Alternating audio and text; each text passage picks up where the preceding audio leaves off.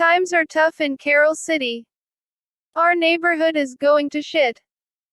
Blacks and Cubans are in a constant battle for superiority. Everything is a reason to fight. It sucks being white in this neighborhood. We are the minority and the excuse for any black or Cuban to start a war. Here, only one thing is certain, the constant feeling of no hope. We rebel, us whites.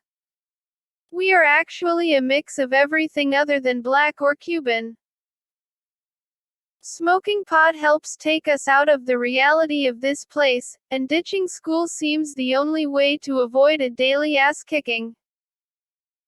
On a lucky night, we might score an illegal downer or two from a girlfriend's older brother. At least we think. This makes us lucky. Neighborhood rivals lie in wait for our lunch money and anything else we have in our pockets, so for protection, we pick a different street corner where we can hang out together each night. The dark notes and doomed lyrics of bands like Black Sabbath, Led Zeppelin, and Deep Purple become our leaders. We understand each other. Dad probably never thought he was leaving us in one of the worst neighborhoods in Florida, but Mom is bitter. It seems like it's happening overnight, she keeps saying in her sharp German accent. Everyone just starts moving out in 1 year. It's going from a nice neighborhood to this, she daily repeats with disbelief. Mom is losing her children to the cruel streets of this impoverished inland Miami City, and she feels helpless. Maybe if I knew this, I would be more compassionate. But I doubt it. At 15, I'm trying to survive, and I blame Mom for everything. Mom works 3 waitress jobs just to keep up the payments in our house, because Dad isn't keeping his promise to send money. When she comes home at night, Mom is tired, angry, and sometimes, on scary nights, vicious and ready to snap. After Vietnam, Dad took off in 1969 for a job with AT&T in Iran. Laying cable in the desert will bring us quick riches, he pledged. But his luck has changed, and the only thing he sends in 7 years is one sad, lonely letter. The words on the rough textured and stained paper taped crudely together tell us he is in a Thai jail, his passport has been stolen, and he needs us to send him some money. Mom scrapes together what little she can from her hidden tip jar and sends Dad a MoneyGram, hoping this will be enough to help him come home. But there is no response from that far side of the world, and the one spark of hope she has kindled is silenced for another endless stretch of time. In the evenings, before I can fall asleep, I ritually listen to Mom's muffled weeping seep out from beneath her bedroom door. I listen because it is my way of making sure all is in order and she hasn't left us too. But it's on those random nights, when Mom's pain is so great, that I hear her cry out to God, why? It is on those nights that my heart breaks with hers, and our voices and tears blend into one long, pitiful wail, rising up into the splintered, hollow walls of our house. She can't believe her dream for a better life in America has deteriorated to this, working so brutally hard and watching her children be consumed by the streets. Mom fears that we are damned, and this terrifies me. Mom gets the call one April morning in 1976. Dad is not only in the States, but he is in Florida, not far from us, and is coming home this afternoon. When I first hear that Dad is coming back, I think the world will begin to turn in our direction again. The way I see it, life can now be something to look forward to, not to cower from. Somehow, in my desperate need to find hope, I create an image of my father, the man who abandoned us to this hopeless place, as my hero. My mind reels. I flash on the idea of normalcy, something we can have again. I yearn for my life to be like the happy family television shows I spend my afternoons escaping into. Maybe we can have a family like the Waltons. I'd even take the Bradys. I don't care. I do care that we be like them, supportive, compassionate, and never experiencing a problem that can't be worked out. They are perfect families. The fantasy makes me feel warm and tingly with anticipation. Can all the wrong or missing things in our lives suddenly be whole because Dad is coming back? Can we be a family again? We are thrilled.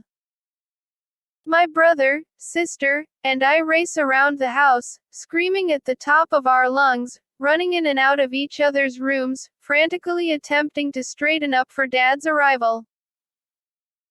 Mom gets caught up in our enthusiasm at times, but a strained, nervous look never really leaves her face. She sees that we are quick to forgive. There is no way we can really understand her burden of raising us alone these past 7 years. We'll see, she mumbles and tries not to dampen our spirits. Perhaps she foresees how easy it will be for Dad to win us over, that his absence will make him seem kinder to us when he arrives. I can sense how much she hopes it won't happen. It does anyway. Wayne William Schiller. An all-American, blue suede shoes kind of guy, that is my father. In 1957, he sneaks out to make a short hop to Philadelphia from New Jersey with his older cousin, Lash, to stand in line at ABC TV. At 16, he is chosen as one of the first American bandstand dancers, but back home, he gets a beating from his father for disobeying, and he never returns. My dad is a very bright man who likes being hip with his hair combed back in a cool, duck's ass, and wearing his peg-leg pants. Accused of being incorrigible by his mother during his parents' divorce, he is rescued by my great-grandmother, who thinks boys can do no wrong and is passionate about bailing her grandson out of everything. Awed by the art of savoir-faire, Dad fancies himself a master. He can always find a way to get out of an uncomfortable situation and look like the good guy. His grandma has taught him that the world is his oyster as he strikes out on his own at a young age. Soon he is an army man stationed in Germany, where he meets Mom. In a bar in 1959 on base in Amberg, Dad dances with Etta Therese Ilnshaher, a dark-haired, dark-eyed beauty. Mom's a babe, and it doesn't take Dad long to swoop in with his charm. Standing 5 feet tall and looking awkward next to my dad's 6'2" stature, Mom, like many other German women, is looking for a better life, away from the hard times she grew up with in post-war Germany. Born on a farm in Bavaria in 1939, she and her brothers and sisters were displaced war refugees, Old World survivors. Dad calls them gypsies, and I think of her family living in caravans, wearing turbans, and reading fortunes on the side of the road. They were orphaned when my grandmother, whom I never met, died on a meager farm in the country. Mom was 8 years old and the youngest of 6 children. A few years after World War II, Mom was shipped to a Catholic orphanage, where she remembers the nuns being strict and cruel. She lived in one of Munich's cold, crumbling brick nunneries for several years, until her older sister raised enough money to bring her and her brothers and sisters back together again. There, in that bar in Amberg, it is my parents' night out to dance. Mom thinks the streets are paved in gold in America, and she is feeling pretty lucky that the American GI smiling at her is also very handsome. When Dad speaks perfect German to her, she takes it as a sign that God has answered her prayers. She knows very little English and innocently trusts that he will guide and protect her in the new world. On December 2, 1959, they are married at the City Hall in Munich, Germany. It is a simple wedding with a justice of the peace and two witnesses, who are friends of Dad's from the base and strangers to Mom. A few months later, he is stationed back in the States near his home in Toms River, New Jersey. Happy and in love, Mom and Dad take off for America. We live at 718 Main Street in the big house my great-grandfather built. Since his passing, my great-grandmother, Cora Hilbert, has lived in the house and now lets us live with her and her sister, Great-Aunt Ella. Grandma, as we call Cora, is a thin-faced woman with broad hips and tight, gray, bobby pin curls pinned painfully close to her scalp. Aunt Ella, barely 5 feet tall, wears her white hair in tight curls too. She is a very round woman with a matching circular, soft face, and one of her legs is a good 6 inches shorter than the other. My grandma tells us the story of how, when Aunt Ella was a baby, she was so small their mother used a shoe box for her cradle. I think shoe boxes were big back then. Grandma and Aunt Ella speak High German and wear plain house dresses, aprons, and black lace-up boots 6 days a week. Sundays, they dress up in their customary church day attire, complete with hats and gloves. Aunt Ella's one boot has a higher sole on it, and she uses a cane so she can walk properly. She is, we are told, an old maid. She never married, and everyone in the family takes care of her. To me, Aunt Ella is the sweetest, kindest lady, always soft-spoken and polite, ever prepared with a hard candy in the pocket of her house dress or apron. When we children are being scolded, she often stands up for us, stepping into the middle of Mom's crosswords or wild backhand swings or rage as she drags us upstairs to get the belt. Now, Etta, what has the child done? Aunt Ella asks. As quickly as she can, she stands and then wedges her lame leg between Mom and me. Anchoring herself with her cane, she distracts Mom and buys me time to hide. Aunt Ella knows if she questions long enough, Mom's temper will subside. It works, sometimes. But most times it doesn't. Still, many sweet childhood memories are made here in the big house on Main Street. Grandma does the cooking, and Aunt Ella always bakes. Crumb cake is my favorite. Cinnamon, buttery crumb cake. In the pantry every Sunday morning is a large bowl of sweet dough, the ingredients mixed from scratch. Aunt Ella's faintly lavender and stale rose-scented black sweater drapes tightly over the bowl's edges, and the yeast, thick and rich, fills the air in the warm pantry closet. Keep the door closed, Aunt Ella says, so the dough will rise. It always rises mysteriously. Downstairs, at night, it is customary for Grandma to sit in her favorite rocking chair facing the darkened mouth of the massive red brick fireplace. Tilting to and fro, the old, worn, knotty wood rocker creaks when I sit in it, pretending I am Grandma, gray and wise. On many an evening I discover Grandma snoring loudly in her chair, head leaning forward in her chest, arms crossed tightly around her waist in a hug. Grandma, Grandma, wake up, I whisper one time, gently shaking her arm after watching her snore a while longer. I ponder how odd and different she looks while asleep in the low living room lamplight. Oh, did I fall asleep? She mumbles, her voice sweet and sleepy. I quietly guide her up the polished oak stairs to her bedroom.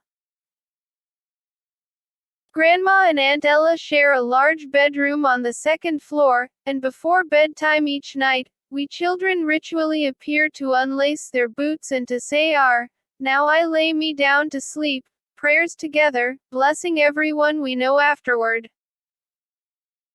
One winter evening, after saying my prayers with Grandma and Aunt Ella, I turn to leave their room and see through the window the year's first snow gently and silently fall. I lean against the radiator at the window and excitedly call out the snow's arrival. "How lovely," my grandma says, too tired to get up and look. They let me stay for a while in their room as I watch the shadowy street and trees become blanketed in white. The street lamp below the window illuminates the quickly falling flakes and bathes everything in a pale blue light. I love them, Grandma and Aunt Ella. Filled with the magic of an angelic moment, I feel so much love for them that particular night. After a while, I say my good nights and kiss each again. It is a perfect moment that will be etched into my memory forever. Aunt Ella and Grandma are religious. They are Lutheran by birth, but it seems Grandma wears the Bible on her dress. On her bad days, she has a tendency to call on the devil and offer to send us to him should we not mind. Of course, she does this with God's permission and always asks us, "Is that what you want? To go to hell and the devil?" "No, Grandma," we cry. "We're sorry. We don't want to go to hell and the devil. I don't know what hell and the devil is, but one thing's for sure, it isn't good." When Grandma says this, it seems we are going there even if we don't want to. Sometimes at night, when unlacing my Aunt Ella's boots, I ask her worriedly if that's where I'm going, to the devil. I worry mostly because of the memories of my uncle visiting my room at night, those nights when I felt blank inside, like a dirty rag doll. She never answers, but instead casts a disapproving sideways glance in my grandmother's direction. Grandma then purses her lips, making them thinner than ever, and says a short, sharp, "Good night," turning over in a huff without reciting her prayers. I never really know if I'm going to the bad place or not, but I feel terrible that she won't pray with me. Still, the best and most fun hours we children spend are outside in our sprawling yard. Filled with wild honeysuckle, it is home to big, funny, flowering trees good for climbing.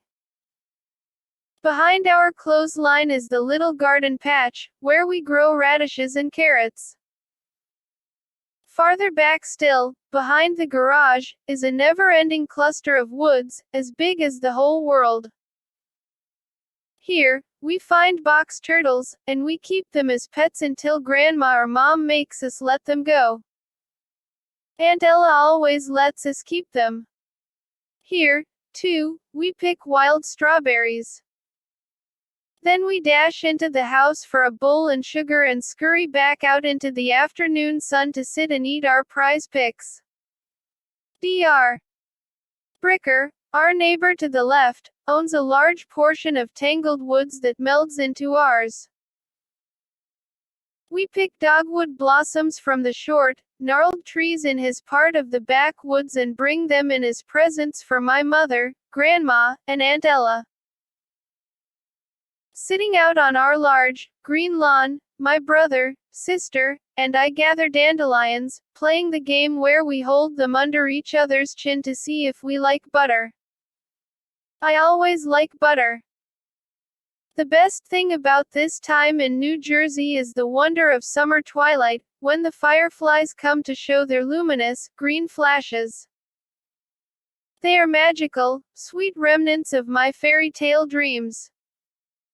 While I sip tea with my royal court of dolls under our climbing tree, the fireflies protect me as they soar above. I am their queen, and they love me. Warm days lazily turn into nights. The eastern sky blazes purple and pink at the peak of the fireflies' evening arrival. Their little lights blink randomly, floating on the thick, honeysuckle air. Sometimes near, sometimes far, the fireflies dare us to believe in them. When they grace us with their presence, my heart knows they come out to enchant us and remind us of their existence. I try to stop my brother, who, to my horror, only wants to catch their glowing bodies. Maybe they're fairies, I tell him. When he catches them anyway and puts them in jars, revealing their insect nature, I am still convinced they are magical beings that simply change when caught. Insisting that the glass prisons will kill their magic, I free every firefly my brother gathers. Soon he believes in them too. I arrived the firstborn of 3 children. Mom was pregnant with me soon after coming to the States with my father.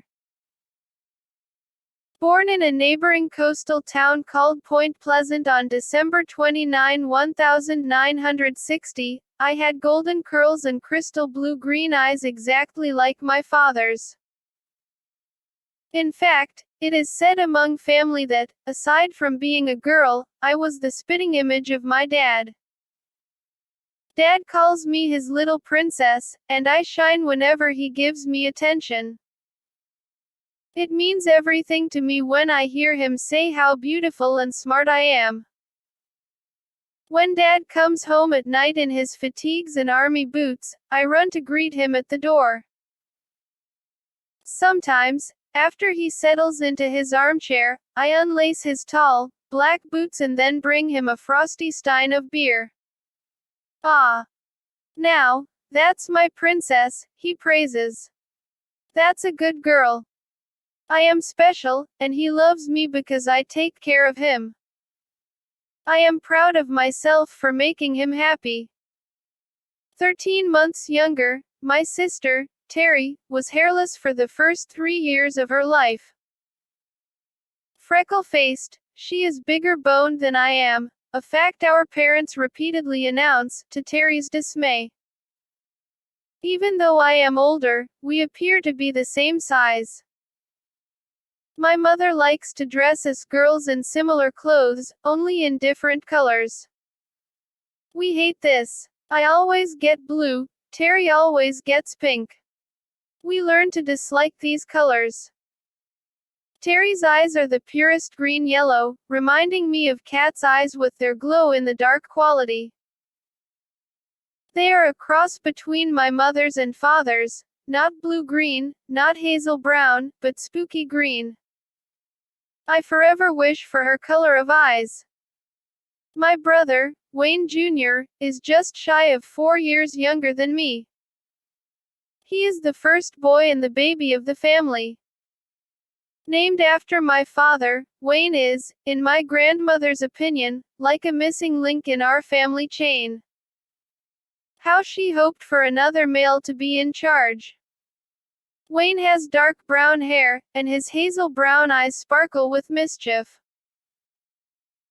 His chubby cheeks stay with him into his teens, and Terry and I tease him mercilessly for resembling a chipmunk, giving him plenty of excuses to torture us in return. To Grandma's chagrin, however, my brother doesn't much look like my father. He looks more like my mother than anyone else in the family does. But Grandma will overlook his dark features because, after all, he is a boy. In 1965, Dad signs up for Vietnam. Then in 1966, he re-ups. In the Army's Aviation Brigade, Dad becomes a helicopter door gunner stationed at Camp Holloway in Pleiku with the 119th Assault Helicopter Company, aka the Gators, or the Flying Dragons. At the time, I don't understand just how much danger he is in. A door gunner's average life expectancy is only 7 days. Every day, we wait for the mailman to arrive. It's a relief to see a letter from Dad and not from Army headquarters. It means he is still alive. Dad's letters tell us how much he misses us and can't wait to come home. He says Vietnam is hell and that he cries when he sees our pictures. He sends photos of the young Vietnamese children picking through garbage piles for food and of him hanging out the side of a helicopter, his band of ammunition draped over his shoulder as he aims his machine gun at the camera. These are tearful times. Mom, Grandma, and Aunt Ella are never without a handkerchief, dabbing their eyes, avoiding our stares. They speak German to each other so as not to scare us with news of the war. They know our young eyes and ears record everything, seeking some hint of news. In the 3 years Dad is in Vietnam, I understand only that he is a good guy fighting the bad guys and he is in danger. Being the oldest, I am allowed to stay up late and help pack boxes with blankets, peanut butter, and canned food that will survive the rains and humid weather of Southeast Asia. The women bicker over what is best to place in the care packages, while I stand, somberly watching. I know they're arguing because they are scared too. Even with all their commotion, the package is wrapped carefully so as not to break on the long journey to Dad. As the final seal is placed on the box, Grandma turns away and hides her tears while Aunt Ella says an audible prayer. In 1967, the day arrives when Dad comes home from the war. It is the last part of winter, and several feet of snow still blanket our town. Looking out an upstairs window, I see the sun's harsh glare off the snow-packed front yard. Then I hear the doorbell. He's here. I run down the stairs, crashing into Mom's leg. She holds me back at her side as she opens the door. Decorated in metal stars, colored bars, and oak leaf clusters, Dad stands there in full uniform, legs apart and hands behind his back. Almost in slow motion, he smiles and looks at us. The next thing I know, Mom and I are squeezing him hard. Dad pauses, takes a minute, and then embraces us back. After holding Mom again for a long time, he picks me up and spins me in the air. "How is my little princess?" he asks. "Have you been a good girl for your mother?" I realize I must have said, yes, because suddenly he is crying and hugging me tight, while my brother and sister cling like little monkeys in his legs. Dabbing handkerchiefs at their eyes and noses, Grandma and Aunt Ella have appeared to welcome him too, and Dad sets me down to greet them. Home again, but still in the service. My father is stationed in different parts of the U.S., and we're along for the ride, first to Fort Hood, Texas, then to Barstow, California. Dad is working his way through the sergeant stages of the military and is very proud. I am proud of him too. Mom tries hard to be the perfect military wife, ever ready to move with a change of orders, always having Dad's dinner on the table when he comes home at night. Sometimes she works odd jobs around the base to earn extra money for Christmas, but her English still sounds like German, and this makes her very uncomfortable in public. A couple years later, when Dad finishes his enlistment with the Army, we head back to Toms River. It isn't long before Dad starts to go stir-crazy as a civilian. His moods become wild, and he is gone a lot. I don't remember Dad being like this before, but Grandma says it's because of Vietnam. According to Mom, though, it's because he's a liar and a cheat. I think it's because he is angry at Mom. Mom and Dad yell a lot. Dad is angry at us a lot now too. Being settled down is not Dad's thing, and New Jersey doesn't have the best jobs to suit his qualifications, so he says. Of course, Dad deserves better than this, he is a vet. He has walked through hell and back. Believing different states will offer opportunities better than any this place has to offer, Dad goes out to find them. He constantly tells us he wants nothing but the best for his children, and, though there seems to be something much meaner about him now, we always believe him. Aunt Ella dies in May 1968 before Dad gets back from his job search. A series of small strokes paralyze her, and she needs 24-hour professional care. She has trouble remembering who we are. The day they take her to the nursing home on a stretcher, I cry. Before they carry her out the front door for the last time, she lifts her arm in what appears to be an effort to hold one of our hands. The ambulance drivers are moving too fast, and I can't reach her in time. We visit her only a few times in the nursing home before she dies in her sleep. She has horrific bed sores and doesn't know anyone in the end, I'm told, but I can't believe it, and I miss her terribly. Things only seem to get worse from here. While searching for a job in Florida, Dad secures a position with Southern Bell as a telephone communications technician, a telephone man. He returns to New Jersey to talk my great-grandmother into selling her beautiful home and moving to Carol City, a middle-class suburb of Miami. He says he can be happy in the warmer climate, and he promises to never leave her alone again. My great-grandma says yes. After all, he is the man, and everything he says and does is right. She will live to regret her decision and never speak much about it in the end. Grandma sells her house to Dr. Bricker next door for a pittance. He is ever so pleased that Dad wants out fast and the house can be had at a steal. He tells us his intentions are to turn it into a retirement home for the elderly. Whether he does or not, I never find out, but later, in our big backyard, a pool takes the place of our beautiful climbing trees. Our new house in Carol City, Florida, is nothing like the hand-built one we left in New Jersey. The yard is much smaller. The house, built of cinder blocks instead of wood, has metal awnings to protect the windows from the seasonal hurricanes. Quickly, we kids comb our new home for things familiar. In the backyard is a kumquat tree and a lime tree, and in the front, a royal palm. All are much smaller than the trees we are used to, and we instantly disapprove. Sporting the decor of the 1970s, the house is an aqua color.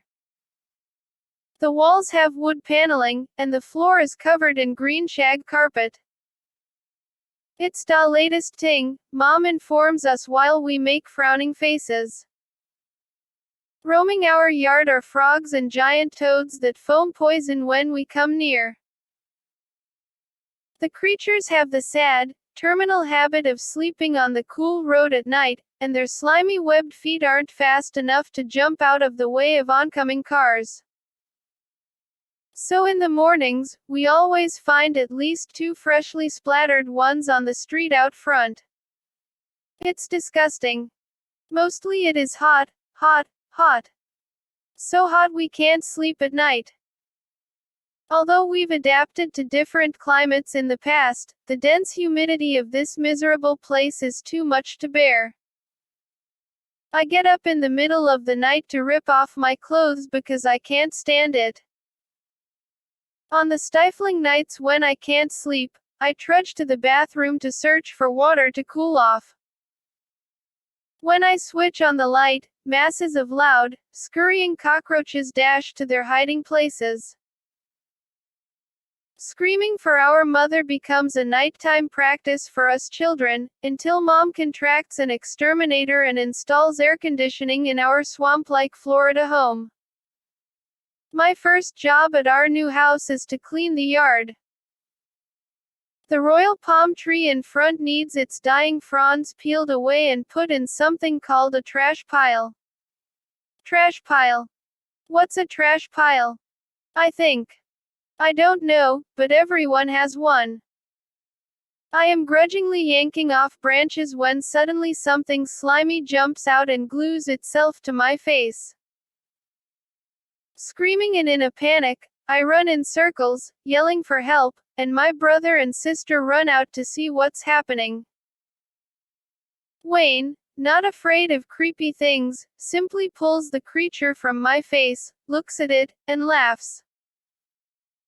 A little tree frog's sucker fingers have stuck to my skin so hard they've left tiny round marks on my forehead and cheeks. I cry hard. My mother tells me I am stupid. But I know why the tears are there. My sadness has risen too high, and like an awkward, toppling stack from the roadside trash pile, I can hold it in no longer. Everything is too different, and no one is happy. Mom always screams, and Dad is mad. Dad even starts to take the belt to us when we are bad, just as Mom has always done. He calls it the snake, and he is strong. Dad doesn't call me princess anymore, and my heart is broken. I just want everything to be like it was before.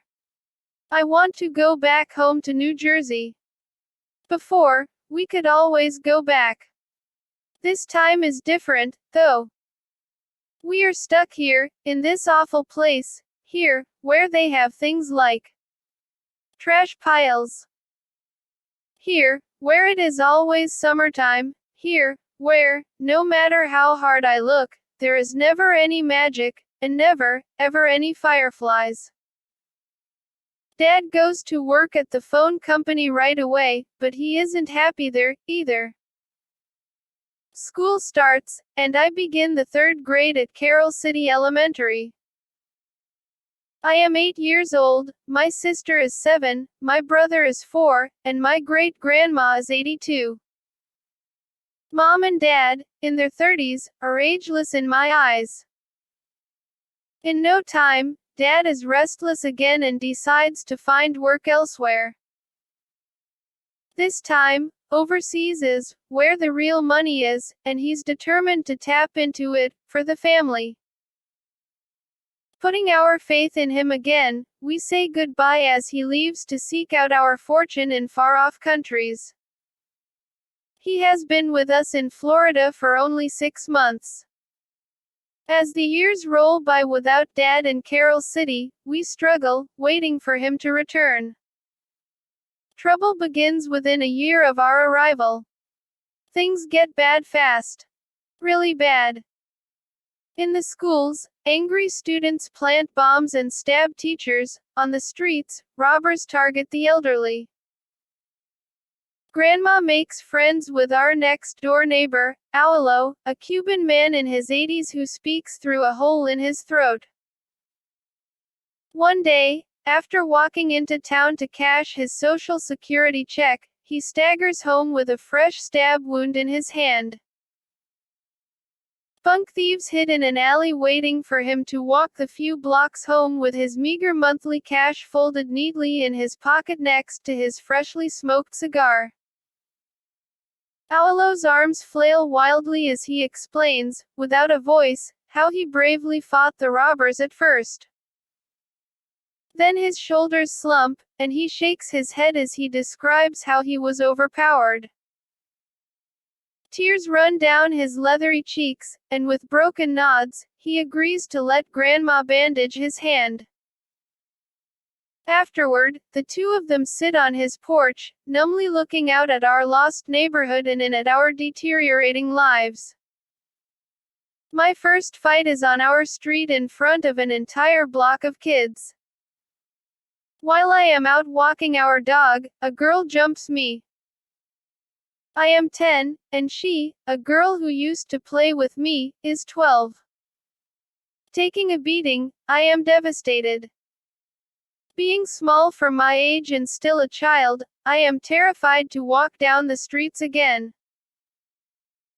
But in order to prove myself and not be marked as an easy target, I have to learn to throw a punch and challenge the girl who jumped me to another fight. This time I'm prepared, and she loses a tooth. Staggering home, my only injury a hole in my knuckle, I am oddly triumphant yet scared out of my mind that I might have to fight again. I do. Once the ball begins to roll, gang activity in my community escalates faster than lightning speed. For me, school is becoming the worst place to be, a place where a person can get killed. In fact, going anywhere alone in Carroll City or the surrounding towns is becoming very dangerous. My brother, sister, and I have to grow up fast. My childlike demeanor, the innocence of my age, is now stuffed into the deepest recesses of my psyche, hidden and safe. I keep my guard up and feel protected only in moments of absolute privacy. All too soon, my childhood has turned upside down forever, leaving my mind focused every waking moment on survival. How do I avoid a confrontation?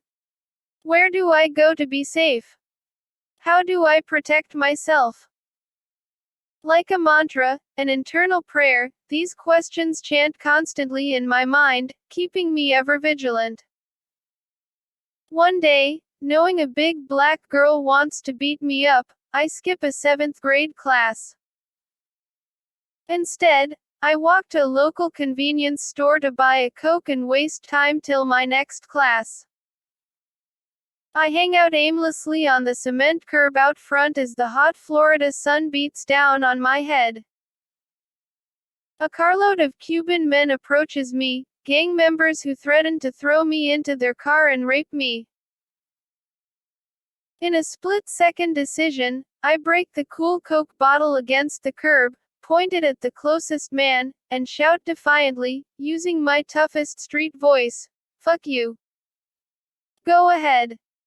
You may be able to take me, but I swear, I'll kill one of you." Screaming at the top of my lungs, I scan the area and hope to bring attention to myself. The gang members sneer. "So which one will it be?" I continue. "Which one of you is going to die?" "You." I lunge my jagged weapon forward. The leader stops, lifts his brow thinking, and nervously backs away from the sharp point of my bottle and the wild fury of my voice. The 4 men fumble into their car, hissing poisonous threats of revenge. "You wait, little gringa," they scream, anger raging in their eyes. "We come back. You not gonna be so tough all the time." But the ploy works, and not turning their backs, they burn a trail of rubber behind them.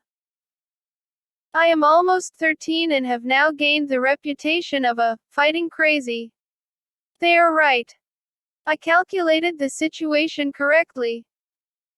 Sheer terror and panic bring out a side of me that holds no punches when being backed into a corner. To the death, a tough title to hold, but to me, it's one way to get some desperately needed reprieve. Little do I know I am learning the life skills to do just that in the short years to come, save my life. Heavy-duty thieves find our house an easy target, and Mom is also forced into dangerous confrontations. After a double shift at work, Mom drags home from her waitress job and accidentally walks in on the toughest criminal of the neighborhood. Cleveland, is a dangerous, 19-year-old black boy, with scars so thick along his head, his hair no longer grows on most of his skull.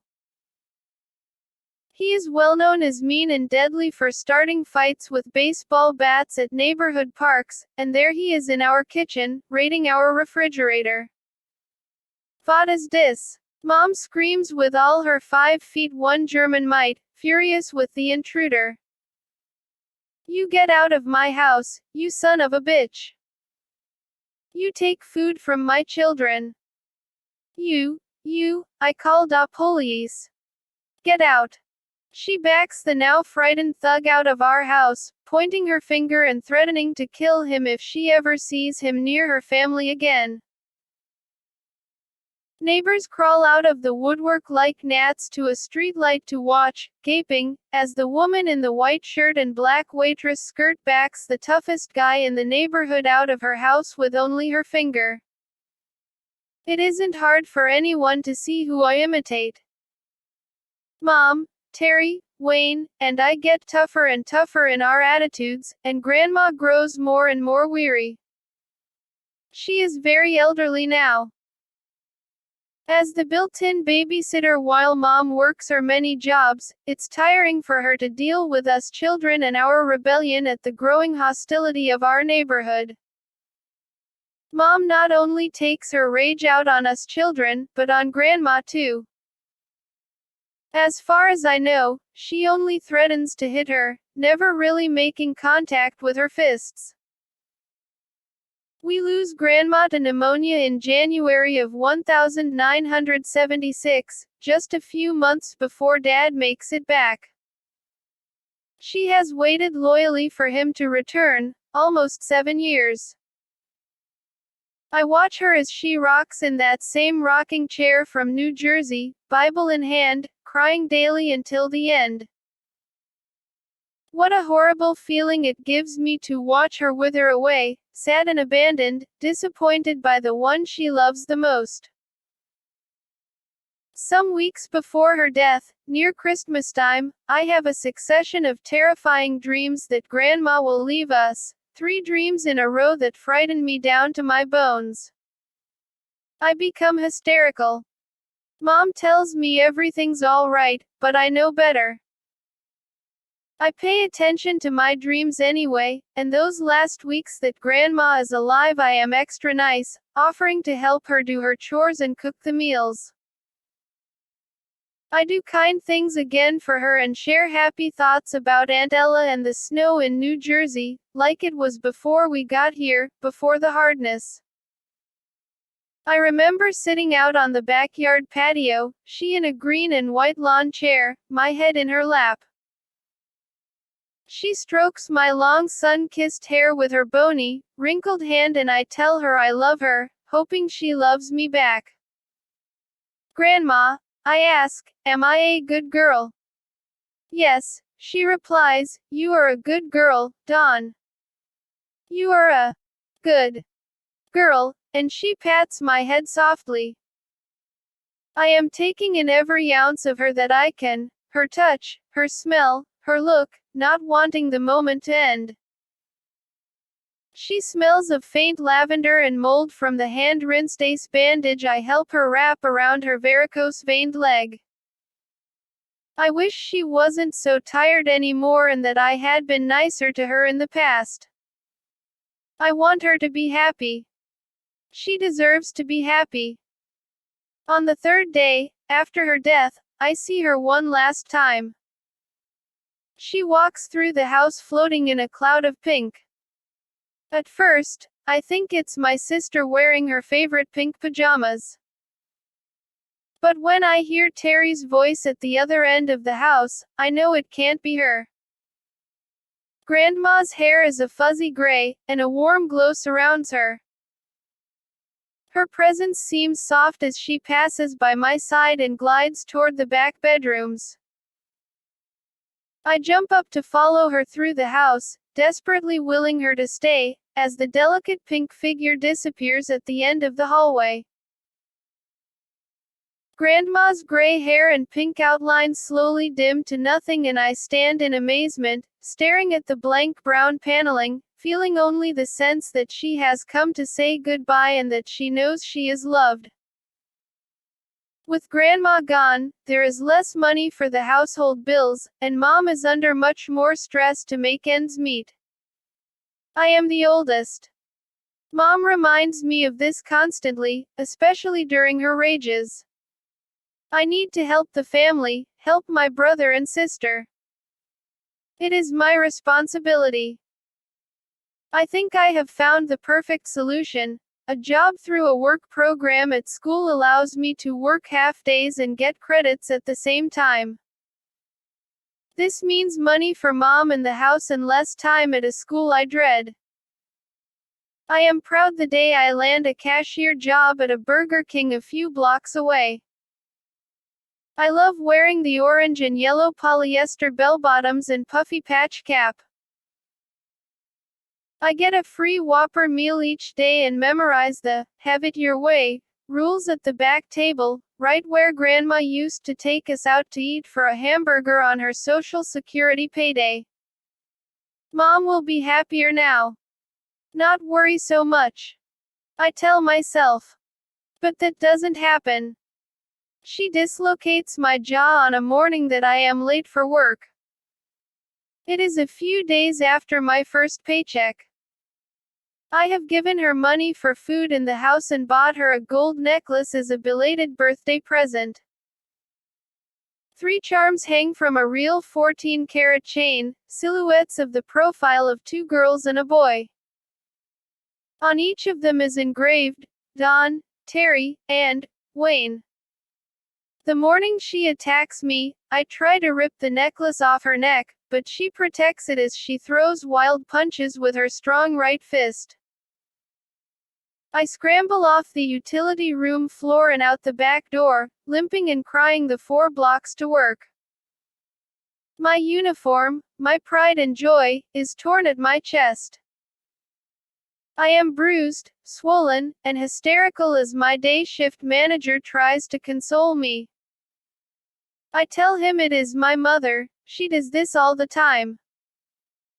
I thought she wouldn't be this way if I was working and helping with the bills. I thought she would stop. It is always the money that makes her so angry, or that's what I believe.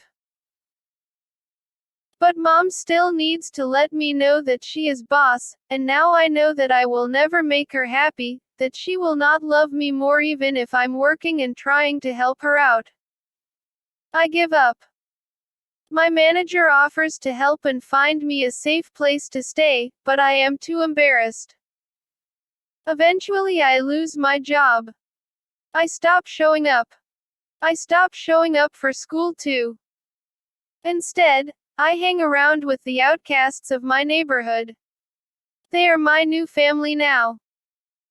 I stay at various friends' houses for days and sometimes don't even call home to tell Mom where I am. On the streets at night, I listen to heavy metal, get high, and hate life. The time draws near to Dad's expected arrival. 2 hours before he is supposed to show up, we are dressed in our best, keeping vigil at the windows.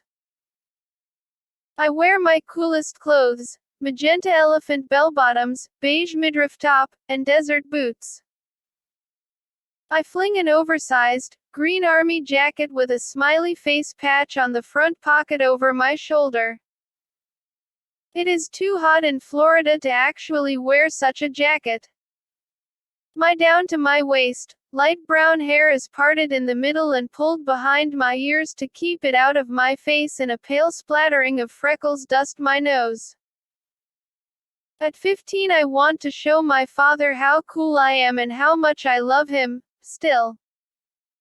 Terry dresses in similar clothes. She also wears elephant bells and some kind of fashionable knit top. She paces anxiously, jumping at the sound of each passing car. Her hair parts down the middle and is a bit darker and shorter than mine, and her face is covered in more of the family freckles. Her cat green eyes are lined with worry that Dad will be devastated at the news of Grandma's death a few months earlier, and so we decide to let Mom break it to him. Wayne keeps a silent seat crouched behind the heavy drapes at the dining room window facing the front of the house. He wears no shoes, cut-off shorts, and a tattered t-shirt. His sun-streaked blonde hair badly needs cutting and hangs raggedly into his large chocolate eyes. The 8-foot-long body of his favorite boa constrictor is wrapped around him, and he holds its head close to his face.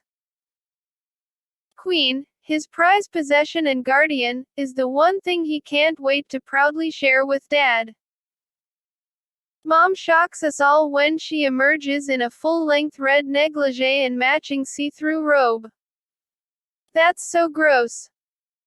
I think to myself as she poises herself at the front door, blocking my sister and me from being first to open it.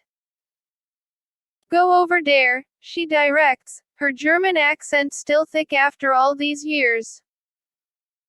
I want to open da door when he gets here, she announces. She is determined to see her husband again and show him exactly what he has been missing all these years.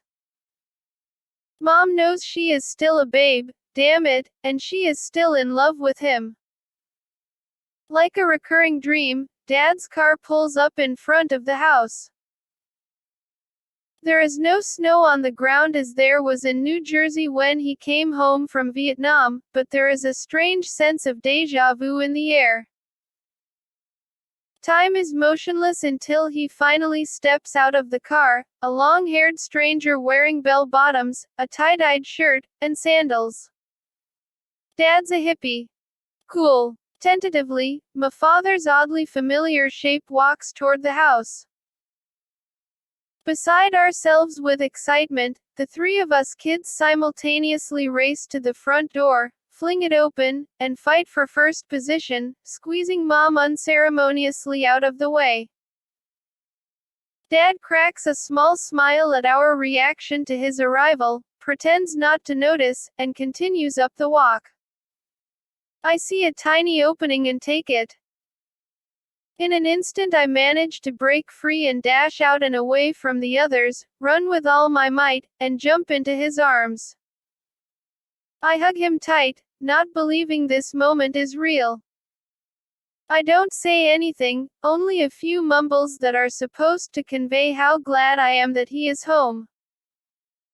My brother, sister, and mother follow right behind me, crying and hugging him too. Mom and Dad head into their bedroom after only a short while in the house. My impression that things aren't going as Mom planned comes from the tearful face and the change of clothes she wears when they emerge only a few minutes later. Dad comes out and sits with us in the living room as Mom storms silently into the kitchen to make sandwiches for dinner. I can hear her crying through the clinking of mayonnaise jars and knives as the refrigerator opens and closes. Finishing, she places the platter on the dining room table and disappears into her room, leaving Dad, Terry, Wayne, and me to eat the light meal together at the heavy octagon table. We feel the awkwardness and tension of their reunion, and even with 1,000 things to say, we find it difficult to make any conversation. How's school? Dad asks. Fine. We lie, and an uneasy silence again fills the air.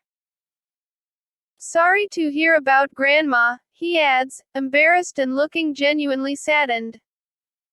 We nod and hang our heads. There is more silence as we watch time pass.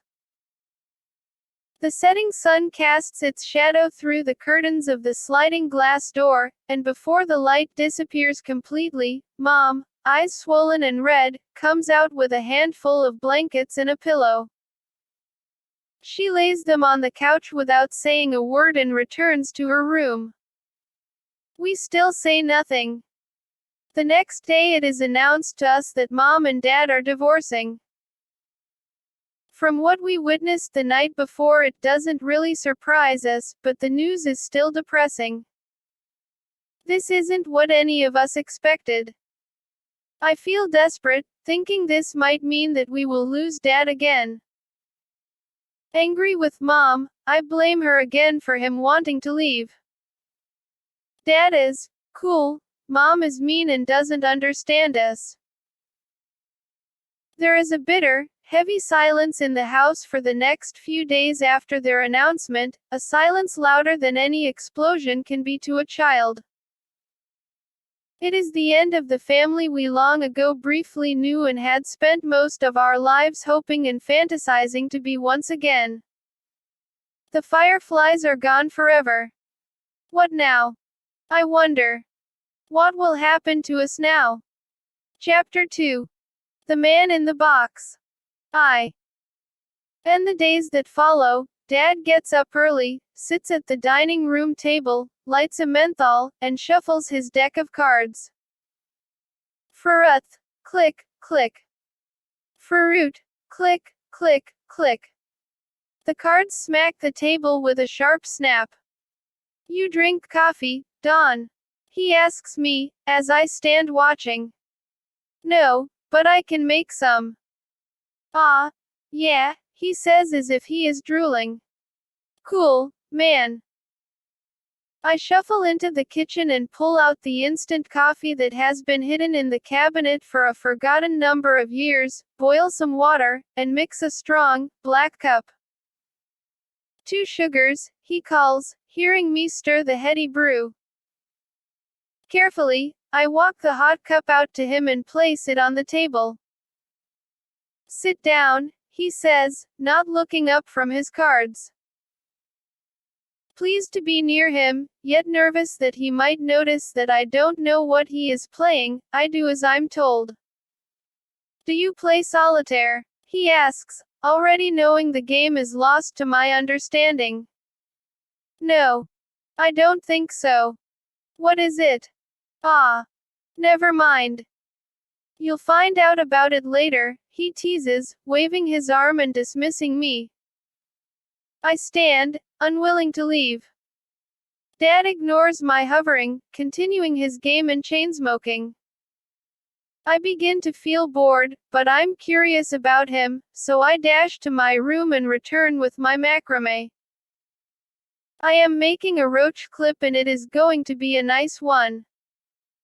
Suddenly, the corner of Dad's eye lifts. What's that? He asks with a pleased, curious lilt to his voice. What's it look like? I answer, smiling at the fact that he's showing some interest. A tingle of excitement sits me up straight and quickly I want to sound like I know what being cool is all about. Don't mess with me, Don, he says, shaking his head. You know what I mean. Yeah, I know what you mean, I tease. I had sensed it all along. Well, you got any? There is a long pause before I decide to answer. Is my father asking me for a joint? I can't believe my luck. Man, he is cool. This is so cool. I dart back to my room and pull out my box of stash from under my bed. An old cigar box, torn and dirty along the edges, holds a couple packs of zigzag rolling papers, several books of matches, and a plastic bag with a few roaches, ash, seeds, and a sprinkling of sticky yellow leaves. I race back to the table and proceed to roll up my best Jamaican Gold bud. Dad's eyes light up, and he is smiling big. Thick smoke fills the air, and we are stoned before we are halfway through. I am what my friends call a lightweight, and never really inhale more than 2 tokes at a sitting. The rest I fake, but I am playing tough so I can hang with Dad, and instead finish sucking back the entire joint with him. Oh shit. Pop. A seed, look out. We both giggle stupidly, snorting while holding our breath. Ah, I knew you were cool, Dawn, the minute I saw you, Dad says with a half grin as his eyes glaze over. I knew you were cool too, Dad. As soon as you got out of the car, I ramble, and my body gets heavier as my high kicks in. Groovy, man. He nods and takes another long pull from the joint. Damn, I am stoned. I have trouble holding my head up, and the air in the room makes a weird whirring noise in my ears, but I am determined to hang. I send a glazed look over toward Dad, who doesn't look like he is feeling high at all, and I worry that he will think I can't handle my pot. My thoughts mellow, and I relax when he asks, "You got any tunes?" Relieved to break the silence, I pull out my favorite Led Zeppelin album, and we drift off on the band's haunting version of Stairway to Heaven. Pass the days with my father while he waits for Mom to initiate the divorce proceedings. Every day I roll Dad a joint before I go to school, and get stoned with him afterward. By the time Mom comes home from work, we make sure the house is aired out and everything is put back in its place. Mom does not approve, and if the house isn't straightened up before she gets here, she will hit the roof, and neither of us wants that kind of interrogation. Dad and I are getting acquainted with each other, and pot is our median. It helps ease the tension of all the unanswered questions that lie between us. We crack jokes and listen to the latest Cheech and Chong record that leaves us rolling in tears of laughter. Man, this is far out.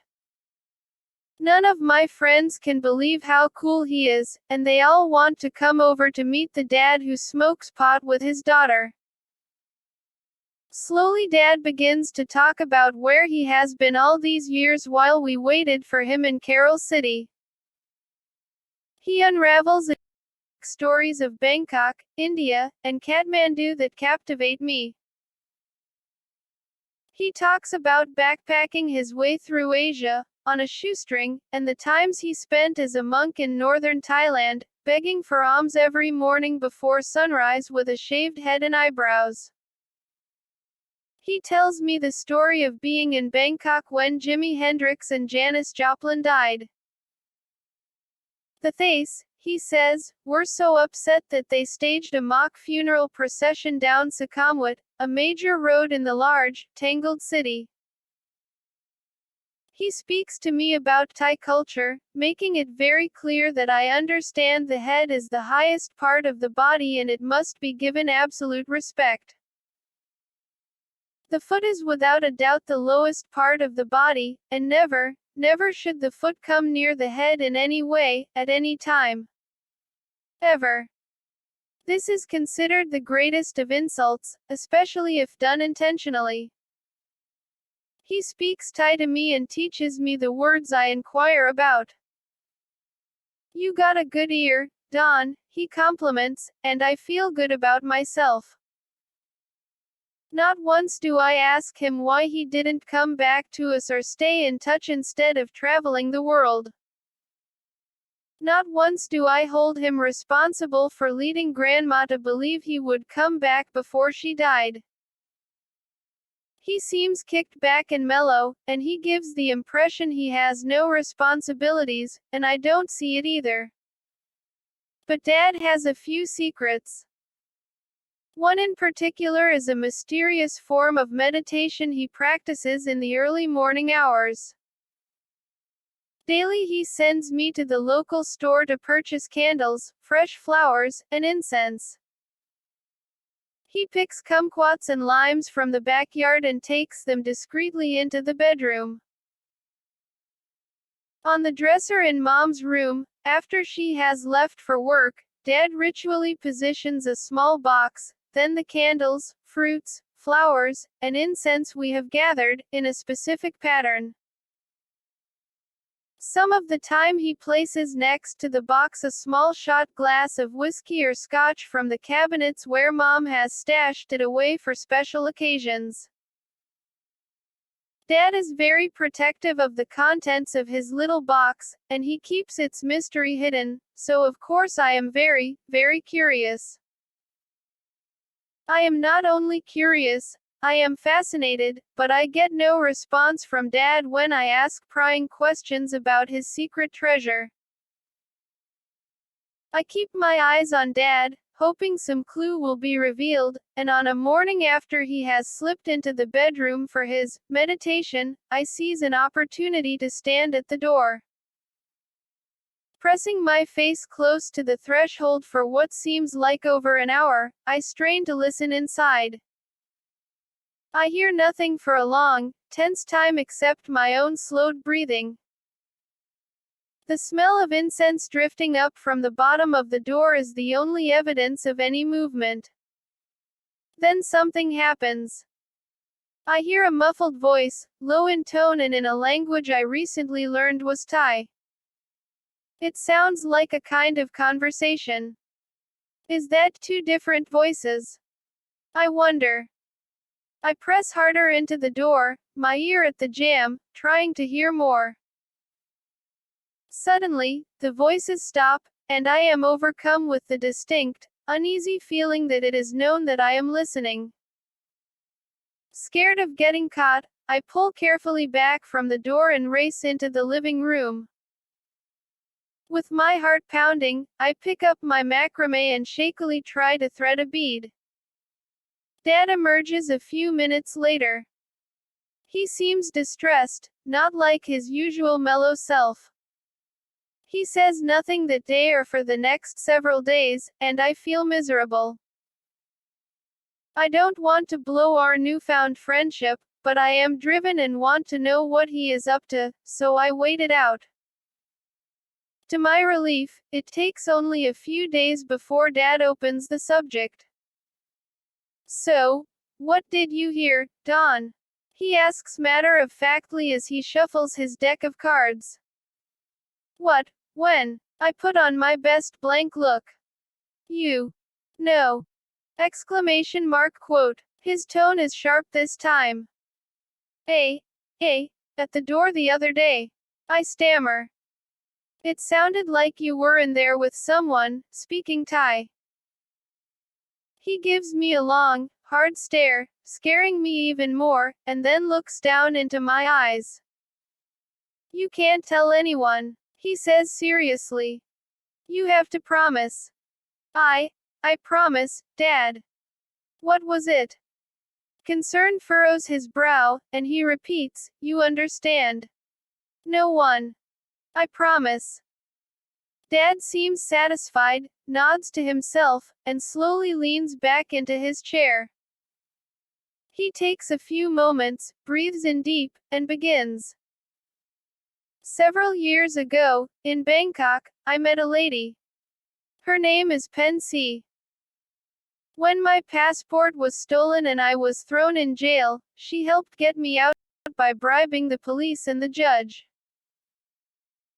After my papers were miraculously recovered, Dad's hand sweeps the air as if he is waving a magic wand. She took me to the northern part of Thailand to live with her in her village. Her name is, I think, making a mental note of Dad's curious use of the present tense. Dad catches his breath and continues. She's considered a holy woman in her village, and she helped me out of a bad spot. We spent a lot of time together, and, we fell in love. He keeps his gaze focused on the heavy red drapes, avoiding my shocked expression. What happened? I press him. Well, that's when I did the monk thing I told you about. To prove, my love for her, I had to become a Buddhist monk. Dad begins to fidget. I needed to respect their religion and gain merits with the Buddha. Eventually, we got married. Yeah, it's not legal as far as the states are concerned, but it's legal in Thailand, he says, still averting my surprised gaze. What about Mom? I think. And what does this have to do with the talking box in the bedroom? We had a son, he pushes on. Now I am numb. This is a wilder story than I imagined. Does this mean I have a new brother? His name is Jack, and, they're waiting for me to send for them. I can't stand it. Where are they? I find myself blurting out. With an intense flash of his light blue eyes, Dad finally looks at me directly. In a village in the north of Thailand. His arm points up as if to indicate north. As soon as this divorce thing is over with, I'm gonna send for them and meet them in California. I stay silent for what seems an eternity. I have so many more questions. Surging emotions threaten to explode in ebbs and flows of both fear and rage, and I want to scream, "What about us?" But instead I am quiet. My head hangs low and my shoulders are slumped at the years of rejection. I want to burst into a flood of tears. I am immobile and struggle to find some hope. Then I begin to understand that Dad trusts me with his truth. As messed up as it is his truth, and our continuing relationship hinges on how I will react. It's just the way things happened, Don, Dad speaks up, acutely aware of the long silence and my pain. After Vietnam, things were just different between your mother and me. I am different, he continues. Things can never be the same again between us. I mean, I love you and Terry and Wayne, but it's all just different. He is rambling, explaining his side of things awkwardly, unable to find the right words. So, you're moving to California? I ask shyly, still not looking up and scared to death that he is going away again. Well, that's the plan. Dad breathes a heavy sigh, then shuts down. Why don't you roll us a joint, Don, and let's toke one? I get up to retrieve my stash box and roll a fatty. My fingers are shaking and it takes me a while, but I finally manage to piece together a loose, pregnant one and light it up. Dad and I take a few turns pulling drags from the joint before it starts to fall apart and he drops it in an ashtray.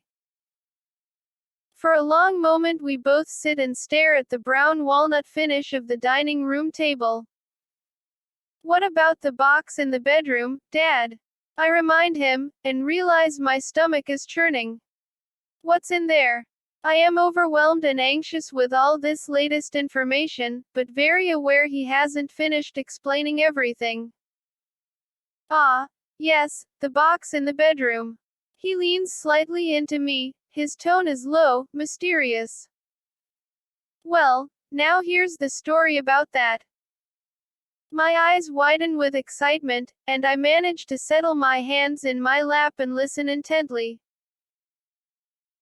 Up country, in northern Thailand, Dad begins, me and this other guy, a Thai guy, were planting rice in the paddy fields when we hit something in the dirt with our plow. We thought we broke it and were pissed off.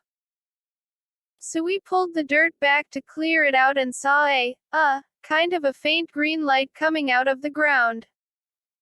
Far out. My mouth drops open, and I nearly jump from my seat, but Dad refuses to be interrupted. We went to check it out and found these two round stones lying in the hole, green light all around them. Again, Dad gestures wildly. We pulled them out and a guy, or well, what looked like a guy, really old looking, you know, with the long white beard and hair thing, and he kinda came glowing out of the stones and spoke to me and my friend. Dad's hair falls into his face as he stops, avoiding my gaping expression, but I catch him steal a glance my way from the corner of his eye. What did he say? I ask in absolute amazement. My body is stiff and my hands clench tight as I hang on his every word. You ready for this? Dad turns to look me straight in the eye. Yeah, now I'm holding my breath. He said he was a spirit who lived a long time ago. He said he had been hidden for many years.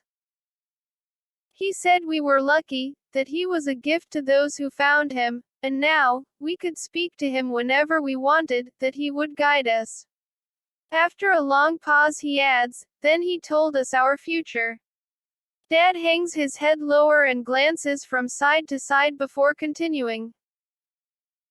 He told me how I would find my fortune and that coming back here to the States was where I would find it. It's something I had to do. At first we didn't believe it, but he told us that the stones, one for each of us, couldn't be destroyed.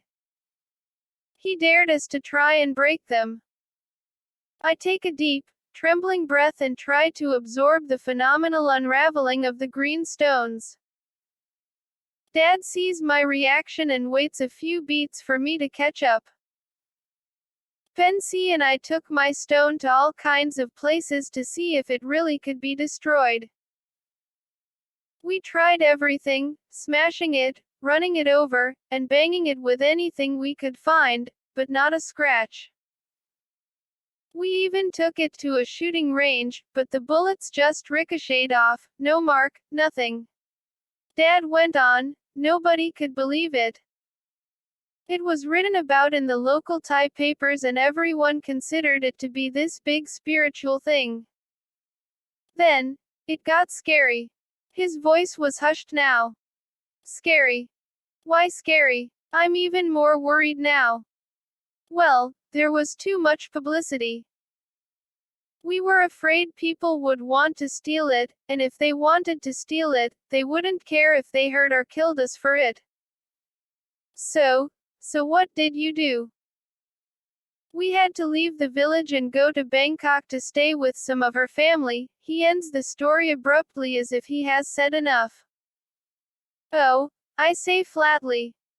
And no one came after you. What about Pensy and Jack?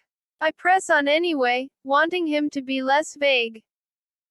Yeah, he stammers and his feet begin to shuffle under the table. I'm, working on that. I don't answer. I have already figured out that Dad speaks only when he is ready to speak. I'm confused about his ultimate intentions, and after a few minutes of silence and trying to sound as non-threatening as I can, I ask, working on it. I thought you were going to meet them in California. Then in a soft voice, still not wanting to piss him off, I come straight to the point. When are you going to do that? Gotta have a plan, Don, gotta have a plan, he replies with a half smirk almost to himself.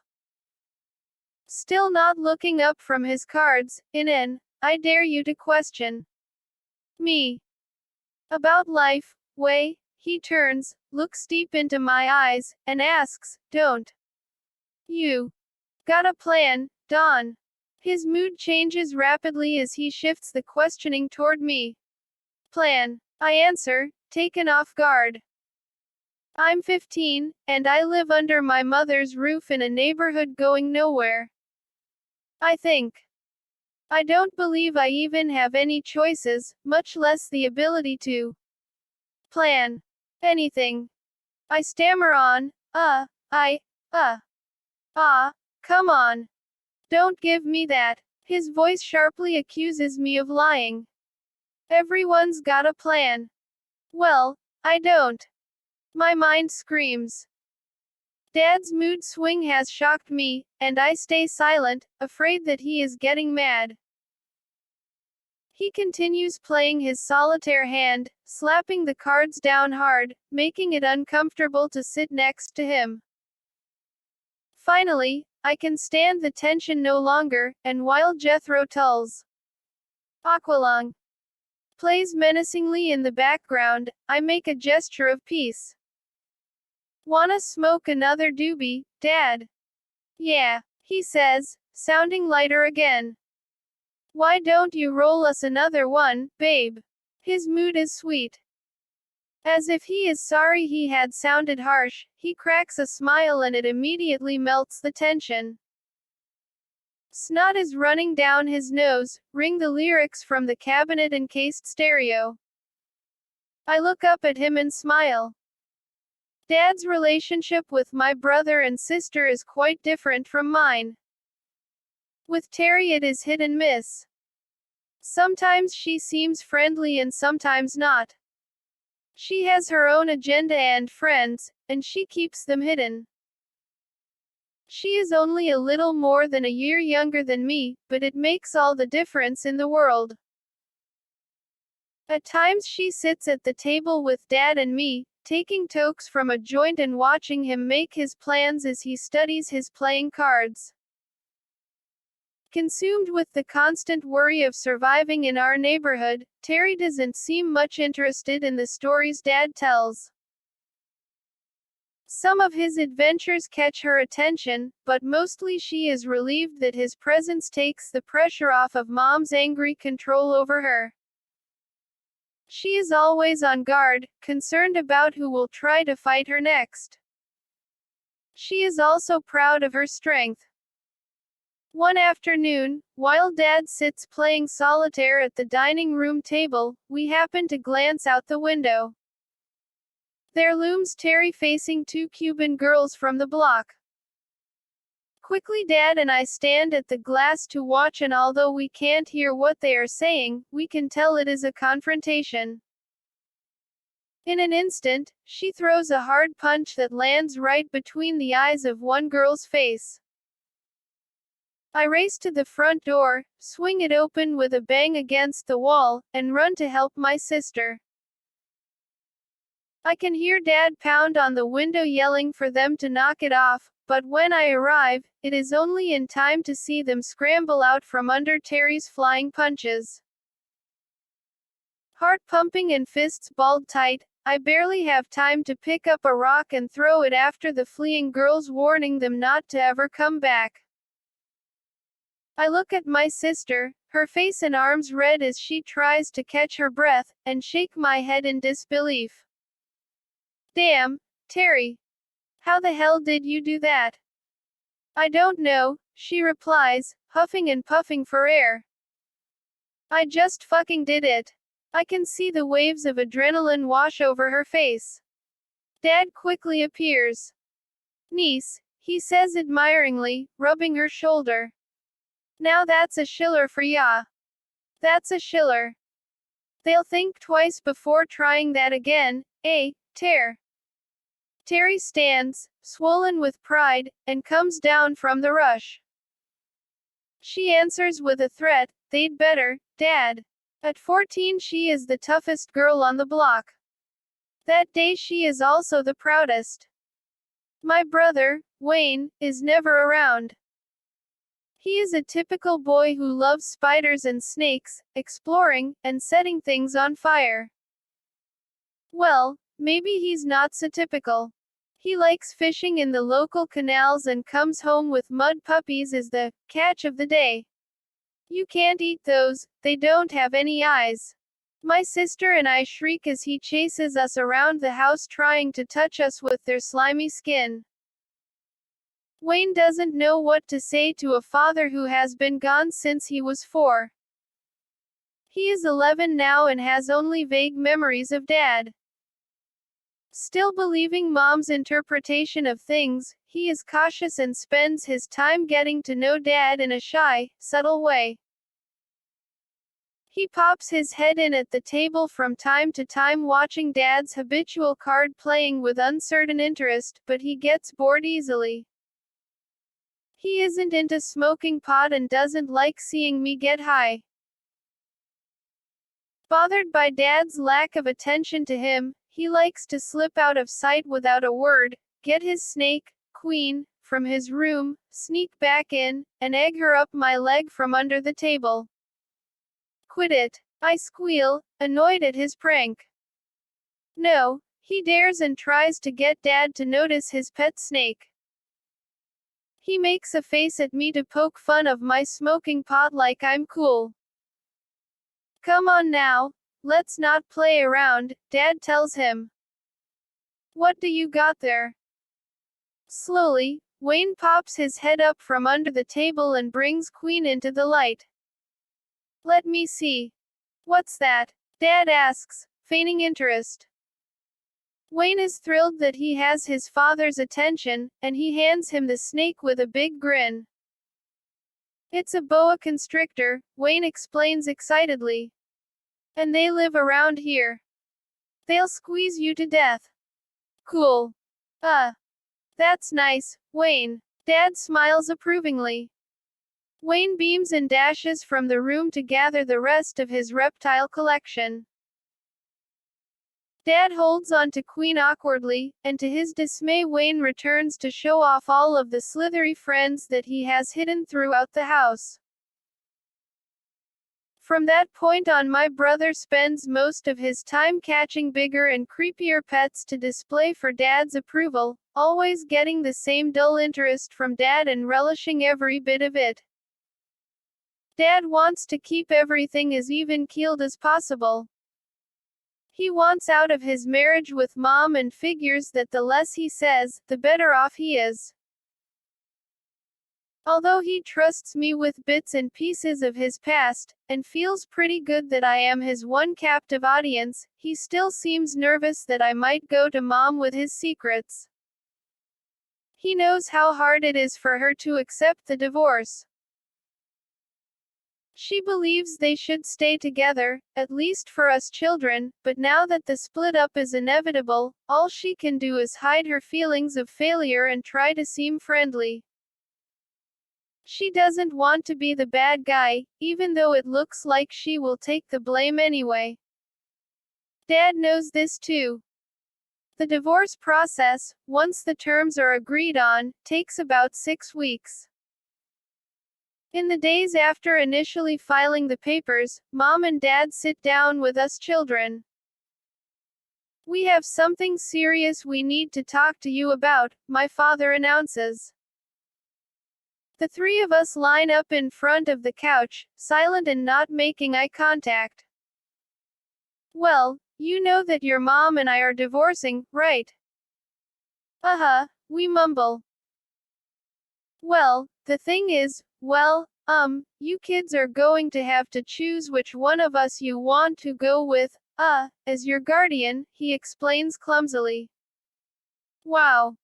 I haven't thought of that. I haven't thought at all that I would have any say in the direction of my life. Dad is definitely cool. He is mellow and doesn't like to fight. He has traveled all over Asia and has been on great adventures. He understands how I feel and likes the things I do. He is teaching me new things about faraway and exotic lands, and I want to see the beautiful places he talks about. He lets me make my own decisions, and just as my mother suspects, he looks like a good guy to me. I never blame him for leaving us and not coming back.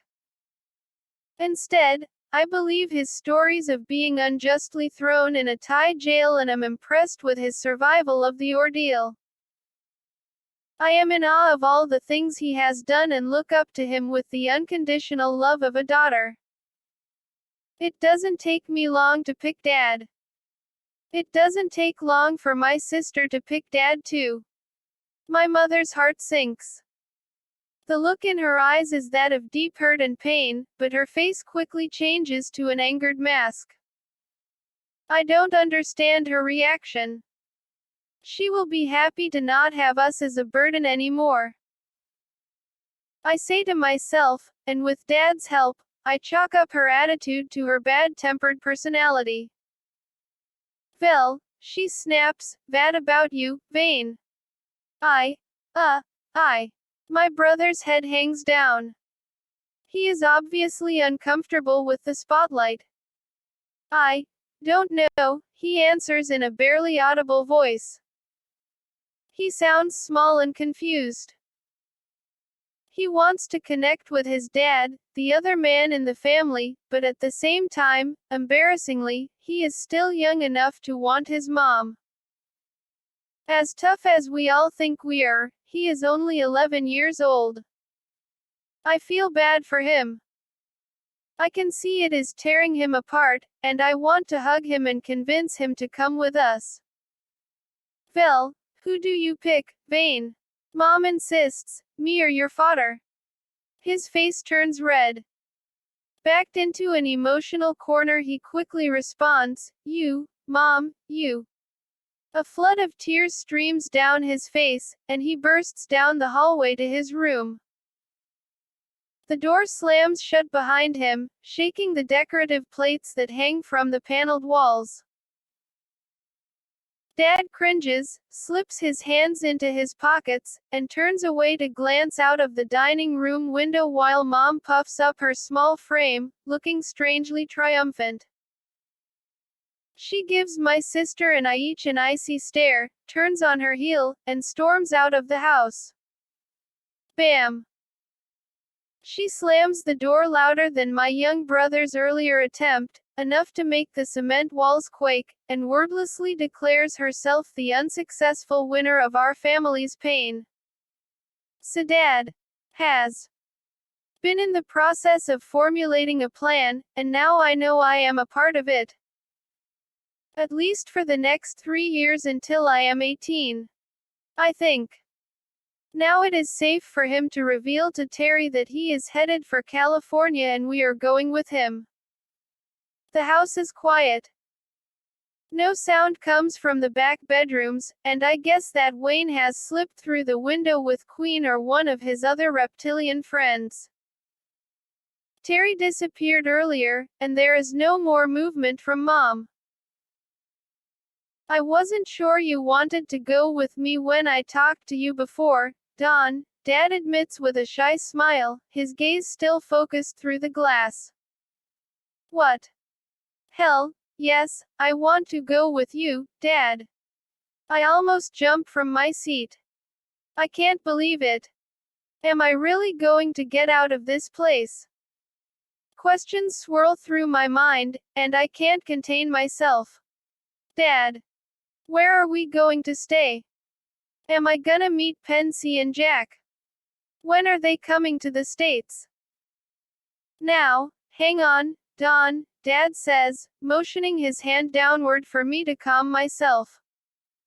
Let's take this slow. Suddenly, his face lights up, and he puts his finger up in the air as if to gesture that he has an idea. What? I'm curious now about the excitement on his face. Aha! He says slowly and points his finger toward the sky like a light bulb has gone off. I know. We'll ask the cards. What? Read our fortune. We'll do it over here. Dad leads me into the living room, moving the coffee table out of the way and grabbing his deck of cards. We both sit cross-legged on the living room floor. He picks out a red queen, lays it in the center of the floor, and explains that she represents me. He hands me the cards and I begin to shuffle. Place all your thoughts into them while you shuffle, Don, Dad instructs. He sits with his legs crossed directly opposite me and is very still. I get the sense that he has done this many times and imagine this is how he speaks to the man from the stone. I close my eyes, pressing the cards hard between my palms, and begin to shuffle. Carefully, so as to not break the train of thought, I give them back to Dad. He holds them in his palms and mumbles a prayer under his breath. Slowly, he places each card down in a star pattern, then circles it with more cards, and finally places one face down on the red queen. He takes a deep breath. Ah. That's a good one, Don. Ah. Now, let's see. At that moment, Terry comes storming into the house, banging the door behind her. Hey, she sounds out of breath and heads in our direction. What are you guys doing? Shish, Dad tells her, trying to keep his concentration. Sit down. Terry approaches like an oncoming train, stepping directly over the cards to find a seat on the couch against the wall. Ah, god damn it.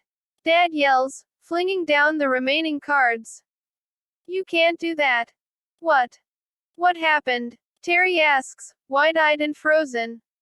Ah, shit. Dad moans, son of a bitch.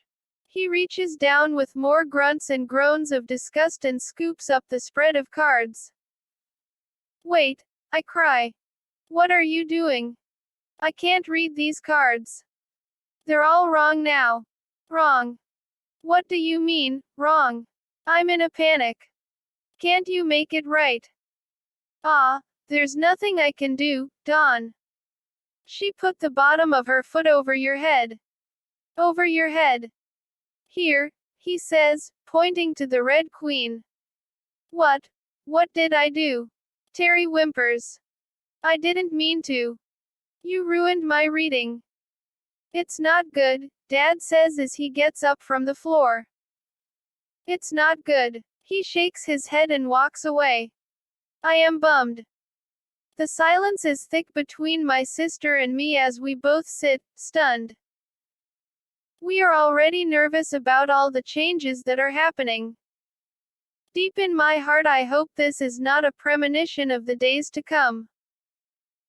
Time drags by at an exaggeratedly slow pace as the school year ends. I can't wait for us to be out of here. Dad passes his time predictably.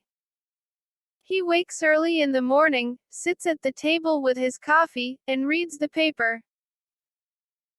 When he is done, he faithfully pulls out his cards and begins endless games of solitaire while he mentally makes more of his plans. Once summer arrives and school gets out, I sit with Dad and drink coffee, reading the parts of the paper he has just finished. I have my own deck of cards and have fun practicing my shuffling. Dad watches from the corner of his eye, smiling. So go the remainder of our days, most of them, anyway. My excitement is high, the divorce will be final very soon, and we can be on our way. But then comes one odd morning at the end of June. I drag my feet into the kitchen as usual, annoyed at the harsh Florida sun flooding the house, and find that Dad is not in his regular spot at the table. This is odd. I think, but I am not alarmed. I tiptoe into Grandma's room, where Dad sleeps, and stand next to his bed. Dad is curled in a ball with the covers over his head, moaning in pain. What's the matter, Dad? I don't feel good, he groans weakly. Why? My head. It hurts. Do you want some aspirin? His voice is a childlike whimper. K. I wait for him to say something else, but he says nothing. This isn't right. I think, strongly sensing the presence of something serious. I run to retrieve the pills. Dad downs a double dose of the aspirin and after a while comes to the table to check the paper's headlines. He's feeling a bit better but wants to go back to bed. Where does it hurt, Dad? Right here, he says, pointing to the space between his eyes. The spot looks angry and red as if he has been poked. I dismiss it as only a migraine that will get better soon. I've never associated the constant small pimple on the side of his nose with this terrible headache. After all, it is just a pimple. Dad doesn't stay up very long. He says that the pain is getting worse, not better, and he goes to bed early. Mom stays quiet through all of this and keeps her distance. The next morning is as bright as the day before. Dad doesn't come to the table again, so I worry and go to check on him. Dad, are you all right? I call out softly. He is again curled in the fetal position and sounds like he is barely breathing. He mumbles something I can't understand. What? I ask, beginning to panic. He lets out a long, low groan that sounds as if it comes from a wounded animal. I can't understand him and reach out to touch his shoulder. Dad, are you all right? With great he rolls over and pulls the covers off his head. Trying to block the light with his arm, he looks up at me. Oh my God. I'm shocked at the sight of his face. Dad, you've got a big lump between your eyes where that red spot was yesterday. I gush. It is too late to try to sound calm. Dad looks panicked, and he touches the spot. Yeah, I thought I felt something. Is it bad? He looks me over carefully to check my expression. You gotta go to the doctor. His voice is barely audible. Yeah, I think you are right, babe. Go call your mother. Mom races home after my panicked call and takes Dad to the hospital while the three of us children wait nervously at the house for any news of what's wrong. Already stressed about the divorce and getting the house ready to close escrow, Mom is afraid to reach out emotionally again, but she can never turn down anyone who needs help in such a desperate way, not even if that person is the husband who is soon to be her ex.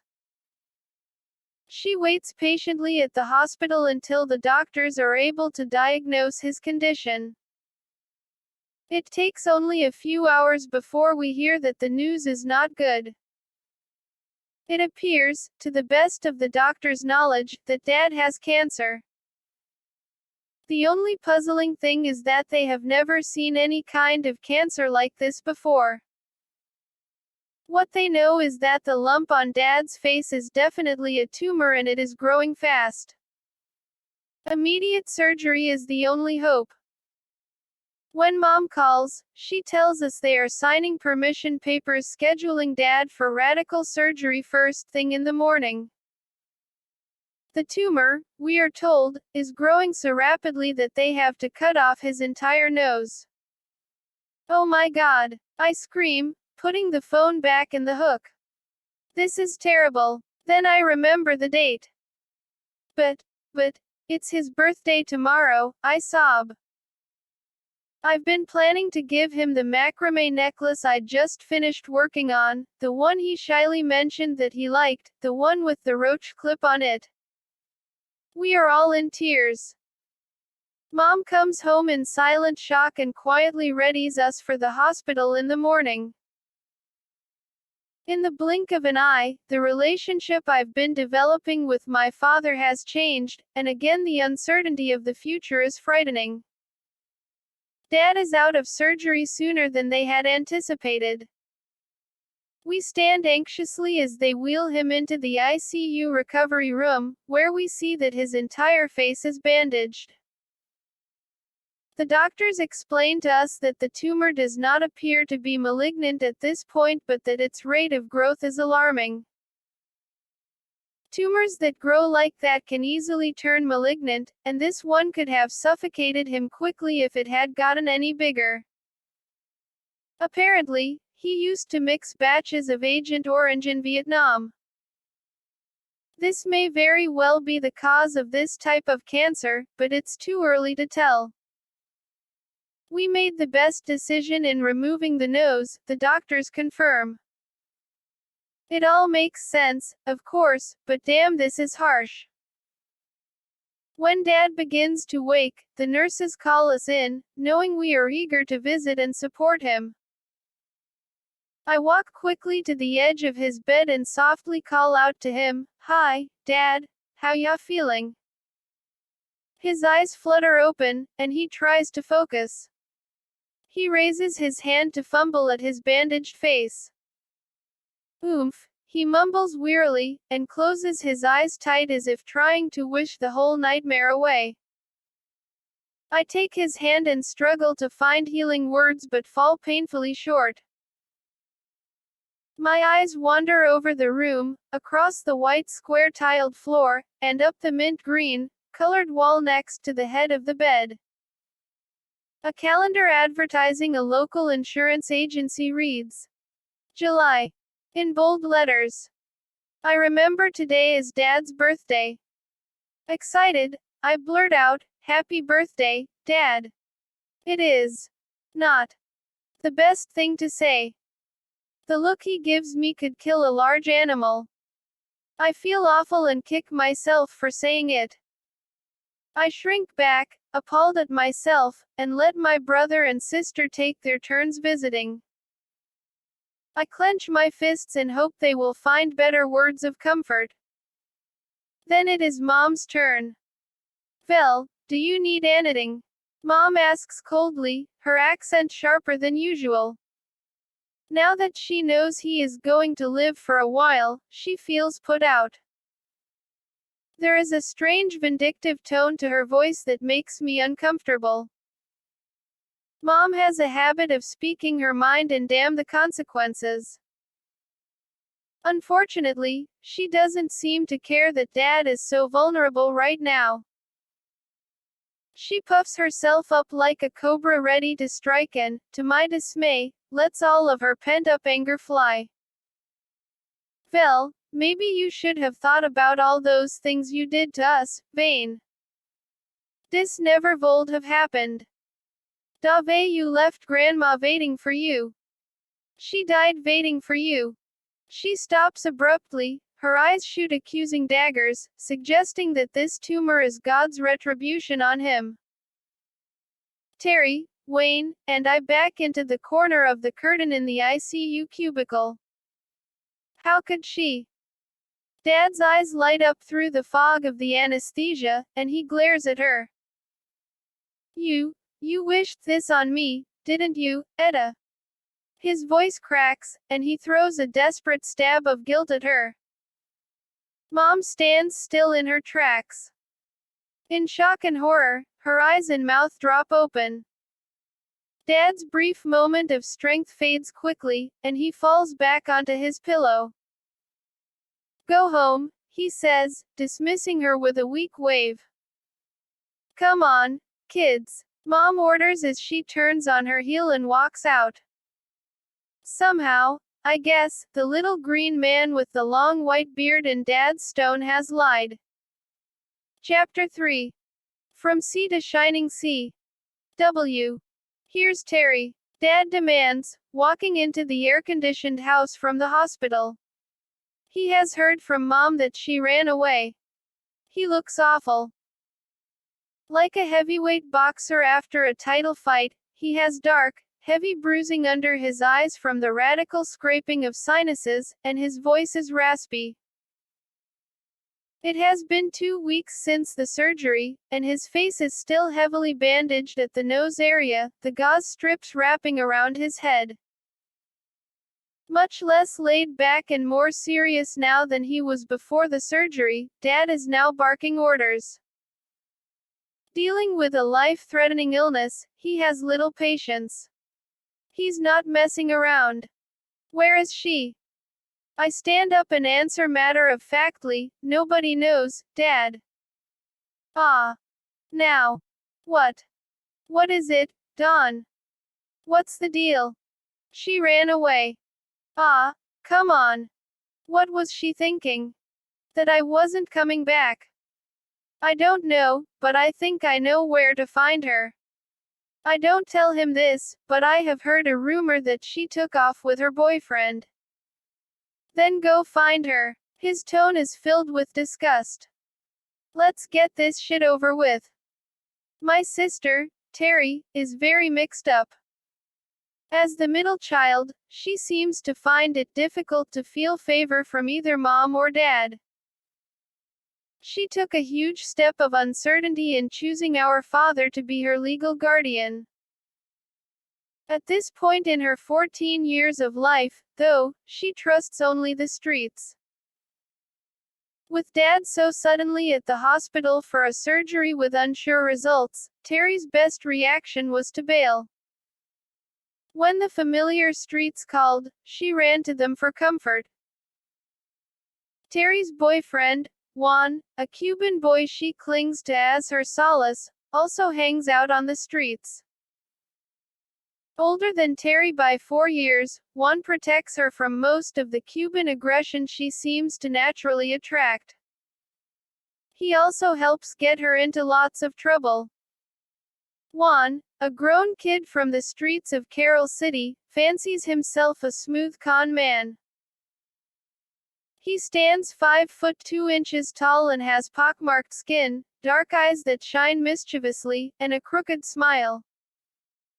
He is the one Terry is with when she is often nowhere to be found.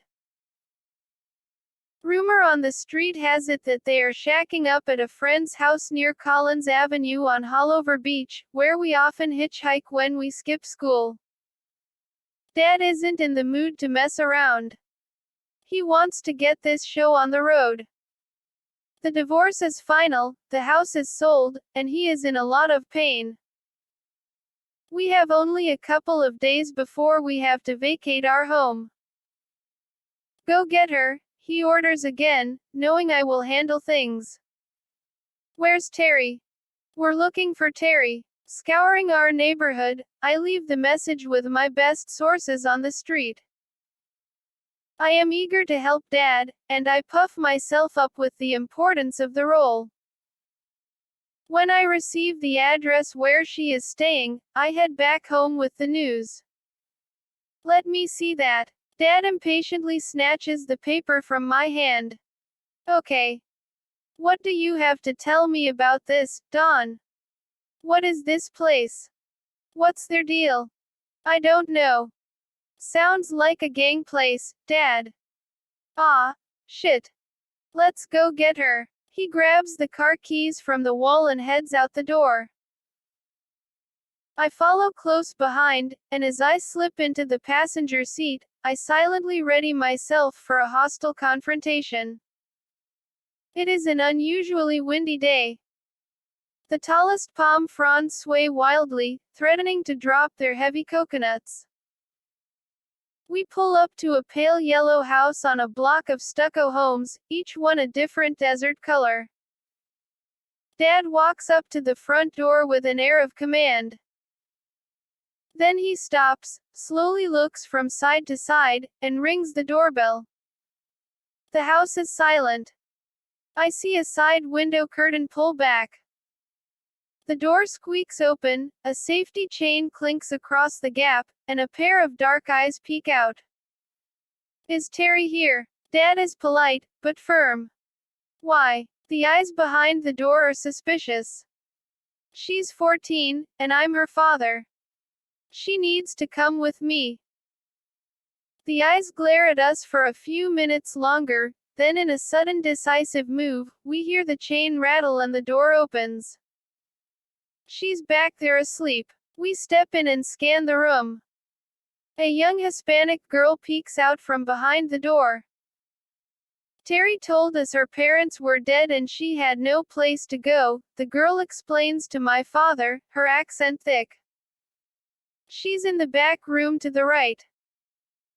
Go get her, Don, Dad instructs, holding his head down and away so the girl won't stare at his bandaged face.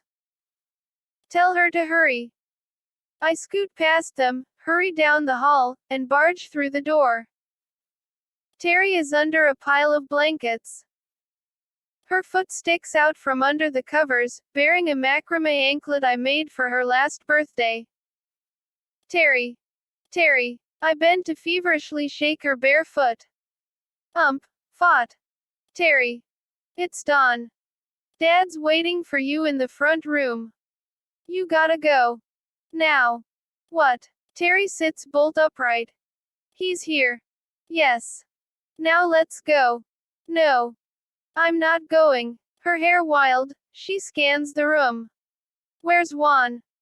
I don't know, and I don't care. Now let's go before Dad gets real mad. Is he mad? Not yet, but don't push it. He's in a lot of pain, and this is the last thing he wants to do today. You. No. We're leaving for California in a couple days. We gotta be ready. He doesn't want me to go with him, Don. Her voice is a whimper, and I know she is feeling insecure. Besides, I love Juan. Oh my God, Terry, you do not. Let's go. Now. Terry lets out a few audible groans and slowly gets up. She stalls for time, rummaging through her things, stuffing a large, plastic garbage bag full. Come on. I'm getting antsy. Things are too quiet, and Dad's been waiting too long. Giving in, Terry picks up her bulging trash bag and follows me out to face Dad. He is standing with his hands in his pockets, jiggling his change, and nervously looking out the window. The Hispanic girl fidgets at the door as she watches us come out. Dad avoids our eyes. You got everything, Terry. Terry stands still, eyes filled with horror. She hasn't seen Dad since the day of his surgery, and the gruesome evidence of the missing piece of his face stops her cold. Yeah, she looks down and brushes a tear from her cheek. Then let's go. I stop to thank the girl and her family for taking care of my sister, and then I fall in to follow Dad to the car. Tell Juan I'll call him later, and let him know where I am, okay? Terry calls out to the girl from the backseat window. Dad presses down on the gas. We drive back to Carol City in silence. Terry sits by herself hugging her plastic bag and looking despondently out the window. We arrive at the house in time to see Mom and Wayne packing boxes and small pieces of furniture into her car. I try to catch a glimpse of Wayne's eyes, but he averts my gaze. His long, stringy, sun-streaked hair hangs in his face, and his shoulders sag like a tattered dog toy. He briefly looks my way long enough for me to see that his eyes are red and swollen and his cheeks are streaked with tears. He is taking the breakup of our already broken family really hard, and I am going to miss him just as much as I know he will miss me. Terry makes a beeline for the house, not looking at Mom or Wayne, while I stand in the front yard, immortalizing the images of what I called home for the last 7.5 years. It is time to close things up and say goodbye to the shapes, smells, and shadows of a difficult part of my childhood. I stare at the cherry hedges on the side of the house. I gaze at the royal palm by the mailbox, noting how much it has grown. Then I think about Grandma. The presence of Mom is everywhere also. I memorize the multicolored bushes that rest just under her bedroom window and recall with a strange attachment the sadness that lives there. I stare at the sidewalk in front of the house, where I roller skated on a Christmas morning in my new faux fur and Naugahyde jacket that Mom worked so hard to be able to afford, and I smile. What is a Naga? Anyway, and how many did it take to make this jacket? I wonder and laugh. Even with her many jobs, Mom always tried to make Christmas special. I know that despite all the rage between us, I am going to miss her. I picture how we might have been closer, and my heart hopes that all the hurt between us could somehow be instantly fixed. Are you coming in, Dawn? Dad's voice snaps me out of my daydream. I figure Dad probably wants me to roll him a joint, and I answer, yeah, be right there. It is becoming twilight, and everyone has already gone in. I walk past Mom's car, loaded to the brim with the precious treasures of our home, and I brush a tear from my eye. Why does it have to be this way? It is so hard here. If we stay, I will probably end up dead, like a lot of the other kids I grew up with. Drowned in a canal like the girl I sang with in the choir before Grandma died, wiped out in a car wreck from a midnight race, shot down for whatever might be in my pocket. I know this. I want a better life, but why does it have to be so hard? The next day Mom and Wayne are gone early. They are busy renting an apartment in North Miami. Dad and Mom have made arrangements to split the proceeds from the house, and Mom is very fair.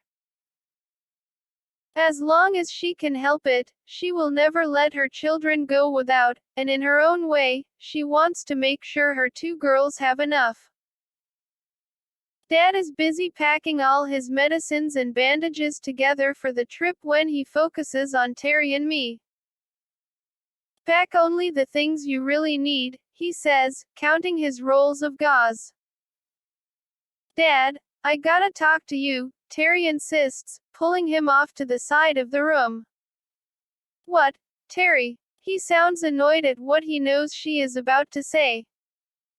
I'm not going without Juan. Dad looks up at her, then challenges, you're not. What? I love him, Dad, and I just can't leave without him. Do you know what you're saying, Terry? Yes, she says, her voice shaking. And where am I going to put him? We don't have enough room. Seeing a possibility that Juan can come with us, she shoots back a response. Yes, we do, Dad. I'm only bringing a little bit, and he doesn't have much stuff, either, she rationalizes. Dad thinks for a moment. What's he got, Terry? Terry stands, looking blankly at him for a minute, then asks, What do you mean? What's he got? Dad repeats. Money, pot, you know. What's he got to contribute? To bring with him? Terry smiles as she comprehends Dad's meaning, knowing she has good news. He's got money, Dad. And pot. Yeah. Really. He perks up with interest. Well, where is he? As if on cue, Terry runs to the phone to call Juan, and in only minutes he is knocking at the door. What the hell? Were you waiting around the corner or what? Dad asks, amused at the comedy of Juan's appearance. Come in, come in. He welcomes him in with a wave and a smirk. Juan is grinning from ear to ear and sits down at the dining room table, ready to strike a deal. He pulls out a bag of Jamaican bud, promising to pay his own way and Terry's too. This makes Dad very happy. Go get your stuff ready. We leave in the morning. After a sleepless night, I watch the sun rise on our final day in Florida. Do you have the map, Don? Dad asks for the third time, making a final run through the details. Yeah, I mutter, distracted by the way Mom and my brother will not look at me, even though they have come to say goodbye. Although I am excited to leave, my heart is heavy. I try to make myself believe it will only be for a short time and we will see each other again soon. Dad has promised Mom he will keep in close touch with her, and she reminds us that if we don't like the arrangements, we should let her know and she will work something out for us to come back. I promise you, Etta, Dad swears uncomfortably, they'll be fine. Now let's say our goodbyes, we gotta go. I reach out to Mom first and hug her hard. Her body is stiff, and she is softly crying. I love you, Mom, I tell her, and I begin to cry also. I love you too, Don, she says, hugging me close, her German accent thicker through the tears. If you need anything, call me. Your father knows the number. I walk over to my brother next. Hey, I whisper. There is a long pause. Are you going to be okay, you know, with Mom and everything? I keep my tone light. Yeah, I guess so. He sniffs, obviously holding back tears. He looks dejected. I love you, Wayne. I reach out to give him a hug. He melts into my arms, fitting into my body like a well-worn glove. We hug, sweetly, only the way a baby brother and big sister can, and then he lets loose with deep, heavy sobs. I love you too, Don, he says through his flood of tears. We hold each other tight one last time, then pull away again, wiping our faces dry. As he looks down, my thoughts search for just the right words, but what can I say? Be good, Wayne, and don't worry. We'll see each other soon. I try to reassure him, but my stomach churns with uncertainty. I turn away quickly, before I can stand no more, and walk out to our car, packed to the gills the night before. I get in and stare out the window. I'm not in the mood to watch everyone's goodbyes. I am anxious to flee, to get on the road. The more I dwell on it, the more of a downer it all is. It doesn't help that I think Juan is another downer, but I will go along with it anyway. After all, Dad is the one in charge. We pick up Juan around the corner, where he is waiting with an army green duffel bag and his mirror shades. He thinks he is so cool, and it makes me laugh. Terry shoots me a glance that says, "Knock it off, Don." But I laugh again anyway, kicking back in my seat up front. Everything looks so run down around our old streets as we cruise through the neighborhood, and I am glad to be getting out. On the left is the old Quick Check, where we shopped for groceries with Grandma. It is completely dilapidated now, badly needing a paint job, broken shopping carts lying strewn about in the parking lot. On the right we pass the local 7-Eleven, where I hung out with my girlfriends and spent nights sitting in our guy friends' souped-up GTO, trying to act tough and cool. At the intersection comes Burger King, the site of my first job. The bright orange and yellow building obnoxiously marks the on-ramp onto the Palmetto Expressway, the highway out of this hell. The Florida Turnpike is only a short distance off the expressway, giving us a straight shot north past the Everglades on our left, Lake Okeechobee on the right, and miles of rolling hills with lots of orange trees in between. Juan keeps the joints burning, wanting to maintain the party spirit and to show off for Dad. This eases Dad's pain and makes him happy. I do my fake inhale act, which I have long since perfected, trying to keep up with Juan's excess, and it works well after the first couple of good tokes. I want to be cool too, yet still maintain enough sobriety to avoid falling over immobile and completely stoned. Eventually, Terry and Juan fall asleep on the extra sleeping bags stuffed between them in the backseat, and the smoky air clears up a bit. Through a glassy-eyed haze, I watch the Suwannee River buzz past. Dad keeps to the west, staying in the Florida Panhandle through Tallahassee, and by dinner we stop at an overnight campsite in the Seminole State Park. Camping outside in the warm, tropical summer weather seems to me the perfect way to say goodbye to my old life. I stare at the stars, bright even with the waning light of dusk at their backs, and I eat my bologna sandwich. Facing a western horizon and my future, I fall asleep wrapped in the warm colors of sunset. Oklahoma is where we will camp next. We pass through Alabama, Mississippi, and Arkansas as quickly as we can. In an area where he has heard a lot of racism exists, Juan is getting nervous about being a Hispanic man with a bag of pot down his pants. We are all a bit nervous, but Dad and I still have fun teasing him as we head out of these states. Hey, Juan. Get down. Quick. There's a cop.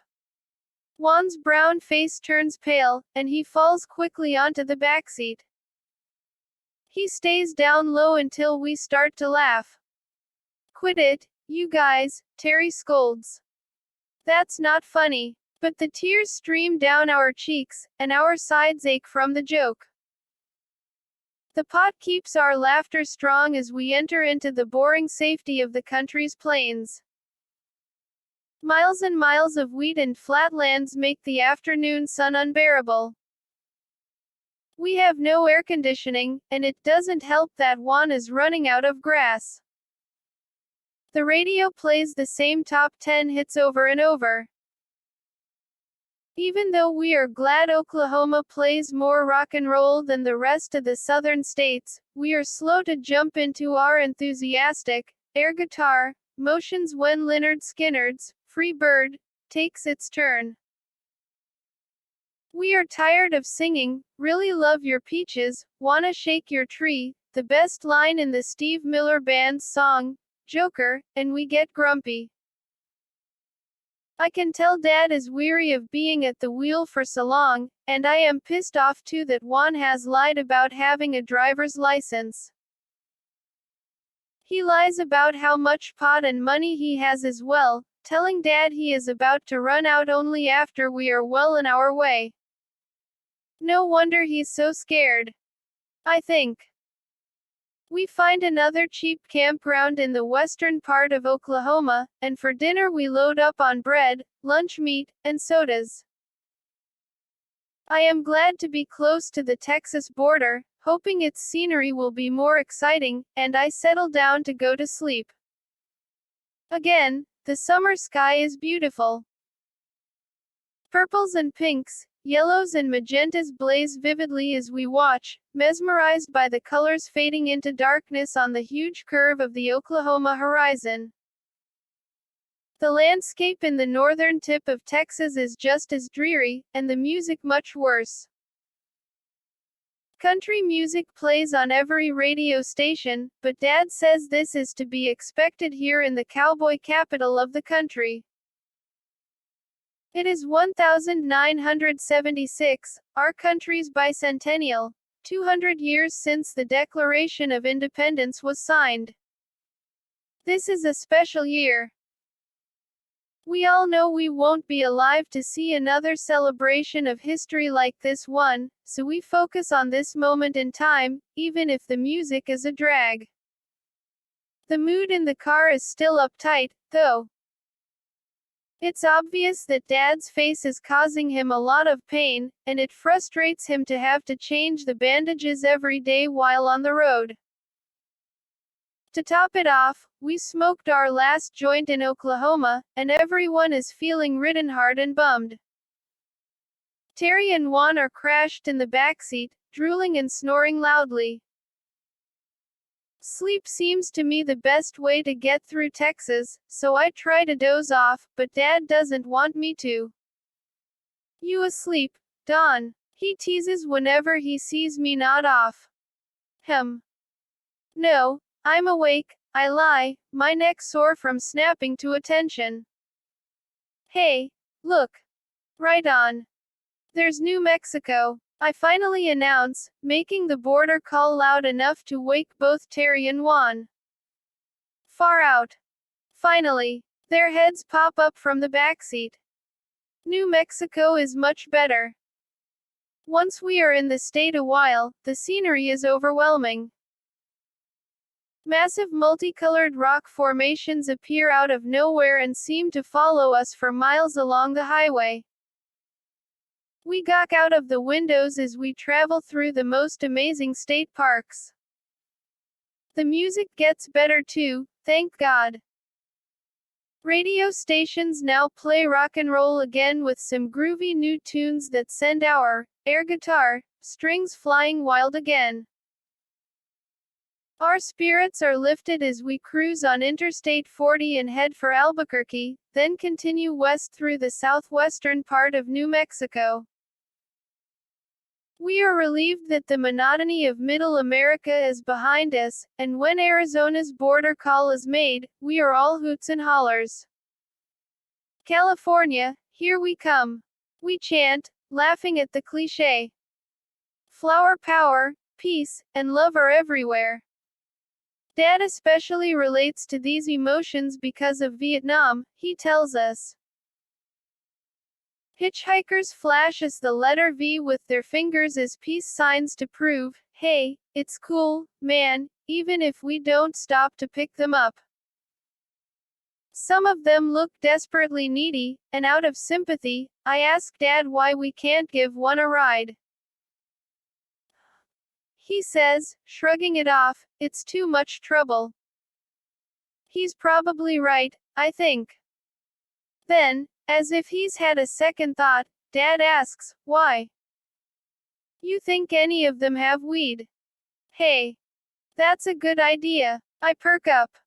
I'm not sure. Maybe, we'd have to check him out to see. I point to an approaching hitchhiker. Look, there's one. Ooh, let's take a look at him. Dad sits up in his seat. What do you think? Quick, does he got any? I wait until the car gets closer, and then I lean toward the window to look at our prospective passenger. Nah, nope. We conclude simultaneously as our car whisks past a straight-laced looking young man. He looked like Metro, I tell him, using a Florida term for the police. Did you see his hair? Too short. Dad agrees. We keep the search going for many miles into Arizona and eventually turn it into a driving game. What about him? Nah, nope. We excuse each prospect for various reasons, driving by too quickly to stop anyway. Sometimes it is just because the hitchhiker doesn't look cool, or looks too dirty, creepy, or crazy. Or they look like they might want to smoke. Pot. No way, we shout, insulted at the idea. Dad keeps driving on Interstate 40 through Flagstaff. We eat sparingly in the car. Except for bathroom breaks, he doesn't like to stop much. He insists repeatedly there isn't the time or money to do any sightseeing, even though we don't have anywhere in particular to stay once we get to California. We'll figure it out, he tells us, not leaving room for me to ask the obvious questions about Pensy and Jack. Finally, when we realize we are close to the Grand Canyon, we can't resist pleading with him to take the short detour north. For just a minute, we beg. Please. We win. Dad is just as curious to see such an amazing natural beauty, and he gives in. Besides, he rationalizes, we need a bathroom break. Whoa. Is that it? We yell, crooking our necks out the windows to get the first look. Yeah. I think so. Over there. This was it. Wow. It's beautiful. We whisper in wonder as we get closer. Dad pulls up to an open parking space and shuts off the engine. Paper and cans spill out as we open the doors to scramble to the edge of the roped-off canyon and gawk with the rest of the tourists. It takes our breath away. Standing there speechless, I realize time is nothing, it slips by without notice. We listen to the sound of the wind whistling through the miles of ominous levels below. All right. Dad breaks the silence after only a short time. Let's get going. We gotta head out. We wanna get to the border tonight, remember? Reluctantly, we peel ourselves away from the spectacular view and wait in line for the John. By the time Terry, Juan, and I get to the car, Dad is putting away his bandage kit and quickly presses down the ends of the tape that hold the gauze to his face. He doesn't want to clean his wound in the bathroom here because of all the people. He always wants privacy when he faces the horror of his uncovered image. Is it okay to come in, Dad? I ask respectfully, says not to embarrass him. Are you done? Yeah, I'm done. He turns away and secures the bandage a final time. Get in, he says, signaling the all clear. Protective and sensitive to my father's pain, I feel deeply sad watching him suffer such a disfiguring ordeal. Although he doesn't ask, I try to help in any way I can, even if it is only making sure he has his space, time to himself with his affliction. What else can I do? On the way out of the Grand Canyon, we pass many more tourist outlooks, but Dad refuses to stop and we don't press it. It is obvious he is hurting quite a bit. We remain quiet as the car winds back down to Interstate 40 and out of Arizona. Dad finally breaks the uncomfortable silence and begins the hitchhiker game again.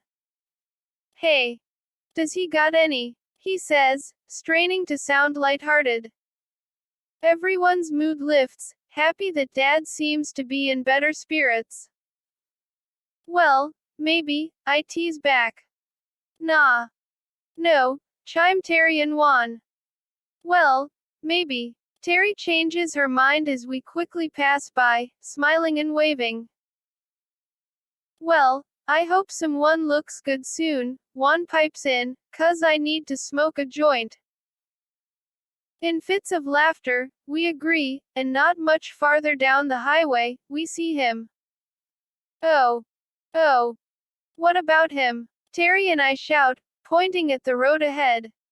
He looks like he's got some. We're excited as we spy the groovy-looking blonde guy with his thumb sticking out. Dad slows the car. Wait. Wait, Dad warns. Then suddenly he makes up his mind and urges us, quick. Quick. Yes or no? Yes or no? Yes. Yes. It's unanimous. He's definitely got some. He's carrying a bag. Look. Okay. Okay. Here we go. In one fast move, Dad pulls off the road while Terry, Juan, and I stick our heads out of the windows, smiling and waving him over. He runs toward us, clutching his suede, fringed shoulder bag close to his side, and a bad feeling suddenly comes over me. Catching up to the car, he stops at my window and in a breathless voice says, "Hey, man. How far you going?" "California," I reply, trying to keep my cool. "So am I." "Where in California?" "Ah, don't know." I look toward Dad. "Get in, man," Dad offers hurriedly from behind me. "Are you going as far as LA?" "Yeah, sure, man." "Get in." Dad waves for him to come on board and not hold us up. Smiling big, the blonde guy climbs in. His name is Marty. He is from Los Angeles and returning from a trip to Colorado, where he was visiting an old girlfriend. When his car broke down, he decided to hitchhike home, stopping to see the sights along the way. He has long, sandy blonde hair with a lighter blonde mustache, and he wears a button-down shirt, white pin-striped elephant bells, and a headband that hides the beginnings of baldness. He is older than I first think, around Dad's age, and not as cute. Draped across his shoulder is an overstuffed leather bag decorated with different colored beads tied on the fringes, and there is a sleeping bag strapped to his back. I'm Wayne. This is Terry, my daughter, and her boyfriend, Juan. Dad makes the rounds through the backseat. And this is Dawn, my oldest daughter. Hi, I say shyly. I feel a little awkward at his stare, and uncomfortable at having to sit between him and my dad. Marty looks at my dad as if he is lying and then sits up in his seat, winks at me, and smiles. Right on. You. I think and flash my sister in the back a long look that says, don't say a word. So, we'd, smoke a doobie with ya, but we ran out back in Oklahoma, man, Dad says, fishing to see if we were right about this guy. Marty's head shoots up. I got some, he offers enthusiastically. It is music to my father's ears. You can see the excitement rise in Dad's body, his legs begin to bounce. Right on, man. Right on. Like a pro, Marty rolls a joint on his lap and lights up. Man, I wasn't sure it would be cool, with your daughters in the car, you know. No, man, it's cool, Dad assures him, trying to act laid back and casual when Marty hands him the joint. Hours have passed, and I am stoned and uncomfortable. Marty's head keeps falling onto my shoulder as he struggles to stay awake. It is getting dark, and Dad wants to stop. The road signs tell us we are almost to California, and we decide we will sleep at the border on the Colorado River. Marty stretches his legs. So, where are you going, exactly? California. Somewhere. Dad lets out a short laugh. No. Really, man. I mean, where in California? Not really sure. We're kinda looking for a place to, get on our feet. I've just had this operation, on my face. Cancer. They took the whole nose a couple weeks ago, he explains, a bit shy about his appearance, and I was in the middle of a divorce from Don and Terry's mother, when, it all came down. Bad scene, man. Marty shakes his head. Nobody speaks, and the air is uncomfortable. Then, as if he has struck gold, Marty calls out, "Hey, maybe you can ask this chick I'm gonna stay with if you can crash there for a few days." Nah, man, really. Do you think that would be cool? Dad perks up. He was hoping Marty might be able to help us. What luck. Yeah, we're together now and then, man. Nothing serious, but she'd like it to be. He raises his eyebrows, and they start laughing together as if it's a private joke. I know what you mean, man. I know what you mean. Dad snickers. Her name is Harriet, she's kind of a Jewish princess. She lives in Glendale. Where's that? I ask, wary of his story in this place, Glendale. It's a suburb of LA. Right on, man, Dad says. Just point the way. We appreciate that, man. Appreciate that, he mumbles. Turning up the tunes, he is feeling pretty good. I, on the other hand, am feeling sick inside. I have been hoping Dad knows what he's doing for us. I mean, he is the one who always talked about a plan. But now it is clear we will have to rely on luck, and a woman named Harriet. Right on, man. Marty reaches into his leather bag and lights up another doobie in celebration. We make camp that night on the California side of the Colorado River. We are here. California. Too tired to get really excited, we focus on eating dinner. We are right in the middle of the Mojave Desert, the wind blows viciously in our small campsite, flinging sand everywhere, making it hard to even breathe. We call it an early night, and Marty, Terry, and Juan lay out sleeping bags at the side of the car, which serves to block the sand and wind. Dad and I sleep in the car, he in the front seat and I in the back. What a luxury. I think, happy to be out of the blowing sand. As I settle down for the night, the wind howls mournfully. I toss and turn, covering my head with my pillow, trying to drown out the eerie noise. Something lets the wind and sand blast into the car. Marty is trying to climb into the backseat with me. What are you doing? I ask, shocked that he would try to lie down with me. Shish, it's okay. Let me in, he insists. No. Get out of here. My voice is getting louder. I'll wake my dad, and I mean it. His eyes turn angry and glare at me. I think about the weather outside and feel a twinge of guilt, but I don't want him sleeping draped over me, even if that's all he wanted. Okay. Whatever. Man, he hisses and backs out of the car. I stay awake for most of the night listening to the sounds of the sad howl of the wind and worrying that Marty might creep in on me again. For the first time since we left Florida, reality strikes and the sad pangs of the permanence of the separation from my mother and brother sink in. They were always there, somewhere near me, for all of the 15 years of my life. Now the safety of their constant nearness is gone, and I miss them. Aware of the distance and weary from traveling, I suddenly feel very lost in this vast California desert. Holding myself tightly to block out the wind and the loneliness, I finally fall asleep. The hot desert morning sun shines down on my face, waking me. I realize I have slept in. I think. Everything's so dried out. I need something to drink.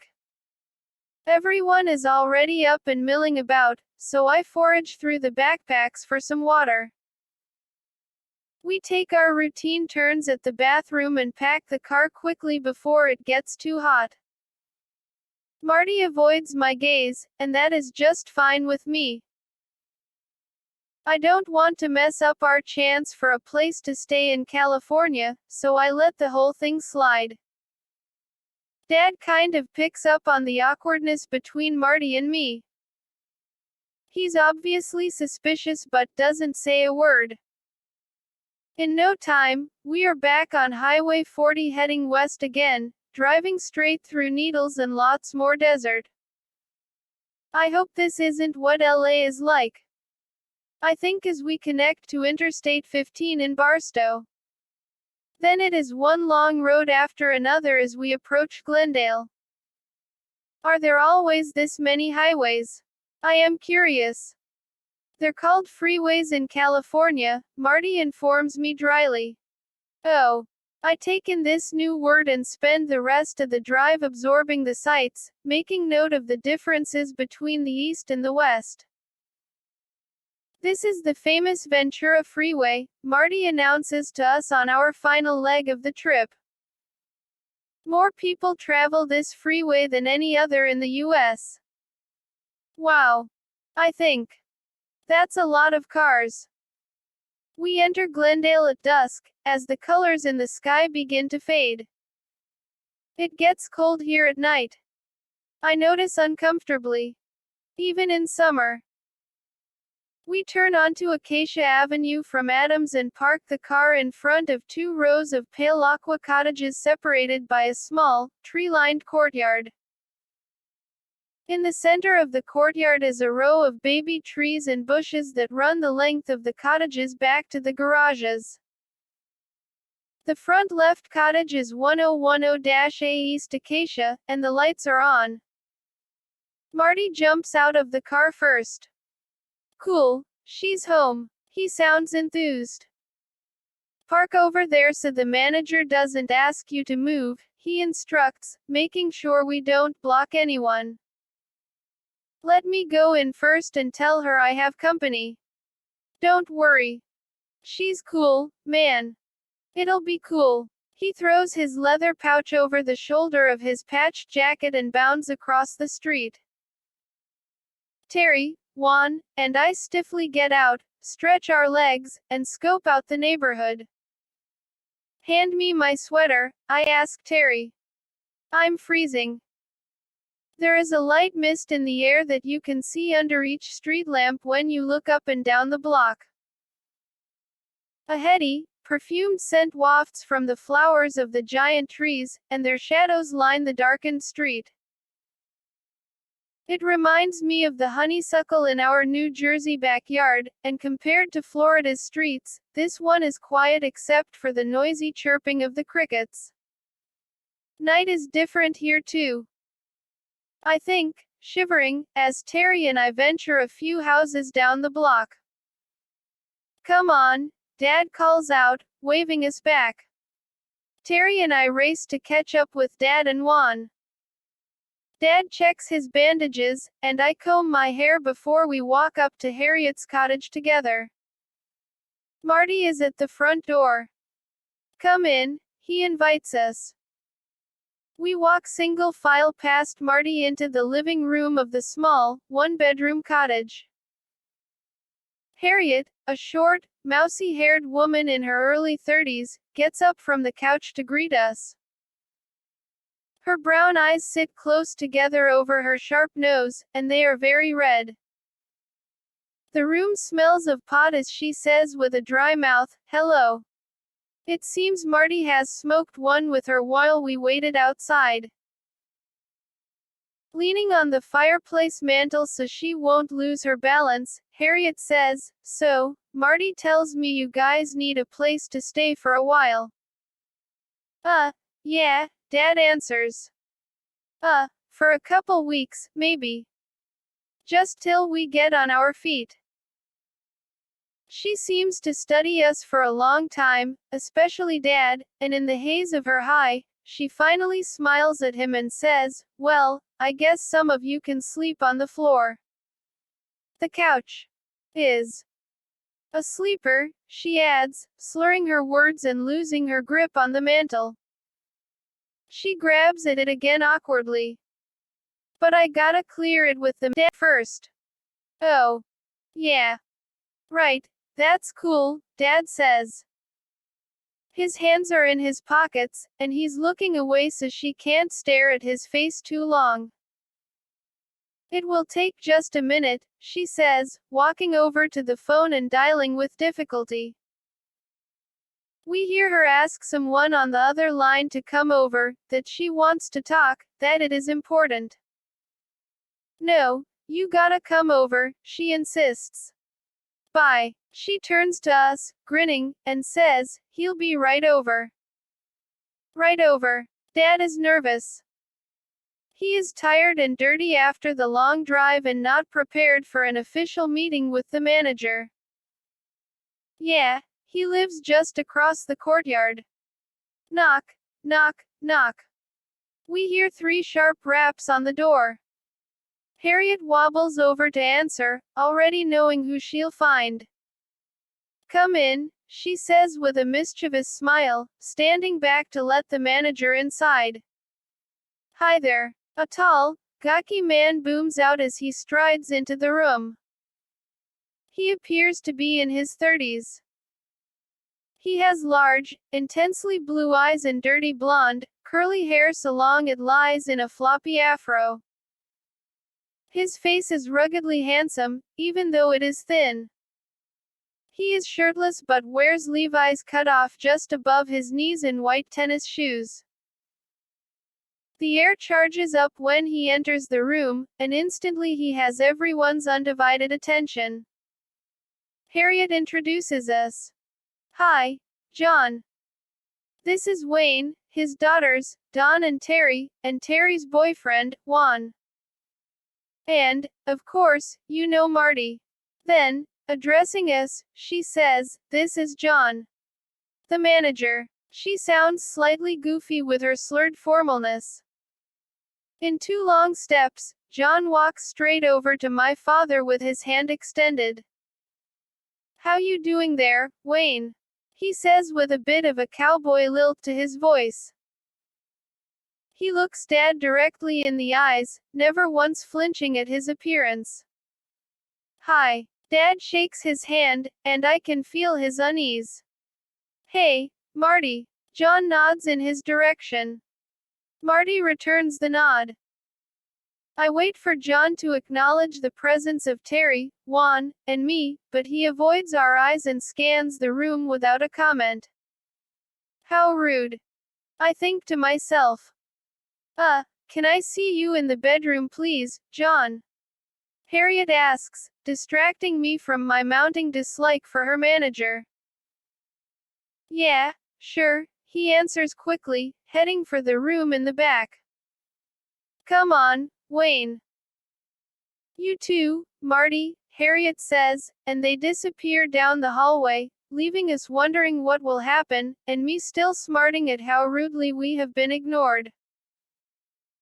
After a half an hour or so, John comes stumbling out of the bedroom laughing and exaggeratedly falling into the walls. "I'll see you later," he calls out behind him, rolling with laughter. "If you need anything, just let me know. You got my number." He turns toward the living room first, short-toothed grin on his face, and then walks directly past us into the kitchen, again without acknowledging our presence. At the sink I hear the clanking of a glass, then water coming from the tap, and I think, what a jerk. Terry and I turn our backs to the kitchen, as if to say, we don't care about you either. We stand facing each other by the mantel where Harriet had retrieved her balance.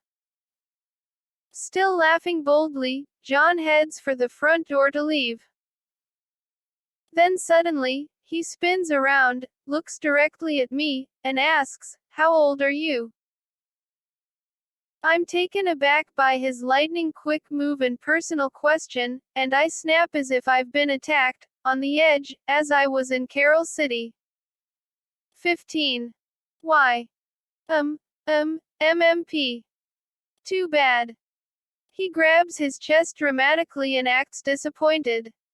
What? I'm taken off guard, then instantly incensed. John smiles wider than I ever thought anyone could and winks a big blue eye at me. Too young. Again he turns on his heel and pushes through the screen door, roaring laughter to the night sky and all the way to his cottage. What a creep, I say with disgust, wanting to scream at him. He has no idea. Young, my ass, I add, fiercely blushing. Oh, Don. Terry sounds worried. What? I snap, not sure why I am so upset. He likes you. I blush even harder. Chapter 4. Too young. S. Unfilters through the blinds, lighting the hardwood floor of the cottage at 1010-A East Acacia Avenue. Lazily, I open my eyes and scan the room. Sleep blurs my vision as I stretch and remember Harriet's cottage, and John. What nerve! I think, reminding myself that I am angry. A huge, unfamiliar green lump lies at the threshold of the front door. I stare mindlessly at the sunlight that moves up and down the green surface for a while, wonder what it is, then notice a stringy brown something that resembles hair. It must be Juan and Terry in their sleeping bag. I am happy I didn't have to sleep on the floor. I roll over and stretch again, feeling my bones appreciate even the lumpiness of the mattress beneath me. I roll onto my side to see Dad sleeping next to me on the pull-out couch, his bandages intact. He must have stayed up late to party. I think. I suddenly have to pee. In my oversized t-shirt and underwear, I scope out the area for the bathroom and tiptoe quietly around the slumbering green lump and the various sofa cushions strewn about on the floor. I linger in the bathroom. The pink and black tiles feel cool against my feet and the 50s style sink dispenses a stream of cold water that I splash on my face. Towels and clothing I recognize as Marty's and Harriet's litter the small space, and the heavy smell of their muskiness permeates. Softly I tiptoe back to the couch and pull on my pants. You up? Dad murmurs. Yeah. Dad is silent again, then says, wish we had some coffee. Yeah, me too, I answer, studying the room around me. Maybe we can find a store. Yeah. Why don't you and Terry go? His voice is slightly pleading. Harriet told you about a little market around the corner last night, remember? I remember.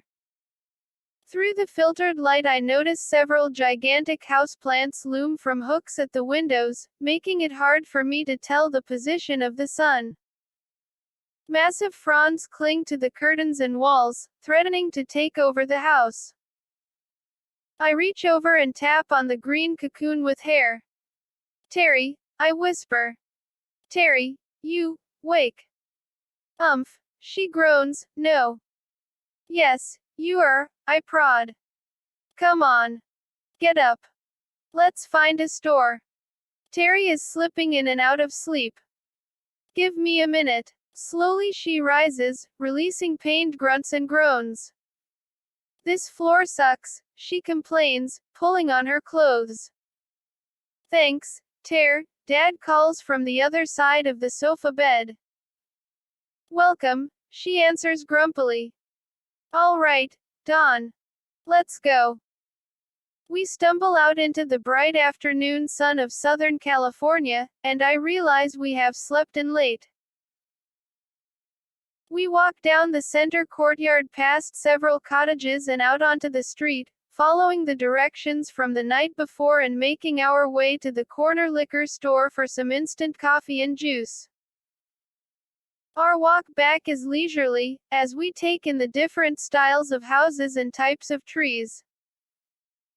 The blue sky is clear, with none of the characteristic smog Marty warned us about.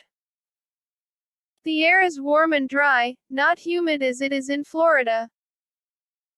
I'm not sure I like it, and Terry and I complain that our noses are scratchy and irritated. Purple trees. I shriek. Look, Terry, they have purple trees. Cool. Are they real? The ground, covered with blankets of colored blooms from jacaranda trees, beckon us to gather up heady handfuls and breathe in their curious smell.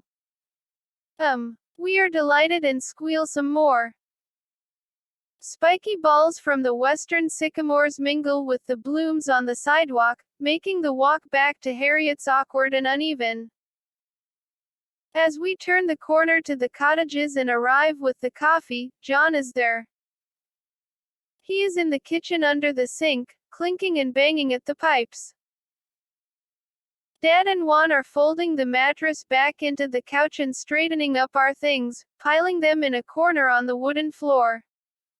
Wait. Look out. Dad's voice is panicked. A massive, hairy dog comes running toward us at the door. I brace myself for attack. Harriet, who is leaning against the doorframe between the living room and kitchen in a slightly odd, seductive way, jumps up to grab her dog's collar. Wolf. Halt, she commands. The dog freezes. He's okay, girls. Let me get him back into the bedroom. He's a pureblood collie. Do you want to pet him?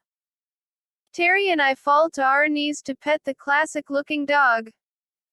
Wow, I tell her. He is beautiful. It is true. His coat is long and tangle-free, silky and warm like a winter fur.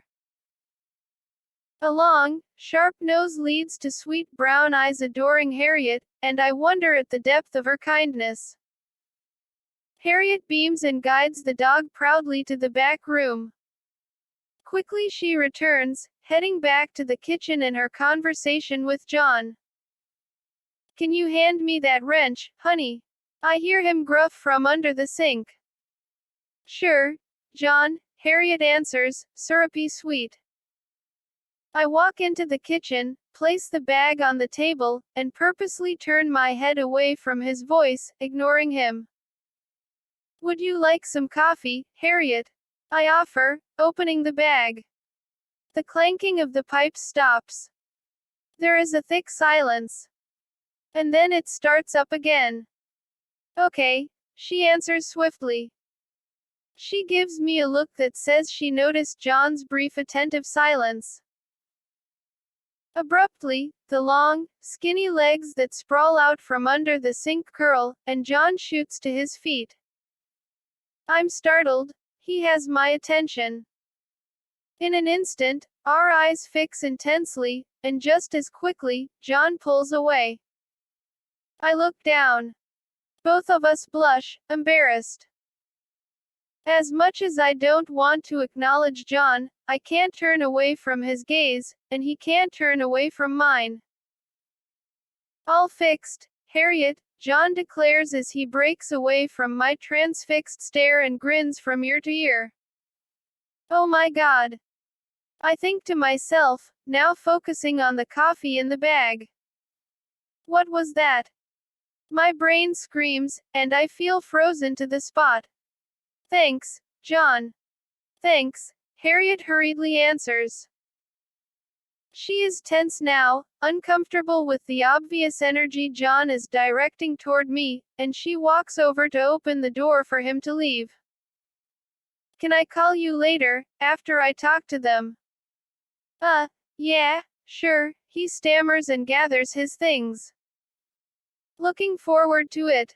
John flashes a charming smile across the room and sends another glance in my direction before closing the cottage door. The room is silent and awkward.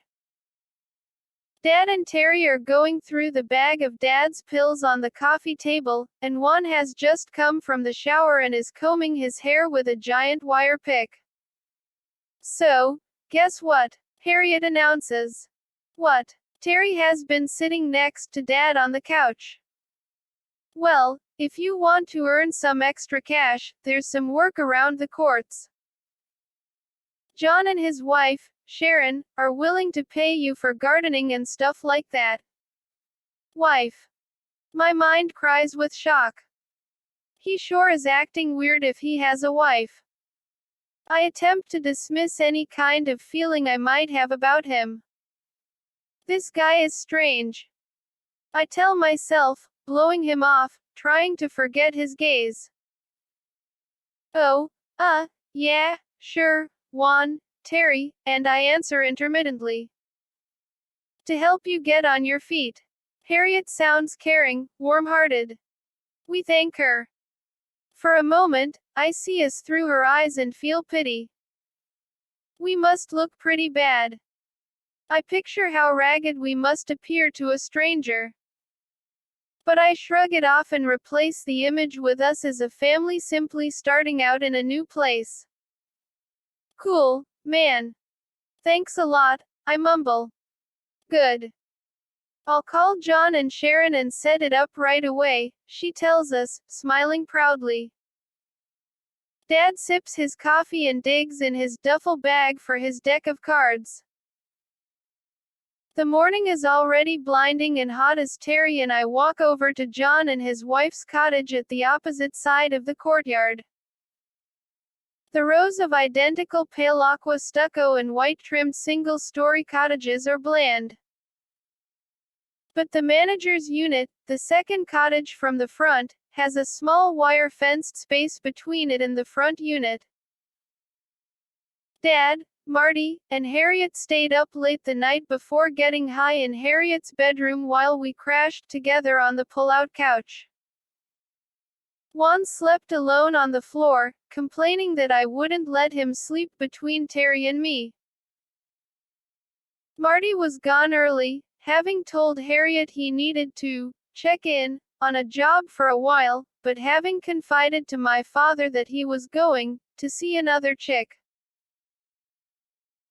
As we approach the red stone steps of the porch, a little black and white brindle dog with bulging eyes and flat face races toward us at the fence, ferociously barking and snorting so hard that its back legs lift off the ground with every snarling breath.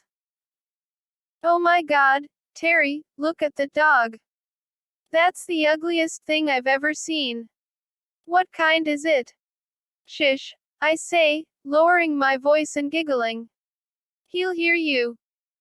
Somehow, the little dog understands we are laughing at him and his barking fades. Holding our bellies, we gather our composure and knock. We hear a few loud steps before John opens the door. He greets us curtly, looking serious and businesslike compared to his demeanor the night before. I'll meet you down at the garages, he says, searching the room for his keys. Sure. Thanks. We walk down through the courtyard, this time with no barking dog to alert the neighbors, and stand in front of the garage door. John's light blue Chevy van sits parked next to an old magnolia tree. Terry. Look at the license plate. That's weird. What does that mean? I don't know. WADD. The letters on the California plates are large and bold. We don't understand it. We hear John walking down the courtyard clanking a huge ring of keys, and we nudge each other to be quiet. He rounds the tree and smiles at us. I get the feeling he has heard our comments, and I mouth to my sister a silent, "Shush." He comes at us with long strides, his gestures expressive and dramatic. He runs his hands through his hair and rubs sweat off of his brow, as if he is posing because he knows we are watching. In the outside light, in his cut-off jeans and white t-shirt, he is taller and skinnier than I remember. Oh no, Terry says suddenly, turning away. His shoes. My eyes scan the ground. John is wearing the loudest, red, white, and blue, stars and stripes tennis shoes we have ever seen. They are obnoxious. What a geek. I think, feeling my face burn red. This guy is definitely strange, and I'm so embarrassed for him.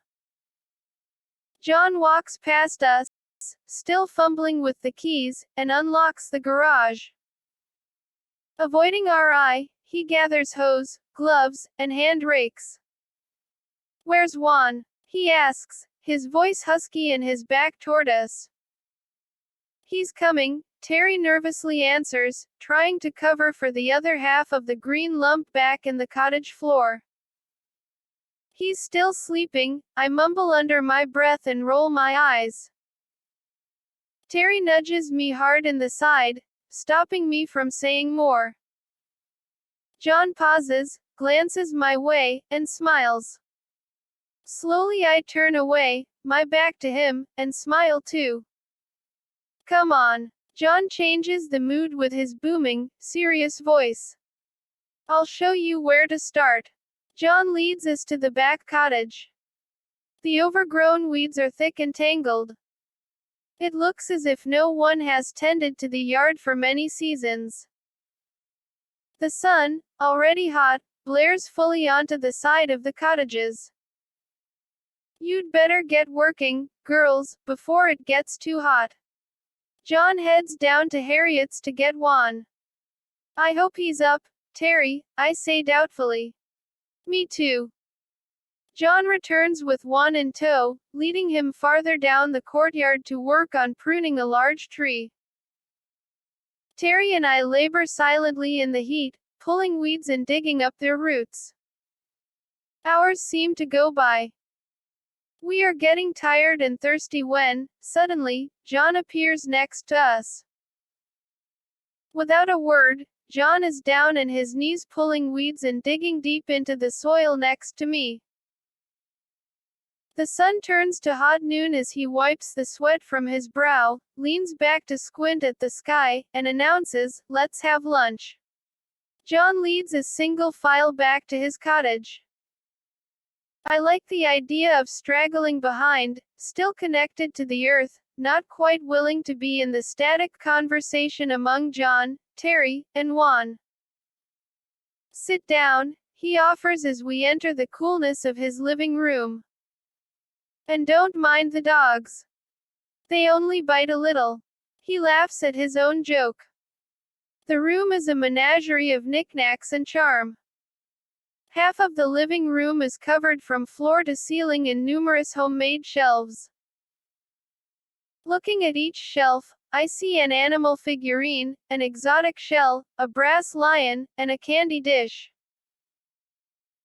The walls are giant puzzles, with every square inch adorned with hats from around the world, curious framed costume jewelry, antique meat hooks, and various antique weapons. Patchworks of different colored carpet samples, pieced together by hand, cover the floor, and in the corner by the front window, the most beautiful gold desk with a glass mirrored top and lion's head drawer handles leans under a billowing curtain. The ugly dog is back and barking at our heels, blowing snot as we take a seat on the couch. John shouts, smiling and pretending to sound harsh, "You be nice." As John disappears into the kitchen, a miniature dachshund comes waddling out of the back room barking blindly into the air. "That's Buttons," John calls from the kitchen between whirring noises. "She's the grandma and blind as a bat." John L. jumps up on the couch, loudly sniffing each of us in turn. Buttons nudges my leg lightly, relying completely in her sense of hearing and smell. I reach down to hold out my hand, talking to her softly. The dogs quickly converge on John as he walks out of the kitchen with a tray full of food and drinks. Setting the tray down on the small coffee table, he pulls up a footstool and grins. "Dig in." On the tray is a log of sausage, a wheel of the oddest smelling cheese, a loaf of French bread, mustards, olives, other unopened jars, and a pitcher full of frothy pink stuff. John grabs the glasses and starts pouring. "This is my own invention," he proclaims proudly. "I call it fruit frappe." "Yum, thanks." I gulp the smooth, sweet, thirst-quenching liquid. As we savor our cool drinks, John starts dishing out food. He pulls out a huge buck knife, skillfully unfolds it with a sharp snap into the air, and slices the sausage. "This is summer sausage. The best." He cuts off hunks and throws one to each of the begging dogs at his heels. "And this is camembert." He spreads thick, greasy globs onto pieces of torn French bread, one for each of us. His eyes roll into the back of his head. "Have you ever smelled anything better than that?" he asks, smiling and putting the cheese up to our noses. "Ew," Terry says, faking a gag. "Not bad." Juan sounds like he wants to show off. "It's okay, I guess," I answer. It does smell good, but I'm still carrying a grudge and don't want to agree with John too much. John gives me a quick look and a smirk as if to say, "I know what you're thinking." This infuriates me. God, he always acts like he can see right through me. He doesn't know anything about me. My mind screams as I sit chewing my food in silence. John eats facing the bookshelves, away from the table, staring, as if in deep thought. "What's that?" Terry asks, breaking the reprieve and pointing at the funny-looking jar on the tray. "Why don't you try some and see?" John says, snapping back into the conversation. John reaches for the jar and twists open the lid. He pulls out an oily-looking nugget, holds it to his mouth, and proclaims, "Frog legs," before swallowing it whole. "No way," I cry. "That's disgusting." "I'll try one," Juan pipes up, laughing at me. "Yeah," John says. "How about you, Terry?" "No, thank you. That's the sickest thing I've ever seen." "You have no idea how many squished frogs we saw every day in Florida," I interrupt, letting down my guard and revealing a bit about myself. "Really? Well, we can just put them away then." John smiles. "No wait," Juan cries, wanting to meet his challenge. "Hey, Terry, you have to try some too." Trying to be revolting, Juan gulps down 3 of the slimy legs. Terry is brave and tries one small piece as a dare. John doesn't eat any more and downplays the game. I get the feeling he is taking my side suddenly. We clean up and then head back out to finish the yard work, feeling relaxed from the food and more secure about earning our keep from the manager. At dusk we lock the tools in the garage, and John gives us decent pay. Dirty and tired, we head back to Harriet's to shower and have some dinner. Harriet clangs in the kitchen making her famous cheese potatoes and meatloaf while Dad stands next to her at the stove praising her skills. She is glowing. To me, they look really stoned, and they're acting giddy. After my shower, I find a quiet spot behind various huge potted plants at the kitchen table to scan over my poetry. So much has happened to us in such a short time, and we have met so many people that I feel I need to write. Cat Stevens, Wild World, plays on the stereo in the living room and, like the message of the song, I hope I will be alright in our new adventure in this crazy world. I am in a reflective mood. Poetry is my solace, the one thing that belongs to me and no one else. What you doing? Dad asks, peeking his head over the plants. Ah, you know, I answer shyly. Oh, that stuff again. Dad remarks, seeing me in a familiar mode of writing. Company's here and dinner's ready. Come and eat. In the living room, Harriet is introducing a guy in his 20s to Juan and Terry. Oh, hey, Mike. This is Don, Harriet says, pointing in my direction as I enter the room. Hey, I say, thinking there is something dull about this guy even though he looks kinda cute. Hey, Mike responds, his eyes growing large as he looks up at me, causing me to step back a bit. Mike lives next door, Harriet informs us with a smile. There is a brief silence before Harriet offers him to join us for dinner. Sure thing. Everyone sits where they can find a spot. Mike and I end up sitting next to one another on the floor. I sense he is feeling as shy as I am at the way Harriet keeps smiling at us, as if she is setting us up. You. I think, embarrassed, and then dismiss the entire idea. We quickly finish dinner, warm and delicious after all the hard work that day. Then we sit making small talk. Is he coming? Mike asks. He said he would be here in a little while, Harriet tells him. Who? I ask curiously. The manager. Harriet's voice is dry. Mike smiles and rolls his eyes.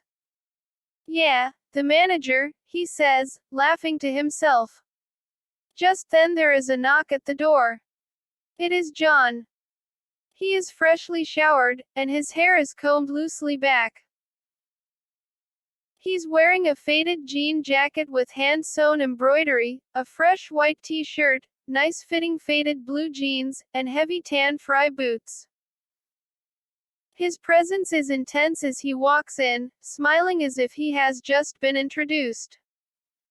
Hello. He smells of nice cologne, and for some reason I feel a bit uncomfortable that I am sitting next to Mike. Oh, am I interrupting anything? John asks, overacting and feigning embarrassment for having walked in on something private. For a quick second, I think I see him flash me an almost jealous look. Shall we go to the kitchen? He indicates to Mike, or, do you want to go next door? Mike gets up. The kitchen's fine, man. Don't want to hold you up. He leads the way. John follows, then turns to scan the room again, landing the last look on me before he enters the kitchen.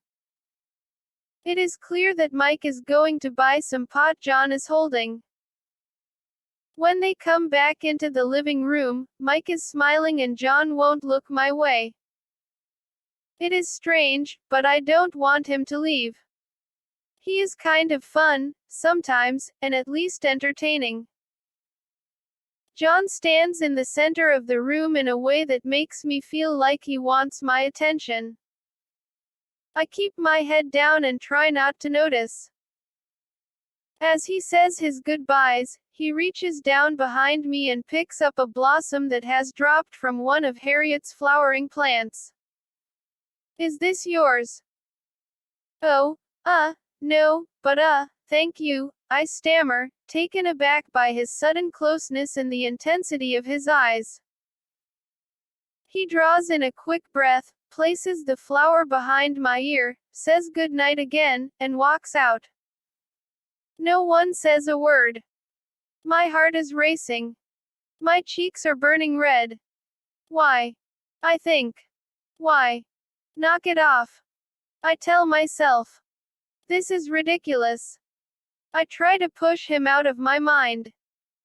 After John leaves, Mike rolls a fatty and passes it around. Dad and Harriet sit huddled together on the couch, whispering secretively. Why don't we go to my place? Mike announces. Cool. Terry and Juan chime as we scramble to our feet, leaving Dad and Harriet to themselves. Mike's cottage is your typical stoner bachelor pad. A single, old, worn couch, television, and broken down coffee table are the only evidence of habitation in the living room. Sit down, Mike offers. I got enough to roll one more doobie. John's gonna bring some more back in a while. Cool, I think. At least we will be entertained. Juan and Mike sit to talk about themselves. Juan's stories of survival on the streets of Carol City trump Mike's pot-smoking stories, and Juan is eating up the attention. Terry and I take a pass on the pot and kick back in the sofa to enjoy some semi-privacy. The small color television runs lines of irritating static, and we take turns getting up to play with the wire hanger rabbit ear antenna. I feel comfortable and secure sitting with my sister on a couch in front of the TV, a reminder of our old life. We fall into easy laughter at a comedy channel that finally comes in clear. Hours have slipped by. It is getting very late, and John still hasn't returned. All television stations have signed off for the night. We can stay awake no longer, and the three of us say good night. He always shows up, Mike tells us on our way out. You just never know when. Quietly we creep back to Harriet's, tiptoeing on the hardwood floors. The lights are out. Dad, I whisper. There's no answer. He's not in here, Don, Terry says, examining the empty room. Oh, help me pull the couch down then. I am irritated that Dad is in the bedroom with Harriet. Juan rolls out the sleeping bag and scrambles in, waiting for Terry to join him. I'm sleeping with Don on the couch, she insists. The floor's too hard. He mumbles something in Cuban and rolls over. Lying in bed that night, I realize I can't sleep. John is on my mind, intensely in my mind. It makes me mad. You think you can get me? I think angrily. I'll show you. I'm not someone you can have that easy. I picture an image of us together and, with a shiver, cast it out. Hours later, I am awakened by the sound of his van pulling down the alley. I hold my breath as his footsteps walk loudly up the courtyard, hesitate, then step up to his cottage. Then I hear him open and close his door. I fall asleep wondering about the pause in his steps, the sense of him listening, and I can't resist the urge to picture him, standing there, curious if someone is awake. In the morning I decide that this is enough of the John attraction thing. No more messing around. We have just arrived in California, and acting like this is crazy. There are tons of things I want to do, and I am looking forward to them. Making new friends, going to school, and starting over are at the top of my list. This is a new start, a new beginning. We are out of the road to nowhere, away from Carol City. This is our new lease on life. Besides, John is in his 30s. He is much too old, and he is married. Sharon Holmes rarely seems to be around. Terry, Juan, and I met her briefly in our first day at the cottages. Just home from work, she was walking up to her porch in her white nursing pants and top while the three of us sat lounging on Harriet's front steps. Oh, Sharon, Harriet called out to her, I'd like for you to meet my new house guests. Expressionless, Sharon looked at all of us. Hi, she said curtly, nodding after everyone was named. Her face remained stone-like, detached, and a cold chill ran down my spine. Scary, I thought. Harriet told us she was a children's nurse and very smart, but she looked mean to me. Without any further comment, Sharon turned quickly in her white rubber heel and stepped through her doorway, leaving us to question whether she approved of us or not. 5 days a week, Sharon pulls up in her blue, black-top Chevy Malibu at around 5:30 in the evening. In her white nurse's uniform, she ritually heads for her cottage and carries a book bag full of patients' charts and Harlequin romances. She wears thick, dark-rimmed glasses, no makeup, and a different colored curling yarn every day to tie back her long, salt and pepper hair. Rarely does she speak to anyone. I only see her talk to people when she receives rent checks or arranges repairs for the tenants. When she is home, an occasional eerie glimpse of her silhouette stands quietly behind her screen door. She looks much older than John, and Harriet and Mike think she acts more like his mother than his wife. They're not together like a couple, Mike tells us one day after Terry comments on how cold the relationship between John and Sharon appears. How do you know? I ask. John told me and, well, just watch them, Mike answers. They hardly even talk to each other. John goes home for dinner every night, and she does his laundry. That's what he told me. It's been like that for years now. That's so weird, Terry says. Maybe she's seeing someone else. I know. Maybe. Everyone thinks it's weird, but no one asks them about it. It's their thing, I guess. He shrugs, as if it's no big deal. Mike's cottage makes a great hangout and feels the most comfortable of the places we've been since we left Florida. He, it turns out, is a 22-year-old struggling college student and not just a stoner.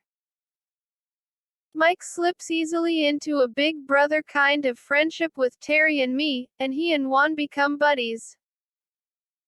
Easygoing, Mike has a soft spot for us after learning about our trek here and Dad's sickness. He knows Harriet's place is crowded and awkward. In no time, Juan has a key to the front door and we are allowed to hang out even if Mike isn't home. Just as quickly he agrees, along with John and Sharon, that Juan and Terry can live at his place. Juan has found a job in a hamburger joint down the street on Lomita, and Mike needs help with the rent anyway. Juan's first paycheck makes the payment on a used water bed, and the obvious spot for it is smack dab in the middle of the living room. Congratulations, Ter. You're an official independent couple now. Dad pats her on the back. Terry looks away.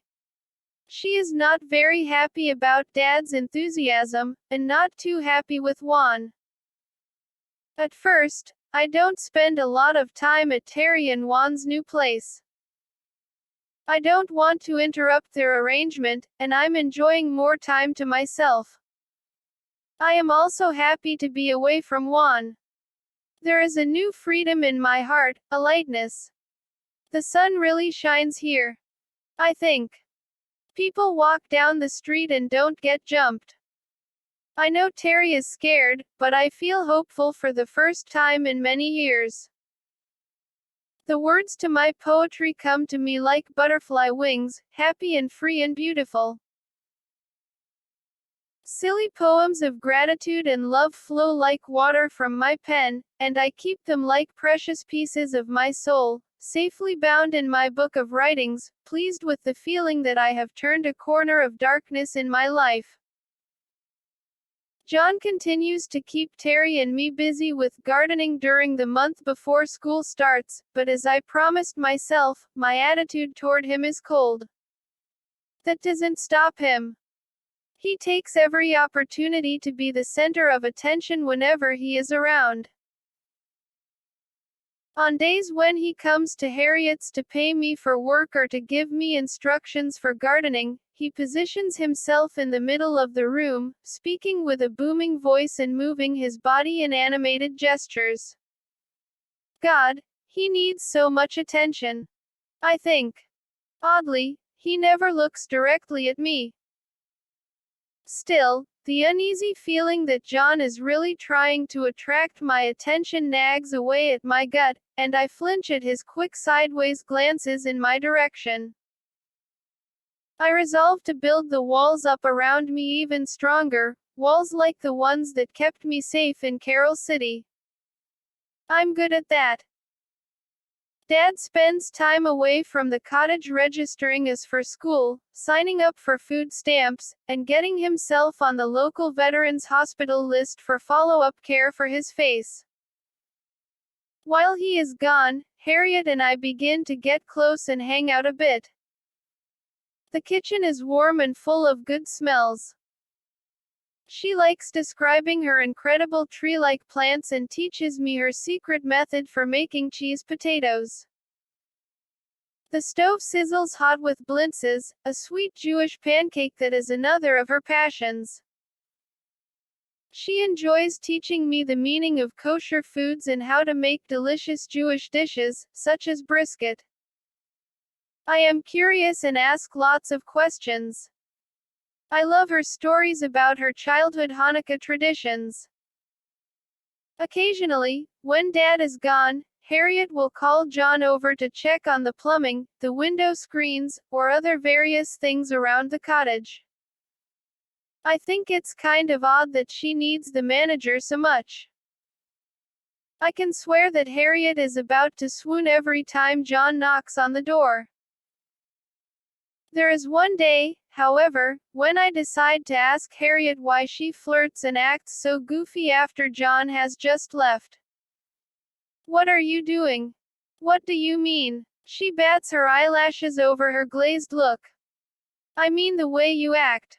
I make it clear that she obviously appears affected by him. I know he and his wife aren't together, but do you like him or something? I ask, trying to figure out a reason for her silliness. Like him. She shoots back. Don't you know who he is? She says excitedly, her face coming in close to mine. Completely repulsed at her change of character, I glare back. No. Am I supposed to know who he is? Her eyes, like brown saucers, large and round, stare at me with the utmost of disbelief. Suddenly, she grabs my arm. Come here. Let me show you something. She pulls me over to her hall closet, looks over both shoulders, and with one hand firmly in my arm she opens the closet door. I am stunned. Inside, long white rolls line the back of the closet wall. It is the largest collection of posters I have ever seen. What are those? I ask, impressed by the collection. Look, Harriet insists, too excited to keep her voice down. She grabs a large roll of posters and begins to unravel them. The first one has the words, "Liquid Lips," splashed across it in red. So, I think. Then I see him. There is a super large, very handsome picture of his face as he holds another woman in a deep kiss. Is that John? I am shocked at what I see. Wow. He's really cute in this picture, I admit, getting excited that I know a famous actor, simple manager of cottages. Under the title on the marquee is, John C. Holmes as Johnny Wad. Below that, I see an X. Above the words, adults only. Ah, Wad. That's where the license plate comes from, an X. I say out loud. The shroud of innocence lifts, and my stomach rises to my throat as the sexual tones of the posters become apparent. Uh-huh, she answers slyly. Harriet uncovers another one. The Spirit of 76. Oh my God. His shoes. Those obnoxious red, white, and blue sneakers he wore the other day glared at me from this next poster. Harriet continues pulling out posters. The title on the next one is Confessions of a Teenage Peanut Butter Freak. I can't take it any longer. No. Wait. Stop. I insist, now overwhelmed with shock and trying to hold back feelings of complete embarrassment. This is way too much information for me. I feel strange, almost violated, and I am kind of angry with Harriet for showing me any of this stuff. He's a movie star, Harriet breathes. There's lots more, and he always brings me a poster from every movie 'cause I'm such a big fan, she discloses candidly. You've never heard of him? Really? No, I haven't. Really, I admit in a low tone, shaking my head. I've never seen one of those movies, and I don't know anyone who does. Well, it's a secret. She suddenly sounds uncomfortable, and she looks over both shoulders. Promise you won't tell anyone about this. It's kinda my thing, you know. Yeah, I promise, I assure her, even though I'm not feeling very loyal to her thing. Don't worry. I close the closet door on Harriet's fantasy. Inside, I am numb. That person on the posters, who is that? I mean, I realize it is John, but it doesn't seem like the same man I met here, the manager. This whole scene is totally bizarre and, as tough as I act on the outside, I know this is completely over my head. Now I am convinced that staying away from John emotionally is the smartest thing to do. As I suspected, with Marty gone, Dad and Harriet are an item. It seems sure that Marty won't return, and they get hot and heavy. It doesn't make any sense to me, knowing Dad's big story about Pen C and Jack coming to the States.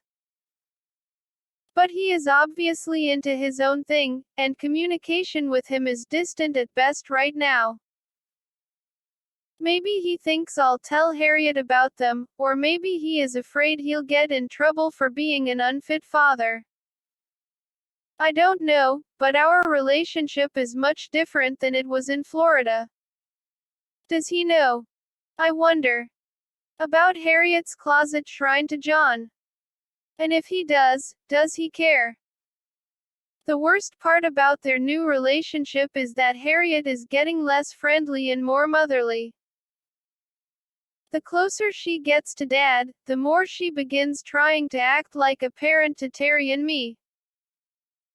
Because I still live under her roof, she questions my whereabouts and gives me lists of chores. She and Dad stick together like glue, and I am jealous. I only get a little of Dad's time, when Harriet is at work. All we talk about anymore is the VA hospital and how he refuses to have another operation even for cosmetic reasons. If people don't like the way I look, he cries defiantly, then they can look the other way. When Harriet gets home after work, she and Dad slip off immediately to her room to get stoned, leaving me to fend for myself. I head to Terry's next door and hang out until late at night. The next morning, as usual, Harriet questions me about where I have been most of the night and what time I got in.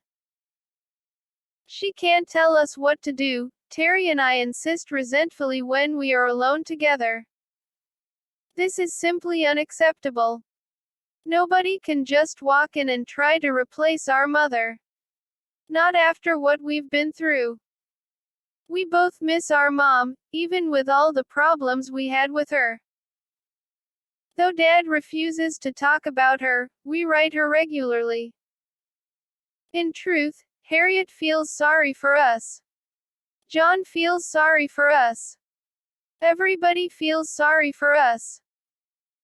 We are two young teenage girls, one with an older, dubious boyfriend, and both with a disabled father. We would be homeless if Harriet weren't providing us a place to stay or if John and Sharon weren't giving their permission. Harriet knows that. Food is scarce for us.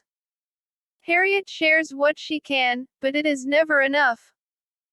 Juan brings home extra hamburgers from work, but still we look as if we never eat. We're as scrawny as little sticks. The tenants in the courtyard agree we are a family that needs help. The few elderly renters in the middle cottages act nonchalant as they bring us extra servings of food from their dinner tables. John gives us gardening jobs, insisting to Sharon that he doesn't want to do the work himself, but in actuality, he wants to help us. School will be starting soon, and we need an address in order to enroll. I can't wait to meet new friends my age and get some relief from the oddness of this courtyard. At least we aren't fighting in the streets like before. I think thankfully. But I worry I won't be able to handle the California school system after such a horrible education in Florida. To top it all off, with Dad and Harriet definitely close, I feel as if I've lost my newest best friend. I'm jealous, but trying not to show it. I keep to myself around the two of them, especially since Harriet's been in her motherly role. I rely hard on my poetry, it keeps me sane.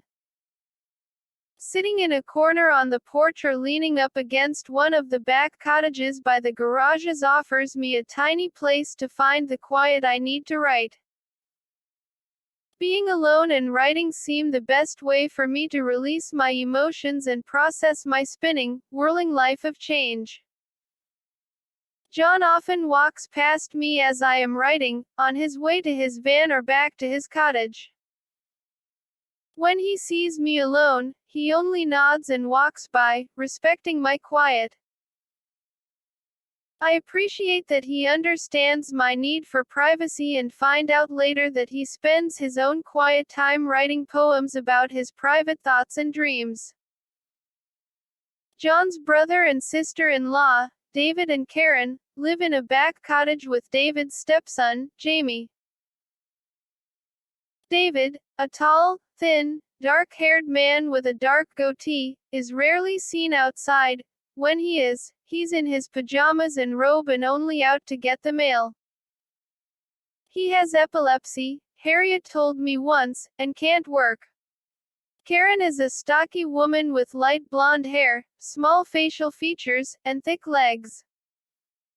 Her son, Jamie, is 7 and her spitting image. Both in their late 20s, Karen works as a secretary for a temp agency in Glendale to support them while David takes care of her son at home. Sometimes, I see John go briefly in and out of David's, laughing loudly as he leaves the cottage, but never do I see any of them together outside. It seems strange to me, but I don't really give it much thought. I am sleeping on the pull-out couch by myself now, and I stay next door at Juan and Terry's until after Dad and Harriet go to bed. Late at night, I eat whatever I can find in the refrigerator by myself. Sometimes if there are leftovers from a meal Harriet has made, I sneak portions of food over to Terry through the back door.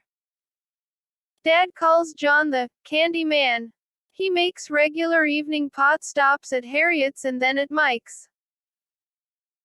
His constant companion, a brown Samsonite briefcase, is loaded with candy bars, gum, sodas, and cigarettes for Terry and me. He knows my favorite brand of smokes is a good Marlboro Red, and he just happens to always have a pack handy. The whistling of a cheap spaghetti western tune floats through the courtyard. John bangs the door to the cottage open and stomps in, briefcase in tow. He snaps it open and pulls his corncob pipe and plastic film container from the clutter of crumpled True Blue cigarette packs and his silver flask. Dipping his finger into the container, he grabs a small bud, stuffs it into the pipe, and lights it with a snap and crackle. Drawing deeply, he smiles and walks over to Juan first and nods as if to ask if he wants some of the sweet smoke, but he doesn't wait for a response. John turns the pipe around, puts the cob end into Juan's mouth, and blows a long, hard shotgun into his face. He walks over to Terry next, takes another deep pull that nearly chokes him, waits for her to nod, then blows out the smoke for her to inhale. He turns to face me. I feel my face burn as he bends closer. John doesn't wait for my okay. He fixes his eyes closely on mine and sends a slow stream of smoke into my mouth. My eyes roll back as I cough back my breath. John stands up, pleased with himself, and throws his things back into the briefcase. Grinning from ear to ear, he takes a sweeping look around the smoky room, laughing his way out the door. As the weeks roll on, John gets friendlier with Dad and Harriet. They love his pot, and John likes dropping off party treats. He's a nice guy, Dad tells me, and he doesn't say that about many people. I figure John, like everyone, feels sorry for Dad because of his disability and wants to help a veteran feel better. It's patriotic. John still vies for my notice, and although I am friendly, I won't allow myself to be pulled into his intensity again. On a day when he stops by Harriet's to shoot the shit and drop off some weed, he asks to see if Terry and I can help out with cleaning and painting one of the empty cottages. It's okay with me, Dad says. Ask them. He points to me and then in the direction of Terry's cottage. It's cool with me, I answer quickly, excited to be making more money. School is starting in a few days, and I need to buy some clothes. Yeah. John smiles, then pulls back shyly, looks down at his feet, and mumbles, well, we'll need to get some supplies and, I have an appointment tomorrow. Go get them now, Dad offers, suddenly sounding helpful. Don can go with you. A lump sticks in my throat. Okay. Bitchin', John says, checking his watch. Can you go now? Yeah, sure. John and I head back through the courtyard, and I suddenly feel nervous and shy. I can't help looking over toward his cottage, wondering if Sharon is watching from a window somewhere. We silently load up in the van, acting formal and stiff. John hands me a piece of paper and tells me to write down a list of things we will need for the job. My tension eases as we make the list, taking turns calling out the next thing to buy. We make it a challenge, a game, and we laugh.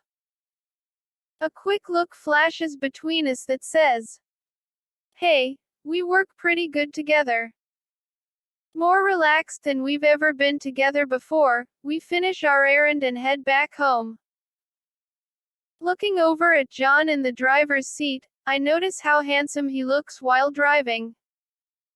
It is a comfortable, warm feeling. His dark blonde curls fall around his face in a rugged sort of way.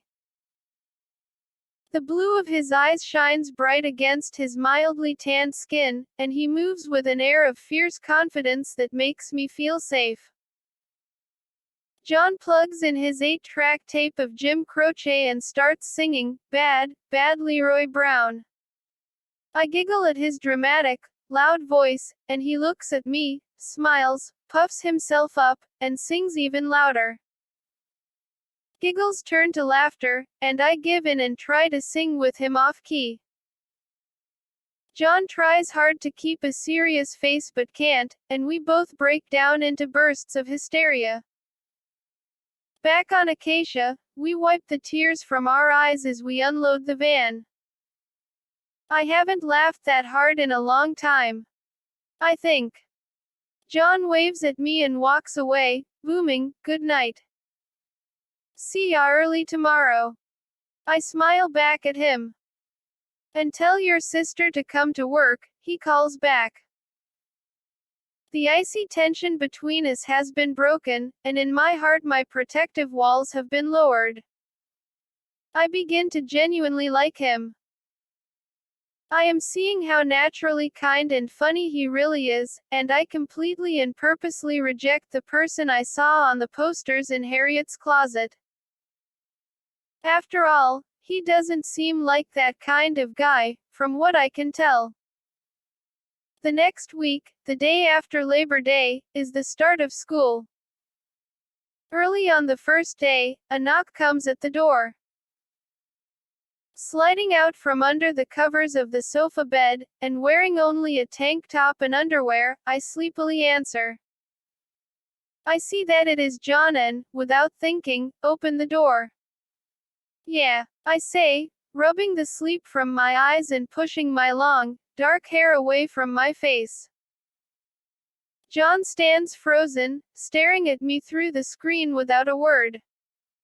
Yeah, it takes a minute before I realize he can see my silhouette. When I do, I quickly step behind the door. "You up?" John asks, slowly shaking his tangled curls. Then he snaps out of his daze. Nostrils flared, he looks at me hard. "Time for school," he says and turns to walk away. "Thanks," I call out as he disappears, wondering why he seems abrupt and angry. Maybe he's grumpy when he gets up, I think, blowing it off. But then I wonder, why is he getting me up, anyway? Chapter 5. California. S. School begins in early September of 1976 for Terry and me. This is my first year in high school. The 10th grade at Glendale High. Wow. I think, searching out the front office, registration papers in hand. The halls are crowded with hundreds of students trying to find their classrooms. After registering, I roam the bustling corridors in search of my first period class. In my assigned room, I settle into a large, crowded group of many different colored faces. There are all kinds of nationalities here. I'm happy to see that no one race outnumbers the other. When the teacher addresses us as sophomores, I get excited. I'm a sophomore, I think, then immediately stress. I hope I'll fit in okay. California public school schedules call for an early start and early finish. I walk home alone, holding my newly issued books. While passing some students hanging out at the snack shop, I assess the scene and sense with relief.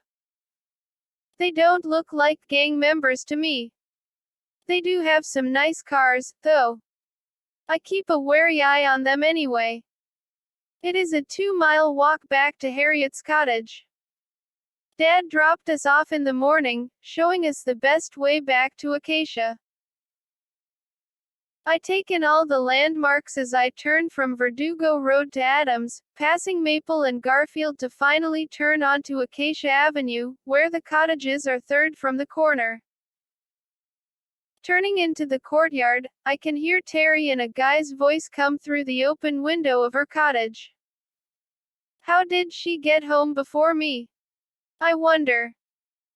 Terry started at a different school than I did this morning, Roosevelt Junior High, the ninth grade. Just as it had been in Carroll City, the freshman year is held in junior high here. I walk up to the steps and give a quick, sharp courtesy knock, open the door, and walk right in. Hey, what are you? My voice trails off. John is sitting on the couch, looking up and smiling. It is just he and Terry in the living room, and the two of them suspiciously stop talking as soon as I enter. Oh, hi. I nod at John and give Terry a stare to demand to know whether she is hiding something. Well, gotta go, John says and hurriedly closes his briefcase. You and Juan let me know about what we talked about. I'll be around. You in time for school this morning? He asks me as he heads out. Yeah. I was. Thanks. I watch his tall figure rapidly exit. Good. See ya. Instantly he is gone.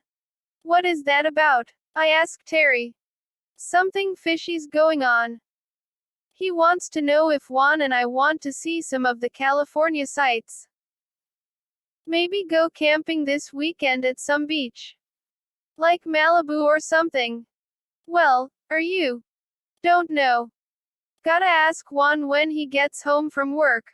She doesn't sound very enthusiastic. I want to go too. I find myself a little hurt that he didn't ask me. Oh, I'm sure. You can go, Terry says with thick sarcasm. What do you mean by that? He's over here a lot, Don, and he is always asking about you. No, he's not. Like, what does he say? I'm completely blushing now and terribly curious about their secret dialogue. Everything. Where is Dawn? When did she get home? Why, just now he asked me if you got to school on time this morning. She rolls her eyes. Yeah, I know. He did come over and wake me up this morning, I admit shyly. Do you think he worries about us, Terry? I think he kind of feels a little like a father to us. I mean, he always asks me if you and I have eaten, he gives us jobs all the time, and he constantly brings me frozen Snickers bars.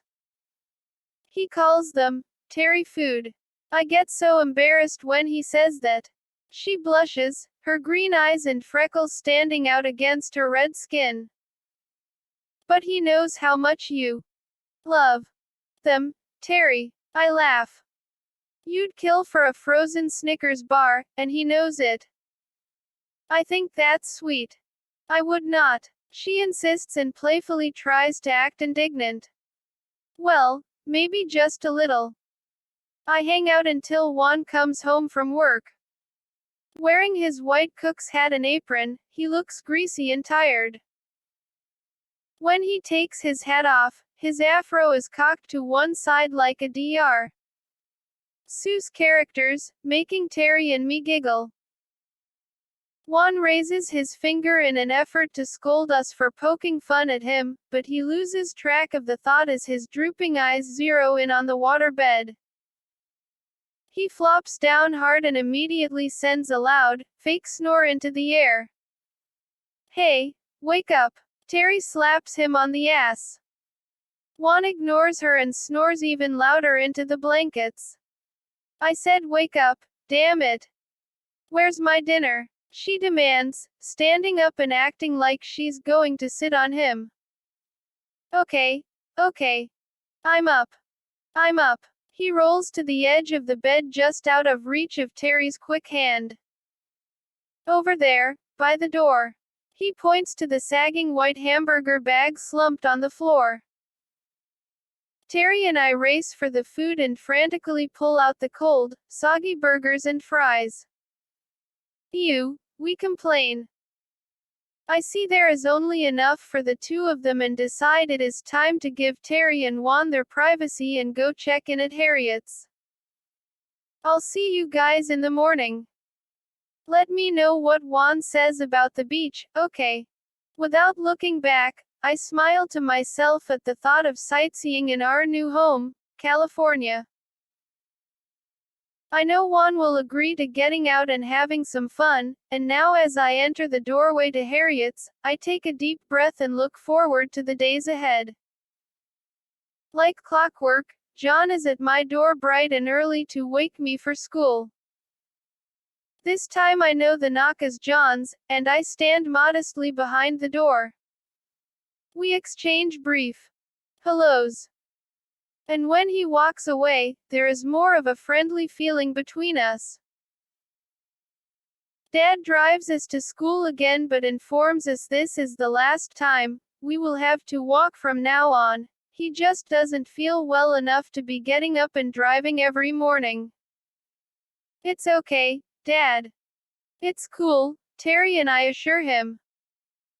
We are already tiptoeing around him, trying not to impose, and this is just another brick in the wall between us.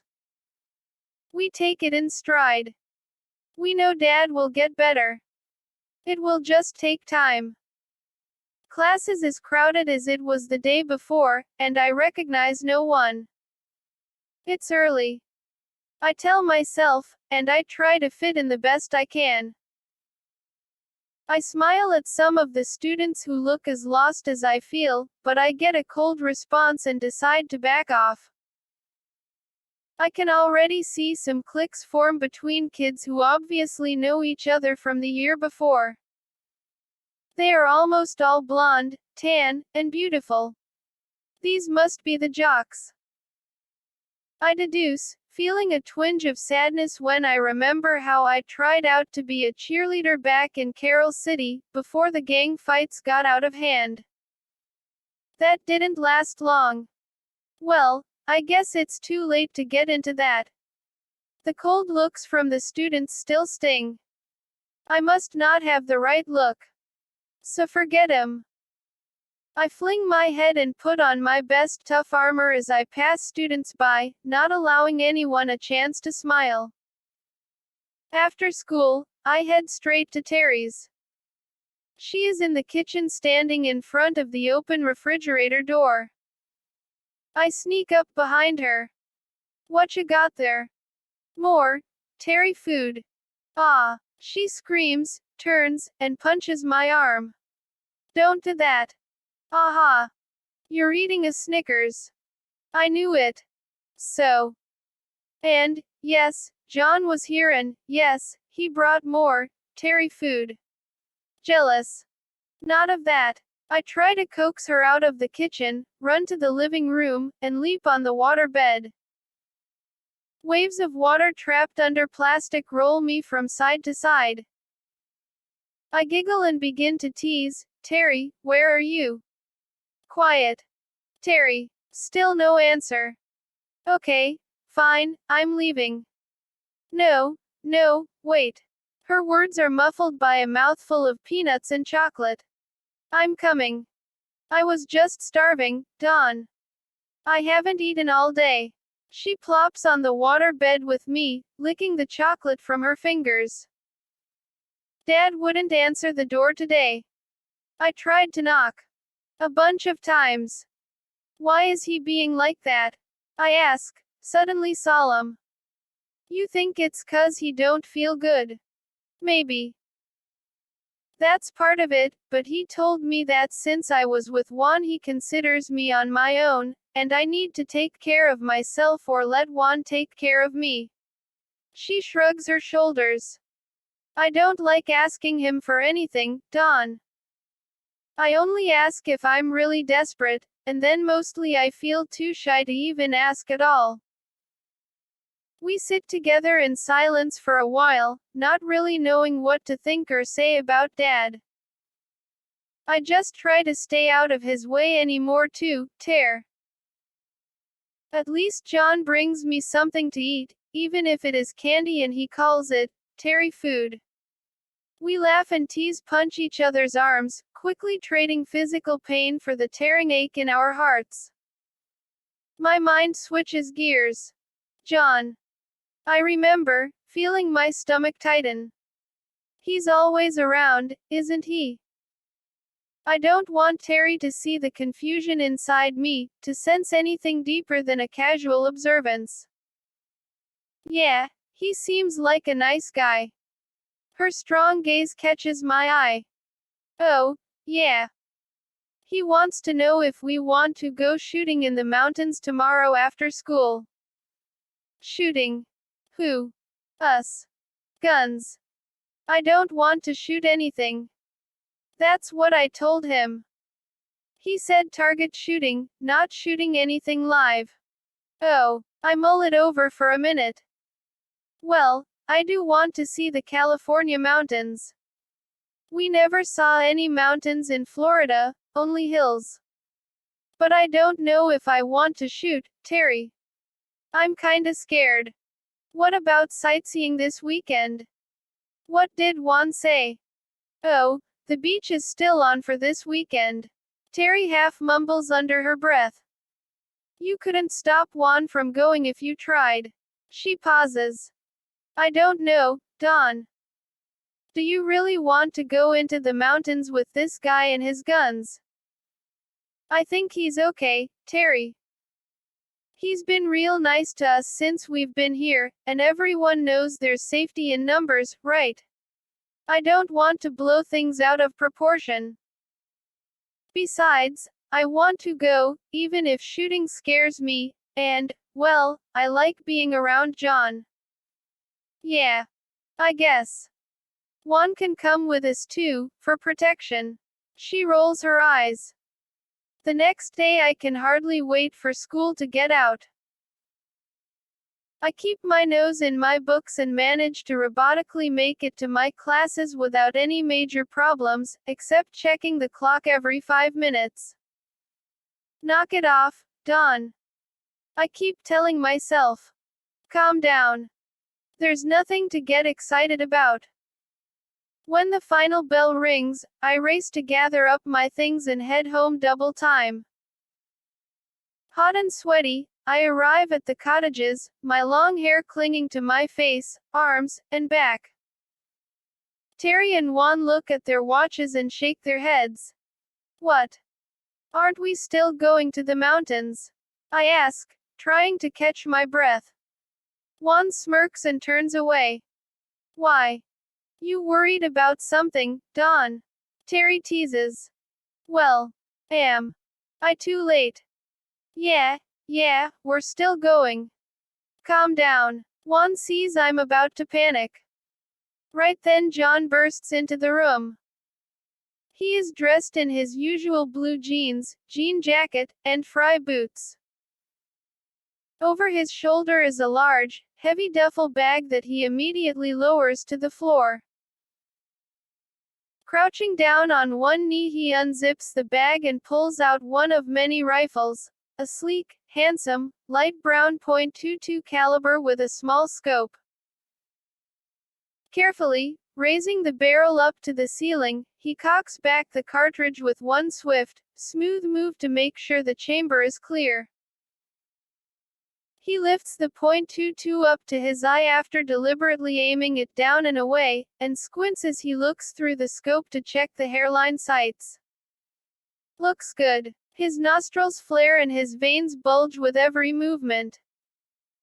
Fresh out of a steamy shower, he smells clean, like fruit shampoo, and his hair is wet and combed back in the side. I am fascinated by the beginnings of a thin, light mustache on his upper lip as I watch his precise and agile movements with the rifle. You look good, he comments, glancing up at me. He nods his head toward my clothes and flashes a huge blushing grin. Who? Me, I stammer, stepping back, startled as all eyes stare in my direction. I glance down at myself and notice, embarrassed. My light, thin gauze shirt is soaked through with sweat, and several damp strands of my long hair are wrapped around my braless chest. My face burns, skin deep red.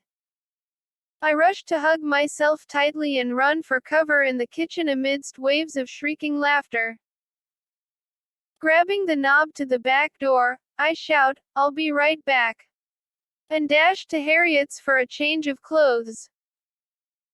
Climbing the Los Padres Mountains in Ventura County from Newhall, we drive slowly off the 5 freeway, up a windy dirt road that seems endless with drying shrubs. Red hills marbled in beige and white limestone swirls roll like the rough seas on either side of the bumpy path. John insists that I sit in the passenger seat next to him while Juan and Terry sit on the floor of the van. White knuckles cling onto the back of my seat. In a cloud of orange dust, we come to a stop. John briskly puts the van into park, jumps out, and walks straight for a bullet-riddled tree. Scanning the area, he rips off the old tattered targets from the center of its trunk and calls out to Juan to bring him the duffel bag.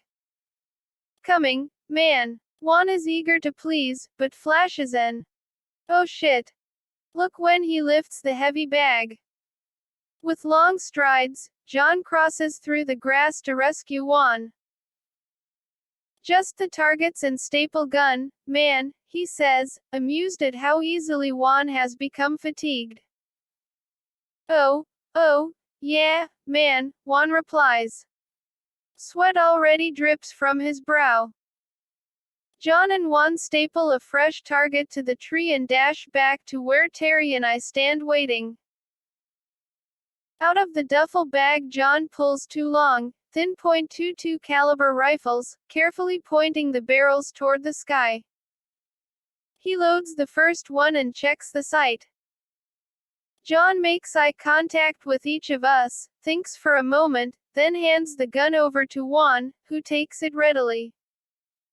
I throw him a hard, distrustful stare. "Be careful, Juan."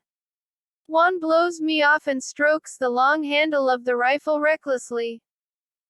"Watch out, Juan," Terry and I shout. John's head snaps up, and he immediately grabs the rifle out of his hands. Always. Point the barrel of a gun up and away from anyone. Always. John is severe, his expression twists on the brink of anger. "That means never point a gun at anyone, unless you plan to pull the trigger." Juan's head hangs low, his shoulders slump at the scolding. "Okay, man," he sighs. His cockiness fades as he timidly takes the rifle back, holding it up and away.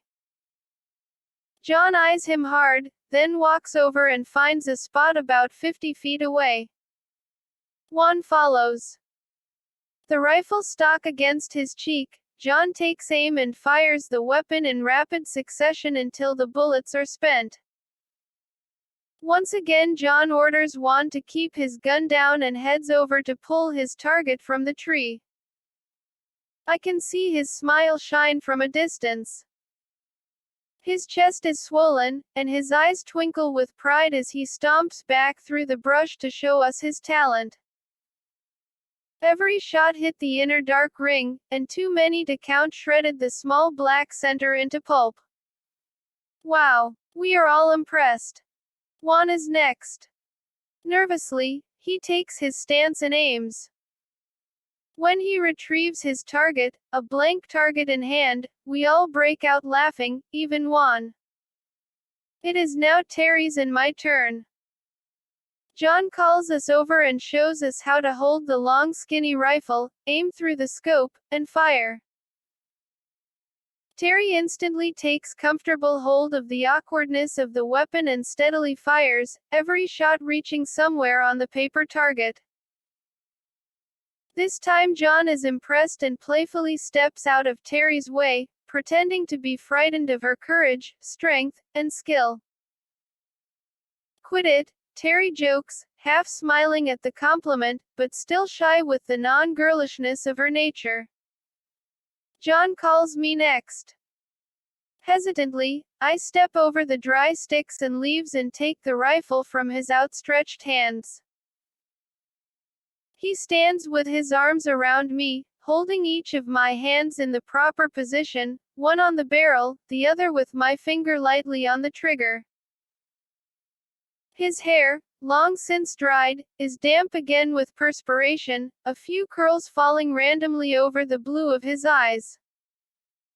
I can smell the earthiness of his skin engulfing me like a rich, soft blanket.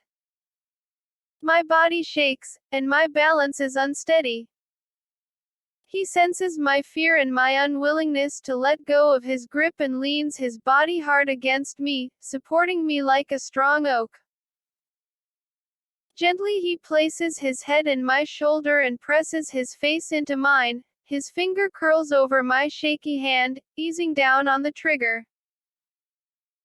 The gun jerks upward, then, quickly, John brings it back into range and fires off the remaining shots. I am shaking, the ringing of the shots echoing in my ears. Relieved to be done, I let John take my hand and walk me over to the tree to check the target. Whoa, he shouts. She did it. Stunned, I stare at 3 small holes on the outer edges of the target, and then I smile. John yanks the target off the tree and, like a proud father, walks me back to Terry and Juan, his arm around me warm. I am proud too, but not for my shooting skills. I feel a strange comfortable sensation present in me. Like a missing piece to the puzzle of me has been fit into place, a small piece, but the right piece. It feels good. The 3 of them take a few more turns with the gun as I graciously decline any further shooting. John doesn't push it. I feel he understands how afraid I am of it. Instead, he shows me how to load the rifles properly. The sun is setting, and the sky is turning its evening colors, signaling that it is almost time to go. But John is reluctant to stop. At the last minute he dives into the canvas duffel bag and pulls out 2 dull gray pistol cases. The first one, he explains, is a Ruger .357 caliber handgun. There is only one reason for the existence of this gun, John tells us with gravity, and that is to kill. I think with disgust as a chill runs down my spine. I don't even want to touch the thing. And this is a genuine Colt .45, he continues, putting on a phony, thick Western accent. This is a prettier gun than the cold menacing steel of the .357 with a smooth, glossy white handle that is polished to look like ivory. He loads both pistols, sets the .357 aside, and without inviting anyone else to shoot, grabs a pair of earplugs from the dashboard, walks to the target, and takes aim. Loud, rapid explosions pierce the air as he empties the gun into the bullet-riddled tree and returns for the Ruger. As adrenaline courses through him, his nostrils flare and his brow furrows. He spreads his legs and, with both arms extended, takes aim toward the tree, firing once again. Ear-splitting bangs blare repeatedly from the blue fire barrel end of the gun. I grab my ears, bury my head in my arms to block out the deafening noise. Sharp, crashing walls of sound ricochet through the dry desert air, numbing my head. Finally I look up. John walks back, his jaw clenched and pulsing as he carries the remaining shreds of the paper target. Damn! Juan shouts. The image of the vicious damage from the 2 powerful pistols rips and cracks every cell of my being. I have nothing to say. John packs our things, and we follow his lead to quietly get ready to leave before our daylight is lost. I am relieved to be almost finished with the shooting part of this excursion. My heartbeat slowly returns to normal. I settle back into the passenger seat of the van, comfortable with the hum of the engine as it slips into gear, and I admire the scenery of the mountain pass in the darkening dusk. Bouncing along the eroded dirt road, John comes to a sudden stop. Hey, what are you doing? Juan asks, popping his head up from behind John's seat. Shish. Just a minute, John whispers, quietly reaching for one of the .22 rifles. Juan sees him fumble and quickly reaches to help. See that bird? What bird? Over there. On that branch. Carefully he raises the barrel of the rifle, cold metal taps the glass of the half-opened window, and aims at a large oak's knotted limb. That tiny, little bird, way over there, on that big tree. Quit joking. I see nothing, a small speck if anything. Yup. Watch me shoot it from over here. His head lowers close to the sights. No, you're not. No, please don't, John. That's not funny. June. Blam. One piercing shot fires from the rifle. In horror I watch as a small shape falls lifelessly through the branches to the ground. Scream, mortified and in shock. He killed it. A small, harmless creature. No, no, no, I cry hysterically. I refuse to believe what he has done.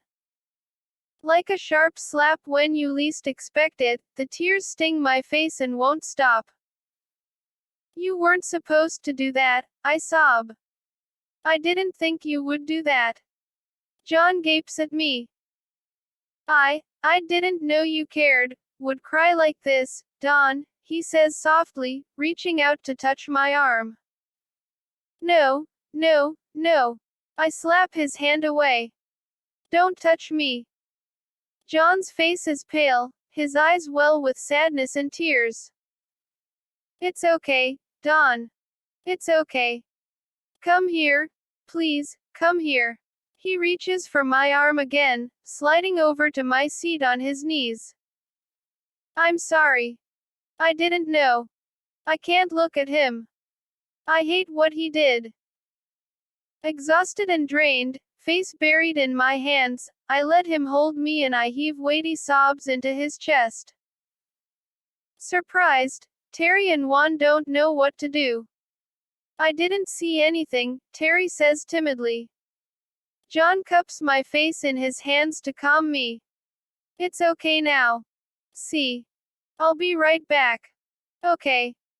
Okay, I sniffle, wiping the tears from my eyes. He jumps out of the van and walks over to the place where the bird has fallen.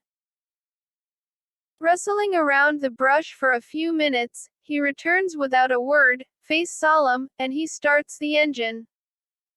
He stares straight ahead. Did you bury it? I ask with a quavering voice. Yes. Fresh tears spill onto my damp and swollen cheeks. What kind of bird was it? A sparrow. Sadness overwhelms me again, and I let the tears fall freely. John quietly reaches his hand out to hold mine, tightly, for the long drive home. Right on time the next morning, John taps on the door to make sure I am up. His demeanor is timid, soft-spoken, more than I'd noticed before. He finds it hard to meet my gaze. Thanks. My tone is low, a whisper, and I feel a bit embarrassed. Through the filtered view of the screen door, I watch him turn and walk away. There is a feeling of safety, a new connection with him that I can't seem to name, but the nearness of him is comfortable for some reason, calming and strong. The night before showed me a side of John that shocked me, as well as something intimate and sweet, and perhaps it is in me too. Is my tough girl gig up? I'm not used to feeling this way. I gently close the door, gather my things, and get ready for class. The rest of the week in school seems to drag, along with the mundane faces of my classmates. When Friday comes, I am relieved to be away from the pressure of trying to fit in and look forward to the weekend and the beach. John isn't home until well past dark that evening, keeping Terry, Juan, and me wondering if his plans have changed. With a bang, the door bursts open and John barges in, flushed and smiling big. As always, our eyes meet as he scans the room. Instantly we blush. Breaking into a soft shoo-ta-da, John slaps his fry boots on the wooden floor and with arm extended pronounces, half joking, ready. Ready. Ready for what? We were ready for bed. We'd been waiting for hours. Where are we going this late? John mocks us, pretending to fend off our comments as attacking blows. Hey, ouch, that hurts. He playfully falls onto the couch. I'm sorry. Tomorrow, be ready early. Have your sleeping bags and clothes packed, and I'll bring the goodies. He lifts an eyebrow. Tomorrow, we cry, disappointed. Fine. Good. I have a couple of errands left to do tonight. Anyone want to go? He gets up from the couch and heads for the door. I'll go, Juan shoots back. Yeah. What about you girls? I guess so. Terry sounds weary. Sure. Driving through Hollywood at night is wild, mesmerizing. Excitement rolls through me like an amusement park ride. Colored lights flash. Flowers, hamburgers, and hotels. Massive billboards advertise the city's evening wares and busy-looking people move robotically about the streets. I love the warm evening air that blows on my face as I lean out of the van's window and reach my hand up toward the glowing neon tubes. Oh my God! Terry gasps as she clutches my arm and hastily turns away from the window. My stomach flutters. I see it too. Blinking lights on an enormous marquee surround a seductive woman in a kitten costume, long tail swirling around huge pink letters that read, Pussycat Theater. In larger letters underneath, the words scream, John C. Holmes XXX double feature, Mitchell Brothers autobiography of a flea. All night long. It's him. My thoughts screech to a halt. Hot and cold shivers snap through my veins. It's really true. My body stiffens, freezes in place. I continue to stare out the window. His name is up in lights, and it frightens me. Without missing a beat, ever so slowly, I cast an uneasy sideways glance in John's direction. He grips the steering wheel, bulging tendons in his arms move with the pulse of his veins. I know he sees my reaction. Briefly he shoots me a glance and rigidly leans over to check the passenger side mirror. Ladies and gentlemen, Hollywood and Vine, John announces, sounding like a tour guide. I push the recent shock of truth out of my mind and focus out my window again. Gold-trimmed marble stars line the sidewalks of the busy street, naming past and present movie stars. Neon on black background contrasts harshly with headlights from the passing cars. Silently I take in the sights of Hollywood, trying to understand what I see. John's movies are a big deal here. I'm confused about how the marquees seem as large as and so close to other legitimate theaters. With a jerk, John whips the van into a recently vacated parking space and slides it into park. Grauman's Chinese Theater, he says, opening his door. Coming. Quickly we scurry out and run to catch up with his distancing shape. Massive, bright red and gold oriental pagodas engulf us in slow motion as we approach the sidewalk. Whoa, Terry exclaims. Look at the lions. And look, here, at all the footprints of the stars. Far out, Juan chimes in. Stone lions sit regally on either side of the theater guarding its entrance, a huge dragon curls toward the front. My world is reeling. I've never seen such glamour. Eyes wide from the bombardment of my senses, I look over at John. In his light blue jean jacket and faded jeans, he stands poised over one of the cement slabs, hands in his pockets. What are you looking at? I ask, walking over to stand next to him. John Wayne. He shifts his weight, his tone respectful. He's my favorite. Curious, I look down at the signature that captures his attention.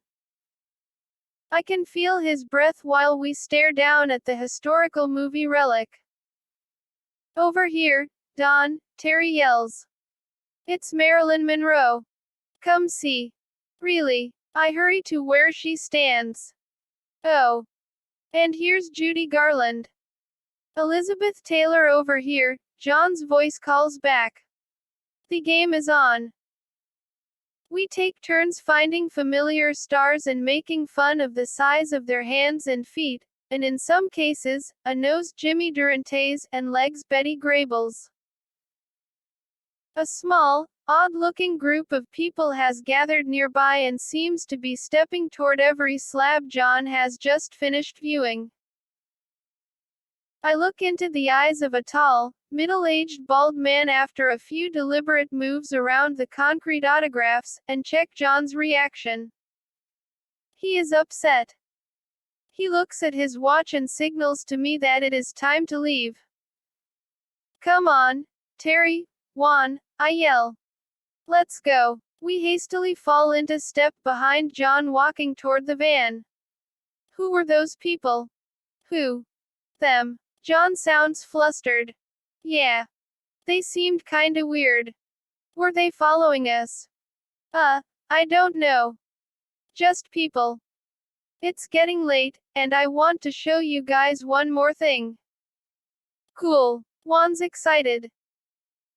Terry and I nod, and I instantly forget about the strange group of people we've left behind, people who still huddle and stare at us as we drive away.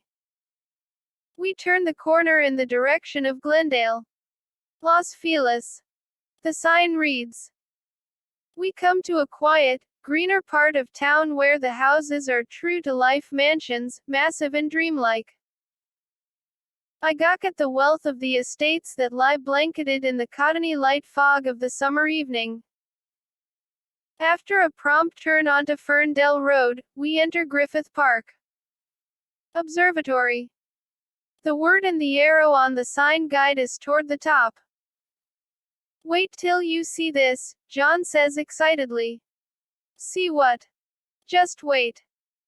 We drive in the darkness, climbing steadily toward the top by way of many winding roads and switchbacks. As we rise above the city, countless colored lights span far into the distance. Halfway up, John pulls the van over to the side of the road. A thin cloud of dust is visible through the headlights as we come to a sudden stop near the guardrail. Come on. John's mood is intensely happy as he leads us to the edge of the cliff. Juan, Terry, and I stand in awe. Welcome to Hollywood. John grandly extends both arms across the vast city lights. He is in his realm. A thin, pale line of light follows the horizon at a far distance. The bright lights below gently soften into the stars above. Wow. It's beautiful. Juan and Terry take the moment to snuggle into each other's arms and giggle. I step away and stand to the side. My arms fold across my chest, a barrier against the evening chill and an attempt to give them space for their romantic moment. John sees my distance, walks over, and stands next to me. Silently we look out at the shimmering view. Everything feels peaceful, those puzzle pieces falling into place again. A gust of wind breaks my trance, and I shiver, pulling my arms in even tighter. John instantly takes off his jacket. Here, he offers, softly stepping closer and wrapping his jean jacket around my shoulders. Thanks. I feel the closeness of his scent. Oh God. My thoughts quickly warn. The Marquise. Who is this guy? My heart and mind race with mixed emotions. I stand perfectly still. Unexpectedly, John's aura changes back to the warmth of a moment ago. I relax again. Reaching down, he puts his arm around me, a strong, friendly, fatherly arm, and gently guides my body to the left. See that? He points out into the open, sparkling sky. Yeah. Paralyzed by his touch, overwhelmed at his strong but gentle hold on me, I can barely respond. That's the famous Hollywood Bowl, he tells me in an even, now teacherly voice.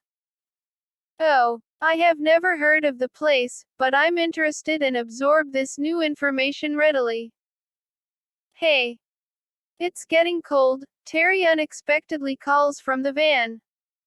With difficulty, John and I pull away from one another. Hurry up, Terry snaps. She seems aware of something between us. I call back. Geez. Nothing's going on.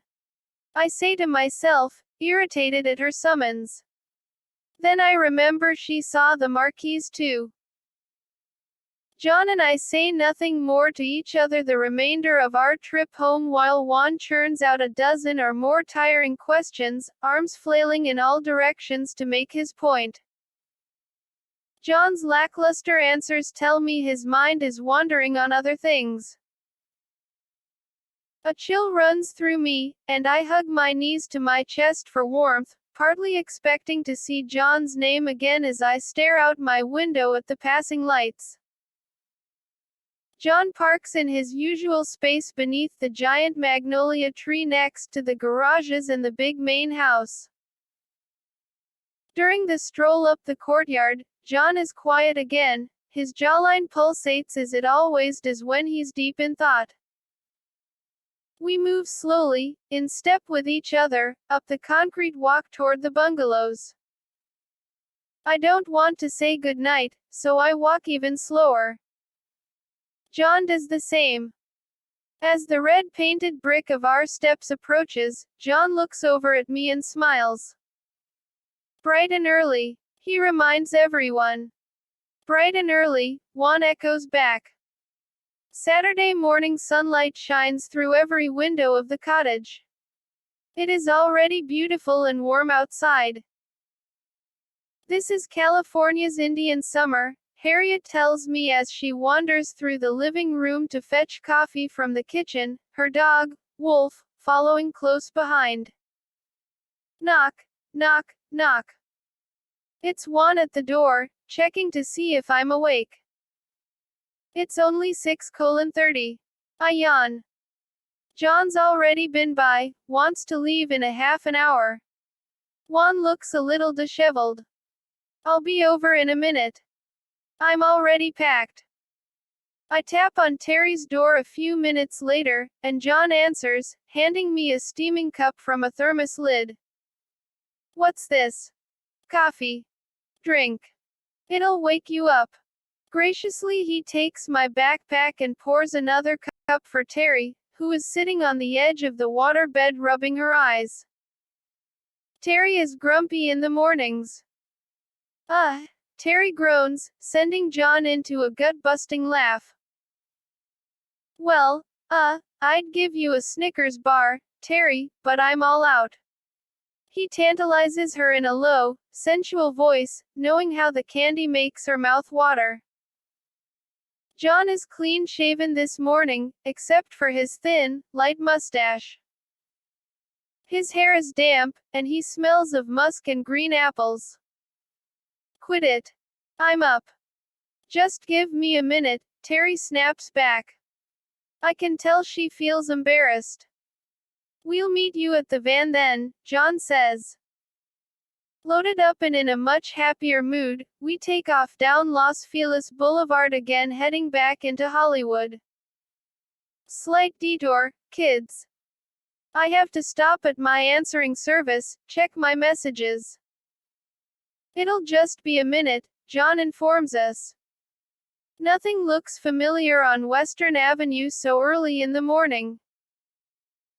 The streets are freshly hosed off and empty in front of the closed shop windows. Only a giant hot dog-shaped stand on the left has a line of haggard souls waiting for coffee. A casual glance to my right stings my senses again. John Holmes Inn. XXX. I quickly turn away, sink down in my seat. I don't want to think too much. Here we are, John says, making a turn onto Santa Monica Boulevard and into a small parking lot. Be right back. He grins and jumps out. A tiny, square, concrete building with a large, old-fashioned, black rotary phone dial painted on one side and a giant cord and receiver on another is painted with the words "Answering Service." Back in an instant, John flips through a stack of messages, then passes them over to me. "Put these into my briefcase for me, would ya?" he asks sweetly. "Sure," I reply and suddenly feel special. Carefully I set the fat stack of messages on top of the scattered mess of his briefcase. "Call me, sweetie. Love, Gloria," reads the top one. I shut the briefcase. Does he have a girlfriend? I wonder, feeling my stomach twist. What are you thinking, Don? Of course he would have a girlfriend, probably lots of them. He's not interested in you. He thinks you're just a kid. I snap out of it, toughening up my spirit, and promise myself not to get too close, again. Back onto Western, we soon catch the 101 freeway heading west toward the Pacific Ocean. The 8-track tapes are blasting. John sings loud and off-key to Neil Diamond, Jim Croce, and Gordon Lightfoot, leaving us in stitches and helpless to do anything but join in. The mood is fun. We are kids, sipping coffee, singing, and giggling at our own silliness. Exiting off Canaan Doom Road, we head through the mountains until we reach the Pacific Coast Highway and drive north for about another mile. Zuma Beach. The sign reads. We scream, and John pulls to a stop. This is it. John gets out of the van to stretch his legs as the rest of us spill out into the parking lot. It is still early, and the beach is fairly empty. Pale, shiny sand goes on and on for miles with white lifeguard huts dotting the length of the coastline. Pulling down my blue cutoff shorts, I straighten the brown bikini underneath my top for the walk to the beach. My red tank top and flip-flops match the bandana I wear tied around my head as a scarf. Terry gets out and quickly pulls me off to the side. I don't feel right about this, she whispers. Why? Didn't you see the signs on those movie theaters last night and today? That's John. I couldn't say anything last night or this morning because everyone was around, but I don't like this, she says in a hurried hush. I have a feeling about him. I know, Ter. I saw it too. Harriet tried to show me the other day, but I didn't want to see that stuff. It's okay though. I don't think he is going to do anything. He's trying to get close to you, Don. I don't like it.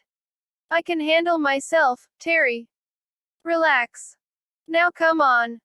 Here they come.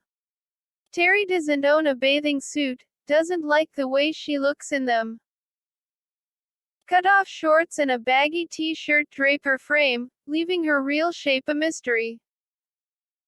This way, John calls, lifting the blankets and ice-laden cooler. We follow him single file toward the giant rocks at the south end of the beach. Where are we going? I ask. John keeps walking, trudging through the deep sandy beach, still heading for the rocks. At the base, he connects to a well-worn path, leading us up and over to the other side. We pass a few stragglers on the same trail, all of them fighting to keep their balance like us. I jump off the final rock onto the soft, cool sand. It takes me a minute to comprehend where we are. Pirates Cove. Clothing optional. John is grinning from ear to ear. Oh my God, Terry shrieks. I'm leaving. No, wait.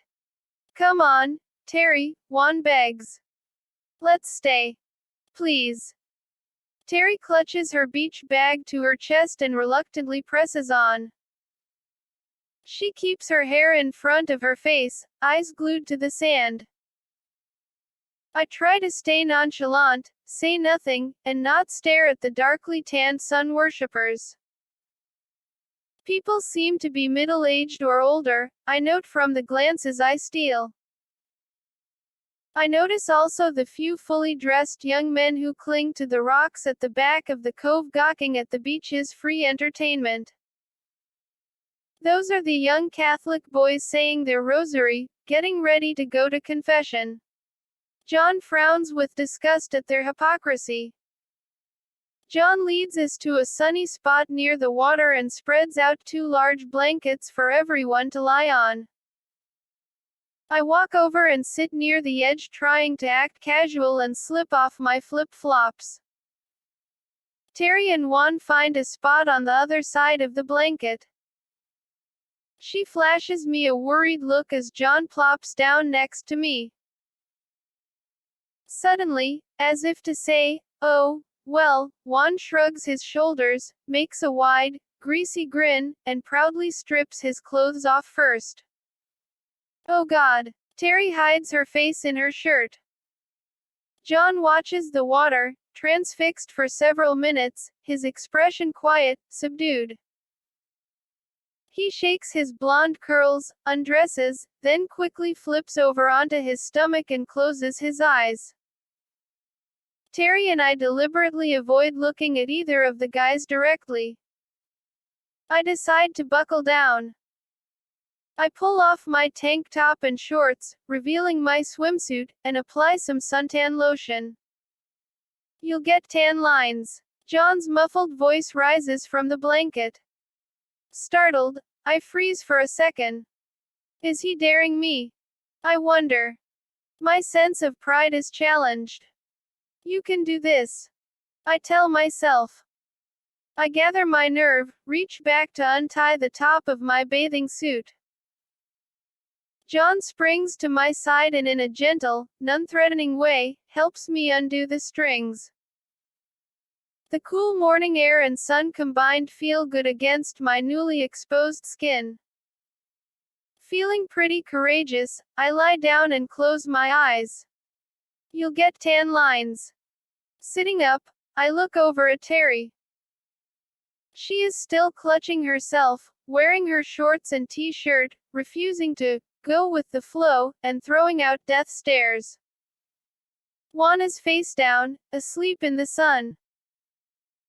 Smiling at John's second comment about tan lines, I bite the bullet, and modestly slip off my bathing suit bottoms, fold them next to me, and fall back to enjoy the full warmth of the sun. We lie statue-like, but soon I surrender to the waves of sleep taking me in and out of sweet puppy dreams. In my warm haze I sense John sit up, and I get uncomfortable. With my eyes closed, I flip over to avoid looking at him. Want some lotion? Yeah, sure. I lean up on my elbows, drowsy from the sun, my mood relaxed and casual. John applies the lotion from my back to my legs as if it isn't a big deal. He has an all-natural, casual attitude, and I try to copy him to fit in. I hold my breath at his touch and think. Well, Don, when in Rome. Me too, he says, tossing over the bottle of lotion and quickly rolling over. Sure. I sit up and shrug. I see the brown of John's back and then his rear end. It is whiter than his back and has a few red pimples. My stomach tightens. I feel repulsed for a second that I'm looking at this old guy's butt. I try not to show any disgust and methodically rub lotion down the back portion of his body, still wanting to maintain my cool. When I finish, I am relieved that I haven't seen anything surprising. After another nap in the sun, I am getting too hot. My skin can feel the beginning of a burn, and I want to find some shade. John turns his face toward mine. His eyes sparkle as blue as the Caribbean Sea. They're doing body painting over there. Wanna go? He whispers. Cold sweat runs through me on the hot sand. Sure. I'm nervous. I don't really want to get up. I don't want us to see each other in the nude. John stands right away and reaches his hand down to pull me up off the blanket. I fix my gaze on his face, and he keeps his on mine. His grip still firm in mine, he leads me over to a crowd of people covered with fluorescent body paints. Hello, John says in a syrupy, friendly voice. Step right up. A woman with a wide straw hat and psychedelic swirls painted over her entire small nude frame smiles. What can I do for you today? She asks. She looks me straight in the eyes, raises an eyebrow, and grins. Her paintbrush poised in midair, she winks at John. Flowers. Swirls. Peace signs. What will it be for the lovely couple? Fierce blushing burns my cheeks at her comment. I glance down for just a second, gather my courage, turn, and look back at John. From the sand, I slowly follow his long lean figure upward, taking in his full naked image at last. Inwardly I choke. I don't know what to think. Our eyes meet, and for an instant I think he looks scared.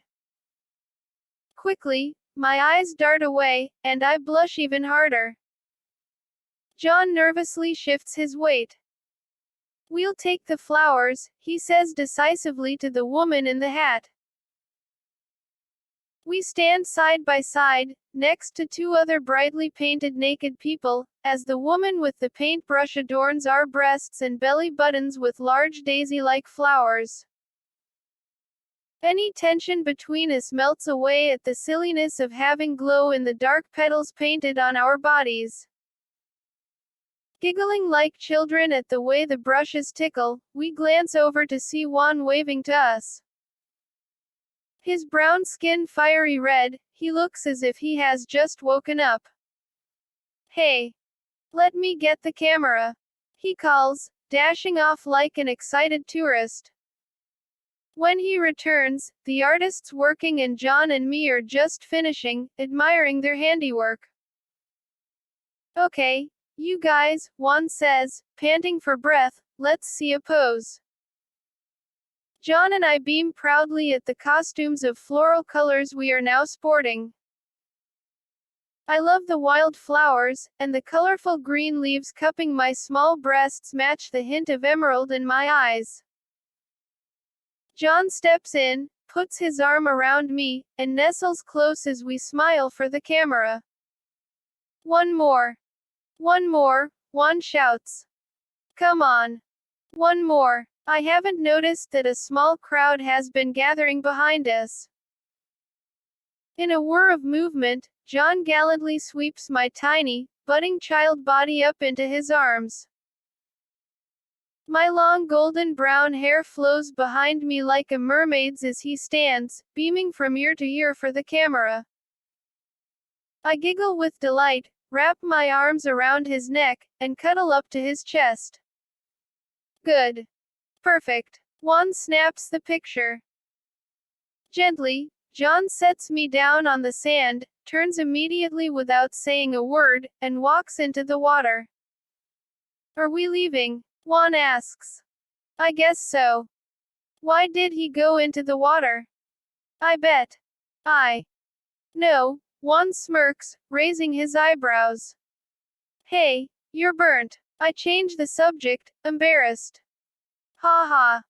That's going to hurt. Laughing at his nakedness, I run back to our blankets. John is out of the water and getting dressed. Terry is happily packing as fast as she can. We're leaving, Terry says. Oh, okay. I wonder if John has other plans. His mood is serious, and he speaks to no one, shaking out the blankets and packing the cooler. I get dressed, confused again. He is so weird. I grumble, following him back over the rocks to Zuma Beach. Well, he managed to get your clothes off, didn't he, Don? Terry snaps as we approach the van. I told you I didn't feel right about this. I don't answer. I like John. In fact, I am getting very scared at how much I like him. His professional life is still very vague to me. I don't understand it and, anyway, I don't see him that way. He's not that way around me. Besides, we're just friends. I say to myself, pulling my mind back from the temptation of imagining anything more. There is Sharon too. That's another entirely weird thought. After you, John says, holding the van door open and helping me up. He is smiling, and his mood is light again. Naturally, the first thing John does is plug in his favorite Jim Croce 8-track tape. Together we sing, Time in a Bottle, while Juan falls asleep in the back and Terry sits frowning next to him, keeping a cautious, silent watch on the two of us all the way home. Chapter 6. Early morning dawn. N. Obadi tells Dad the next day that we went to a nude beach. He probably would blow it off anyway. Still busy hanging out with Harriet, he tries to get rid of us whenever we show up. Occasionally, he comes over to see if Mike has any pot, but Mike is rarely home anymore. All we know is that he has some girlfriend a few blocks away. We figure he is selling pot pretty regularly about now and needs to hang out with a different crowd. John continues to wake me for school every morning and stops in to hang out at Juan and Terry's cottage 2 or 3 times every evening. He sweetly brings us peace offerings of food and treats, easily melting any suspicions Terry might have about him. After all, John is a really nice guy. Running into each other has become a daily habit. Nothing's going to happen, Terry, I tell her. John loves to dash over several times during the day or evening, carrying a sizzling plate or frosty blender of one of his creations, getting the greatest enjoyment from sharing his meals with us.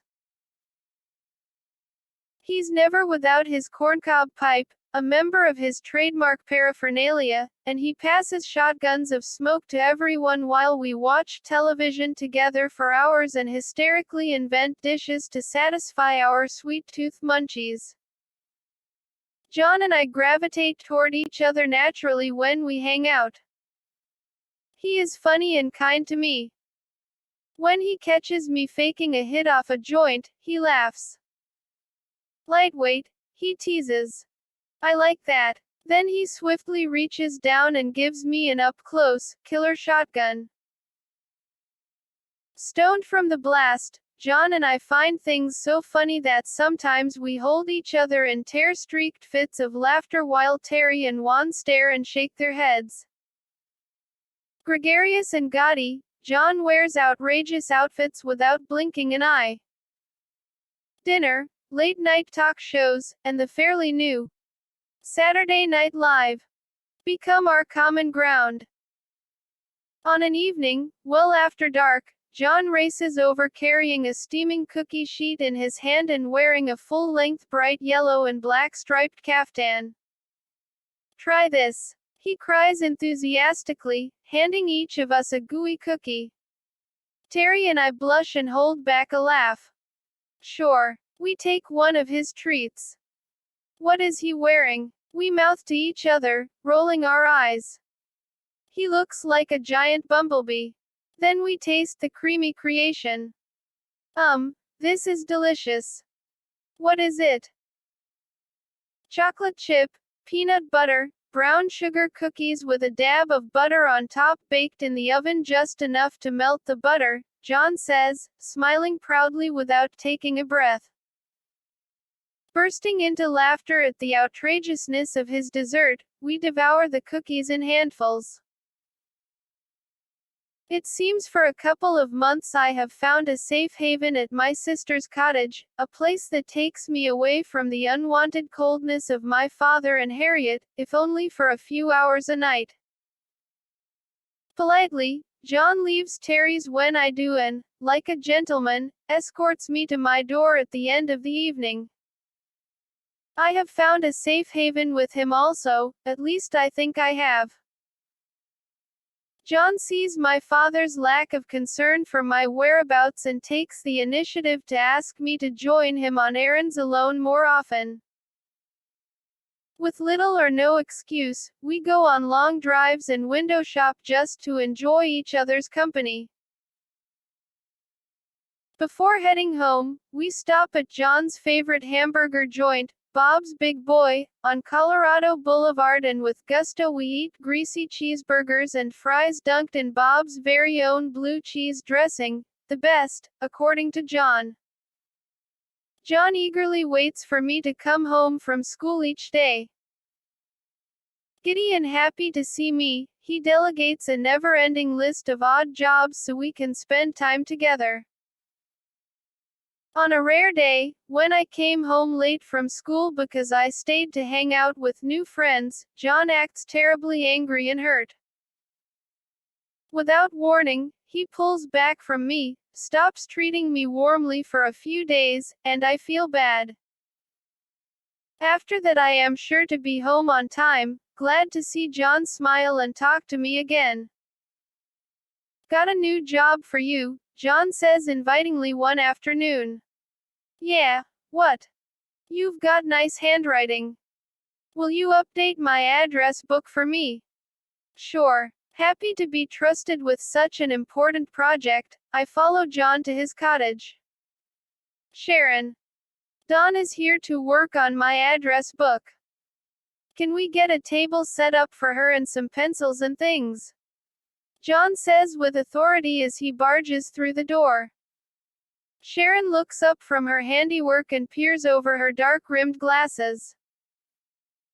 Sitting on an overstuffed chair with her feet up on a matching floral footstool, she sews a button onto a nursing uniform. "Okay," she answers with a slight drawl, her expression stoic. Buttons jumps off her lap and follows her into the back room. Oh. I wonder. Is she mad? I'm nervous and stand awkwardly waiting for her to come back with my table. John has left me to tinker with something in the kitchen. I shift my weight, extremely uncomfortable, and don't really know what to do with myself. Sharon returns, squeaking in her nurse's shoes, with a handful of different colored pens and pencils. Under her arm is a TV tray that she sets up next to John's ornate gold desk. I admire the desk again, grand with brass lion handles and a mirrored top to accent the slender golden wood legs. I take my cue from Sharon and sit down uncertainly. John returns from the kitchen and hands me a glass of iced tea. "Ready." He acts as if everything is normal and, without blinking, passes me a large stack of messages. "Let's get started." Good night and, good luck, Sharon calls out, gathering her needle and thread. She heads for the bedroom with John L., Pokey, and Buttons following close behind. I look down at the stack of messages and recognize them as the ones from the answering service. About 2/3 are business related, and 1/3 are very flirtatious and personal. The thought that one of these messages might be from his girlfriend hits me in the gut again, and I feel my face flush and temper rise. The intensity surprises me. Don't get too close. I warn myself and repeat my silent promise in my head. John pays attention to my reaction, the writing on his messages, and smirks. See these? These get tossed. I don't care about those numbers. He whisks them out of my hands and throws them in the trash. Good. I think and take it as a compliment. I get the feeling John is trying to make a point for me. My focus stays on the address book, studiously copying old numbers into the new book and adding additional ones from another stack. As I keep working, I begin to notice mysterious codes near certain curiously written names, and I get a little nervous, uncomfortable at the secrecy. Some names have straightforward notes like, asshole, or, bitch, jotted next to them. I wouldn't even keep those if I didn't have to work with them. His voice is thick with contempt. The sons of bitches. It's just a job, you know, John snarls and then stops and lets out a sharp, cynical laugh. He shuffles through another stack of papers. Except for candy samples. She's a sweetheart. Older woman, but the nicest person you'd ever want to meet. I make no comment. Gosh. He really doesn't like them. Is he being forced to work for them or something? I return my focus on the transferring of numbers and contemplate the idea of what John is saying, that world is a cold business separate from pleasure and home. He must not have a girlfriend if he doesn't even like those people. Well, they must not be very nice then. I brush it off, confused. With John's guidance, Terry, Juan, and I become acquainted with many more of the sights of California. Everyone wants to take advantage of as much warm weather as possible, so camping trips soon became overnighters with the four of us. Farther north from Zuma Beach, John introduces us to another of his favorite hideaways, Leo Carrillo State Park. Leo Carrillo has everything. Beautiful beaches lined with prehistoric rocks jutting from the shoreline on the east and campsites secluded by giant sycamores backed by mountainous hiking trails on the west. Campsite number 22 is designated as our special spot. It has the most direct path to the beach and the largest trees to separate us from our neighbors. Lots of cool evenings under the starry sky, we warm ourselves by crackling bonfires built out of scavenged, dried wood. When the weather is bad, the van makes a perfect tent. On a chilly night in early fall, Juan, Terry, John, and I pull into our campsite at Leo Carrillo. It is already dark outside when we arrive, the wind howls in deep bellows. We gather as many dry branches as we can, trying to start a fire, when the rain suddenly begins to come down hard. In a matter of seconds, large drops of water fall from the sky, and we run to the van for shelter. In a good mood and laughing, we tumble over each other trying not to get wet, but we are soaked.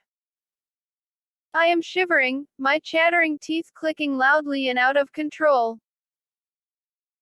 John steps forward and wraps a blanket around me and, in his regular fatherly way, rubs my arms and shoulders to warm me up.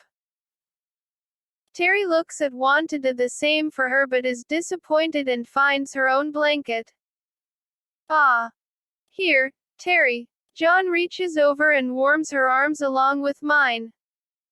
Well, this trip is a disaster, Terry says, unhappy about the rain. What? No, it isn't, John insists. His wet hair hangs in ringlets around his ever-smiling face. We have food. John grabs the French bread loaf, sausage, lettuce, and mustard and begins tearing off hunks of the crusty bread, passing them around. Crumbs fly everywhere. He is in a comical frenzy. We huddle in a circle in the center of the van, amused at John's performance. Sausage held high, he pulls out his buck knife and gives it a precision flick, then slices off thick hunks of meat and tosses them at each of us in a challenge to catch them. We generously load our sandwiches, piling them as high as towers, when John snatches up the lettuce and holds the entire head between his hands, tearing off pieces, flipping each of us a share. Lettuce falls down on us like the rain shower outside.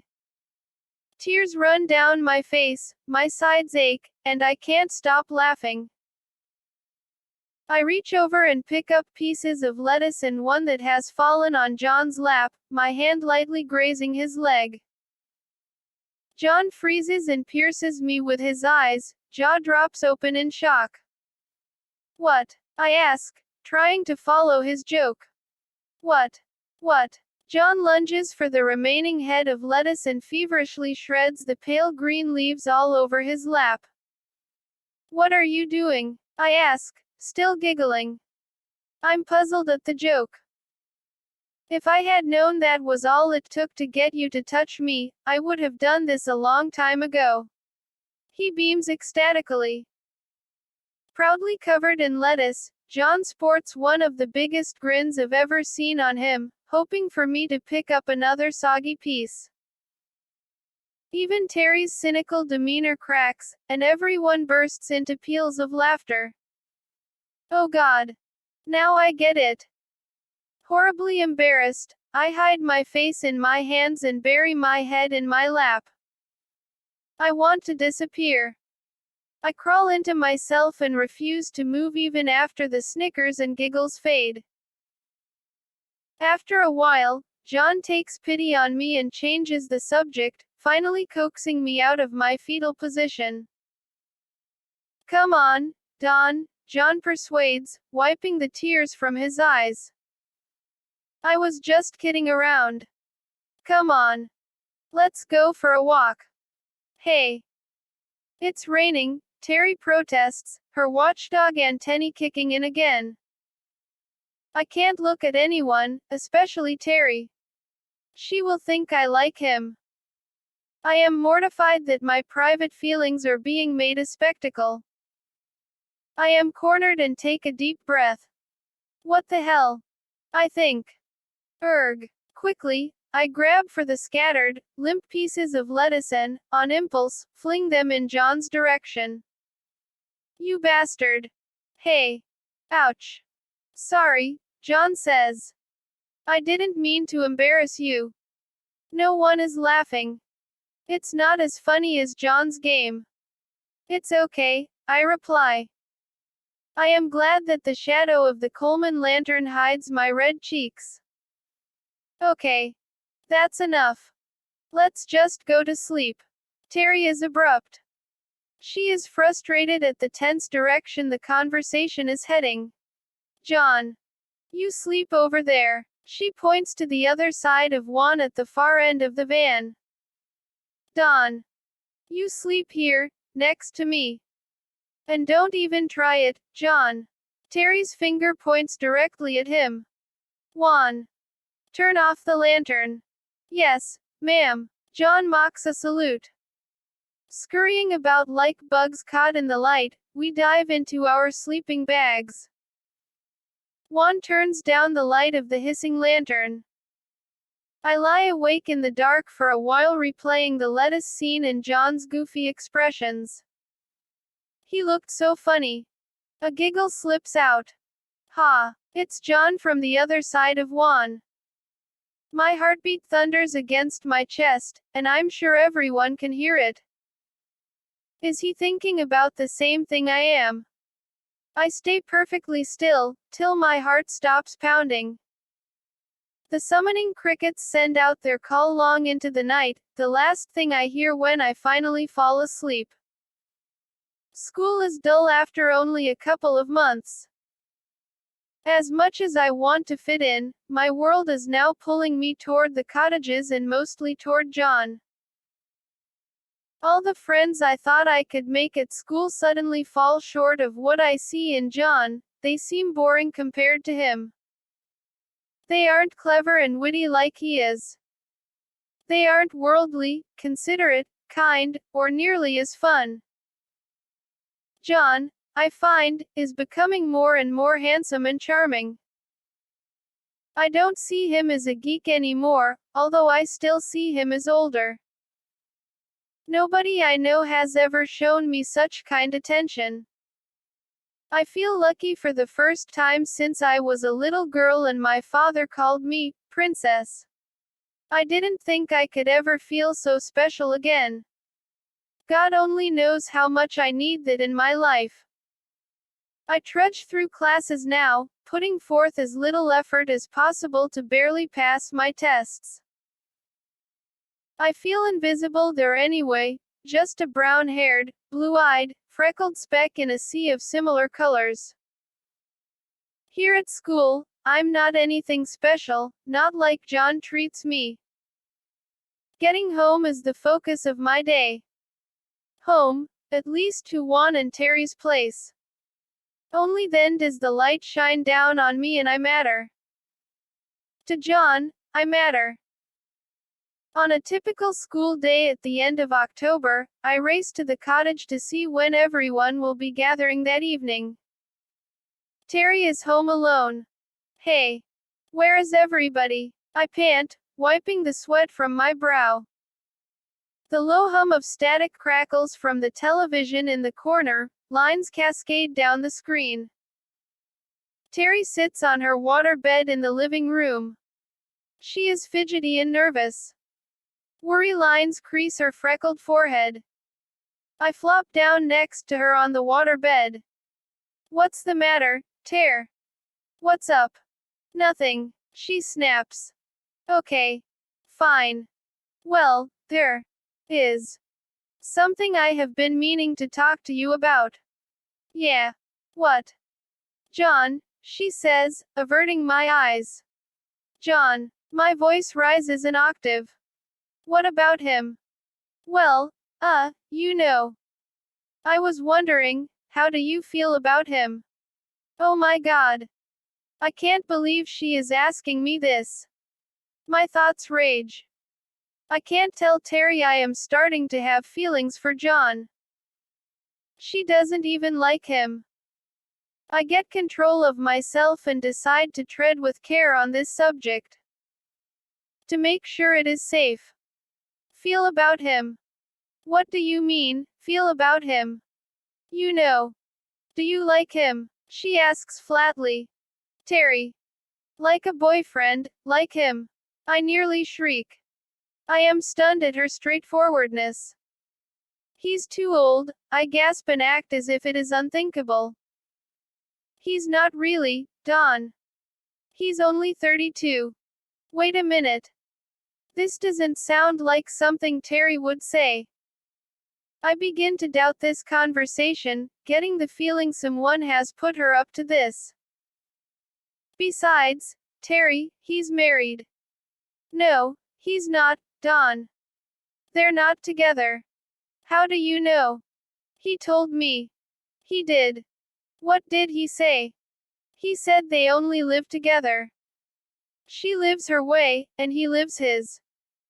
She cooks and does his laundry, but other than that they are mostly friends. Well, that's kinda weird. Are you sure? Yeah, I'm sure. I asked him, and that's what he told me. She sounds positive. So, I know you like him, Don. Don't you? Really, what do you think about him? I heard him say that about Sharon too. So I guess he wasn't lying. Wow. With the big question of Sharon answered, I suddenly realize I can allow myself to imagine a possible relationship with John. I get excited and I feel tingly thinking I can share my silly fantasies with my sister. I feel shy and lower my voice. Well, he is cute. I knew it. I knew it. What else? Would you go out with him? He's really nice too, I add childishly. I guess if he wasn't so old, I'd go out with him. I like being with him. He is really fun. Terry's face pales suddenly, her cat green eyes grow round as saucers. A rustle from the room behind me tells me we are not alone. Boisterous laughter rings out like children's on Christmas morning. In 3 loud steps, John comes charging out of the kitchen. The blood runs from my face, my skin prickles, and my throat tightens with embarrassment. Swiftly John comes toward me, and for a moment I'm scared. He reaches down and holds my face in his hands, then plants a long, intense kiss on my lips. His eyes sparkle wildly as he loosens his grip, turns on his heel, and without another word, stomps out the door. Stunned, I am frozen to my spot on the water bed. John's delighted laughter trails behind him across the courtyard all the way to his door. Terry, why? Oh my God. I'm gonna kill you. I can't believe you did that to me. Air. You set me up. I yell and leap on top of her, wrestling and pretending to throw a few punches. He made me, Dawn. He made me, she shouts, fending off my lame blows. What do you mean, he made you? How? What did he do to make you? It was Terry food. He brought me Snickers and other food. Dawn, he likes you and you like him, and I'm tired of being in the middle of it. Middle of it? I ask, quieting down. I want to know the truth about what she thinks. He likes you so much, Dawn, and you don't even see it. He's been crouched down in the kitchen like a high school kid, just to hear what you had to say about him. Wow. He really likes me. She imitates John's voice. Does she like me? Would she go out with me? Where is she? He's jealous too. Jealous. Of what? I come here every day, right after school. Why do you think he's waiting for you every time you come home? He thinks there are all kinds of guys checking you out. I thought he might like me, but he can get any girl he wants, so I figured I was wrong. What about that porno stuff? I've seen the messages he gets. I know. Terry's voice hushes. He says it's just work to him. It doesn't mean anything. Yeah, he said that to me too. But, Terry, don't you think he's kinda weird? It don't matter. Do you like him, Dawn? You do, don't you? Well, yeah, I do, I finally admit. But do you think he really likes me, Ter? I mean, sometimes he acts so strange, and lots of times he just walks away for no reason. Dawn, don't you know why he does that? No. He gets excited by ya, so he has to walk away. Why do you think he went into the water that day at the nude beach? Oh my God. How do you know that? He told me that too, she says without blinking. I am silent. My head is spinning. Wow. How long has John been talking to Terry about me? And about everything. The thought makes me stressed. But now what? I ask, feeling my heart skip a beat. Just act normal and come over for dinner like always. He'll say something to you, I guess. She shrugs her shoulders. Terry's eyes meet mine, and her brow is furrowed again. She is biting her nails now, something she does when she gets nervous. I see the normally warm color in her eyes turn dark with worry. Silently, we agree to drop the subject. Now that the cat's out of the bag, John and I spend the rest of the week flirting heavily. He is extra charming and sweet, and I am more attentive and close. Things are much different since that day at Terry's. On every visit he makes to the house, he brings a gift for me now. A store-bought rose with baby's breath, a giant stuffed animal, or a blouse he thinks I might look good in.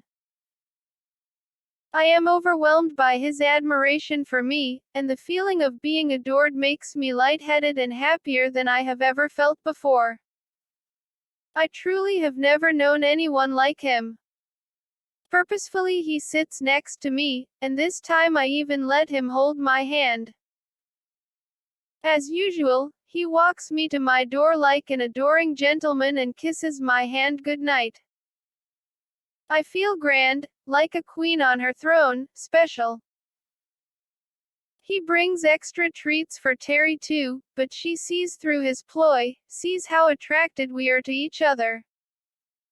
She accepts them in silence, rolling her eyes. By the weekend, John invites Terry and me to the movies. Juan can't go. He has to work on Saturday, so Terry doesn't want to go either. Please come, Terry, I beg. I don't want to go alone. Tired of being the continuous chaperone, Terry agrees only reluctantly. As we cruise through Brand Boulevard in Glendale, nothing looks interesting. John doesn't give up and decides to continue searching. He hops the freeway and heads toward Hollywood. Let's see what's playing at Grauman's, he suggests. Terry and I don't care, but Grauman's is showing something John doesn't like, so we turn around to drive back home to Glendale. At Western Avenue on Sunset, John unexpectedly makes an abrupt turn into a parking space in front of the Pussycat Theater. John C. Holmes XXX. The marquee announces bigger than life. Now playing, Mitchell Brothers' autobiography of a flea. Wait here, he instructs, shifting gear into park. Without making eye contact, he shoots out of the van. We're not going here, are we? Terry panics. I don't think so. Maybe he has to do some business. Oh my God, Dawn. Look. He's signing autographs. She shrieks and points in the direction of a small crowd. He told me he was a movie star, and now he's signing autographs. Maybe he is a movie star. Maybe he is. It is strange to watch John being treated like a star. Suddenly I become proud to know him. John approaches the van. Come on, he says, pulling the keys from the ignition. He walks around to open the door for us. Terry and I nervously step out onto the dirty gray pavement. My palms sweat, and my heart pounds in my throat. I smooth down my hair and feel dowdy and inadequate in my tan-striped sweater and bell-bottoms. John takes control, holds one of my hands, and pulls me close to him. With his other arm, he guides Terry by the shoulder toward the ticket booth. The short, red-haired lady behind the thick ticket booth glass wildly blinks her over-the-top fake eyelashes. A clown-like lipstick grin is frozen on her face, and I can't stop staring at the streaks of red on her long yellow teeth. Do we go in here? He points to the entrance to the right. Mouth still open and mesmerized, she nods blankly. Oh. Excuse me. Mr. Holmes. Do you think I can have an autograph, please?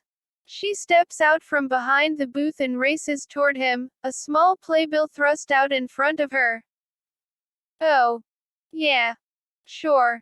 Popping his gum, John gives a crooked smile and signs his name, slashing the black marker in all directions until his name resembles a giant scribble. Thank you. Thank you so much, Mr. Holmes, she gushes. John lifts his mirrored aviator sunglasses, flashing a quick flirtatious smile, puts his arm around me, and leads the way in. My chest swells. He is important, and he just made me feel important to someone who admires him. I feel I have been lifted onto a pedestal. I smile at the woman. Terry smiles too. The movie has already started. The theater is dark except for the glaring light from the screen, and we fumble to find an empty row of seats, asking a few patrons to excuse us. The three of us flop down and sink low into our seats. On the screen, Technicolor images of naked people pop out at me. I panic, flinging my hands up in front of my eyes. I sense John next to me get a little tense and nervous and then scoot down low into me. I wonder how Terry, on the other side of John, is reacting to the nude bodies up on the screen. The Autobiography of a Flea is an attempt at a Victorian-era piece. Through my fingers, I can see large white wigs, hoop skirts, and canopied beds. Then I hear something that nearly makes my heart stop. A voice that sounds familiar blares broken and awkward from the speakers above. It is John addressing the audience in a very bad phony English accent. Mortified, I stiffen and sink down even lower in my seat. I feel John's body freeze. This is horrible. He is the worst actor I have ever heard. I try not to breathe, to show my reaction, but unbelievably, a snicker escapes my lips. Immediately John's elbow jabs into my ribs. Ouch. I sink lower, almost to the floor. I try to make out Terry's image in the dark and spot the short, red-haired lady walking up and down the aisle, stealing blatant stares at us. Other people in the audience are sneaking random glances our way as well, but their attention quickly returns to the screen. Terry is staring straight ahead. A sudden feeling of bravery runs through me.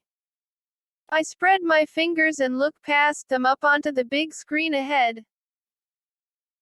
There is John, standing in a monk's robe, desperately trying to deliver a few overacted lines to a couple having sex on the canopied bed. A tidal wave of warmth engulfs my body, one like I've never experienced before as my senses take in the erotic movements on the screen. John knows I have peeked and squeezes my hand. How can he know what I'm feeling? I am self-conscious now, exposed. Suddenly, the moment is lost as I think I see John's monk character on screen change into a flea and hop down the shirt of a French maiden's blouse. Is John the flea? I start to snicker, uncontrollably now, so hard I snort. John is aghast, but smiling, and it takes only a second before his loud laughter joins mine. The audience is annoyed, turning our direction to give us hard stares.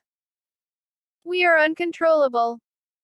Let's get out of here, John manages to say, tears running down his cheeks. He grabs my arm and signals for Terry to leave. Nearly tripping over our feet, we race out into the lobby. The red-headed lady is hovering at the glass doors with a small group of moviegoers. John stifles his laughs and graciously signs his autograph for them, keeping Terry and me nervously at his side. The crowd glances over at us, making me uncomfortable. Thank you, John. We really enjoy your work. No problem, man. Thanks. He shakes a few hands and guides us out of the theater. Terry shakes her head. That was gross.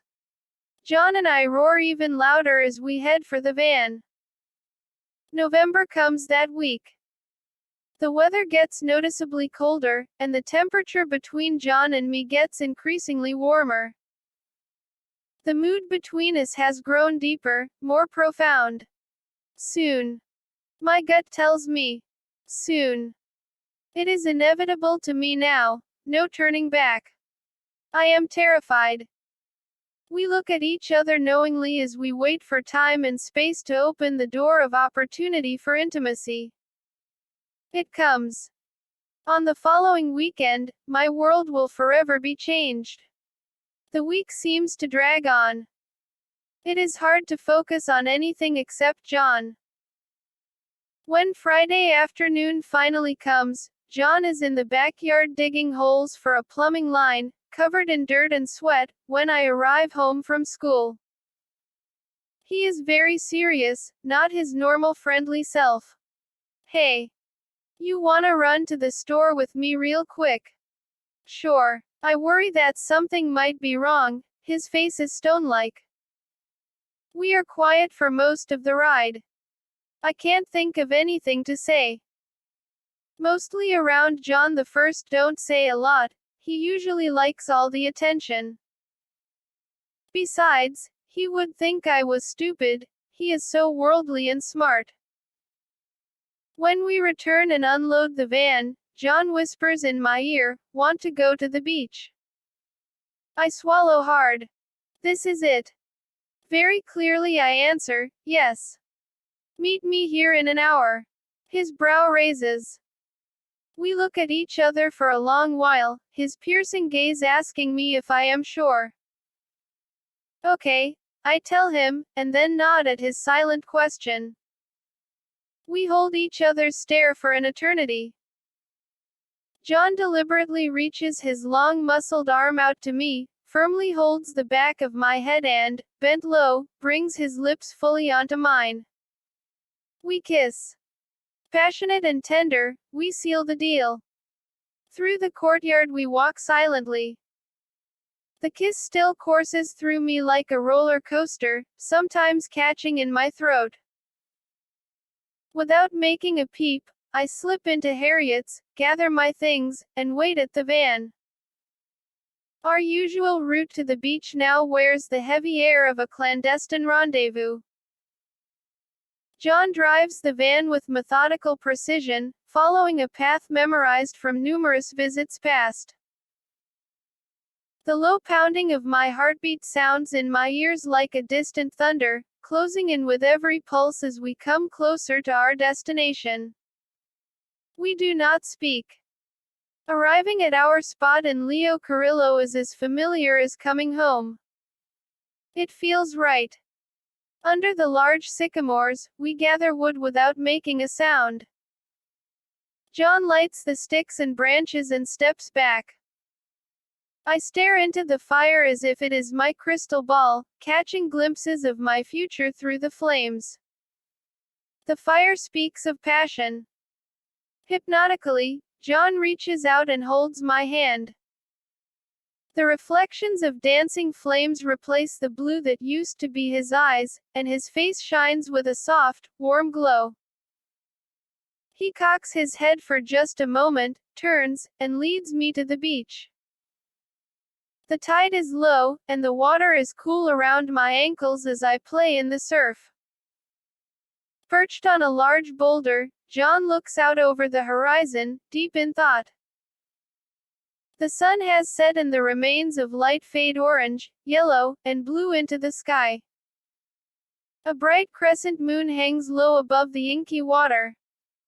It's getting cold, I finally tell him, timidly breaking his trance. He finds my eyes and nods. Hand in hand, we amble toward the campsite. Abruptly John turns to face me and then sweetly, in a boyish tone, asks, "Would you make love to me tonight, Dawn?" My heart stops, the ripples of the ocean stand still. The atmosphere is like the air before a lightning storm, wet, rich, charged. Yes. I hear my voice quiver like a shy and frightened kitten's. He really likes me now. I hear a voice come from the back of my mind that comforts my insecurity. Slowly he guides me into the van, lights a joint, and blows the smoke into my mouth. Shoving grocery bags and clothing aside, he unfolds a brightly colored Mexican blanket and lays me down against the scratchy weave. John takes charge, his nostrils flared like an animal's, wild from scent. He slowly peels off my clothes, jacket, shirt, pants. I recoil a bit, afraid of his intensity. He stares at me, surprised, and then gently kisses my arms, my neck, my breasts. I am mesmerized as I watch him gasp and caress every exposure of my skin, as if he is unveiling something precious. I begin to feel exalted, safe, and warm. His breath is heavy, and I can hear an almost cat-like whine from the back of his throat. He bolts upright, rips at the snaps of his light blue cowboy shirt, and strips off his pants. Kneeling over me, he is fully erect. I panic at his size and quickly look around for a way to escape. John coaxes my hand to reach out and touch him. Frightened, I follow his lead, awkward, and silently worry if I'm doing okay. He slips down to kiss me between my legs as I lie there unmoving, frozen, not understanding what he wants me to feel. When he lifts his head, he doesn't look at me and rises up to cover me with the frightening hardness of his body. He is strong, and I can't move from under him.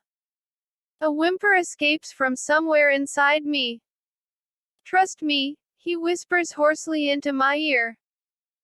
With a deep breath, I remain deathly still, pinned immobile underneath John's strength. I close my eyes and silently let the terrible searing pain of finality wash over me with the crash of the ocean tide. Chapter 7. The World According to John. F. For 3 days, the window shades keep the lights out in Harriet's living room. My head stays buried under the pillows to keep out even the glare of the shadows. Fiery images of my night with John burn in my mind, and the cold, silent ride home stings. Everything hurts. My body screams. And I can't walk. I tell Dad that I have bad cramps and can't go to school. Harriet gives me looks that say she knows better, but, without any questions, she lets me keep the pull-out couch open. I take painful steps to the bathroom every 5 minutes. I think I am going to die. Specks of blood and wrenching pain keep me doubled over and paralyzed. Something's really wrong. I panic that I have seriously damaged something inside, but how can I go to anyone for help? I can't, not after the beach. Harriet answers when John knocks to wake me for school the next Monday. She's sick, she tells him and sends him an icy glare. A pregnant silence and then his footsteps fading away are the only response I hear. I want to say something but can't find the words. I'm not well, and I'm way too scared. Thankfully, Harriet is compassionate and takes me to the local clinic for antibiotics. Slowly my body heals. The bleeding stops, and the pain subsides enough that I venture over to Terry's again. Oh God! How embarrassing! I try to act nonchalant and ignore the nagging voice inside my head that shouts. Everyone knows. You okay? Terry asks blandly. Dad said you were sick. Yeah. Cramps. I cringe as I sit on the sofa. I had lost my virginity back in Carol City, at my girlfriend's house one night when her father was gone. My 16-year-old boyfriend had seemed huge to my 5-foot frame, but he was nothing compared to John. That was awkward kid stuff. This is undeniably real. John's been worried. Yeah. He has. Yeah. He wants me to tell you he had to go to San Francisco for a couple days. He'll be home tonight. That's nice. I dully curl into a ball and shiver. Are you sure you're okay? Here. Here's a blanket. Terry hands me an Afghan and turns on the TV. We watch television numbly late into the evening until we hear voices at the door. John and Juan walk in together. Juan is still wearing his cook's apron, and John wears his faded jeans and boots and his favorite hand-sewn patch jacket, a multicolored puzzle of patches collected from his different travels. He sewed each one on by hand and wears it only on special occasions. I know he has just gotten home from San Francisco. Thanks for the ride, man, Juan blurts, running straight for the bathroom. Yeah, man, sure. Seeing me on the couch, John says, "Hi. How ya doing?" He props his briefcase up on the coffee table and sits down next to me, looking tired and unshaven. His arm stretches warmly out around my shoulder, and he hugs me close, kissing me on the cheek. "Missed you," he whispers into my ear. "Don't grab me too hard.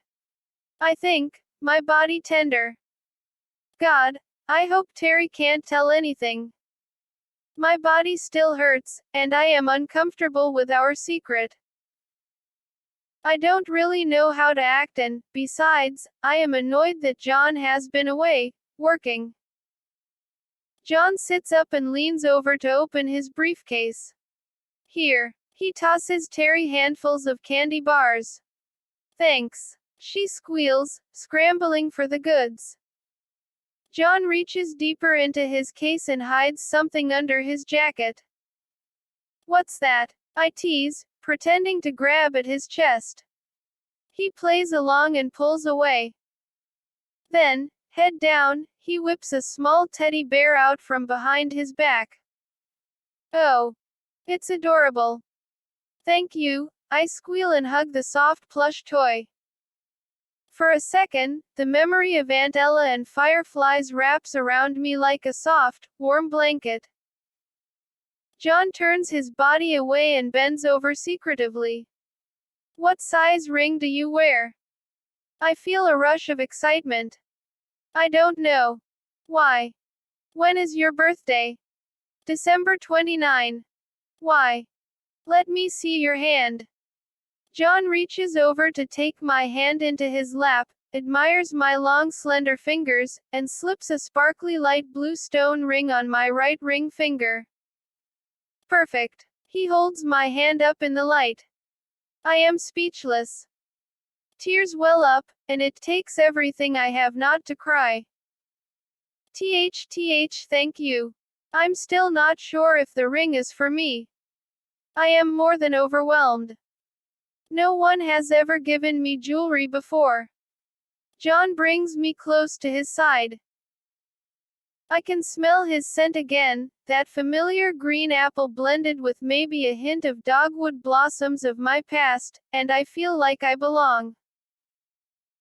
I snuggle into his chest, and a tear falls from behind the veil of my long dark hair onto his colorful jacket. Blue zircon and white gold. Do you like it? I nod and sniffle softly. How did you know my birthstone? And how did you know what size I wear? John chuckles. He does really like me. I think and remember the ride home from the beach when he was so silent and cold. This ring proves it. We cuddle for a long time, gingerly, lying on the couch draped by each other's arms and legs. It feels like a perfect fit. Cautiously, I sneak glances at Terry and Juan, checking their reaction to the closer intimacy between John and me. Blank looks that say, "No big deal." And casual conversation help me feel comfortable lying so close to him. "Ready?" John asks, yawning. Sure. I let him gently help me off the couch, my body still so very sore. Good night, you guys. At my front door, we hesitate. It is late and the streets are quiet. How about a date this Saturday? To the beach. His voice is low and sensuous. Okay. I try to keep my voice in check. I don't want to sound too childlike, I want to be sensual. I reach up to let him kiss me deeply over every inch of my mouth. John's breath is heavy, he steps back. A date. A date. We have a date at 8, he whispers, mimicking the song of the rabbit in Alice in Wonderland. Then he kisses the ring he has placed on my hand, opens the door, and lets me in. Skulls. The human body is amazing, John notes as we scour the desert floor for bony specimens. John collects skulls, all kinds of skulls. We are somewhere out in the desert. John kicks the dirt around the silvery sagebrush. Be careful of rattlesnakes. Having grown up with my brother's boa constrictors, I don't mind snakes, but the poisonous parts make me nervous. Here's one, I call, spying the white ring of an eye socket peeking out of the sand. John runs over to see. Digging it out of the ground, he carefully holds the bleached bones up to the sun. Jackrabbit. Nice one. He gives me a peck on the cheek. I beam at the compliment and hold out a paper bag for him to carefully wrap it in. I think we have enough. Let's get out of here, he says, giving me a squeeze. It's getting late. We head back to Glendale, lighthearted. I'm happier than I ever remember feeling. I am John's girl, and he is my guy. We do everything together. Mountains, desert, and John's favorite, the beach. At least, when he isn't working or I don't have school. He treats me like a lady, praises and adores me. We laugh and giggle like kids, get silly, and smoke pot. With everything we do, we get along. I am in love, and I'm sure John is in love with me too. John always tells me I am beautiful. I have never known how much I need to be told those words, it feels so good. He plans trips, and I'm glad to come along.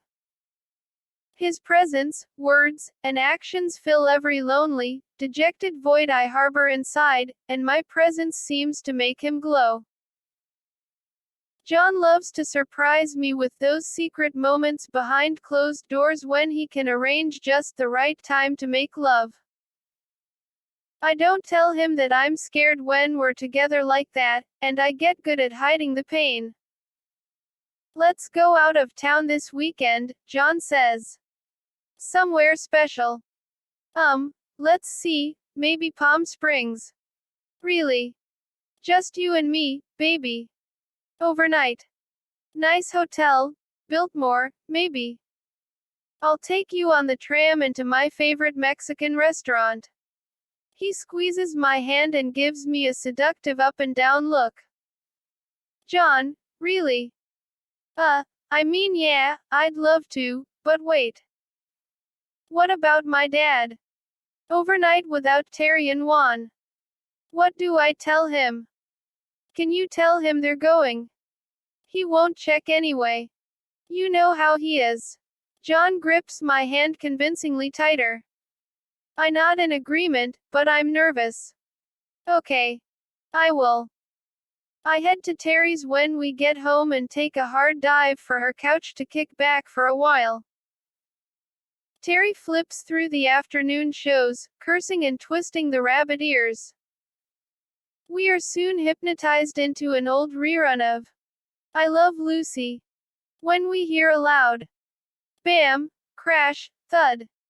What's that? We race for the window. It's coming from John and Sharon's. She lowers her voice to a whisper. Shish. Oh my God, they're fighting, she rasps. Sharon. Sharon. Stop. John is shouting, but the shattering of glass continues. A pregnant silence, then a different sort of smashing, like wood and pottery and metal, comes in hard, quick frenzies until we hear Sharon's voice scream. John. Ina. The breaking noises stop, and you could hear a feather fall.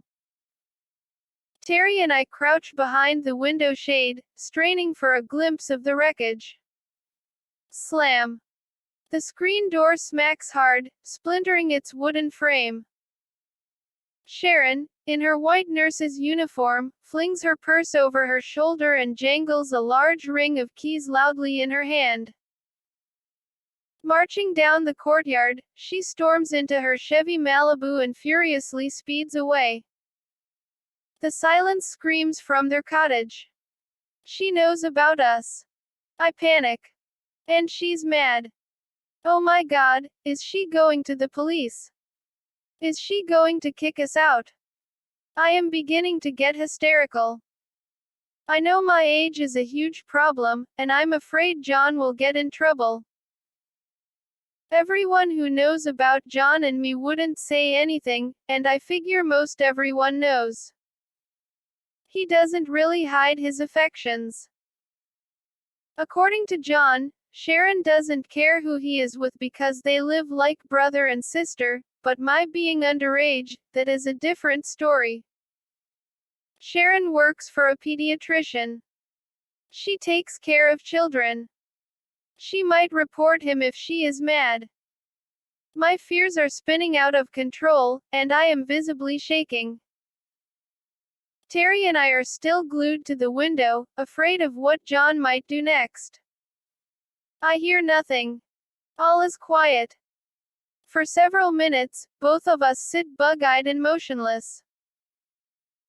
Terry systematically bites her nails down to the quick of each finger until we again hear the sound of glass. But this time, it is the sweeping of it, the cleaning up. It is John. Solemnly he props the screen door open with a large plastic garbage can, quietly sweeps up the shattered glass, and gathers broken pieces of wood. Cautiously, I walk out onto Terry's porch to see if I can catch his eye, but he won't look at anyone. I see his brother, David, standing outside smoking a cigarette and wearing a half smirk. Is he gloating? John keeps his head down, his face is red, and he is pouring sweat. He avoids looks from anyone who may have heard the argument. His long, hard sweeps are deliberate as he finishes the cleanup, then he disappears inside. He emerges with his briefcase and jean jacket in hand, storms to the van, and peels away to the gawks of more than half the tenants. Oh God! What do I do? I throw myself onto Terry's water bed and fling a quilt over my head. I want to disappear. Don! Don! Terry shouts. Fought. I whimper, willing tears away. I can't believe he left. Yeah, I feel numb. That evening John hasn't returned.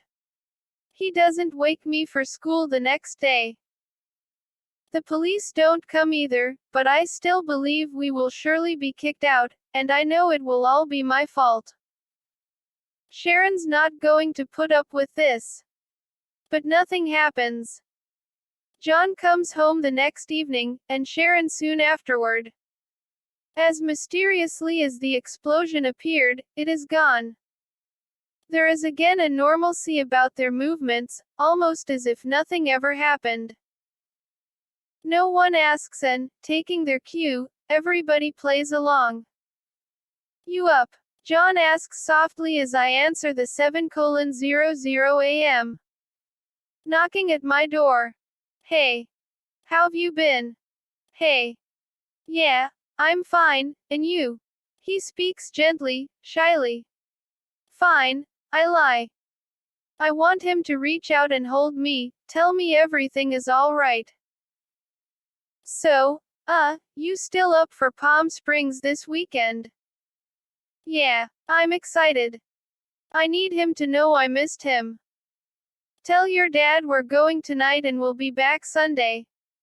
Tell him Terry and Juan too. You know. Like we talked about. John opens the screen door. His thumb brushes across my lips. Can't wait to be with you, he whispers in my ear. Then he kisses me warmly on the lips. I want his kiss to linger. Gets hot here in the summertime. In the hundreds. But this is the time of year I like best. John speaks with familiarity. It is January of 1977, and the weather is perfect, in the 70s. The Palm Springs Biltmore Hotel is a 1950s deco-style building with a grand front lobby. Huge crystal chandeliers, elaborate Spanish tiles, and massive live palms greet us at the front desk. I have never seen anything so rich and luxurious. I marvel at the way the room speaks to me. The air is warm and smells of secrets, lace, and confidence. John signs us in as Mr. and Mrs. Holmes. The clerk doesn't bother to check my ID even though I nervously fidget and obviously try to avoid his gaze. Lots of movie stars have stayed here. Still do, John whispers into my ear after thanking the clerk, and I fantasize that people are wondering if we are stars too. He knows exactly where he is going. He's been here before. How many times and who did he bring? Another girlfriend. I wonder. We wind through stone pathways and giant palm trees and come to a private bungalow with a secluded porch and hammock. The inside is regal with a California king and a giant sunken tiled hot tub in the floor of our bath. Like it, baby. He comes up behind me and hugs me close. I love it, John. I can't believe it. It's beautiful. No, you're beautiful. John. Stop, I say timidly. No, you stop. Don't you know how beautiful you are? No, I'm not. Quit it. I am blushing now. John grabs my arms and flings me on the deep, soft mattress, holding me down. Playfully, I struggle to get free. Get over here. Yes, you are. Hold still. Hold still. He brings his body fully onto mine and pins me down. Stop, he pleads sweetly. Stop. The relax at the gentle command he has of my body, lie trustingly under his weight, my eyes inches from the blue of his. Listen to me. He softly wipes strands of hair from my face. Look at you. Look. Look at your face, he whispers admiringly, tenderly outlining my features with his fingers. The shape, those cheekbones, and your eyes, the green, blue, he shakes his head. And their perfect almond shape. His fingers lightly brush over my eyes, then stop. You were my birthday present, you know. It was my birthday when I first met you. John holds my gaze for what seems an eternity before he lightly places his lips on mine. I love you, he breathes, his mouth barely touching my skin. You're the best thing, his voice trails off. I love you too, John. My words come to life in my heart even as I speak them. Sparks light in John's eyes, my words ignite him. He is on fire. He lifts me up and showers me with dozens of kisses. He rips his shirt off, throws it to the floor, and tears my blouse open with his teeth. His lovemaking is frenzied passion. I follow his lead. He likes to tell me what to do, but I silently worry that I don't have the right moves. I'm getting better at blocking out the pain. I have never felt as loved as I do at this very moment. We spend the weekend visiting John's favorite places, lying around the pool, ordering room service, and guessing the identities of the other hotel guests. I bet that one is his secretary and they are supposed to be out on a business trip. John starts the game playfully. Oh, look, they're going to their room to fuck. I'll bet money. Wanna peek in their window and watch? No way. Really? No, they're not, John. Quit it. They're looking. I'm embarrassed and blushing. But John is like a kid in a candy store.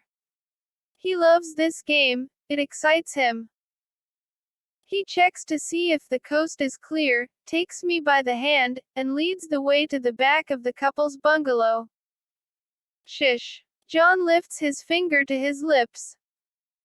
We lie quietly for a few moments till he feels safe enough to steal a peek inside. He takes the first rubberneck look and lifts me up to spy on the unsuspecting couple too. A pile of clothes sits on the floor near the corner of the bed. I try to stretch my neck farther until John, unable to contain a laugh, can't hold me up any longer. We fall in the bushes laughing hysterically all the way back to our bungalow. People stare at us constantly, and I finally realize that John is being recognized. I remember the group that followed us at Grauman's Chinese Theater. He attracts people. John loves the attention, but ever protective of me. Whenever people look, he holds me closer, more possessively and intimately, as if to say, she is mine. Holding my hand everywhere, John guides me to all his favorite haunts. We eat at an old family-owned Mexican place famous for its authentic food, ride the tram to the snowy top of the mountains that overlook Palm Springs to eat barbecue, and feed the squirrels as we look for the ocean through the large bluff-top binoculars. Then, back at our bungalow, we make love again until we fall asleep. I don't want these days to end. Still Sunday comes, and it is time to go back to Glendale. Heaviness hangs on our final day, but on the ride home, a more comfortable feeling of permanence settles in between us. Our moves have become synchronized, and we sense each other's needs before words are ever spoken. John, taking the opportunity to kiss me every time we come to a stop, assures me that my father will not know about our weekend alone. I hope he is right. I'm not looking forward to facing Dad with a lie on my lips.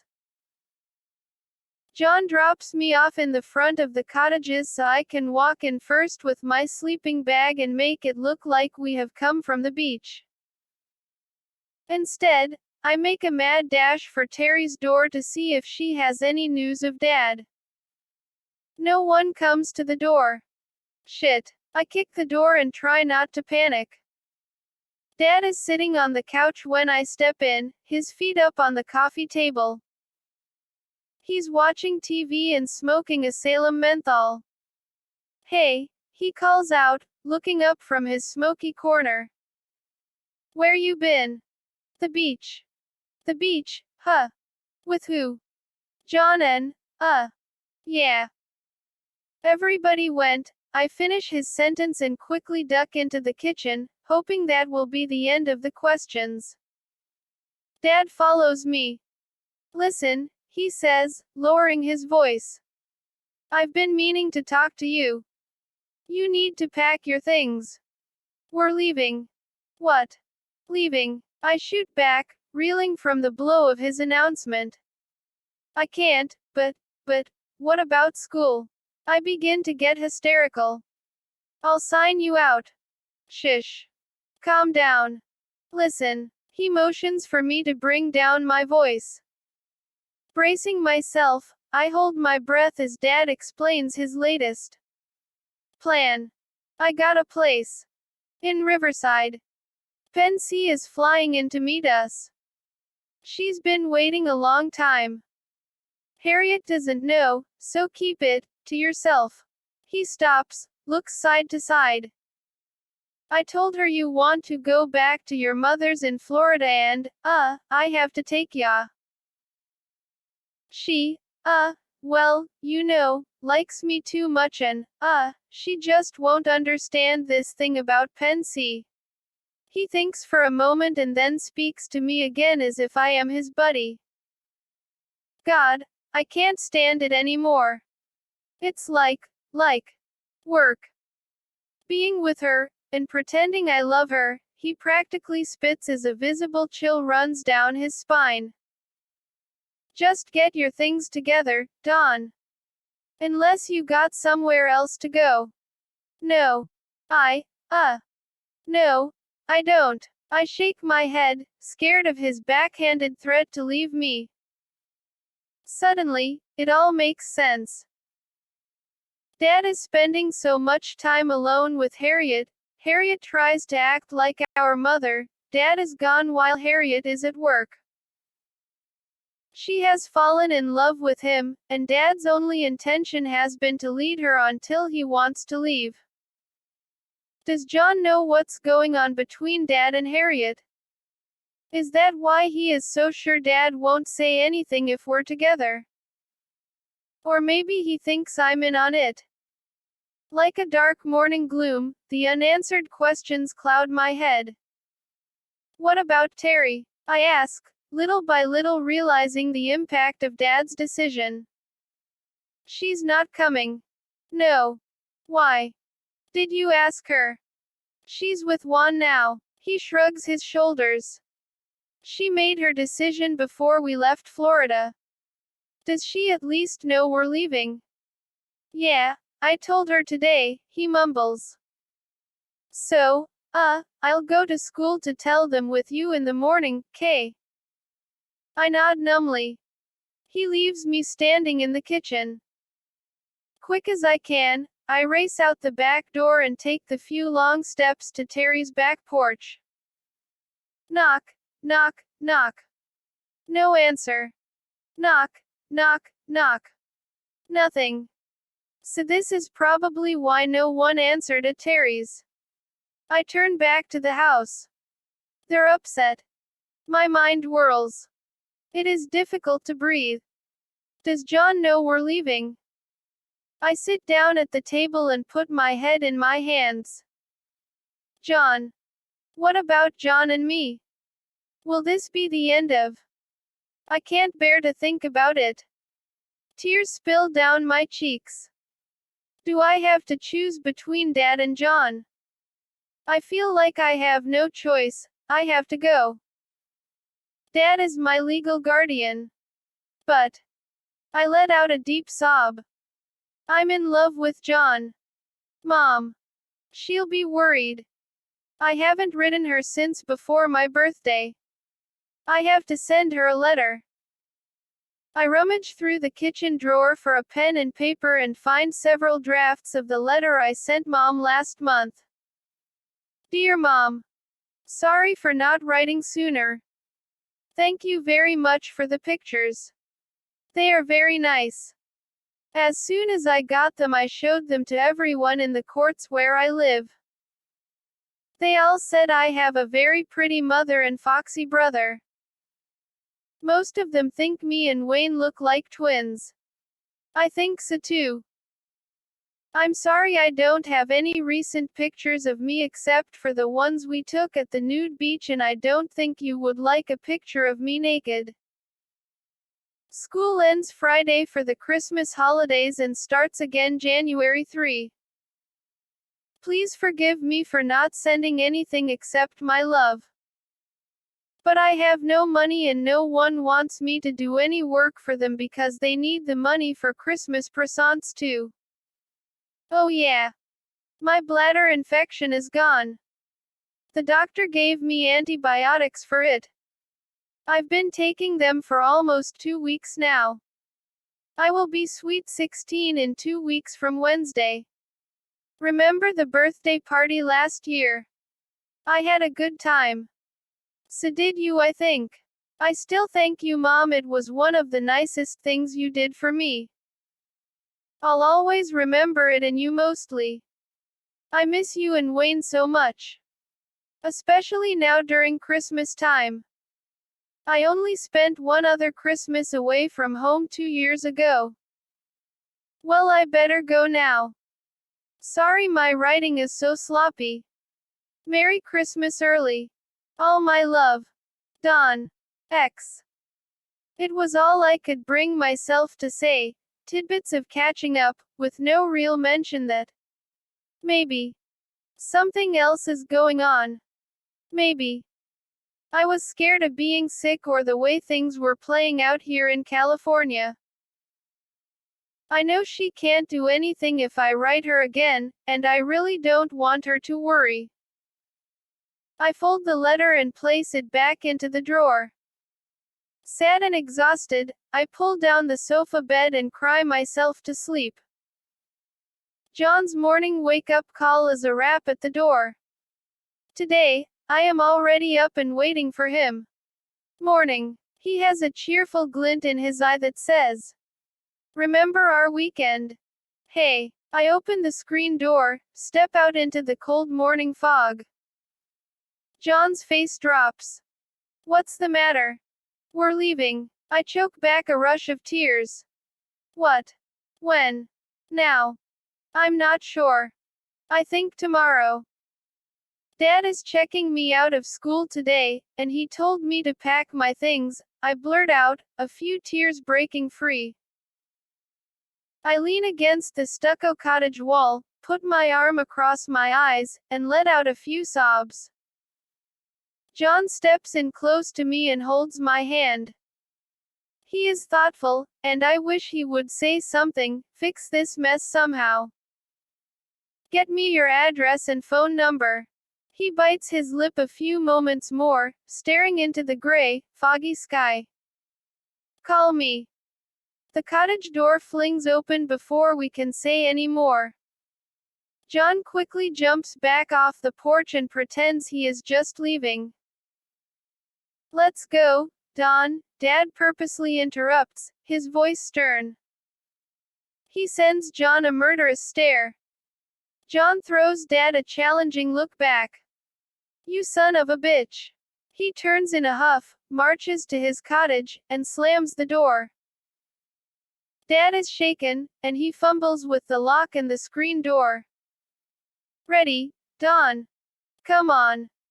Quit standing around here, and let's get this over with. Dad storms to the car, shaking his keys against his leg hard and loudly, he is the one in charge. Why aren't you going, Terry? I demand, banging on the door. He doesn't want me to go, Don. Didn't he tell you that? She is about to cry. No. He said you were with Juan now. No. He did kinda ask me to go with him but, right after, said he understood I couldn't because I was with Juan. I feel like I have no choice, really. Her voice quavers, and she turns away. Does he even love us, Don? Terry looks back at me, her face streaked with tears. I don't know, Terry. I think so. I'm not really sure if he does. He withdrew me from school today, Ter. We are supposed to leave in the morning. What am I going to do about John? I don't even see his van. Where is he? I hate the way my gut feels. Hollow, like it's folding in on itself. I find the couch and rock myself. John knows, the whole courtyard knows, what Dad is doing to Harriet. Terry wipes the tears from her face. He does. He doesn't think I had anything to do with it, does he? He's not so innocent. He did hint around a couple times, 'cause he didn't know if you knew about it. But he likes you, Don. It just made it easier for him to be with you. But you told him the truth, right? I told him we didn't know what Dad was doing, and he believes me. At least I think he does. She gives it some thought. And everybody knows about you and John too. I know, I tell her with sober acceptance, but I am thinking. Now what? I fall asleep on Terry's couch after hanging out with her the entire evening. I want to spend time with her before we leave in the morning, but mostly I am waiting for John to come home. Where do you think he is? It is midnight, and I am getting anxious. I don't know. I thought he would be here by now. Maybe he is scared of Dad. We sit in silent worry, the both of us, as we have done so many times from our past in Carol City. Aside from our occasional getting up to look in the refrigerator, the cottage stays quiet. The only movement in the room is the spidery shadows cast by the television. See. Rack, rustle, rustle. The noise comes from outside a corner window. Shish. Terry raises a suspicious finger to her lips and tiptoes to the window. What was that? I whisper. A raccoon.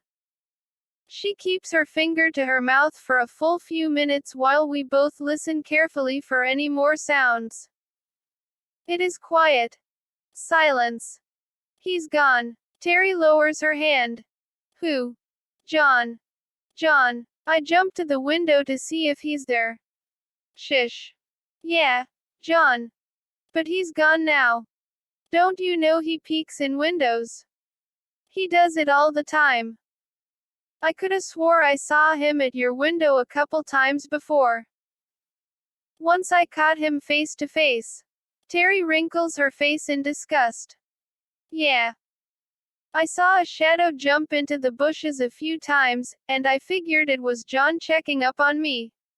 I remember the window peeking in Palm Springs. Why won't he come to the door? Checking up maybe, and wanting to see you naked is more likely. I don't answer. I tear myself up inside trying to understand why he isn't here with me tonight, but is watching from the shadows instead. In my gut I know it's because of Dad. Nobody likes what he is about to do to Harriet, but nobody has the courage to stop him either. I jump at every noise I hear that night till a cold and dreary morning wakes me. Dad is saying his goodbyes to Harriet when I finish hugging Terry. She is stone-faced and won't look at him. I can't stop crying, and when I reach out to hug Harriet goodbye, all I can say is, thank you. John's van is parked at the end of the courtyard in his usual space, and the door to his cottage is shut tight with the curtains drawn. I'll call John as soon as we get where we're going, Terry. I'm sure he'll give you a message, I assure her as well as myself. Things are complicated now. After a couple of days, Harriet will know that Dad has lied to her, and, because I am with him, she will blame me too. All hell will break loose, and Harriet will see me as part of it. Everyone is bracing for the fallout. Terry doesn't have a phone, so the only number I can call is John's, and that will have to be when Sharon isn't home. I am sure Sharon will accuse me too. I've thought about calling the answering service, but John hasn't given me permission to call there. The time comes to leave, and still John doesn't emerge. Tell him I miss him, and I will let him know where I am as soon as I can, I tell Terry urgently. I grab my things and throw them in the car. In front of the once purple jacarandas, Terry stands on the damp sidewalk hugging her blue and beige sweater, eyes red and swollen. Then, expressionless, without a word, she turns and walks back to her cottage. It is the last time my sister and I will see each other as teenagers. Riverside, California, is only an hour and a half away from Glendale. I make a note of it. The car ride is a sad blur. I notice nothing on the drive except the floorboards in the backseat. I feel carsick. Large gray and brown boulders jut out of dry desert hills to greet us, but I'm not excited. The wind blows hard here in January. At the end of a cul-de-sac in a large apartment complex, Dad pulls up to a bottom floor unit and taps on the door. A tiny, dark-skinned woman about 4 feet 9 inches tall pokes her head around the corner and lets us in. Sawadee ka. The delicate lady clasps her hands together, brings them up to her eyes in a Thai greeting, and smiles. Pen Si, Cup, Annie Ben Luxao, Sir Don, Cup, Dad introduces me in Thai. Pen Si looks up at me and nods. Sawadee ka, I imitate the proper greeting the way Dad taught me earlier, my pronunciations bouncing awkwardly like a rubber ball. She smiles, amused, and waves me in. Pen Si is a beautiful, fine-boned woman with jet black hair and eyes. Her dagger-like fingernails are painted red, contrasting nicely against her brown skin. She wears a traditional bright-colored sarong, one of Dad's sweatshirts, and his oversized socks, which drag comically behind her tiny feet as she walks. Right away she spreads a collapsible grass mat on the carpet. Then into the kitchen she scoops up bowls of different kinds of curries, soups, sauces, and rice. Dad changes into a more subtle, checkered male sarong, and we sit down to eat. I look around the sparse apartment, notice its dark green short shag carpet, a small television, and a roll of blankets against the wall. After dinner, Dad and Pen Si speak together in Thai, and he translates. She says to tell you she doesn't speak any English, but she thinks you are beautiful. Tell her thank you. I am flattered by the compliment. And that she is too. I thought you said she wasn't here yet, Dad. I had to trust you. Shish. Pen Si speaks again. She asks how old you are, and she wants to tell you about Jack. He's 2.5. Dad finishes, and Pen Si begins to cry. She misses Jack, Dad says. My own tears fall down my face. Yeah, I miss somebody too. Dad flashes me a stern look, then hangs his head, puts down his chopsticks, and exhales a long, hard sigh. Pen Si and I spend the next couple of weeks communicating in sign language and crying a lot. How long has Pen Si been here? I wonder. She keeps the green stone for me. She knows how to take good care of it. In her country, she is highly revered, Dad tells me confidentially. She is a healer. People will line up outside of our house to have her lay her hands on them. I am impressed, but then question silently why she hasn't taken away the pain in his face yet. I don't say anything. Instead, I can't stop thinking about John. Dad already has a job with the phone company, so a black rotary phone sits on the green carpeted floor in the living room. Man, when Dad makes plans, he really hauls ass. I am amazed. Dad is strict about using the phone, though, and I know I will have to wait till he is gone to try to call John. While Dad works, Pen Si and I share household chores and melancholy.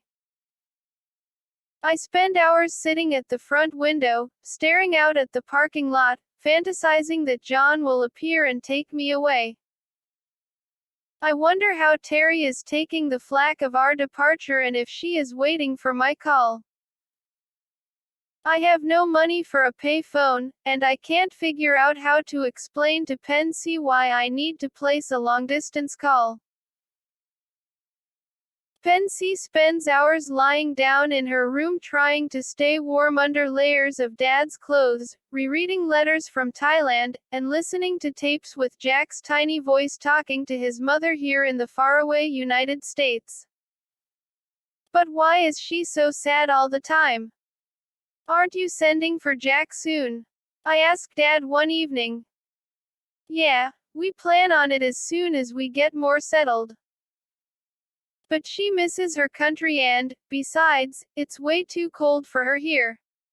Dad explains with compassion in his voice, and I can see he loves her and his new son. The sun shines warmer than usual for a late winter's morning in Riverside. Pensy is in the kitchen motioning for me to help her pack some food and drinks into a picnic basket. After we've packed, she says, "Ma," with a "come with me" motion of her hand. Bye Tiao. I follow her out the door, carrying the folded grass mat and a plain green umbrella. She has spotted a huge rock perching high on the hill behind our apartment that is sunny and level enough for us to enjoy our small feast on. Laying out our spread on the warm rock and placing the umbrella nearby, we silently begin our meal. The sun feels good on my face, and Pensy's cooking is deliciously spicy and sweet. She makes a sign to me that she is happy I enjoy her food, it pleases her. We finish quietly, staring out at the billowing clouds in the blue winter sky. A small lone bird flies close overhead and catches our eyes. Pensy looks at me, her small hands make the motion of a circle around her chest, telling me she knows I am broken-hearted. I break down. Tears of sadness pour down my face at the relief of finally having someone who understands. With broken English and crude sign language, I tell her of a true love I have left behind in Glendale and how deeply I miss him, that he doesn't know my whereabouts and how desperately I want to contact him. I tell her Dad doesn't like John and I'm scared to ask him if I can call. As I explain with my hands in my heart, she understands. Decisively, she signals for me to pack things up. Then she leads the way back to the apartment and hands me the phone. Nodding curtly, she leaves me to my call. Fear engulfs me as I hold the receiver. What if no one is there? What if Sharon answers? What does Harriet have to say about me leaving with my father? I bite the bullet and dial. John, I ask timidly after I hear his hello. Don. There is a pause. Is that you? Yes. John, I'm in Riverside. Still with your dad? Yes. I start to cry. I miss you. I miss you too, baby, John says, his voice softening. I've been waiting for you to call. Everyone here is pretty mad at your dad. I know. I can't help it, I sob, feeling a sting of guilt. I don't want to be here, John. I know, baby. I wish you were here. Near me. How's Terry? Can you tell her that I called? Terry and Juan moved out a couple of days ago. They went back to Florida. I thought you knew. Huh. No. My voice catches in my throat, and sadness overwhelms me. Baby. Don. You still there? I didn't know, John, I forced the words through the telephone receiver. I didn't know about any of it. I know, baby. Let me think. Listen. You know my brother, David, right? Yeah. Call his number. I'll be there waiting at 4 tomorrow afternoon. Okay. I'll figure something out, baby. Okay, John. I will. 4 tomorrow. I gotta go now. You know I love you, Don. I love you too, John. Tomorrow, K. Bye, baby. Bye. Pensy appears like a ghost and asks me in broken English if I am good, and draws an imaginary circle around her heart again. Good, I answer, smiling. Tomorrow, I point to the phone. She nods. John is waiting by David's phone for my 4 o'clock call. Hey, baby, He sounds out of breath. John, I miss you. Me too. Listen. David and Karen are willing to meet you and talk to you about what happened with your dad. They just want to make sure you are cool, and if everything works out, they are willing to let you stay with them until we can get you your own place. Really? Yeah, baby. I miss you. I can't wait to hold you, kiss you all over. When can you come? I don't know, John. Anytime. Your dad, he doesn't like me. Can David or Karen come pick you up? Okay. That's fine. I love you. I love you too. We are in each other's arms making love that weekend in David and Karen's back room. John can barely keep his hands off of me, and he is very open with his affection, apparently not minding that they know about us. There is nothing David and Karen want to know about my involvement with my father. They already believe John. David does take an authoritative moment with me, though. Still in his pajamas, he asks if I am willing to get a job and take being on my own seriously. I tell him I am. Cool, he drawls slowly. He pulls a long drag of his cigarette, looks over his thick glasses at me, and asks, "Did John tell you about the garage apartment coming open?" No. What apartment? John, you didn't tell her yet. David grins slyly. Hey, not yet. We've been busy, he says and proceeds to maul me playfully on the couch. I'll tell her then, David says, grinning. The garage apartment is coming up for rent next month. If you want to, you can stay here until it's available. There's just one thing. He raises an eyebrow. What? Sharon. You gotta clear it with Sharon. And as it stands, she thinks you knew about your dad using Harriet for money. And, well, you have to get a job and promise to pay rent. John doesn't speak. I am scared now. My skin bristles. Yeah, I'm serious about getting a job and, I swallow hard, I'll ask her if I can rent the place too. No, baby. I'll clear it with her if that's what you really want. Is it? John comes to my rescue, hugging me tightly. He flings David a hard look. Is John letting David test me? I let the thought go. Sharon is staunch about maintaining this place. You can't bullshit her, David warns. You need to be responsible. I'm serious, I repeat and dig my face into John's warm shoulder. Dad knows I went back to Glendale, even though I never said where I was going. To a friend's house for the weekend, was the only explanation I offered. When I come back, he is in a foul mood. Is your pain bad? I ask, concerned that his face may be feeling worse. Nah. Nothing. It's the same. It's just, I got served with papers. Harriet. She's moved back with her folks, and she's suing me for breach of promise. She knows I'm gonna pay her back. We're struggling here. This country. This is a load of shit. Only in this country. He flings his newspaper across the room. Pen C says nothing. We're outta here. What do you mean, we're outta here? Where are you going? Back to Florida. She's too cold here anyway, he points to Pen C, and when Jack comes, well, he can't take the cold weather either. Florida's weather is more like their home anyway. Sued for breach of promise, can you believe this shit? He mumbles angrily. I think for a long moment. Dad, I muster up my courage. What, Don? I don't want to go back to Florida. Yeah, I figured you wouldn't want to go.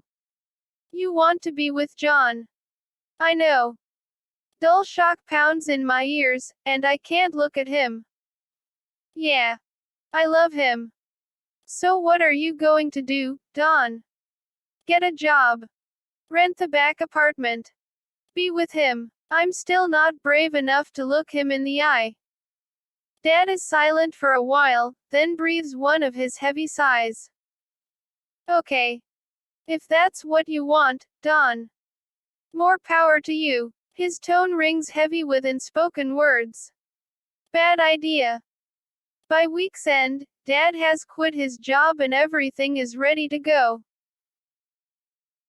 Standing outside next to the fully packed green Chrysler, I flash on moments of our trip to California, picking up Marty, the Grand Canyon. The slam of the trunk brings me out of my daydream. I hug Pensy and give her my best. Why? Chakdi ka, she says, shivering from the cold air. Without further expression, she climbs into the passenger seat. Dad stands next to the car with his hands in his pockets and stares at the ground. Well, I guess this is it.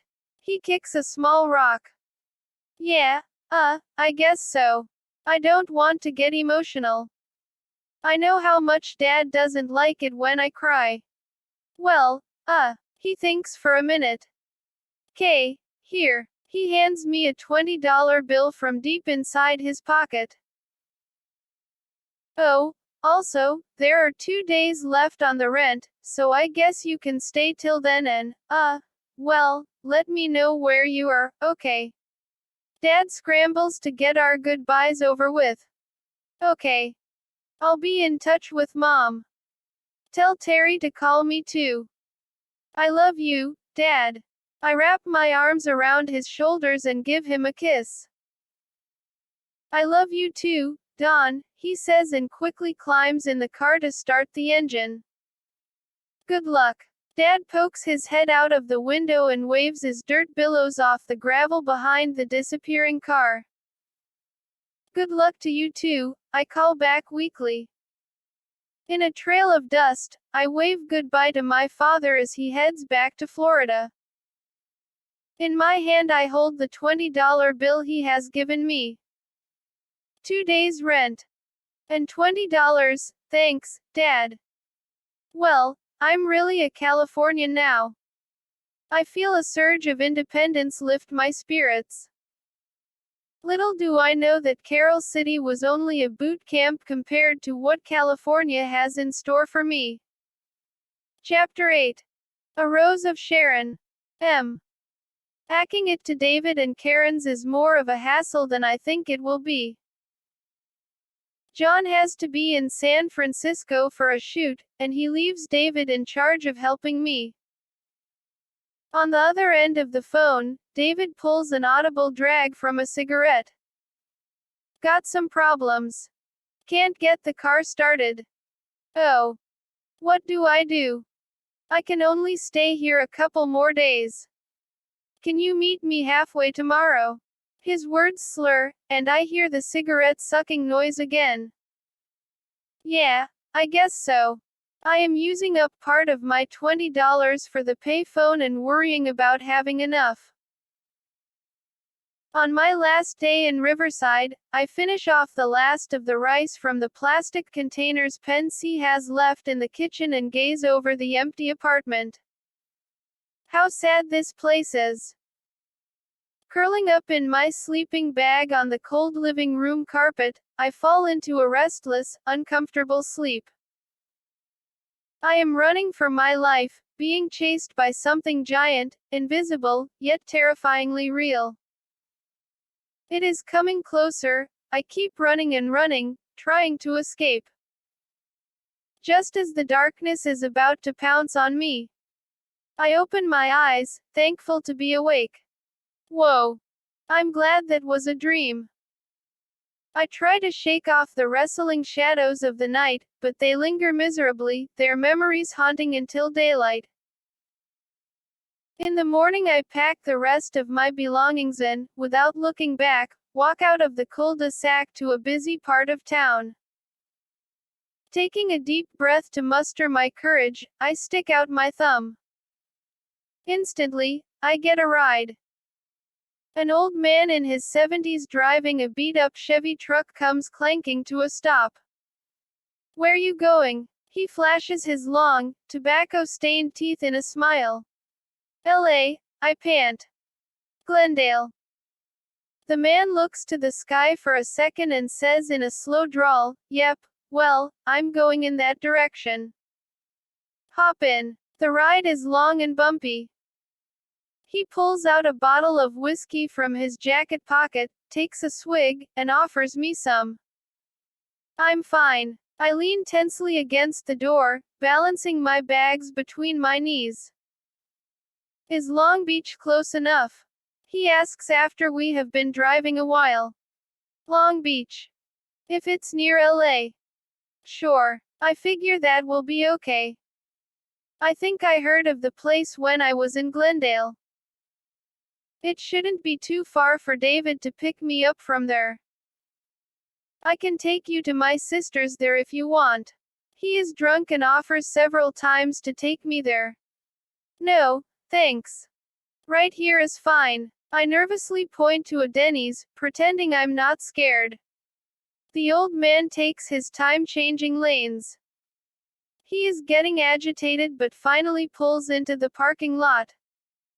I hop out and thank him again, walking quickly into the restaurant without waiting for a response. I dig for the last of my coins in the pocket of my corduroys, plunk them into a lone pay phone near the newspaper stands, and dial David's number once again. Hello. Hi. John. Don. Where are you? Long Beach. At a Denny's off the 710 freeway. Long Beach. Why are you there? 'Cause David told me to find a ride halfway. His car isn't working very well. What? That schmuck. John sounds pissed off. Just a minute. I hear the muffled sounds of voices, then John comes back in the line. Baby. Yeah. Karen's going to pick you up. I gotta go to work, but I'll be home tonight and meet you here. Don't worry. I love you. I love why. He cuts me off, passing the phone to David's wife. He has epilepsy, you know, Karen says from behind the steering wheel of their 1969 orange Volkswagen Beetle. He has to take phenobarbital every day so he doesn't have seizures. It wipes him out a lot. People think he's just lazy, but he's sick. I heard, I tell her sympathetically. Yeah, she is smacking gum and shifting gears like butter. Her straight, shoulder-length blonde hair is pinned back at the bangs with a modest barrette, and the late afternoon sun glares off of her thick bifocals. So, you like John, huh? She comes right out and asks. Taken off guard, I am suddenly shy at how vulnerable her question makes me feel. Yeah. He's nice. She pulls her eyes off the road for a quick second, flashing me a smile. You're lucky, she says, popping her gum. You think so? I answer, but I don't really want to talk about it anymore. She smirks, her head cocking to the side. So is he. Karen shows me where to put my things when we get to the cottage. David is passed out on a king-sized bed that sits directly in the middle of the living room. His medicine has kicked in, Karen whispers. Aside from the large bed, the room is adorned with a mishmash of just about everything. A patched orange beanbag chair props up against the front window, and odd pieces of furniture are placed in unusable parts of the room. Massive pothos plants hang from the ceiling in 3 out of 4 of the corners of the room. It looks like the dregs of a giant garage sale have found homes here. Noth lacks at the gentle command he has of my body, lie trustingly under his weight, my eyes inches from the blue of his. Listen to me. He softly wipes strands of hair from my face. Look at you. Look. Look at your face, he whispers admiringly, tenderly outlining my features with his fingers. The shape, those cheekbones, and your eyes, the green, blue, he shakes his head. And their perfect almond shape. His fingers lightly brush over my eyes, then stop. You were my birthday present, you know. It was my birthday when I first met you. John holds my gaze for what seems an eternity before he lightly places his lips on mine. I love you, he breathes, his mouth barely touching my skin. You're the best thing, his voice trails off. I love you too, John. My words come to life in my heart even as I speak them. Sparks light in John's eyes, my words ignite him. He is on fire. He lifts me up and showers me with dozens of kisses. He rips his shirt off, throws it to the floor, and tears my blouse open with his teeth. His lovemaking is frenzied passion. I follow his lead. He likes to tell me what to do, but I silently worry that I don't have the right moves. I'm getting better at blocking out the pain. I have never felt as loved as I do at this very moment. We spend the weekend visiting John's favorite places, lying around the pool, ordering room service, and guessing the identities of the other hotel guests. I bet that one is his secretary and they are supposed to be out on a business trip. John starts the game playfully. Oh, look, they're going to their room to fuck. I'll bet money. Wanna peek in their window and watch? No way. Really? No, they're not, John. Quit it. They're looking. I'm embarrassed and blushing. But John is like a kid in a candy store. He loves this game, it excites him. He checks to see if the coast is clear, takes me by the hand, and leads the way to the back of the couple's bungalow. Shish. John lifts his finger to his lips. We lie quietly for a few moments till he feels safe enough to steal a peek inside. He takes the first rubberneck look and lifts me up to spy on the unsuspecting couple too. A pile of clothes sits on the floor near the corner of the bed. I try to stretch my neck farther until John, unable to contain a laugh, can't hold me up any longer. We fall in the bushes laughing hysterically all the way back to our bungalow. People stare at us constantly, and I finally realize that John is being recognized. I remember the group that followed us at Grauman's Chinese Theater. He attracts people. John loves the attention, but ever protective of me. Whenever people look, he holds me closer, more possessively and intimately, as if to say, she is mine. Holding my hand everywhere, John guides me to all his favorite haunts. We eat at an old family-owned Mexican place famous for its authentic food, ride the tram to the snowy top of the mountains that overlook Palm Springs to eat barbecue, and feed the squirrels as we look for the ocean through the large bluff-top binoculars. Then, back at our bungalow, we make love again until we fall asleep. I don't want these days to end. Still Sunday comes, and it is time to go back to Glendale. Heaviness hangs on our final day, but on the ride home, a more comfortable feeling of permanence settles in between us. Our moves have become synchronized, and we sense each other's needs before words are ever spoken. John, taking the opportunity to kiss me every time we come to a stop, assures me that my father will not know about our weekend alone. I hope he is right. I'm not looking forward to facing Dad with a lie on my lips.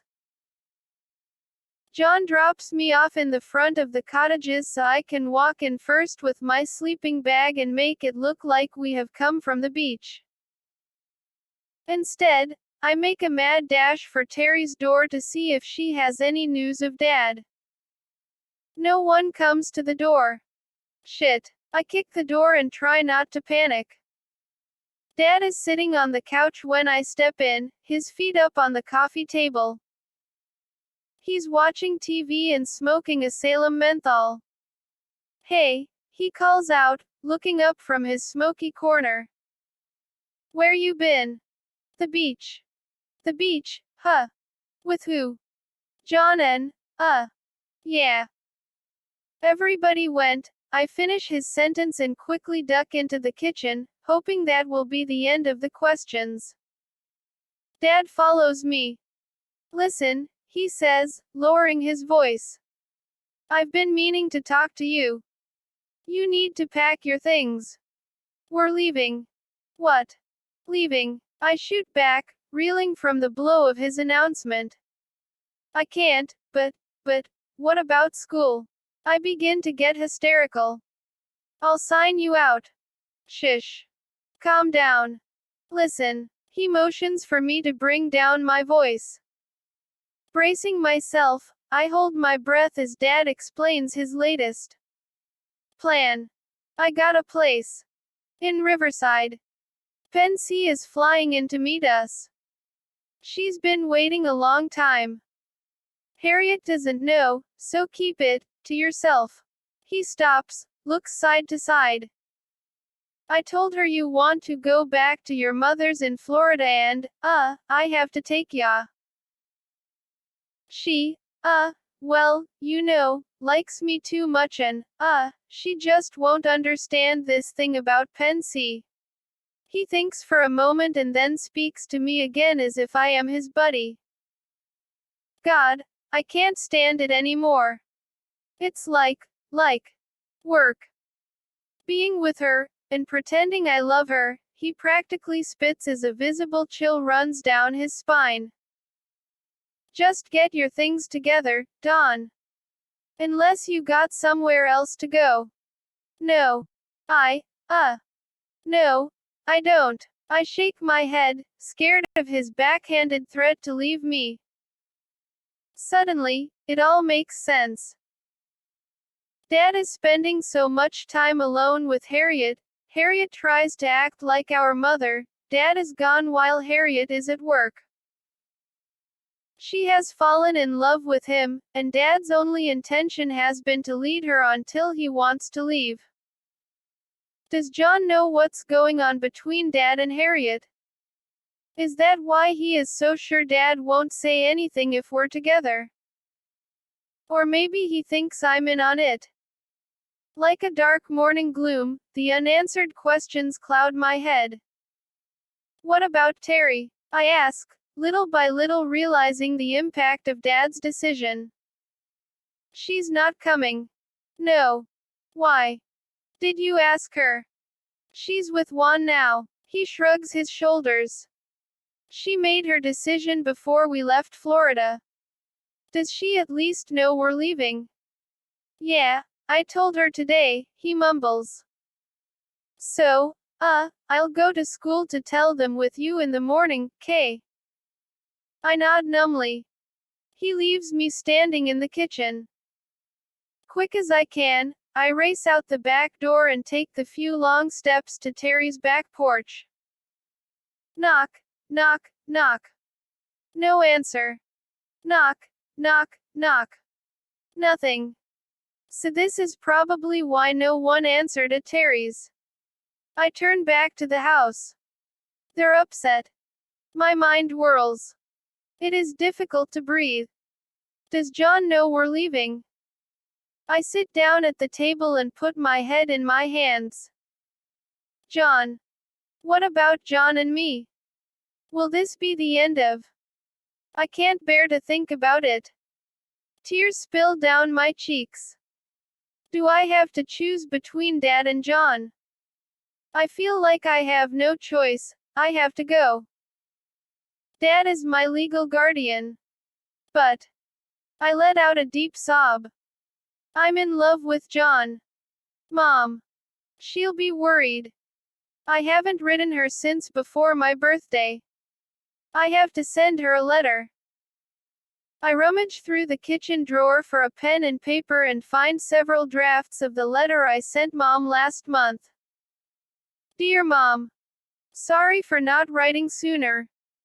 Thank you very much for the pictures. They are very nice. As soon as I got them, I showed them to everyone in the courts where I live. They all said I have a very pretty mother and foxy brother. Most of them think me and Wayne look like twins. I think so too. I'm sorry I don't have any recent pictures of me except for the ones we took at the nude beach, and I don't think you would like a picture of me naked. School ends Friday for the Christmas holidays and starts again January 3. Please forgive me for not sending anything except my love. But I have no money and no one wants me to do any work for them because they need the money for Christmas presents too. Oh yeah. My bladder infection is gone. The doctor gave me antibiotics for it. I've been taking them for almost 2 weeks now. I will be sweet 16 in 2 weeks from Wednesday. Remember the birthday party last year? I had a good time. So did you, I think. I still thank you, Mom. It was one of the nicest things you did for me. I'll always remember it, and you mostly. I miss you and Wayne so much. Especially now during Christmas time. I only spent one other Christmas away from home 2 years ago. Well, I better go now. Sorry my writing is so sloppy. Merry Christmas early. All my love. Don. X. It was all I could bring myself to say, tidbits of catching up, with no real mention that maybe something else is going on. Maybe I was scared of being sick or the way things were playing out here in California. I know she can't do anything if I write her again, and I really don't want her to worry. I fold the letter and place it back into the drawer. Sad and exhausted, I pull down the sofa bed and cry myself to sleep. John's morning wake-up call is a rap at the door. Today, I am already up and waiting for him. Morning. He has a cheerful glint in his eye that says, "Remember our weekend?" Hey. I open the screen door, step out into the cold morning fog. John's face drops. What's the matter? We're leaving. I choke back a rush of tears. What? When? Now? I'm not sure. I think tomorrow. Dad is checking me out of school today, and he told me to pack my things, I blurt out, a few tears breaking free. I lean against the stucco cottage wall, put my arm across my eyes, and let out a few sobs. John steps in close to me and holds my hand. He is thoughtful, and I wish he would say something, fix this mess somehow. Get me your address and phone number. He bites his lip a few moments more, staring into the gray, foggy sky. Call me. The cottage door flings open before we can say any more. John quickly jumps back off the porch and pretends he is just leaving. Let's go, Don, Dad purposely interrupts, his voice stern. He sends John a murderous stare. John throws Dad a challenging look back. You son of a bitch. He turns in a huff, marches to his cottage, and slams the door. Dad is shaken, and he fumbles with the lock and the screen door. Ready, Don. Come on. Quit standing around here, and let's get this over with. Dad storms to the car, shaking his keys against his leg hard and loudly. He is the one in charge. Why aren't you going, Terry? I demand, banging on the door. He doesn't want me to go, Don. Didn't he tell you that? She is about to cry. No. He said you were with Juan now. No. He did kinda ask me to go with him, but right after, said he understood I couldn't because I was with Juan.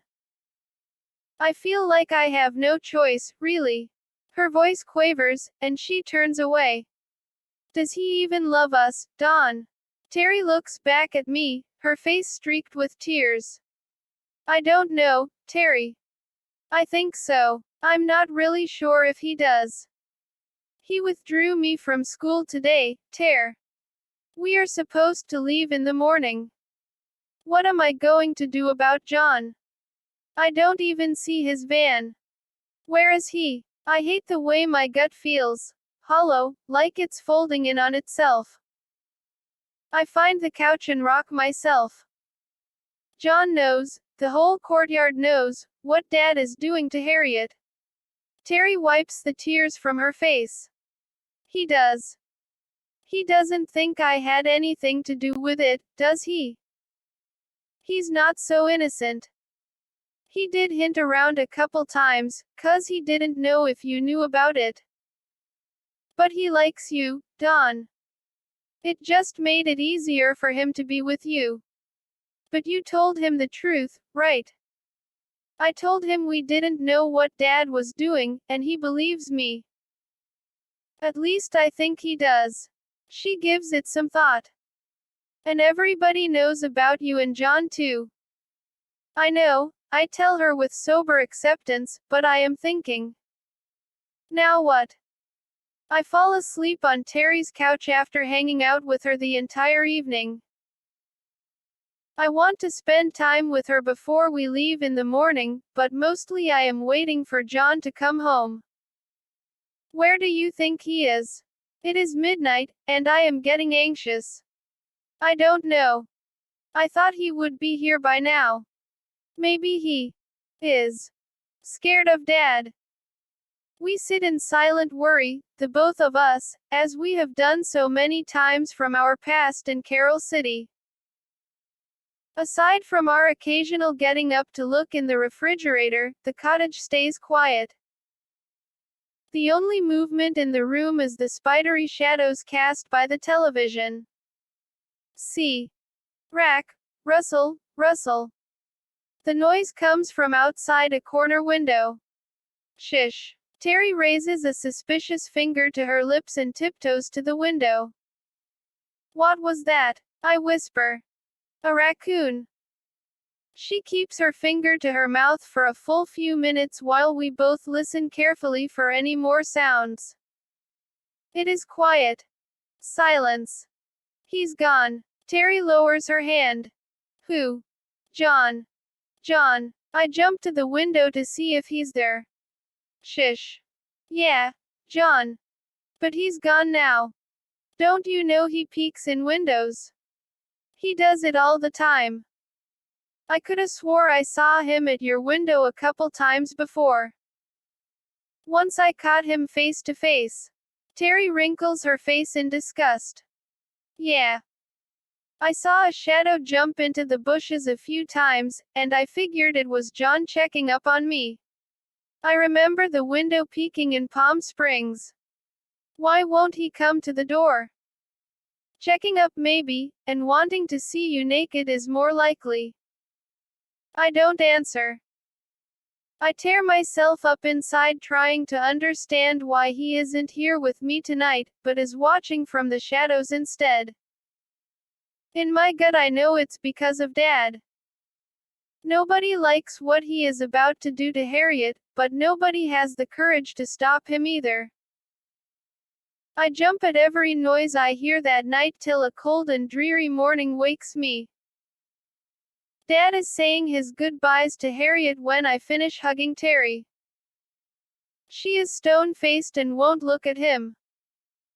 I can't stop crying, and when I reach out to hug Harriet goodbye, all I can say is, thank you. John's van is parked at the end of the courtyard in his usual space, and the door to his cottage is shut tight with the curtains drawn. I'll call John as soon as we get where we're going, Terry. I'm sure he'll give you a message, I assure her as well as myself. Things are complicated now. After a couple of days, Harriet will know that Dad has lied to her and, because I am with him, she will blame me too. All hell will break loose, and Harriet will see me as part of it. Everyone is bracing for the fallout. Terry doesn't have a phone, so the only number I can call is John's, and that will have to be when Sharon isn't home. I am sure Sharon will accuse me too. I've thought about calling the answering service, but John hasn't given me permission to call there. The time comes to leave, and still John doesn't emerge. Tell him I miss him, and I will let him know where I am as soon as I can, I tell Terry urgently. I grab my things and throw them in the car. In front of the once purple jacarandas, Terry stands on the damp sidewalk hugging her blue and beige sweater, eyes red and swollen. Then, expressionless, without a word, she turns and walks back to her cottage. It is the last time my sister and I will see each other as teenagers. Riverside, California, is only an hour and a half away from Glendale. I make a note of it. The car ride is a sad blur. I notice nothing on the drive except the floorboards in the backseat. I feel carsick. Large gray and brown boulders jut out of dry desert hills to greet us, but I'm not excited. The wind blows hard here in January. At the end of a cul-de-sac in a large apartment complex, Dad pulls up to a bottom floor unit and taps on the door.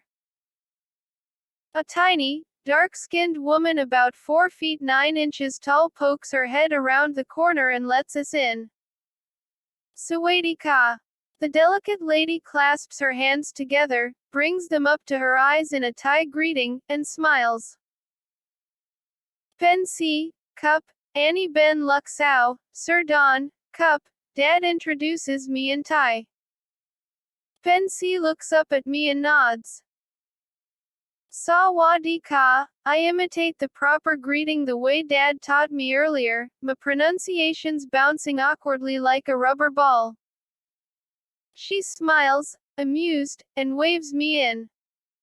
Pen Si is a beautiful, fine-boned woman with jet black hair and eyes. Her dagger-like fingernails are painted red, contrasting nicely against her brown skin. She wears a traditional bright-colored sarong, one of Dad's sweatshirts, and his oversized socks, which drag comically behind her tiny feet as she walks. Right away she spreads a collapsible grass mat on the carpet. Then into the kitchen she scoops up bowls of different kinds of curries, soups, sauces, and rice. Dad changes into a more subtle, checkered male sarong, and we sit down to eat. I look around the sparse apartment, notice its dark green short shag carpet, a small television, and a roll of blankets against the wall. After dinner, Dad and Pen Si speak together in Thai, and he translates. She says to tell you she doesn't speak any English, but she thinks you are beautiful. Tell her thank you. I am flattered by the compliment. And that she is too. I thought you said she wasn't here yet, Dad. I had to trust you. Shish. Pen Si speaks again. She asks how old you are, and she wants to tell you about Jack. He's 2.5. Dad finishes, and Pen Si begins to cry. She misses Jack, Dad says. My own tears fall down my face. Yeah, I miss somebody too. Dad flashes me a stern look, then hangs his head, puts down his chopsticks, and exhales a long, hard sigh. Pen Si and I spend the next couple of weeks communicating in sign language and crying a lot. How long has Pen Si been here? I wonder. She keeps the green stone for me. She knows how to take good care of it. In her country, she is highly revered, Dad tells me confidentially. She is a healer. People will line up outside of our house to have her lay her hands on them. I am impressed, but then question silently why she hasn't taken away the pain in his face yet. I don't say anything. Instead, I can't stop thinking about John. Dad already has a job with the phone company, so a black rotary phone sits on the green carpeted floor in the living room. Man, when Dad makes plans, he really hauls ass. I am amazed.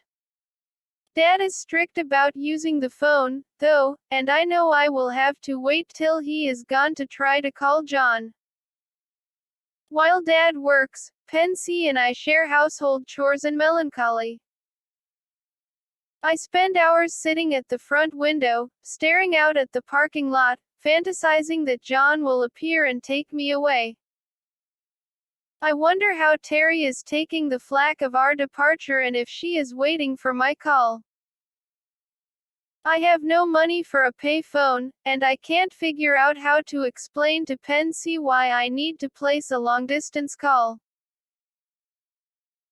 Pensy spends hours lying down in her room trying to stay warm under layers of Dad's clothes, rereading letters from Thailand, and listening to tapes with Jack's tiny voice talking to his mother here in the faraway United States.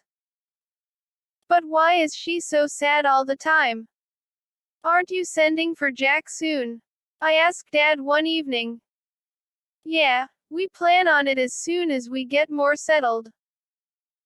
But she misses her country and, besides, it's way too cold for her here. Dad explains with compassion in his voice, and I can see he loves her and his new son. The sun shines warmer than usual for a late winter's morning in Riverside. Pensy is in the kitchen motioning for me to help her pack some food and drinks into a picnic basket. After we've packed, she says, "Ma," with a "come with me" motion of her hand. Bai Tiao. I follow her out the door, carrying the folded grass mat and a plain green umbrella. She has spotted a huge rock perching high on the hill behind our apartment that is sunny and level enough for us to enjoy our small feast on. Laying out our spread on the warm rock and placing the umbrella nearby, we silently begin our meal. The sun feels good on my face, and Pensy's cooking is deliciously spicy and sweet. She makes a sign to me that she is happy I enjoy her food, it pleases her. We finish quietly, staring out at the billowing clouds in the blue winter sky. A small lone bird flies close overhead and catches our eyes. Pensy looks at me. Her small hands make the motion of a circle around her chest, telling me she knows I am broken-hearted. I break down. Tears of sadness pour down my face at the relief of finally having someone who understands. With broken English and crude sign language, I tell her of a true love I have left behind in Glendale and how deeply I miss him, that he doesn't know my whereabouts and how desperately I want to contact him. I tell her Dad doesn't like John and I'm scared to ask him if I can call. As I explain with my hands in my heart, she understands. Decisively, she signals for me to pack things up. Then she leads the way back to the apartment and hands me the phone. Nodding curtly, she leaves me to my call. Fear engulfs me as I hold the receiver. What if no one is there? What if Sharon answers? What does Harriet have to say about me leaving with my father? I bite the bullet and dial. John, I ask timidly after I hear his hello. Don. There is a pause. Is that you? Yes. John, I'm in Riverside. Still with your dad? Yes. I start to cry. I miss you. I miss you too, baby, John says, his voice softening. I've been waiting for you to call. Everyone here is pretty mad at your dad. I know. I can't help it, I sob, feeling a sting of guilt. I don't want to be here, John. I know, baby. I wish you were here. Near me. How's Terry? Can you tell her that I called? Terry and Juan moved out a couple of days ago. They went back to Florida. I thought you knew. Huh. No. My voice catches in my throat, and sadness overwhelms me. Baby. Don. You still there? I didn't know, John, I forced the words through the telephone receiver. I didn't know about any of it. I know, baby. Let me think. Listen. You know my brother, David, right? Yeah. Call his number. I'll be there waiting at 4 tomorrow afternoon. Okay. I'll figure something out, baby. Okay, John. I will. 4 tomorrow. I gotta go now. You know I love you, Don. I love you too, John. Tomorrow, K. Bye, baby. Bye. Pensy appears like a ghost and asks me in broken English if I am good, and draws an imaginary circle around her heart again. Good, I answer, smiling. Tomorrow, I point to the phone. She nods. John is waiting by David's phone for my 4 o'clock call. Hey, baby, he sounds out of breath. John, I miss you. Me too. Listen. David and Karen are willing to meet you and talk to you about what happened with your dad. They just want to make sure you are cool, and if everything works out, they are willing to let you stay with them until we can get you your own place. Really? Yeah, baby. I miss you, I can't wait to hold you, kiss you all over. When can you come? I don't know, John. Anytime. Your dad, he doesn't like me. Can David or Karen come pick you up? Okay. That's fine. I love you. I love you too. We are in each other's arms making love that weekend in David and Karen's back room. John can barely keep his hands off of me, and he is very open with his affection, apparently not minding that they know about us. There is nothing David and Karen want to know about my involvement with my father. They already believe John. David does take an authoritative moment with me, though. Still in his pajamas, he asks if I am willing to get a job and take being on my own seriously. I tell him I am. Cool, he drawls slowly. He pulls a long drag of his cigarette, looks over his thick glasses at me, and asks, Did John tell you about the garage apartment coming open? No. What apartment? John, you didn't tell her yet. David grins slyly. Hey, not yet. We've been busy, he says and proceeds to maul me playfully on the couch. I'll tell her then, David says, grinning. The garage apartment is coming up for rent next month. If you want to, you can stay here until it's available. There's just one thing. He raises an eyebrow. What? Sharon. You gotta clear it with Sharon. And as it stands, she thinks you knew about your dad using Harriet for money. And, well, you have to get a job and promise to pay rent. John doesn't speak. I am scared now. My skin bristles. Yeah, I'm serious about getting a job and, I swallow hard, I'll ask her if I can rent the place too. No, baby. I'll clear it with her if that's what you really want. Is it? John comes to my rescue, hugging me tightly. He flings David a hard look. Is John letting David test me? I let the thought go. Sharon is staunch about maintaining this place. You can't bullshit her, David warns. You need to be responsible. I'm serious, I repeat and dig my face into John's warm shoulder. Dad knows I went back to Glendale, even though I never said where I was going. To a friend's house for the weekend, was the only explanation I offered.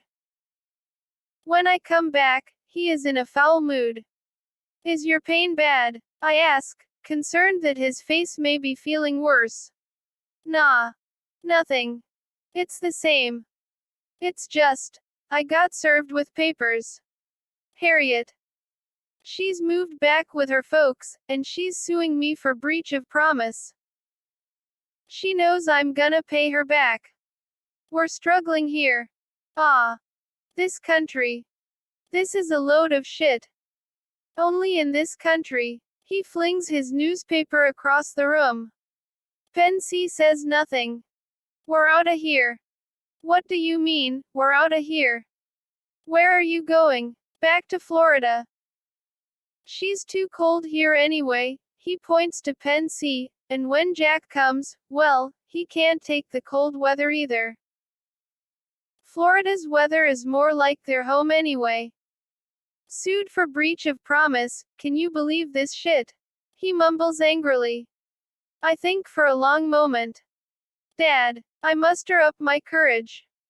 What, Don? I don't want to go back to Florida. Yeah, I figured you wouldn't want to go. You want to be with John. I know. Dull shock pounds in my ears, and I can't look at him. Yeah. I love him. So what are you going to do, Don? Get a job. Rent the back apartment. Be with him. I'm still not brave enough to look him in the eye. Dad is silent for a while, then breathes one of his heavy sighs. Okay. If that's what you want, Don. More power to you. His tone rings heavy with unspoken words. Bad idea. By week's end, Dad has quit his job and everything is ready to go. Standing outside next to the fully packed green Chrysler, I flash on moments of our trip to California, picking up Marty, the Grand Canyon. The slam of the trunk brings me out of my daydream. I hug Pensy and give her my best. Why? Chakdi ka, she says, shivering from the cold air. Without further expression, she climbs into the passenger seat. Dad stands next to the car with his hands in his pockets and stares at the ground. Well, I guess this is it. He kicks a small rock. Yeah, I guess so. I don't want to get emotional. I know how much Dad doesn't like it when I cry. Well, he thinks for a minute. "'Kay, here." He hands me a $20 bill from deep inside his pocket. Oh, also, there are 2 days left on the rent, so I guess you can stay till then and, well, let me know where you are, okay? Dad scrambles to get our goodbyes over with. Okay. I'll be in touch with Mom. Tell Terry to call me too. I love you, Dad. I wrap my arms around his shoulders and give him a kiss. I love you too, Don, he says and quickly climbs in the car to start the engine. Good luck. Dad pokes his head out of the window and waves his dirt billows off the gravel behind the disappearing car. Good luck to you too, I call back weakly. In a trail of dust, I wave goodbye to my father as he heads back to Florida. In my hand I hold the $20 bill he has given me. 2 days' rent. And $20, thanks, Dad. Well, I'm really a Californian now. I feel a surge of independence lift my spirits. Little do I know that Carol City was only a boot camp compared to what California has in store for me. Chapter 8. A Rose of Sharon. M. Hacking it to David and Karen's is more of a hassle than I think it will be. John has to be in San Francisco for a shoot, and he leaves David in charge of helping me. On the other end of the phone, David pulls an audible drag from a cigarette. Got some problems. Can't get the car started. Oh. What do I do? I can only stay here a couple more days. Can you meet me halfway tomorrow? His words slur, and I hear the cigarette sucking noise again. Yeah, I guess so. I am using up part of my $20 for the payphone and worrying about having enough. On my last day in Riverside, I finish off the last of the rice from the plastic containers Pensy has left in the kitchen and gaze over the empty apartment. How sad this place is. Curling up in my sleeping bag on the cold living room carpet, I fall into a restless, uncomfortable sleep. I am running for my life, being chased by something giant, invisible, yet terrifyingly real. It is coming closer. I keep running and running, trying to escape. Just as the darkness is about to pounce on me, I open my eyes, thankful to be awake. Whoa. I'm glad that was a dream. I try to shake off the wrestling shadows of the night, but they linger miserably, their memories haunting until daylight.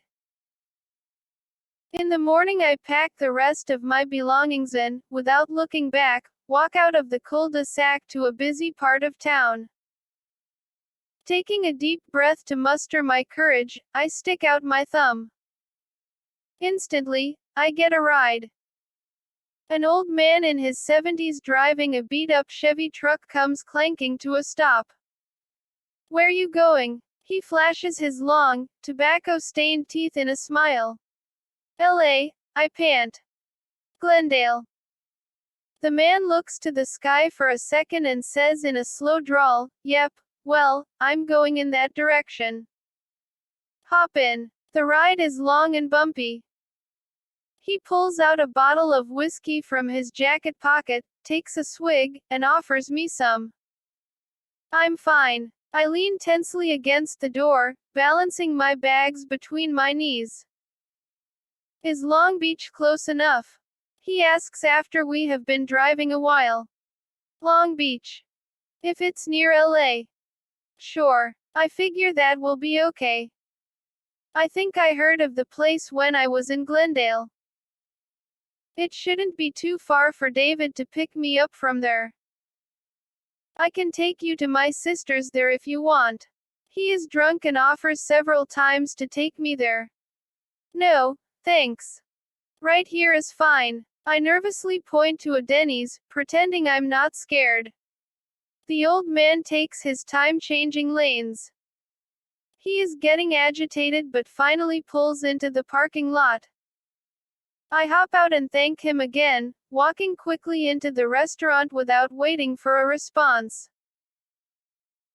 I dig for the last of my coins in the pocket of my corduroys, plunk them into a lone pay phone near the newspaper stands, and dial David's number once again.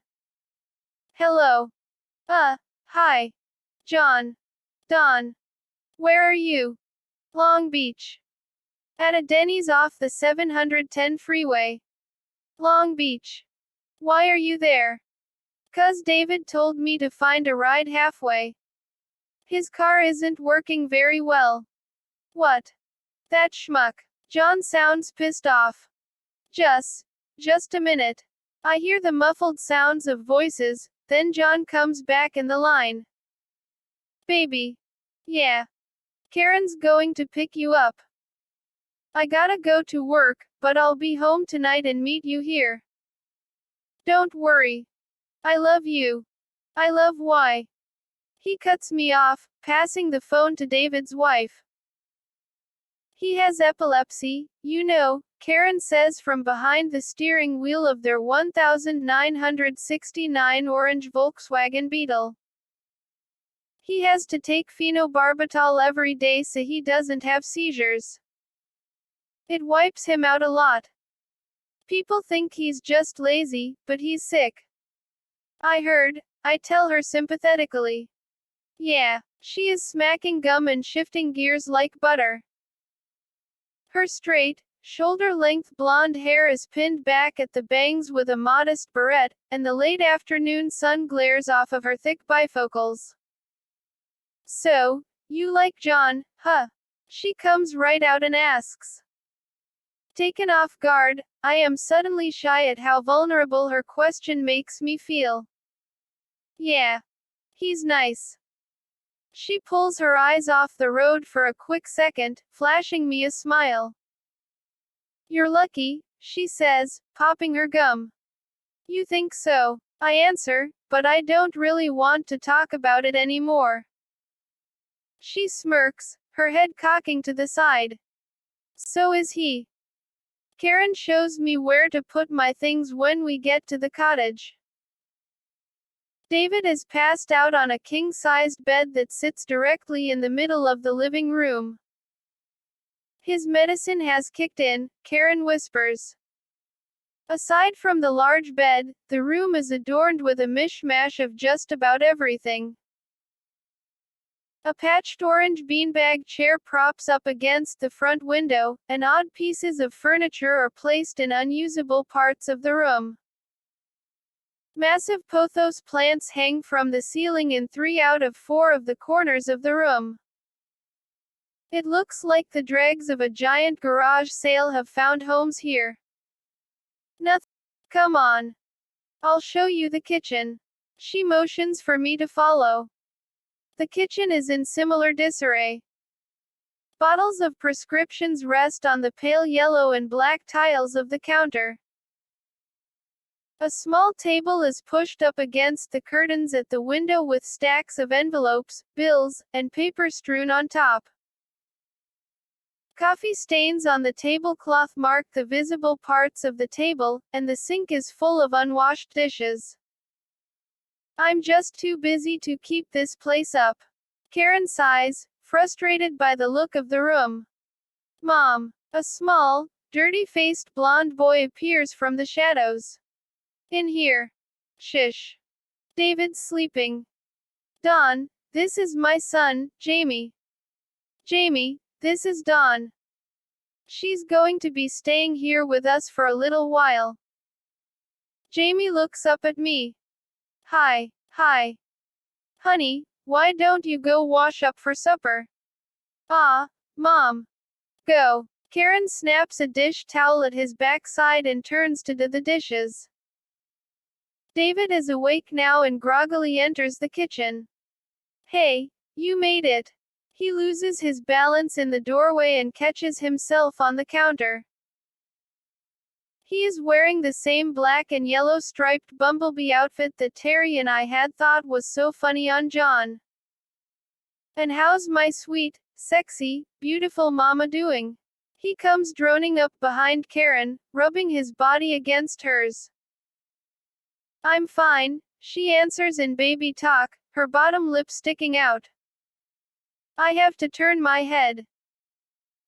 I know John and I were all over each other earlier and they probably feel comfortable being affectionate in front of me, but in my eyes this is sickeningly sweet and almost a show. Well, I'm gonna have to put up with it. At least until I get my own place. John gets in around midnight. David and Karen are sitting up in the king-sized bed watching TV. "Hey," they greet him, smiling. Half asleep in the beanbag chair, I feel John crawl up next to me and nuzzle my neck.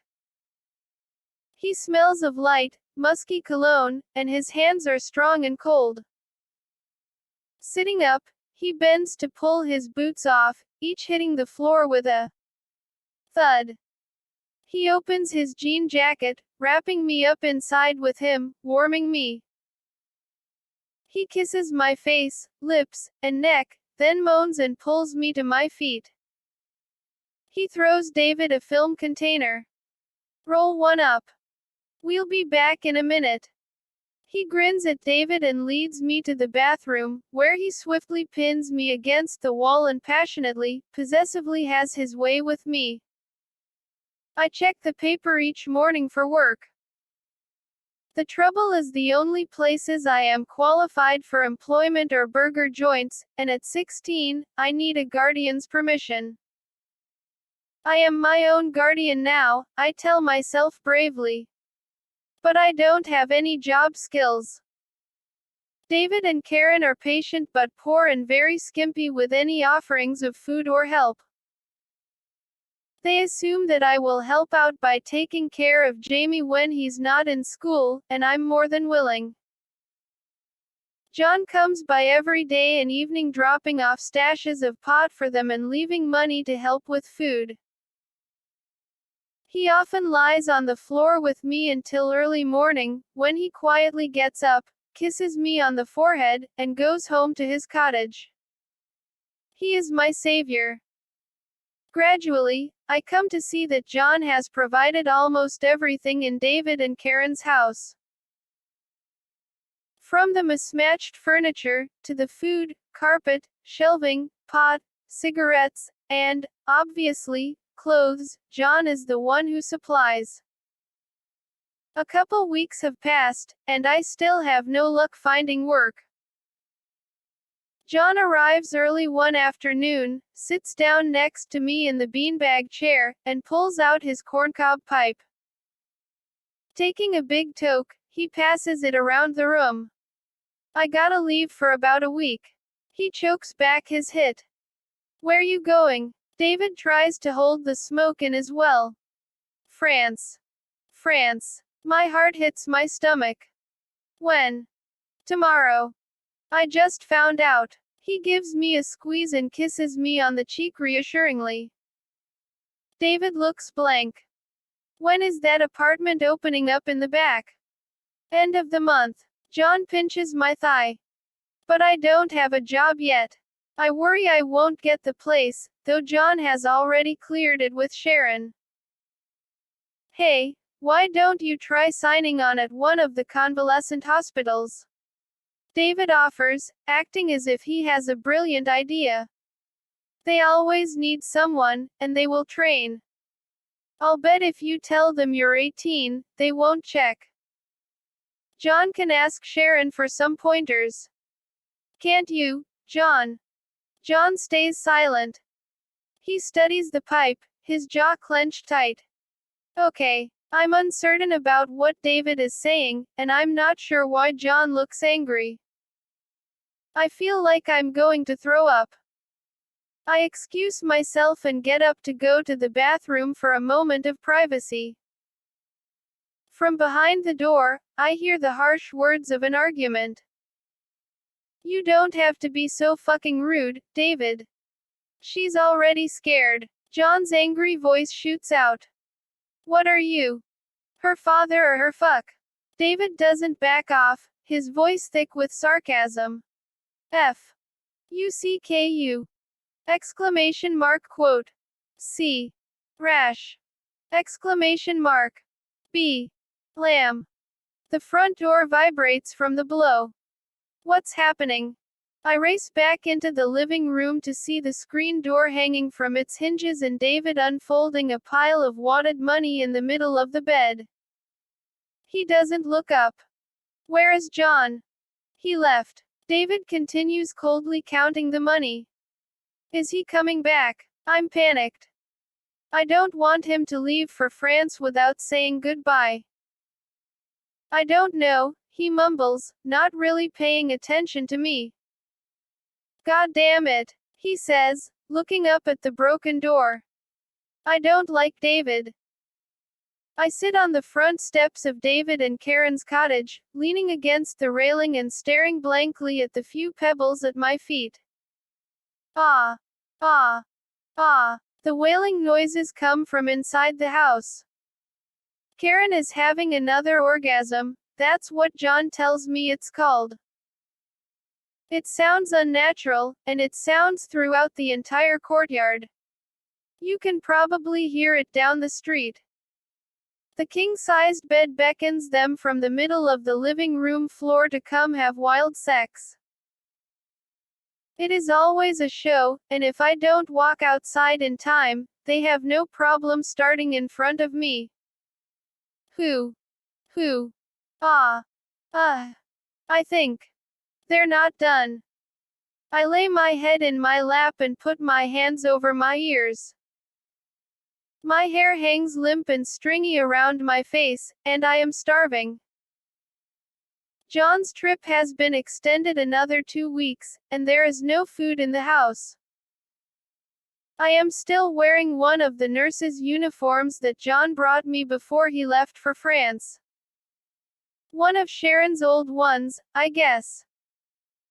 He stuck his head in David's door for a quick second the evening before his flight and called me outside to say goodbye. Pulling me around to the side of the cottage, he picked me up and hugged me tightly, kissing my entire face. I'll try and call you while I'm gone, he said softly. I love you. He stroked my hair and cradled me. I love you too, John. Here. These are from Sharon. He handed me a bag of nurses' uniforms. She said to tell you that if you need any help to let her know. Wow. Really. I'm amazed and wary of her gift. I'll be back soon, baby. I'll miss you. Be good, okay? For me. His words feed my aching heart. I don't want him to go. I'll be scared without him here, and I'll be sad like I was in Riverside. I will, John. I promise. Call me. Please. The next morning, I apply at the nearest place looking for a nurse's aide. Royal Oaks Convalescent Hospital on Verdugo Road is only 2 miles away. The place is a dump, a sad place where people go to die, so shorthanded that they hire me on the spot. When the application asks my age, I lie and write 18. No one questions me. I have a job. My heart sings. Now I can have my own place. John will be so proud of me. Still, I have to wait for my first payday, and suffering another 2 weeks with David and Karen feels unbearable.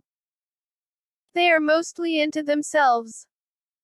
I am invisible to them, and when I am noticed, I feel like I'm in the way. John calls, as he promised, and that is some relief. But David and Karen don't have him there to supply them with their normal treats. So they are grumpy and the kitchen cupboards are literally bare. It is obvious to me that they are doing John a favor by letting me stay there but can't wait for me to move out. Hanging out on the front steps keeps me sane. Can't stand that howling either, huh? A wry voice shoots out from across the courtyard. I look up. Sitting in the shadows, Sharon is smoking a cigarette on her porch steps. Spotting her, I laugh, realizing she can also hear Karen's wailing. Are you hungry? Who? Me. Now I am embarrassed. Can she tell? Yes, you. Have you eaten lately? This morning. Toast or something. I can't remember. Wait here. She gets up and goes into her house. A few minutes later, she returns carrying a steaming plate of meatloaf and potatoes. Here you go. Eat it while it's hot, and hurry before they see you. Her cigarette dangles from her lips as she hands me the mouthwatering meal. Thanks. I feel awkward and have a hard time looking at her. You wouldn't think an Italian could make meatloaf, but it's the best I ever tasted if I do say so myself. She is smug and proud of it. It's delicious. I shovel large spoonfuls of mashed potatoes into my mouth. I found out I have malnutrition.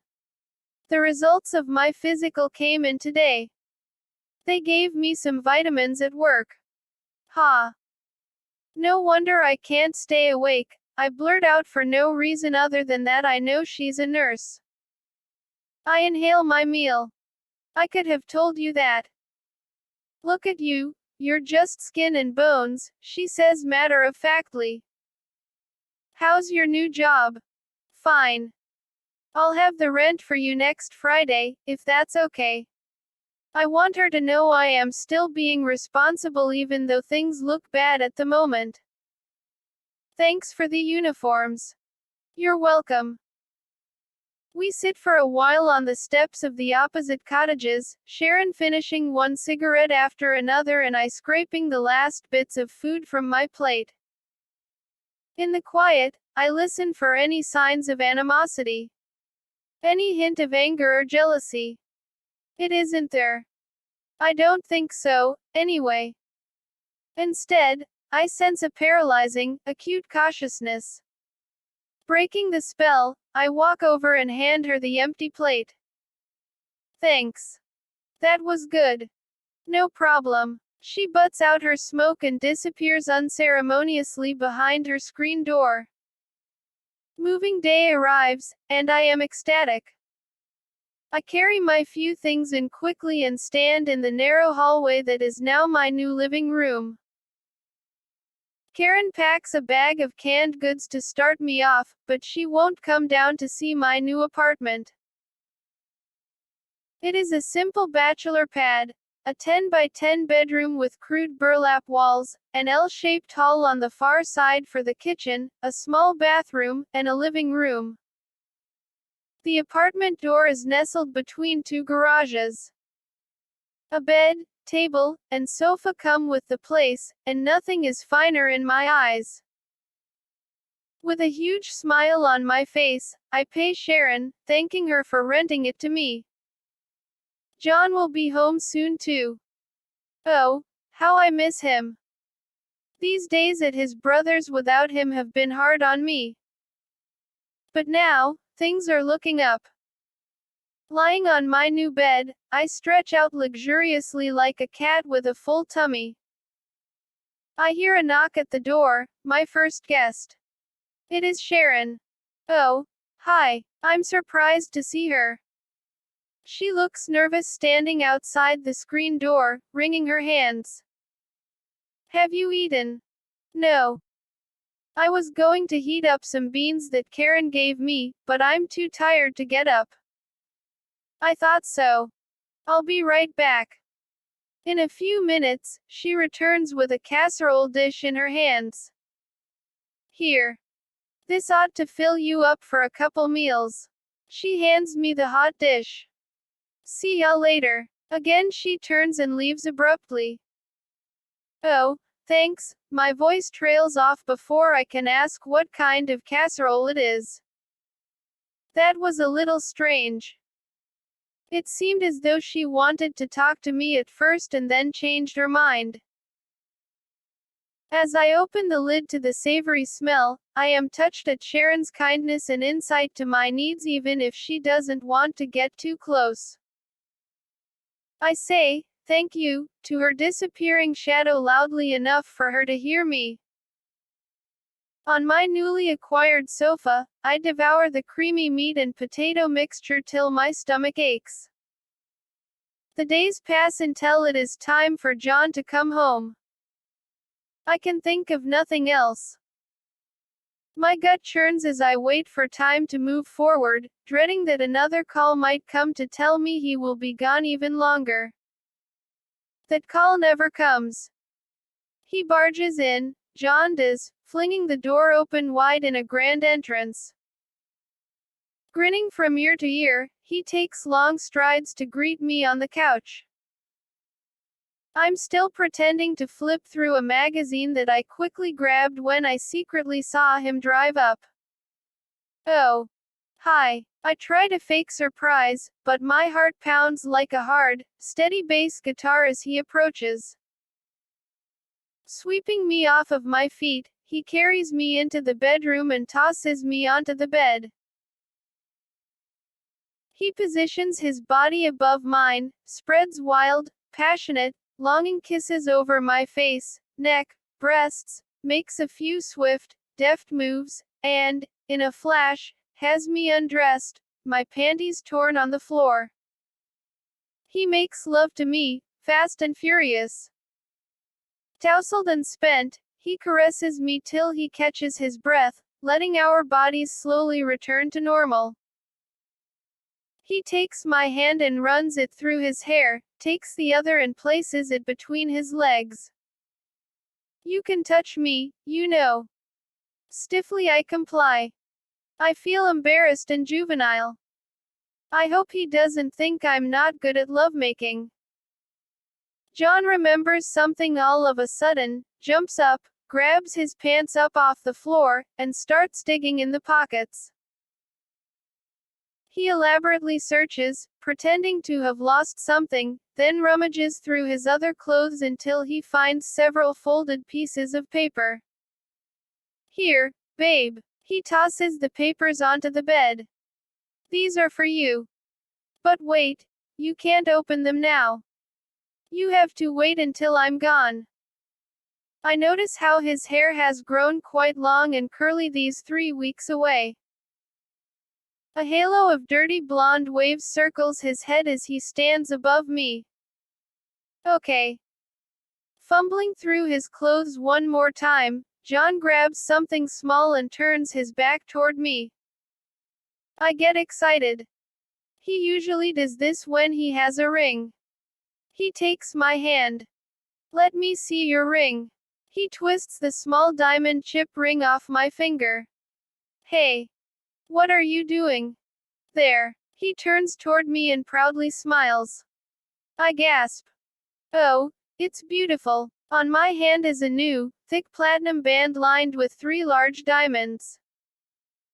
John puts the old ring on my other hand. I wanted you to have a nice one, baby. I missed you so much. I missed you too, John. We rock in each other's arms till my body is stiff. I don't want to move 'cause I know this is what he likes right now, and I wait until I fall into a sweet, exhausted sleep. When I wake, he is gone. On the bedside table is the stack of folded papers he gave me earlier, topped with a small metal replica of the Eiffel Tower. Carefully, I open them, one by one. It is poetry. Beautiful poetry, and the first one is titled, Early Morning Dawn. It is about the night we first made love and how I fill his heart. Wow. He's a good poet. I nearly start to cry. There are other poems too, about the days we spent together, verses about his innermost thoughts and how much he missed me while in France. Lying next to the poems is a hand-carved, heart-shaped wooden box with a note underneath that says, I love you. His elaborately scrawled signature, and John C. Holmes. Printed below. A giant heart circles the message. I gather the poetry gingerly and bring it back to my bed to carefully read again while admiring my new ring. Wow. This is special. I think happily. This is real now, the real thing. The wheel of time has turned. John is no longer courting me, I am his. Tap, tap, tap. Tap, tap, tap. Sleepily, I inch the front door open enough to see it is Sharon. Are you going to work today? Yeah. What time is it? The bright sky hurts my eyes, and I blink. Across the parking lot, the sun peeks over the trash bins by the Jehovah's Witness building. 10 after 7. I'm headed to the grocery store, and I remembered I didn't see you leave at your normal time this morning. Thought I'd come by to see if everything was all right. Oh my God. No, I overslept. Okay. All right. Calm down. You just get dressed and I'll get my keys. She heads for her house. Sharon is ready in a flash. She has the car warmed up and waiting. I scramble into a crumpled uniform from my laundry basket, pull my long hair back into a ponytail, and grab my sweater and bag. The door slams shut, and I race for the poised Malibu. Thanks. I'm panting as I struggle with my sweater. No sweat. I'll have you there in a sec. Thank you so much. How did you know I wasn't up? I'm always up early. 5. 5:30, sometimes earlier. When your light wasn't on, I wondered if you had slept in. Then, when you didn't leave at a quarter of, as usual, I waited a few minutes and then decided to come by. I figured your alarm hadn't gone off. I guess not. I shake my head. Thanks. Really, it's no problem. I know it's a long walk from here to Royal Oaks, and I need to do my grocery shopping anyway. Don't worry about it. I gaze out of my window and focus on adjusting my workday, my mind a million miles away. Damn. I forgot my name tag. Suddenly, I remember my new ring and start to hold it up but stop myself. Will that disrespect her? Instead, I sneak an admiring look at the sparkling diamonds in the morning sunlight. A warm glow envelops me as I remember the homecoming the night before, and my whole being smiles. Sharon glances over. Quickly I conceal my hand in my lap and direct my attention to the passing landmarks outside. 2 miles, I mumble, thinking out loud. What? I have forgotten for a second where I am. 2 miles. It's exactly 2 miles from work to home. Karen gave me a ride to work one day and clocked it. I'm still not sure what Sharon thinks about me. She acts like a very nice lady, easygoing and all, but I don't want to give her any reason to ask me questions. John always said Sharon lives her way, in her world, and he in his. He is adamant about how to treat her. No matter what. We are to always respect Sharon and never insult her. And she never asks any questions. John delivers all kinds of furniture for my apartment, odds and ends that he has stored away. Some antique pieces need refinishing, so he sets up the shop in his garage and strips and revarnishes them, teaching me the fine art of sanding and applying linseed oil along the way. Back and forth from his place to mine he brings bundles of towels, sheets, and comforters, items Sharon is handing down from her carefully stocked shelves. Boxes of food come next, with mixes of silverware, plates, and bowls. I am speechless. The way the boxes never end, it is like a good Christmas morning. John sneaks a kiss and a squeeze every chance he gets, even throwing me onto the bed a couple times. But when he thinks Sharon might be turning the corner, he heads right back to the garage to seek out something new to bring over. We can't let her see us too close, he tells me when I try to stop him from leaving. It would be rude. John L. and Buttons run happily back and forth alongside John and Sharon, stopping occasionally to sniff the edge of my couch and inspect every piece of laundry on the floor.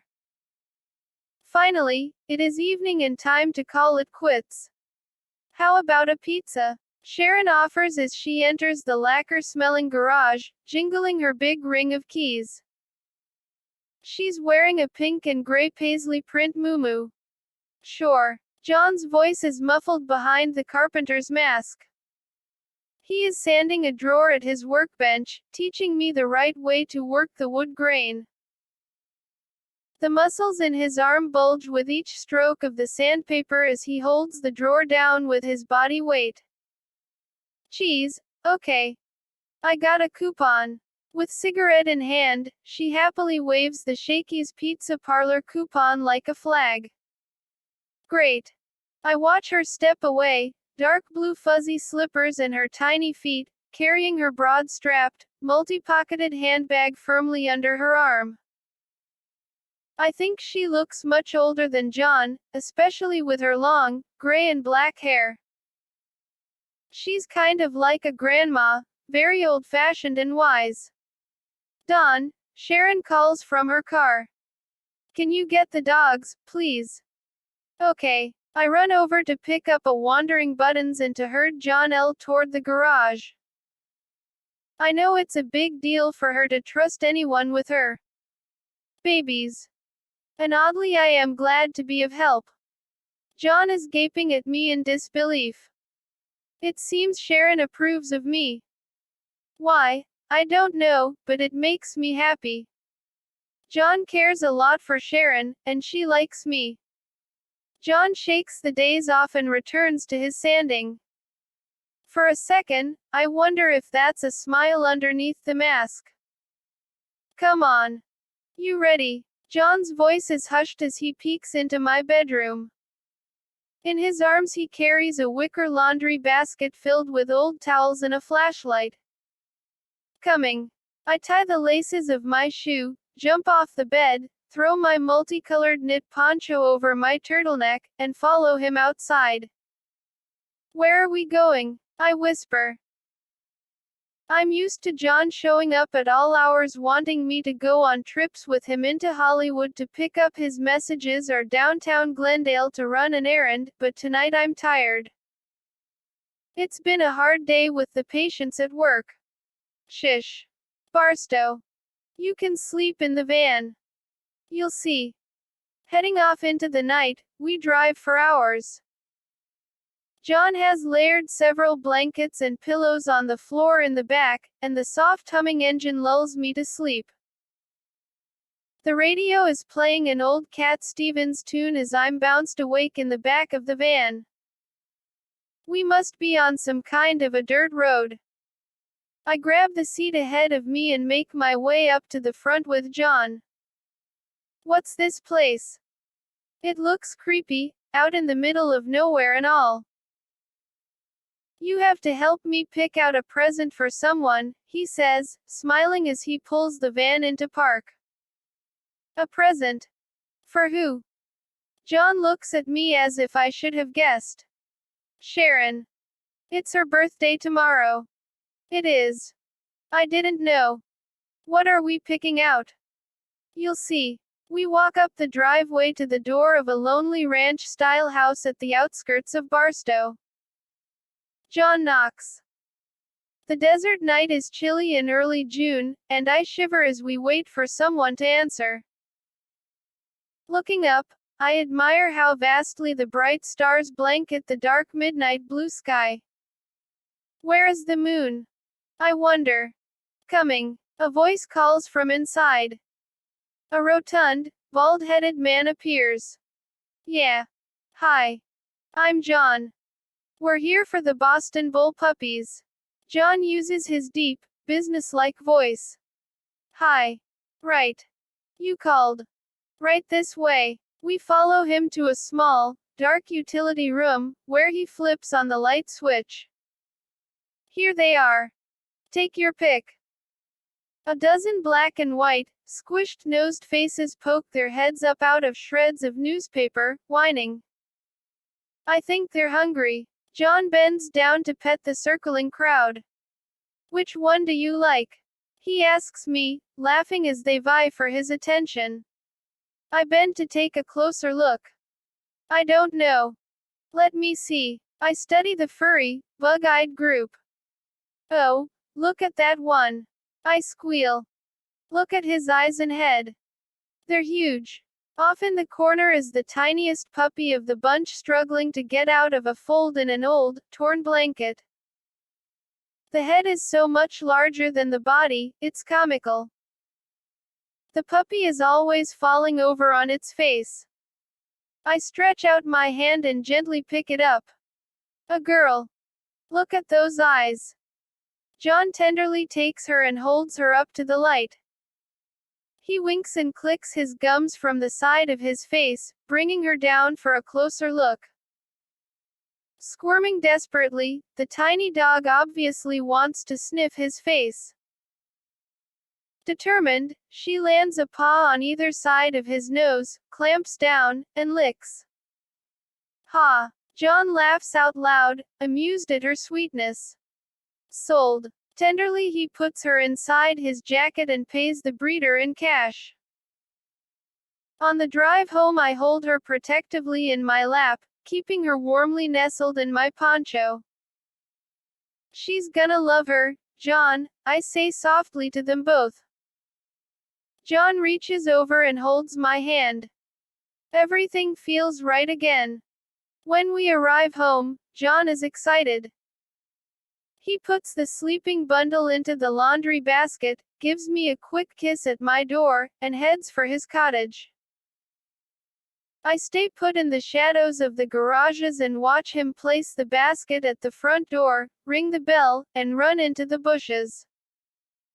He waves in my direction for me to hide as well. Yes. Sharon's voice inquires from behind the screen. There is a moment of hesitation. Ooh. Where did you come from? Ah, you poor little thing. Did someone leave you out here in the cold all by yourself? Let's bring you in and get you warmed up. She reaches down and, without looking around, brings the basket in. John and I smile, entirely pleased with ourselves. He jumps back over to me and hugs me close, giving me a long, loving kiss.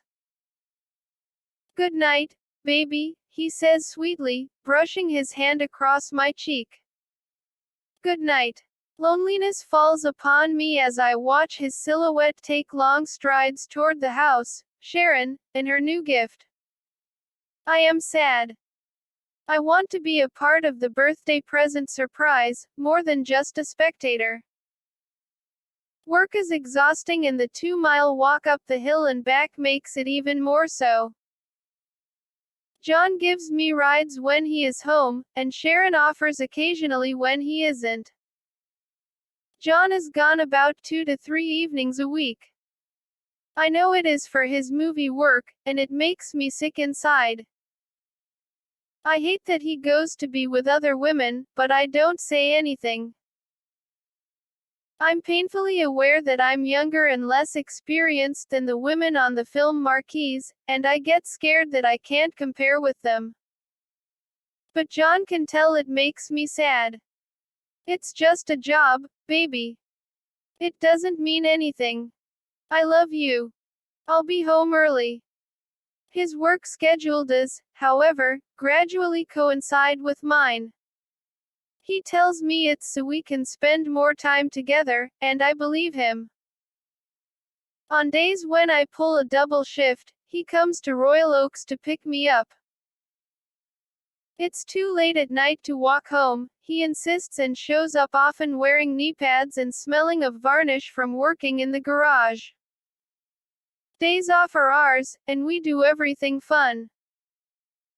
John loves time at the beach, hiking the mountains of Malibu, working on refinishing projects, or collecting donations and selling bumper stickers for Greenpeace. Save the whales. And save the seals.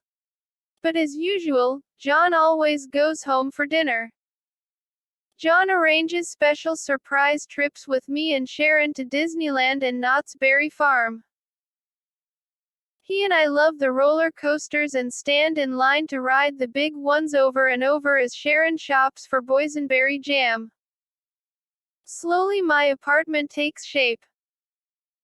Sharon's gifts of curtains, clocks, color-coordinated towels, and patterned dishes are left at my door at intervals, surprising and delighting me. Everyone has to have matching decorations too, she laughs while taking me on a trip to Kmart to choose a kitchen motif. I'm a giddy kid and can't stop laughing when I pick a yellow and brown mushroom theme for fun. Sharon has taken a real interest in me, and I'm not always sure John likes it. I get the feeling that he is jealous sometimes, but of what, I don't know. I also don't know if Sharon's interest is completely her idea. I don't like you being alone when I'm gone, John tells me. Go see Sharon if you're scared. But it is Sharon who starts inviting me over for dinner, instead of bringing meals to my door. Unsure at first, I feel strange at being her houseguest, and sit timidly on the couch. John L. Buttons, and the newest member of the family, Pokey, Sharon's birthday present, Pocahontas pixie pride, maul me with sniffs and snorts. Don't worry about them. They just want to see if you have anything good to eat. Sharon loves to cook and treats me like family. She sets up TV trays for each of us with her usual delicious home-cooked meals. The days roll by, and life feels good in comparison to the uncertainty of my past. I am glad, although at times I feel old for my years. On a breezy autumn day, I walk home from work exhausted.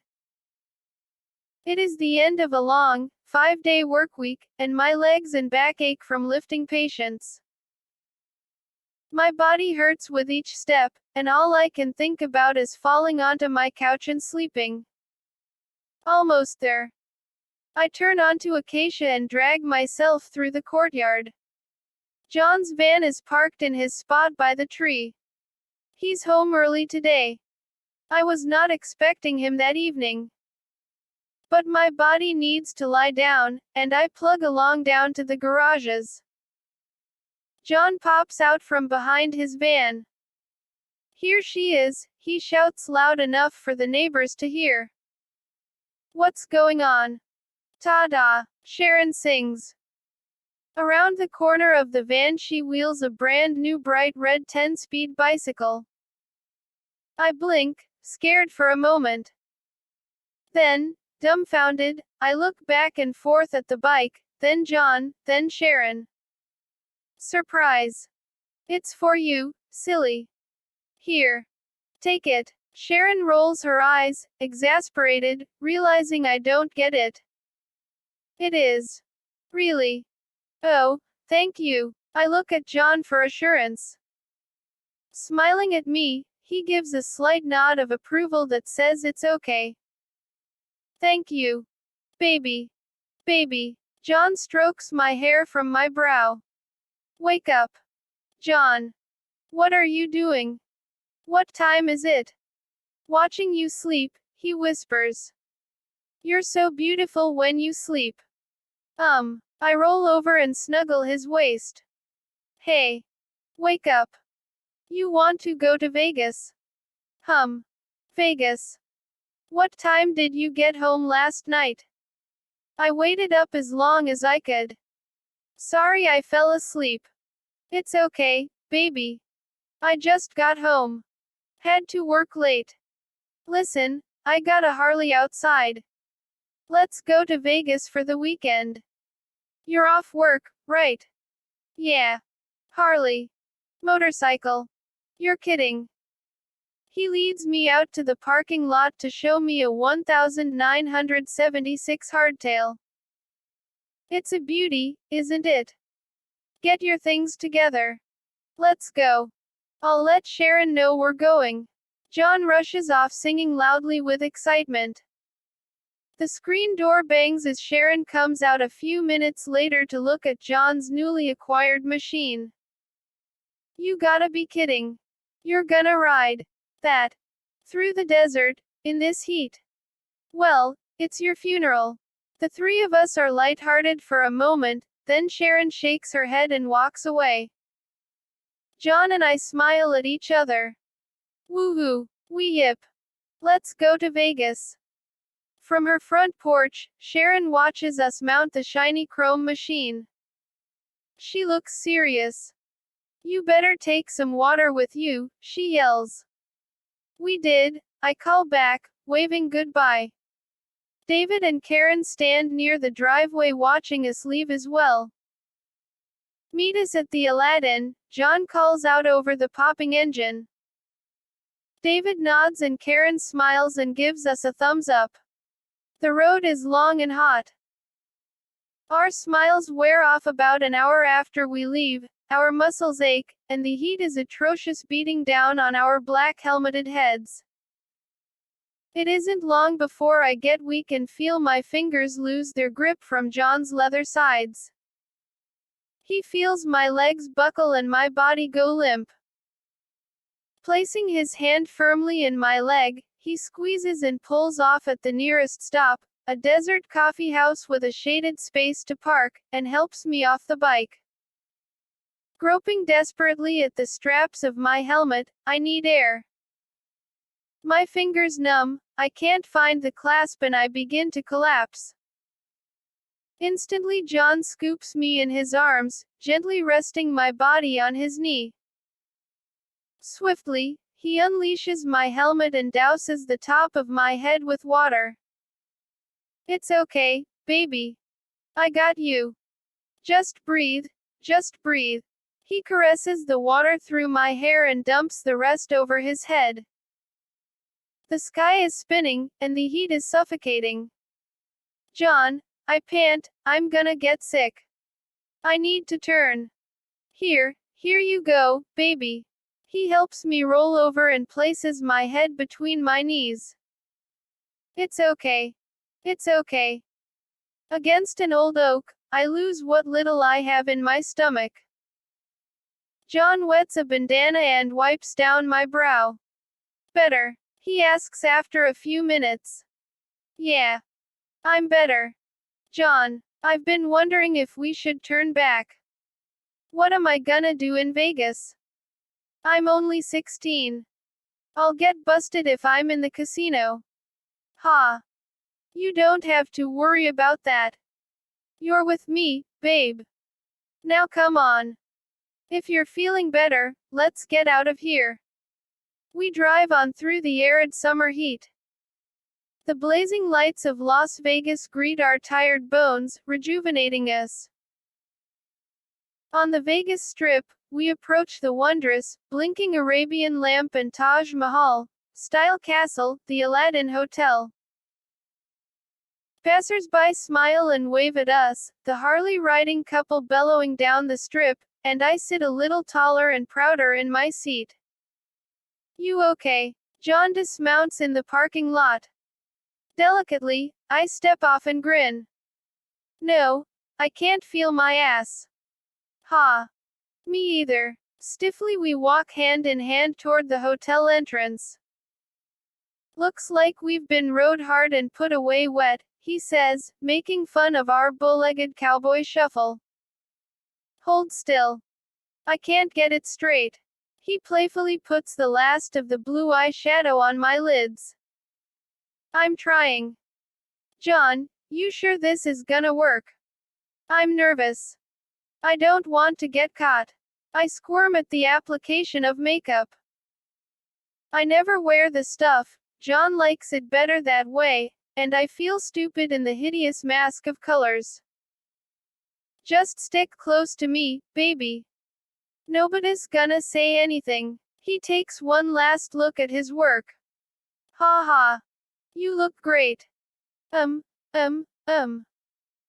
the top of my head, he hands me a pair of wooden platform shoes and a low-cut paisley popcorn blouse that he has borrowed from Karen. Here.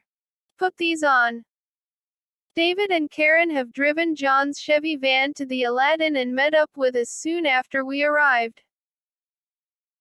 The plan is to spend the night gambling and see the sights, then load the Harley in the back of the van and drive home the next day.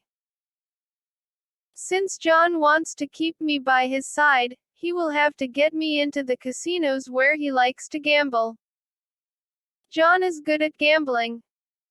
Poker is his game, but he'd play anything. David likes to tell the story of how John was discovered in the bathroom of a poker parlor in Gardena. His point for telling it is lost on me. I don't care about that stuff.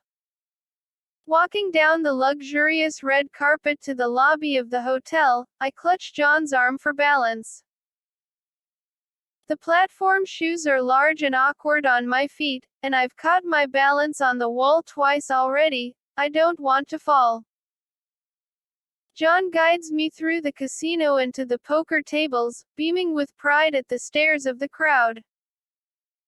He finds an open table, pulls up a couple chairs, and sits down next to me. Deal me in, boys, John commands lightheartedly. And your partner? The dealer asks, lifting a brow. No. This little lady here, she's my good luck charm, John tells the group half grinning. He pulls my chair in close to his and slides his arm around me in a showy manner. Large men in black cowboy hats, a man who looks like he has come off a yacht, and old fat men leer at me. I sit very still. Determined not to engage anyone's eye contact, I stare at the table. The players nod in sly understanding, and the dealer distributes the cards. We won. We won. John rubs it in every chance he gets on the drive home. Shut up. David tries to sound like he is kidding, but he's mad. David and Karen have lost the money they came with, and Karen is pouting in the back of the van. Lost as well as the money John doled out every time David came by the poker table to see how we were doing. With my good luck charm, I couldn't lose, huh, baby? John winks at me and smiles. Modestly I look his way and blush. John is lucky, very lucky. I think, remembering his dramatic winning bets on the roulette wheel. I play odd, double odd on this one, he told me, and always, I play lucky number 13. 13 won big for him. Every game he played, he won. We go home with what John came with and over $1,000 extra. John pulls the roll of cash from his pocket and peels off a few hundreds from the top. Here, baby. Hang on to these. David stares for a minute and then sticks his hand out. What? John snaps, annoyed at the gesture. Hey. Don't I rank? He sounds insulted. John clenches his teeth and drives faster. His good mood quickly fades, and the air remains tense the rest of the long way home. When John gets mad he holds a grudge, and who knows how long it will take him to get over it. Could be days. He resents that his mom pressures him to take care of his younger, epileptic brother. David is in his late 20s, old enough to take care of himself, but he still expects John to share almost everything, and that infuriates John. Pulling into our parking space, John yanks the van into park, reaches into his pocket, and throws a couple $100 bills at David. Here, he says angrily, then stomps away, leaving the motorcycle in the van. I unload my things and head to my apartment. Damn it, David. Now he's mad. Fuck you. David slams the van door. They found the body of a young girl strangled to death in La Crescenta, Sharon tells me, her brow deeply furrowed over her thick-rimmed glasses. Can you come over? It is Halloween in 1977, and I am 16 years old. La Crescenta, just north of Glendale, is the town where Sharon works. Sharon has come by to invite me for dinner and to see if I am okay. We aren't sure if John will be home tonight, but she doesn't want to be alone and I definitely don't want to be in a solitary garage apartment by myself either. Daylight savings time has ended, and the clocks are turned back, bringing dark evenings along with the dark news of the murder. We pick at our dinner, our nerves on edge, startled by any loud unfamiliar noises. Locking and double-locking doors and windows, we venture outside together with flashlights and large, weapon-like keychains to let the dogs go pee. Without much conversation, we watch the evening movies, then listen again to the horrific headlines on the news. The body of a 16-year-old girl, she is described as being about 5 feet, small, with long, reddish-brown hair. We gape at each other, our jaws frozen wide open. That sounds like me. My stomach is turning. I feel as if a speeding truck has rushed past me, barely missing me, and I fall back onto the couch. It is late, and I need to go home but can't manage to budge. Sharon doesn't call it a night as usual. Instead, we decide it is safer being together. Soon, I can stay awake no longer and wearily fall asleep, my head draped uncomfortably over the armrest of the brown floral sofa. When I next open my eyes, John is carefully setting down his briefcase at the table. Tiptoeing in his socks, he comes over to me on the couch. "Where's Sharon?" I ask, remembering I am not home. "Shish. She's in bed. Go back to sleep, baby." Kissing me on the cheek, he pulls the sofa blanket over me and turns out the light. "Good night," he says, quietly walking toward his bedroom and leaving the door open. "Good night," I call back. Instantly I miss his embrace. The house is large and full of shadows in the dark, yet strangely I feel secure in these new surroundings. I stretch out on the couch, and comforted that I'm not alone, I fall into a restful sleep. Dawn. "Your mom's on the phone," David hollers through the courtyard into my apartment. It startles me, I spook easily these days. "Coming," I yell back, taking a minute to calm down and grab my keys. Mom calls on Sundays whenever she can, and the only number she has since Dad left is David and Karen's. It doesn't cost them anything, so they don't mind. "Hi, Mom. How are you?" "Yeah. Good. How are you?" "I'm fine." "No, they haven't found the strangler yet." "Yeah, I'm still working, and I'm helping with work at the cottages when they need something."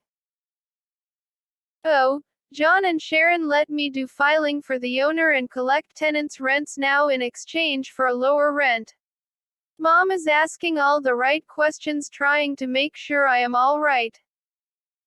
"Yes, the emancipation papers are finalized." "Yeah, things are good."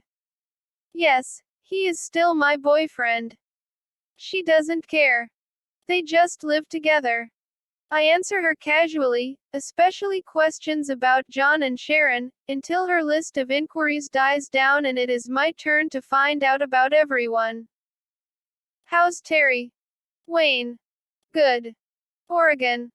"When are you moving there?" "Well, let me know, okay. Thank you for the bath mats and towels." "Yeah, they match my bathroom." "I love you and miss you, Mom. Talk to you next week." Goodbye. Our conversations are only surface. My mother does her best to be a part of my life even from so far away, but her world, I know, is hard. I can't bring myself to talk about my love for John. Mom is always suspicious at best, and I'm not sure what Terry has told her. John is right. It is best not to tell her much. And Sharon. Well, Sharon's a whole other story in itself. Sharon is turning out to be a friend. A good friend. How am I supposed to explain that? I can't even explain it to myself. Chapter 9. It takes three to tango. T. Rain falls steadily in the winter of 1978. Hillsides crumble and old graveyards wash down onto neighborhood streets. Rumors of contracting typhoid run rampant, and people stop drinking the water. The hillside strangler struck again, Sharon reports to me on a gray morning in February. It's another girl who lived on Garfield. She was on her way to work at Glendale Community College. Somebody took her in broad daylight. Oh my God. That particular address on Garfield Avenue is only 2 blocks away from us on Acacia, and Glendale Community College is just past Royal Oaks on the same road. I go that way to work every day. I am scared. After the first killing last Halloween, 7 more bodies have been discovered on the local hillsides, 5 of them during Thanksgiving week alone. All of Glendale is up in arms, frightened at every turn. Nobody walks alone. John is tense and furious. Every time the dogs bark, he is outside with his .357 in hand, walking the courtyard and ready to take aim at a moment's notice. The sense of fear triggers my Carol City survival demeanor like an old, familiar coat. Touch me and you die, my body language says to anyone I pass on the street, but inside I am a frightened 17-year-old who really knows no one in this place. I imagine that if anything happens to me, no one will know. No one except John and Sharon. We spent that strange Thanksgiving together. Sharon baked a turkey, teaching me the proper way to sew the stuffing in and describing how John liked his gravy with the giblets. Hillbilly upbringing, she said snobbishly, flipping her head. She was referring to his Ohio roots. I heard that, John called from the other room, teasing. David and Karen were invited, although Sharon confided in me that she hoped they wouldn't come. Maybe one of them will be sick, as usual. She turned her head in disgust. John stayed quiet but had a smirk on his face.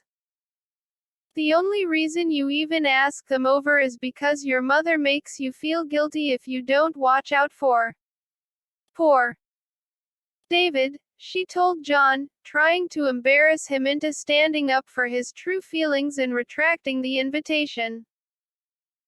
Having been through this same argument with Sharon before, John didn't answer. He stomped off to his back office and dug out some clay for sculpting, ignoring Sharon's ploy. Later, like clockwork, David called. Karen was sick, and they couldn't make it. I'm so sorry, Sharon lied in her best nurse's voice, then winked at me with relief. The hillside strangler didn't know it, but the widespread fear he had caused naturally brought us closer than we normally would have been. Besides, I think we liked each other's company. Christmas was the 3 of us again. Sharon loved to decorate, and all things Christmas came out in droves. She invited me to help with the festivities, and we mulled cider and put ornaments on the tree. John came home in the evenings after being gone for short afternoons and helped with putting up decor. We had fun hiding a few gifts for each other and loved finding just the right one for each of us. The holiday spirit was broken suddenly when another young body was found nearby about a week before Christmas. The lightheartedness disappeared and, sobered up, we again focused on staying safe. 4 days after Christmas was my 17th birthday. John brought over a dozen beautiful sterling silver roses, a gold necklace, and a .22 automatic handgun. You remember how to use this, right? He asked me as he filled the small clip. I remember. Keep it with you at all times, he stressed harshly. Satisfied that I took him and the gun seriously, he softened and kissed me warmly. Happy birthday, baby. Now come on. Sharon and I want to take you to dinner. At Clancy's, my favorite restaurant on Brand Boulevard, Sharon had a small stash of gifts wrapped and waiting for me. I tore into them wholeheartedly, feeling comfortable now with the exchange of presents between us. There were whimsical porcelain figures of my favorite style of fairies, feathers, and penguins. We stuffed ourselves with egg-dipped abalone, and a flaming cupcake topped it all off. Back home, we said goodnight and headed our separate ways. At home I sat alone on my sofa, frightened, holding the .22 and reflecting on the small celebration. I didn't want to be by myself on my birthday, but I had nowhere else to go. Nowhere felt safe anymore. 20 minutes later, a light tapping at my door scared me out of my thoughts. Heart pounding and gun in hand, I tentatively pulled back the curtain of the door's window. Hey, watch where you point the thing, John joked, quickly slipping inside. John. I'm so glad it's you. I know, baby. I know. I miss you too. Happy birthday. He picked me up and carried me into the bedroom, making love to me until we fell asleep in each other's arms. In the morning, he was gone. I was 17 now. Only one more year till I would be 18. Then maybe we wouldn't have to hide anymore. February, the news of the killing of a local girl causes a new level of paranoia. The air is thick with foreboding, people stare suspiciously at each other in the neighborhood. Soon after hearing the news of the death of the girl who lived on Garfield, I ride my bike past her street on my usual route to work. Something pulls me in. A morbid curiosity draws me to take a closer look at the place she last called home. The children playing on the street eye me cautiously as I pedal slowly by the house. In just 2 seconds, I have seen enough. The strong sinister aura of this place is overwhelming. I pedal double time and race to work. Directly after I get back home, I knock on Sharon's door and barge in as soon as she turns the key. I passed the murdered girl's apartment on Garfield today. I pant, breathless. You what? Are you crazy? The cops think there's 2 of them and they are dragging girls out of their cars in the middle of the day. And don't forget about the trash bag murderer they caught last summer. There could be copycat killers around. You're too smart for that, Dawn. Be careful. I know, but for some reason I wanted to see what her place looked like. It was real creepy, Sharon. There was a cop car outside. They may have been searching her apartment. Those dirty rotten bastards. Sharon's voice rises. I know she's thinking about the brutal murderers. Let them try to take me. I'll pop their eyes out of their heads before they know what hit them. Yeah, me too. I puff myself up. Then I think about it for a minute. I'm scared back in my apartment, Sharon, I confide. I dread going home to my place with the hillside stranglers out there. I've got 2 windows facing the alley and another butted up against a courtyard off of Chevy Chase. I hear noises all night. Well, you can get a pit bull. I can't really tell if she is joking. Hey. I think for a second. No. I don't really like pit bulls, and my place is too small for one anyway. Well, it doesn't have to be a pit bull, she says, a bit of sarcasm in her voice apparently defending the breed. You can always get one of those little yappy things you love. So much like the one at the house on the corner. Ew. Chihuahuas. I hate those dogs. They aren't even dogs. They're pests, making all that noise. It's so annoying. Ah. Any dog is better than that, I say dramatically. Sharon laughs hysterically at my reaction, and it is contagious. Soon we are both giggling and making bad jokes about the tiny dogs. Our moods lift. Let's play some rummy. She heads for the kitchen drawer. But let's eat first. Sounds good to me. I jump up and open the refrigerator door. What shall we whip up tonight? I make myself at home. John brings the newspaper over on Saturday morning. The weather forecast is still dreary and rainy. I don't mind today, Though, I finally have a weekend off after working split shifts for the past 3 weeks, and that means John and I will be able to spend time together. Here. Circle the garage sales you want to check out today. He hands me the Los Angeles Times. And be ready in 10 minutes. He leaves without waiting for an answer. Oh, okay, I think. That's a little strange, but garage sales are fine with me. A few minutes later, I walk over to meet him at the van. He and Sharon are waiting, the engine is running, exhaust billowing. Hi. Oh, good, you're coming too. I try to hide my surprise and climb into the van. Seems like a good enough day to do garage sales, she says cheerfully. John drives farther than he has to any other garage sale before. This is a little out of the ordinary. I think. Maybe they have somewhere else to go first. Deep in the valley, we pull up to a Spanish-style house in a quiet residential neighborhood. Come on, John says to Sharon, and they climb out as if they know someone here. And you, wait here a minute, he instructs in his best fatherly voice. He and Sharon walk to the door and knock as I sit staving off an uneasy feeling.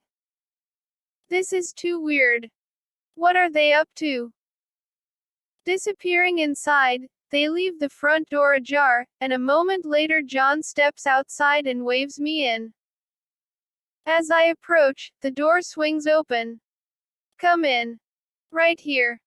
Take a look. A gray-haired woman standing near the entrance points her cane.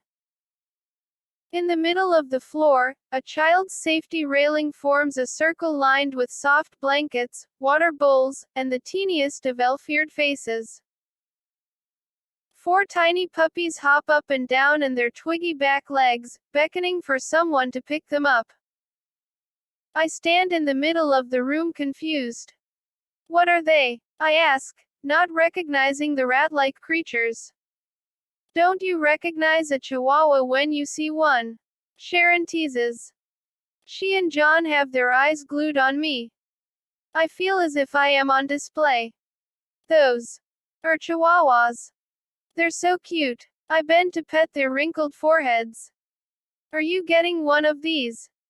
Pick one. John beams. Huh. I reply blankly. Well, pick one. Speechless and thrilled, I stoop down to take a better look. A lone pale brown and pink face stretches up above the others. It has more wrinkles than body, a tiny pulled back mouth, and desperation in its eyes that grips my attention like an iron clasp. This one, I immediately decide, attracted to the struggling puppy. Lucky choice. That's the only boy in the bunch. Sold. John eagerly reaches into his pocket for the cash, reminding me of the night we picked out Pokey for Sharon. The tiny creature nestles under my poncho shakily, sticking his wrinkled head out of the V-shape of my collar as if to see where we are going. The sky grows darker and heavier as the day progresses, escalating into a full-blown thunderstorm by the time we get home. In John and Sharon's kitchen we set up a basket with towels and John's old t-shirts. So, have you decided what you're gonna name him? Sharon asks. Make it a good one. He's your protector now. A loud clap of thunder rolls through the darkened sky, shaking the china in the cabinet. Thor, I shout. I'm gonna name him Thor. God of Thunder. Good one. Sharon agrees enthusiastically. John cuts the ends out of one of his old socks to make a sweater for my little guy and beams proudly at both of us. My mind soon quiets. A dog. He's really mine. Thor's Aquarian Prince is his AKC registered name. He is the sweetest little chocolate brown cutie pie with a pink nose and white patches in his toes and chest. Immediately, Chihuahuas are the best breed of dog in the world to me, causing bouts of heated banter among Sharon, John, and me. Thor is never yappy and never annoying. My shadow, he goes everywhere with me, except to work. He is my own little life to nurture and care for, returning only playful, loving companionship. John takes a fast shine to him too, playing tug of war and warming him tenderly when he shivers, and Thor both adores and fears John. Little Thor brings me so much joy. His puppy kisses and playful snuggles are warm and soft, and he loves John L., Buttons, and Pokey. John, Sharon, and I get a great kick out of watching the older dogs train little Thor in alpha etiquette. Sharon, in her constant housecoats, relishes digging out her doggy meat loaf recipes laced with gobs of vitamins or boiled beef kidneys, livers, or hearts. I try to cook all of it at my apartment, and I do really well, but the kidneys smell horrible and I can't stomach their greasy steam. I don't tell Sharon, though. I'm afraid she'll think I'm a wimp, and I want her to be proud of me. Sharon, I can tell, loves to teach me things that she has mastered. I bet you can't guess why John doesn't mess with me. My IQ is 160. Is that high? My ignorance shows. I figure she wants me to know she is smarter than John. Let's put it this way. My high school career counselor wanted me to go into nuclear physics. Wow. What did you say? I told him no way. I like helping people too much. I'm going into nursing. And that was that. I want my IQ to be 162. I'm ashamed of myself because I dropped out of high school. Still, we begin to spend most of our time together as a threesome now. Whatever Sharon shows me, I learn with Ernest. How to cook John's favorite meals, the way he likes his clothes folded, and how to set up his chair at the television with cigarettes and wooden matches set next to an ice-cold glass of milk when he gets home. John gets used to me taking care of his personal things under Sharon's supervision. His days and evenings are mostly spent at home, being the man of the house, guarding the courtyard, and maintaining the cottages. When he is at work, he is only gone for a few hours in the afternoon, returning around 5 o'clock as if he has a normal job. I am expected for dinner in the evenings, having helped Sharon to plan them around John's tastes and to grocery shop for them on weekend mornings. After dinner we watch a movie, settle into a good game of Scrabble or Penny Rummy, listen to Beethoven or Ravel, and teasingly accuse the winner of cheating as he or she rakes in the coins. John has a temper, I notice, and sometimes gets too angry when he loses a game. In a childish fit, he'll flip the entire game table over, scattering the pieces and pennies to the corners of the room. John. Quit it. Sharon scolds him. What, Sharon? He hollers back. Sharon doesn't answer but calmly stubs out her cigarette. Knowing the night is ruined, I help Sharon pick up the pieces, the game tiles, cards, or pennies. After the mess is cleaned up, Sharon wordlessly storms off to bed. John L. and Buttons dutifully follow. Embarrassed and uncomfortable by his outburst, I sit very still in a corner of the couch. Pokey and Thor shiver, frightened, on my lap as if there's a thunderstorm. Arms crossed, John glares at the television, sulking, and I try not to look at him until a short while later when he calms down. But these moments are rare compared to the good times, and I easily dismiss John's behavior as an occasional bad mood. We all have one sometimes, right?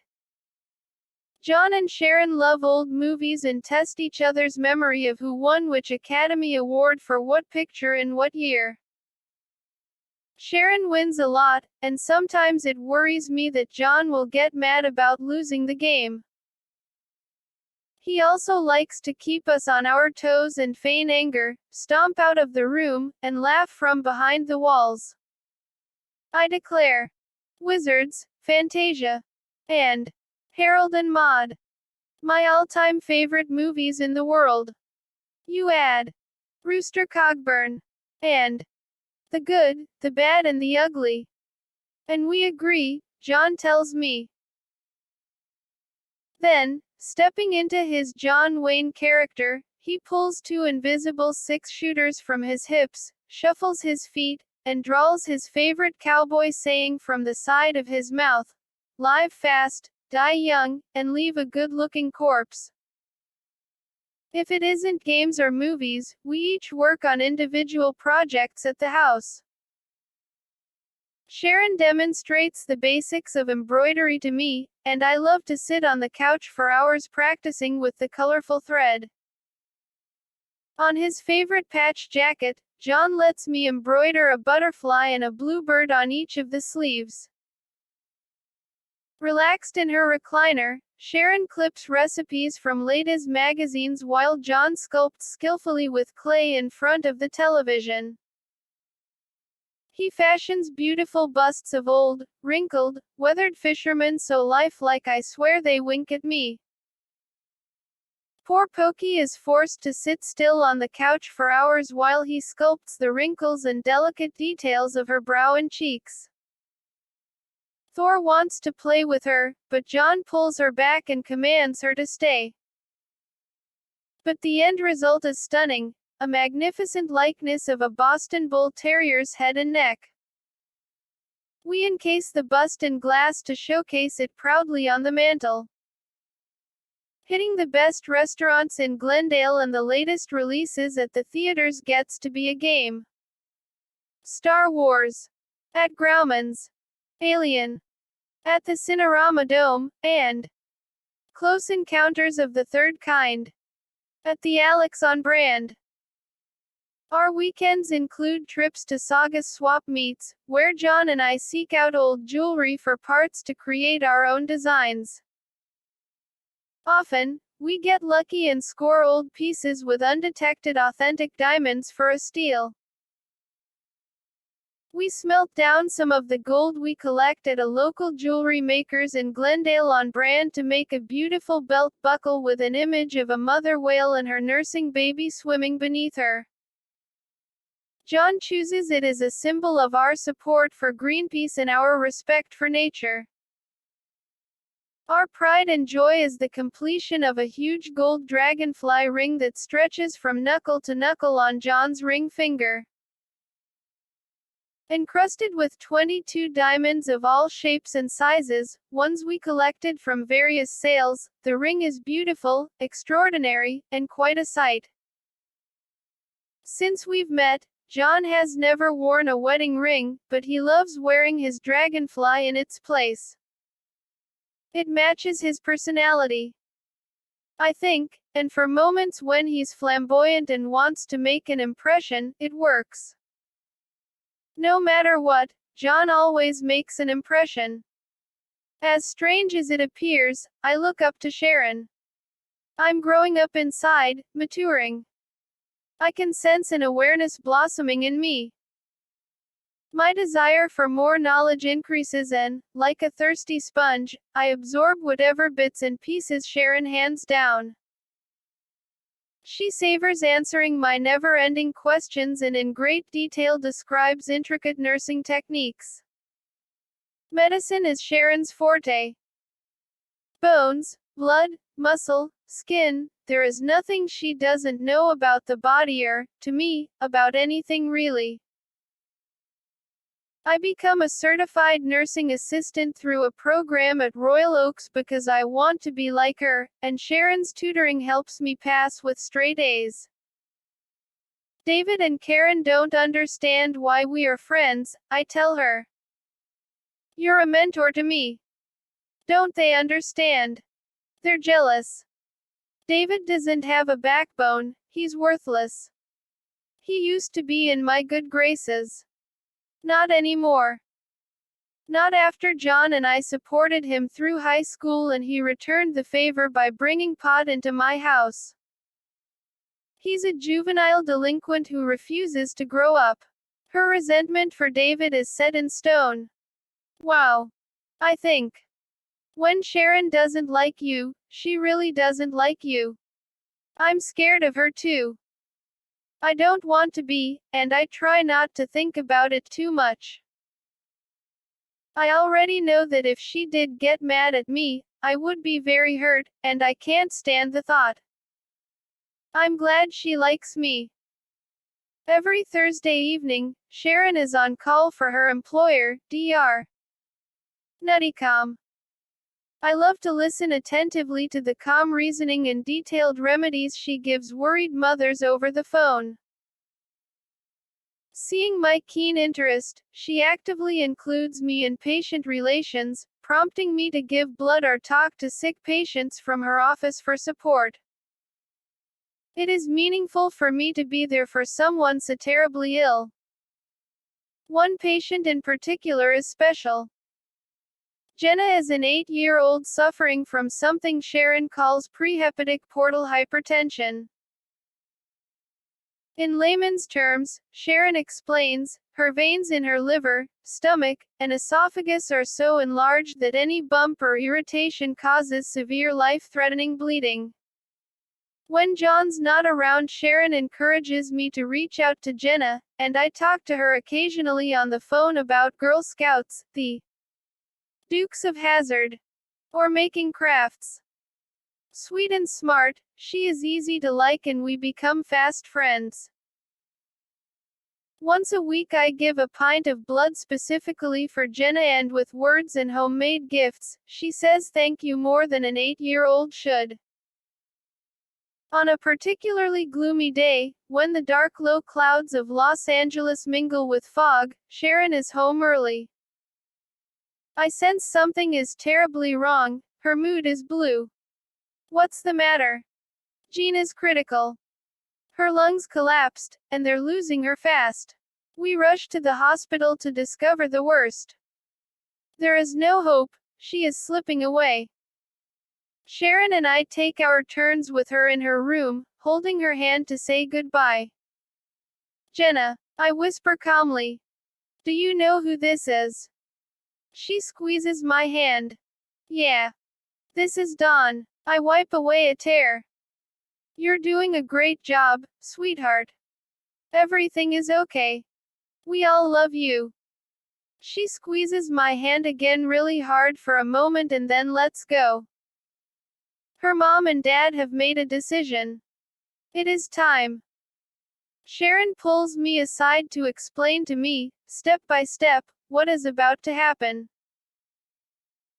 We are called in one final time to stand on either side of her small, tired body as the nurse delicately unplugs the life support and we watch little Jenna pass away. She had the best parents and a beautiful life ahead of her. Why her? I cry with Sharon privately. I know. Life isn't fair. She takes her glasses off and wipes her eyes. But she wanted to be a Girl Scout, Sharon. Why couldn't she be a Girl Scout? I don't understand why Jenna has been chosen to die. She had what I always craved, a loving family, willing to do anything to give her a bright future. She wasn't from a broken home, like me, she was wanted and she wanted to live. Sharon and I accept one of Gina's stuffed animals from the small mountain of gifts brought by well-wishers and weep in each other's arms. The funeral is set 3 days later at Eternal Valley Memorial Park in the small desert town of Newhall. The chapel is full of friends and family. On the altar at the front of the church, among sprays of tea roses and baby's breath, is the smallest, most delicate white coffin. It is almost doll-like. When it is time to proceed for the viewing, my steps drag. Gina's mother approaches us from behind, looking bewildered and worn. Sharon, Sharon, I'm so glad you came. She leans on Sharon's shoulder for a moment, then collapses into tears. Sharon holds the grieving mother compassionately for a long time, gently guiding her out of the chapel to the waiting procession. I didn't know there was a children's section in cemeteries, I observed through my tears, piercing the heavy silence on the drive home. There is, she sighs. It's a nice one too. It sits up high and green against the hillside, seems to look over the whole valley. Yeah. We can see her when we go to the swap meet now. We can wave and say hello. Yeah. She'll be right there, won't she? I focus on Sharon's face, her salt and pepper hair severely pulled back from her small, chiseled features. Her eyes are slightly red, but there is no expression on her face. I understand why John says no matter what, we respect Sharon. She is a lady worthy of that, and I feel glad that we have bonded. Then I think about John and me. Does she really know about us? How can she not know? Everyone else does. But she doesn't act like it, and why doesn't she care? Only an occasional mood swing ever gives me the slightest hint that she knows a thing. Sharon and I are sullen for over a week after Gina's passing. John is sensitive to our feelings, he, too, is down in the dumps. We don't feel like playing games or being creative. Instead, Sharon passes out Valium and goes to bed early, leaving John and me to watch television by ourselves. John and I sit stiffly on the couch, his arm around me until I fall asleep with Thor and Pokey cuddled close. I'm not feeling very romantic these days, and John continues to understand. Instead, he wakes me and leads me to the spare bedroom, tucking me in with a kiss on the lips. Turning out the lights, he whispers, "Good night," and shuffles off to his bed. In the mornings I run to my apartment to dress in my uniform, then hop on my bike and head for work. Pedaling home after a particularly exhausting day, I ride into the courtyard to find Sharon smoking a cigarette on her steps and letting the dogs out to do their business. Hi. I catch my breath. Thor has been at her house, and the dogs run up to greet me, jumping on my leg. Hi. Her cigarette dangles as usual. How's work? I light one up too and sit down next to her. Taking a good, long drag, I launch into describing the antics of some of the funnier geriatric patients I have cared for that day. John opens the door behind us. Coffee. Sure, I reply. You know I don't drink coffee, John, Sharon says icily. Oh. Something's going on. The screen door bangs repeatedly against its wooden frame. John disappears and returns a few seconds later, balancing cups of lukewarm coffee. Thanks. I scoot over a bit so he can sit between us. Sharon dismisses John like a child and keeps her attention on me. So how is your new stroke patient? John is bored and instantly fidgets. He wants my attention, I can tell. It's been a while since we've been together. Little annoying tugs pull at the back of my neck. His hand is at my waist, his fingers pinching long strands of hair. I ignore them and swat the air behind me, but John snickers and keeps pulling. I try to swipe his hand away a few times more, but he persists. It hurts, and I've had enough. Stop it, John. As if he doesn't hear me, he continues pulling, now a little harder. John. Quit it. I snap at him. I've never done that before. Sharon's head whips around. John. She sounds exasperated. Do you mind? I smile thank you at Sharon and roll my eyes. She has taken my side. John's neck veins bulge. His face flushes as if he's been dabbed pink with paint. His eyes harden. He does not approve, and the challenge is on. Again he childishly pulls at my hair, this time even harder, a yank. Ouch, John. That hurts. I grit my teeth and try hard to ignore his laughing. My coffee at my feet, I reach down and slip my thumb into the now cool liquid. Do it, Don. It's perfect. I think. Well, if he does it one more time John pulls down hard again. Whoosh. The coffee flies midair and lands on the bull's eye of his taunting face.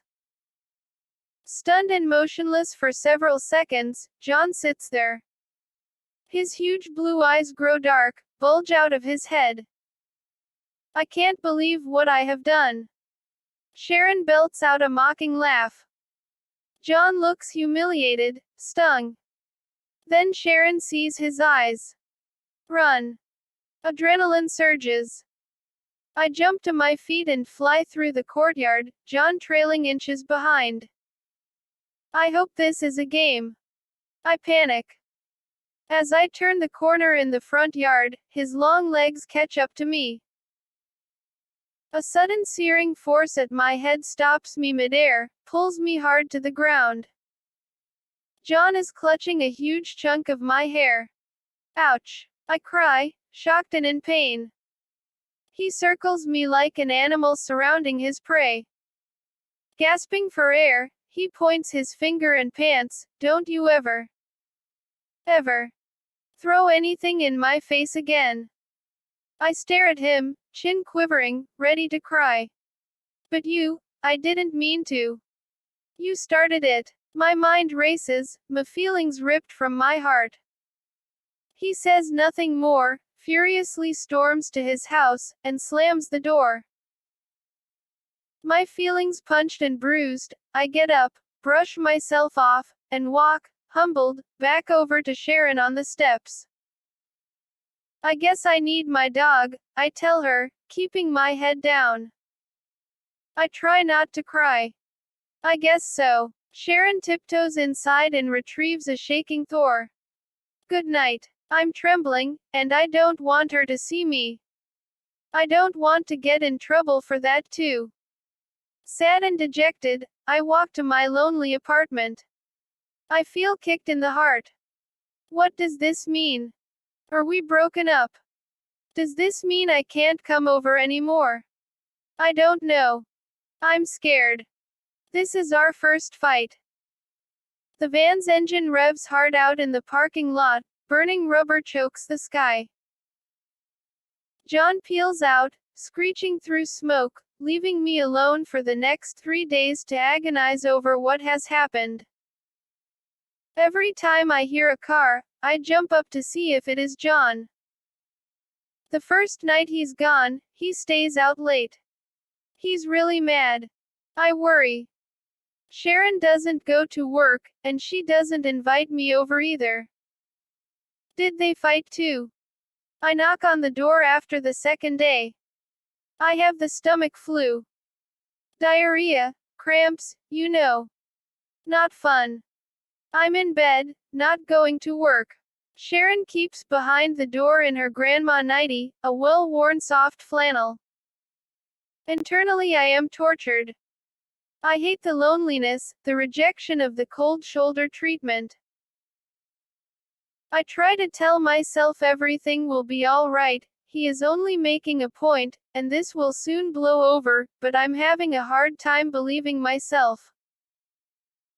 From the garages I think I hear David's and Karen's voices as they talk to someone.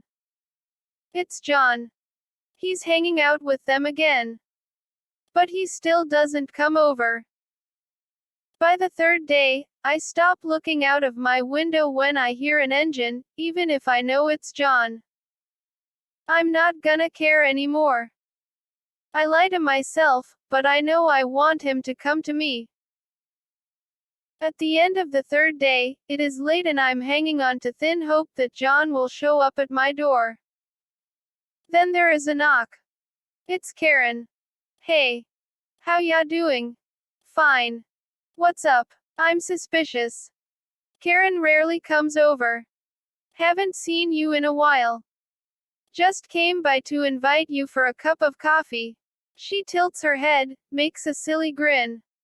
I give her a slanted look. She's stoned. I think.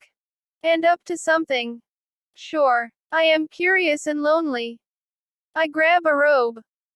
At the door to their cottage I can hear David talking to another man. It's John. Relaxed in the bright orange beanbag chair, he has the corncob pipe smoking in his hand. Hey. Look who's here. David's eyes are red and glassy. Hey. I stand awkwardly at the door. Come on in, he says with a twang. Sit down. I walk across the room, past John, to the clearest spot on the bed and sit down. I avoid his eyes and he avoids mine, but I can feel him steal peeks in my direction. John passes the pipe to David, who takes a deep, long drag. Then, reaching over to Karen, he bends to give her a powerful shotgun. Karen rolls her eyes and, with a huge grin on her face, falls back near me on the bed. David, pleased with himself, turns toward me next, signaling my turn. He reaches down to give me the next blast from the pipe. From the corner of my eye, I see John tense up and shift his weight. He doesn't like it, and David makes me feel uncomfortable too. Quickly I pull away, holding back a choke, then blow out a hazy stream of residue, surprising myself at how much I've taken. I close my eyes and prepare to feel the high. Like lightning, John jumps up, relieves David of the pipe, refills it, and shoots Karen a stream of smoke that engulfs her face. Coughing wildly, she falls back in the bed, banging her chest with her fist, unable to speak. She motions with her hands and says, "No more. You're killing me." John turns to me with an, "I'll show you who can give a shotgun. Look," clamps the back of my head, and blows a giant cloud of smoke over my entire face. Rocking back in his heels, he grins. My chest hurts, the burning grows too strong, and I join Karen's coughing frenzy because of the harshness of the weed. Grateful that the wall is behind me, I feel the echoing buzz rush in. My body is limp, and my eyes are mere slits. John smiles and reaches in close for a sensual kiss. "I missed you, baby." His voice is soft in my ears. My mind hums as I breathe in smells of fresh pot and cigarettes. "I missed you too," I murmur. The pot dries the words to my mouth like paper. He falls on top of me, his body just as disconnected as mine, and we begin to laugh. My body and senses move in slow motion. John and I roll awkwardly on the bed, bumping and banging into each other in an attempt to cuddle. Finally we give up. "Got any chocolate chip cookies?" John asks with a goofy smirk. Without waiting for an answer, he heads for the kitchen. John and I make up.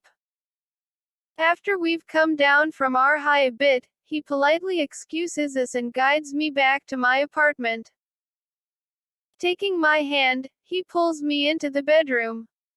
His arms are strong and tender. I fumble a lot because I'm still too high, but John doesn't let on that he notices. We make love in a blur, and he falls asleep in my arms as if nothing ever happened. We haven't done this in a while. It feels so good to be next to him again. I squeeze him tightly, letting my bare foot run down his long, muscular leg. We fit together just right. Just right. I muse. Content in the warm familiar smell that is John, I drift off. For the rest of the year our lives pass in the courtyard with a sense of normalcy, albeit a strange one. No more bodies are found in the neighborhood, and our intensely worn fear shifts to a subconscious hyperawareness. Occasionally we hear about a potential copycat killer, but that is considered typical for Southern California, I learn. Sharon and I have our jobs, and John has his. Rarely is John gone at night anymore, but when he is, Sharon and I make sure we are together for the evening. Many times, exhausted from work, I can't keep my eyes open and I fall asleep on their couch. Sharon leaves me to rest, turns out the lights, and goes to bed. Eventually, John broaches the subject of me moving in permanently. My apartment is in dire need of repairs and close to unrentable.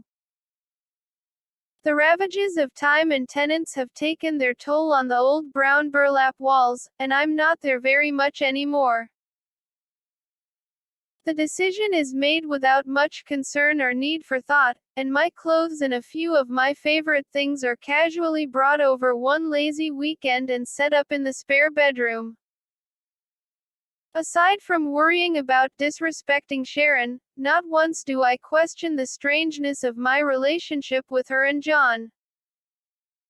When John and I want to hang out together, we head to David and Karen's. John can be counted on to hand down extras when he is in their lives, and when he wants to be intimate, well, that can happen anywhere. John and I still make weekend trips to the beach, mountains, and Palm Springs. Sharon usually declines our invitation but does go to the Saugus swap meet and flies to Vegas with us once, vowing afterward never to be in an airplane again. Flying is not for people. It's for birds, she snaps. She is terrified of flying and takes some kind of pill to get through the flight. When in Vegas, we hit it big, the three of us. John plays poker machines and scores a royal flush in hearts. Drunk with laughter he peels off hundreds for us to play our own machines, and when that is gone he peels off more without flinching. Sharon and I mill around watching the gamblers and find a hot slot machine of our own, banking almost $800 each.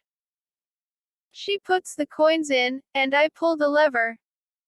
We'll split whatever we win, she tells me. If they ask you for ID, tell them you're just watching. I'm glad she is covering for me. Winning my own money is intoxicating, and I am on cloud 9.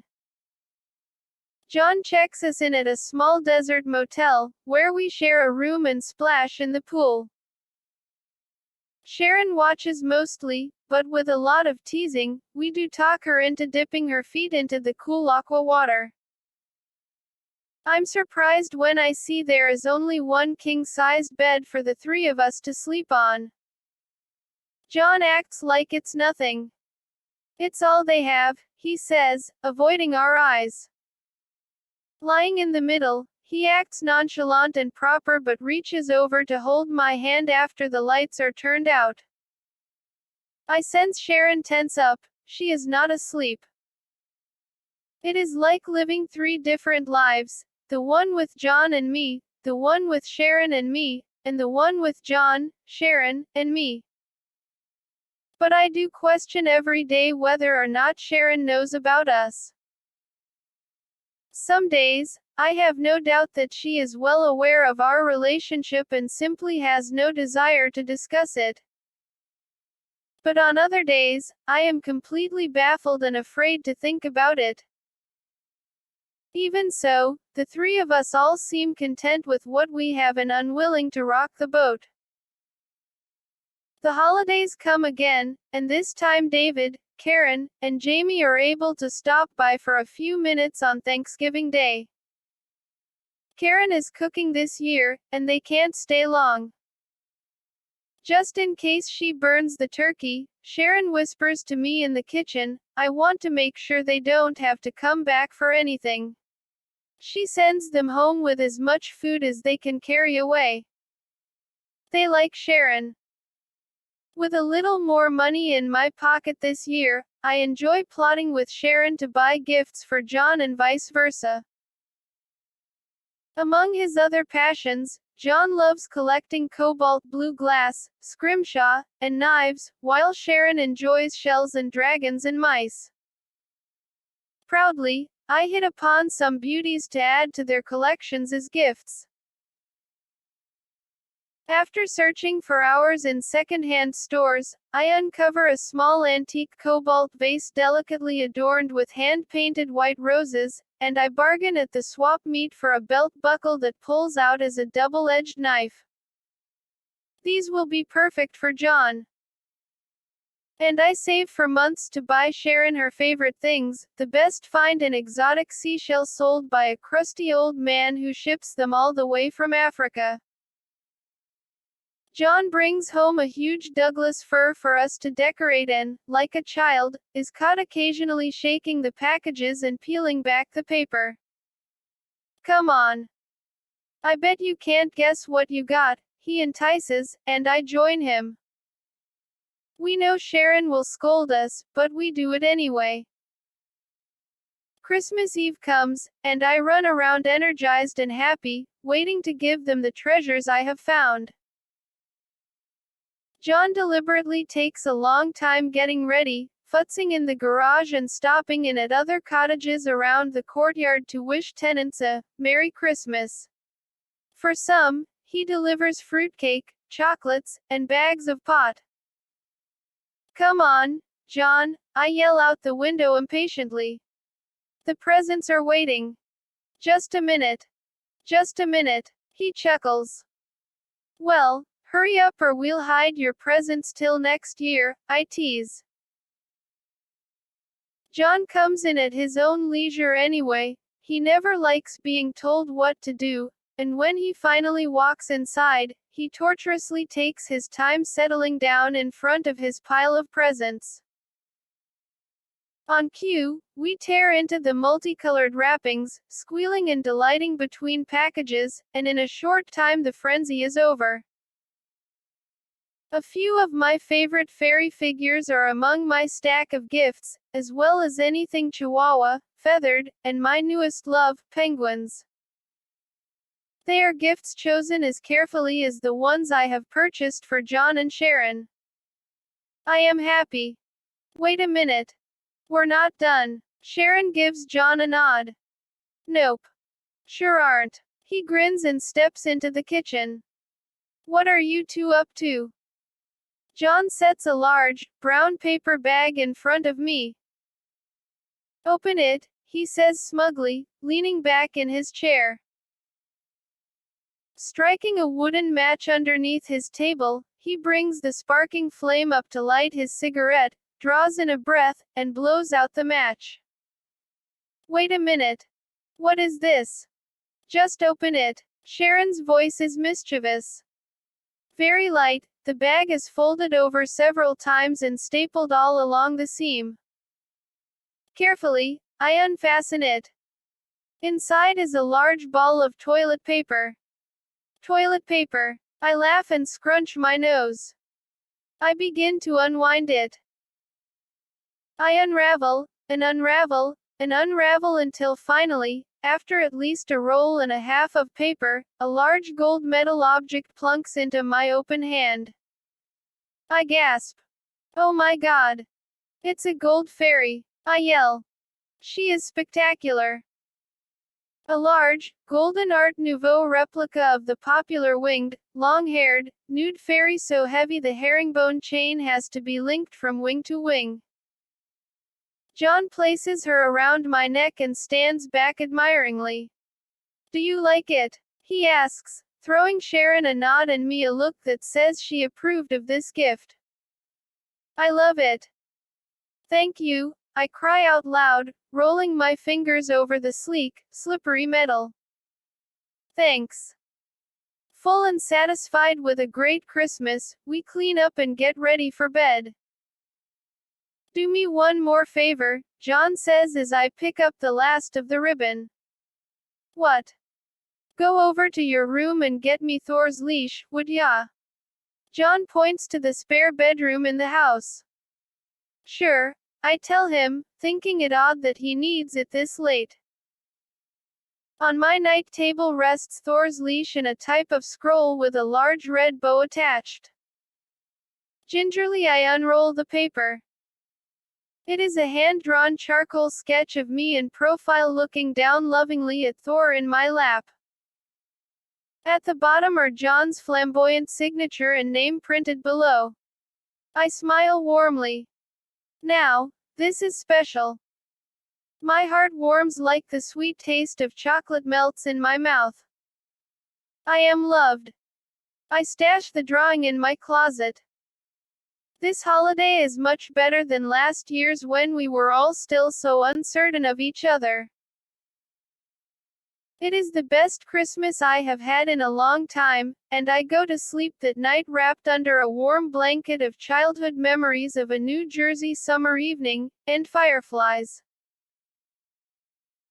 From here on we do predictable family things, and when my 18th birthday comes along I know John and Sharon will take me out to dinner and have gifts waiting for me.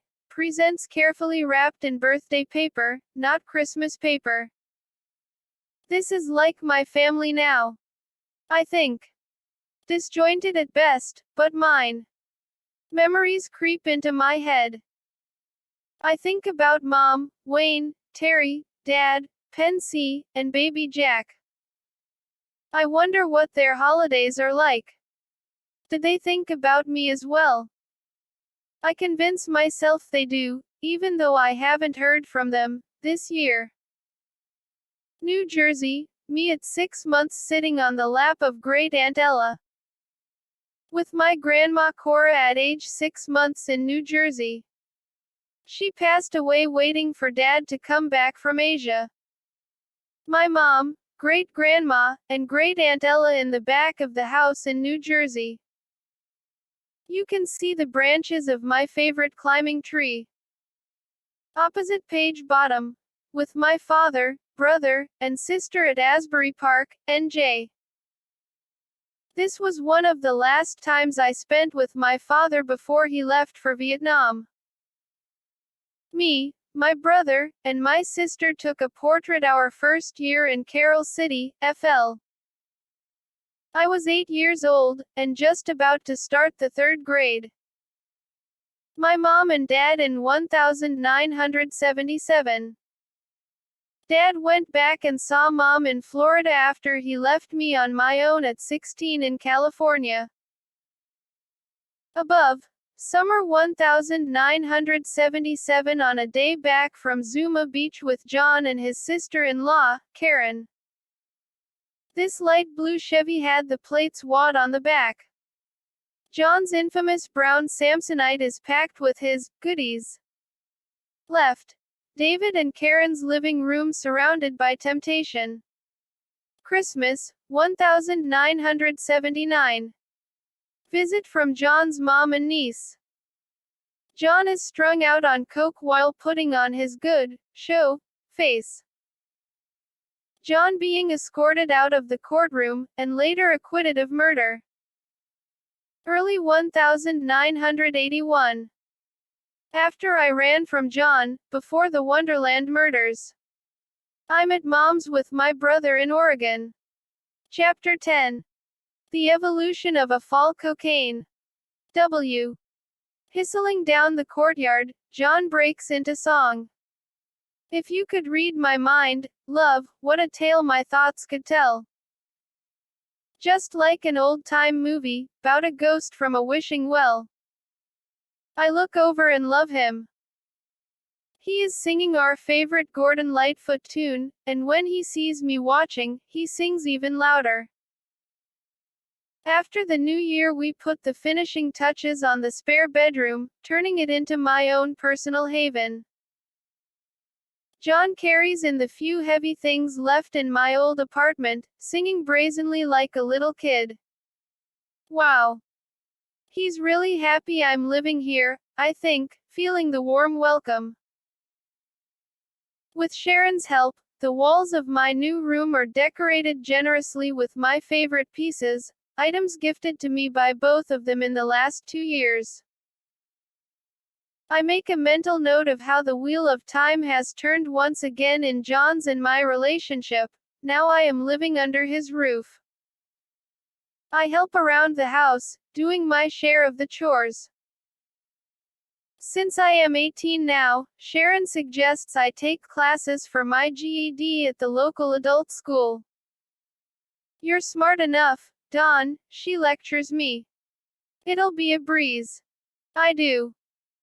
In April of 1979, I anxiously opened the results of my exam. Despite my doubts, and to my amazement, there is the diploma. Didn't I tell you you could do it? Sharon applauds maternally. Wow. Yeah, you did, I tell her, feeling good about myself. My self-esteem rises when Sharon offers me more and more of the bookkeeping duties for the cottages and invites me to attend medical seminars with her for her 2-year license renewal. We study together like co-eds and both ace the finals. It seems that being 18 is opening some doors for me and I feel stronger, full of hope. Since my move into the house, John and I goof around all the time, much to Sharon's chagrin. He loves to flirt and tease me, often playing silly games of chase or covering my eyes and telling me to stop looking at him. Those eyes.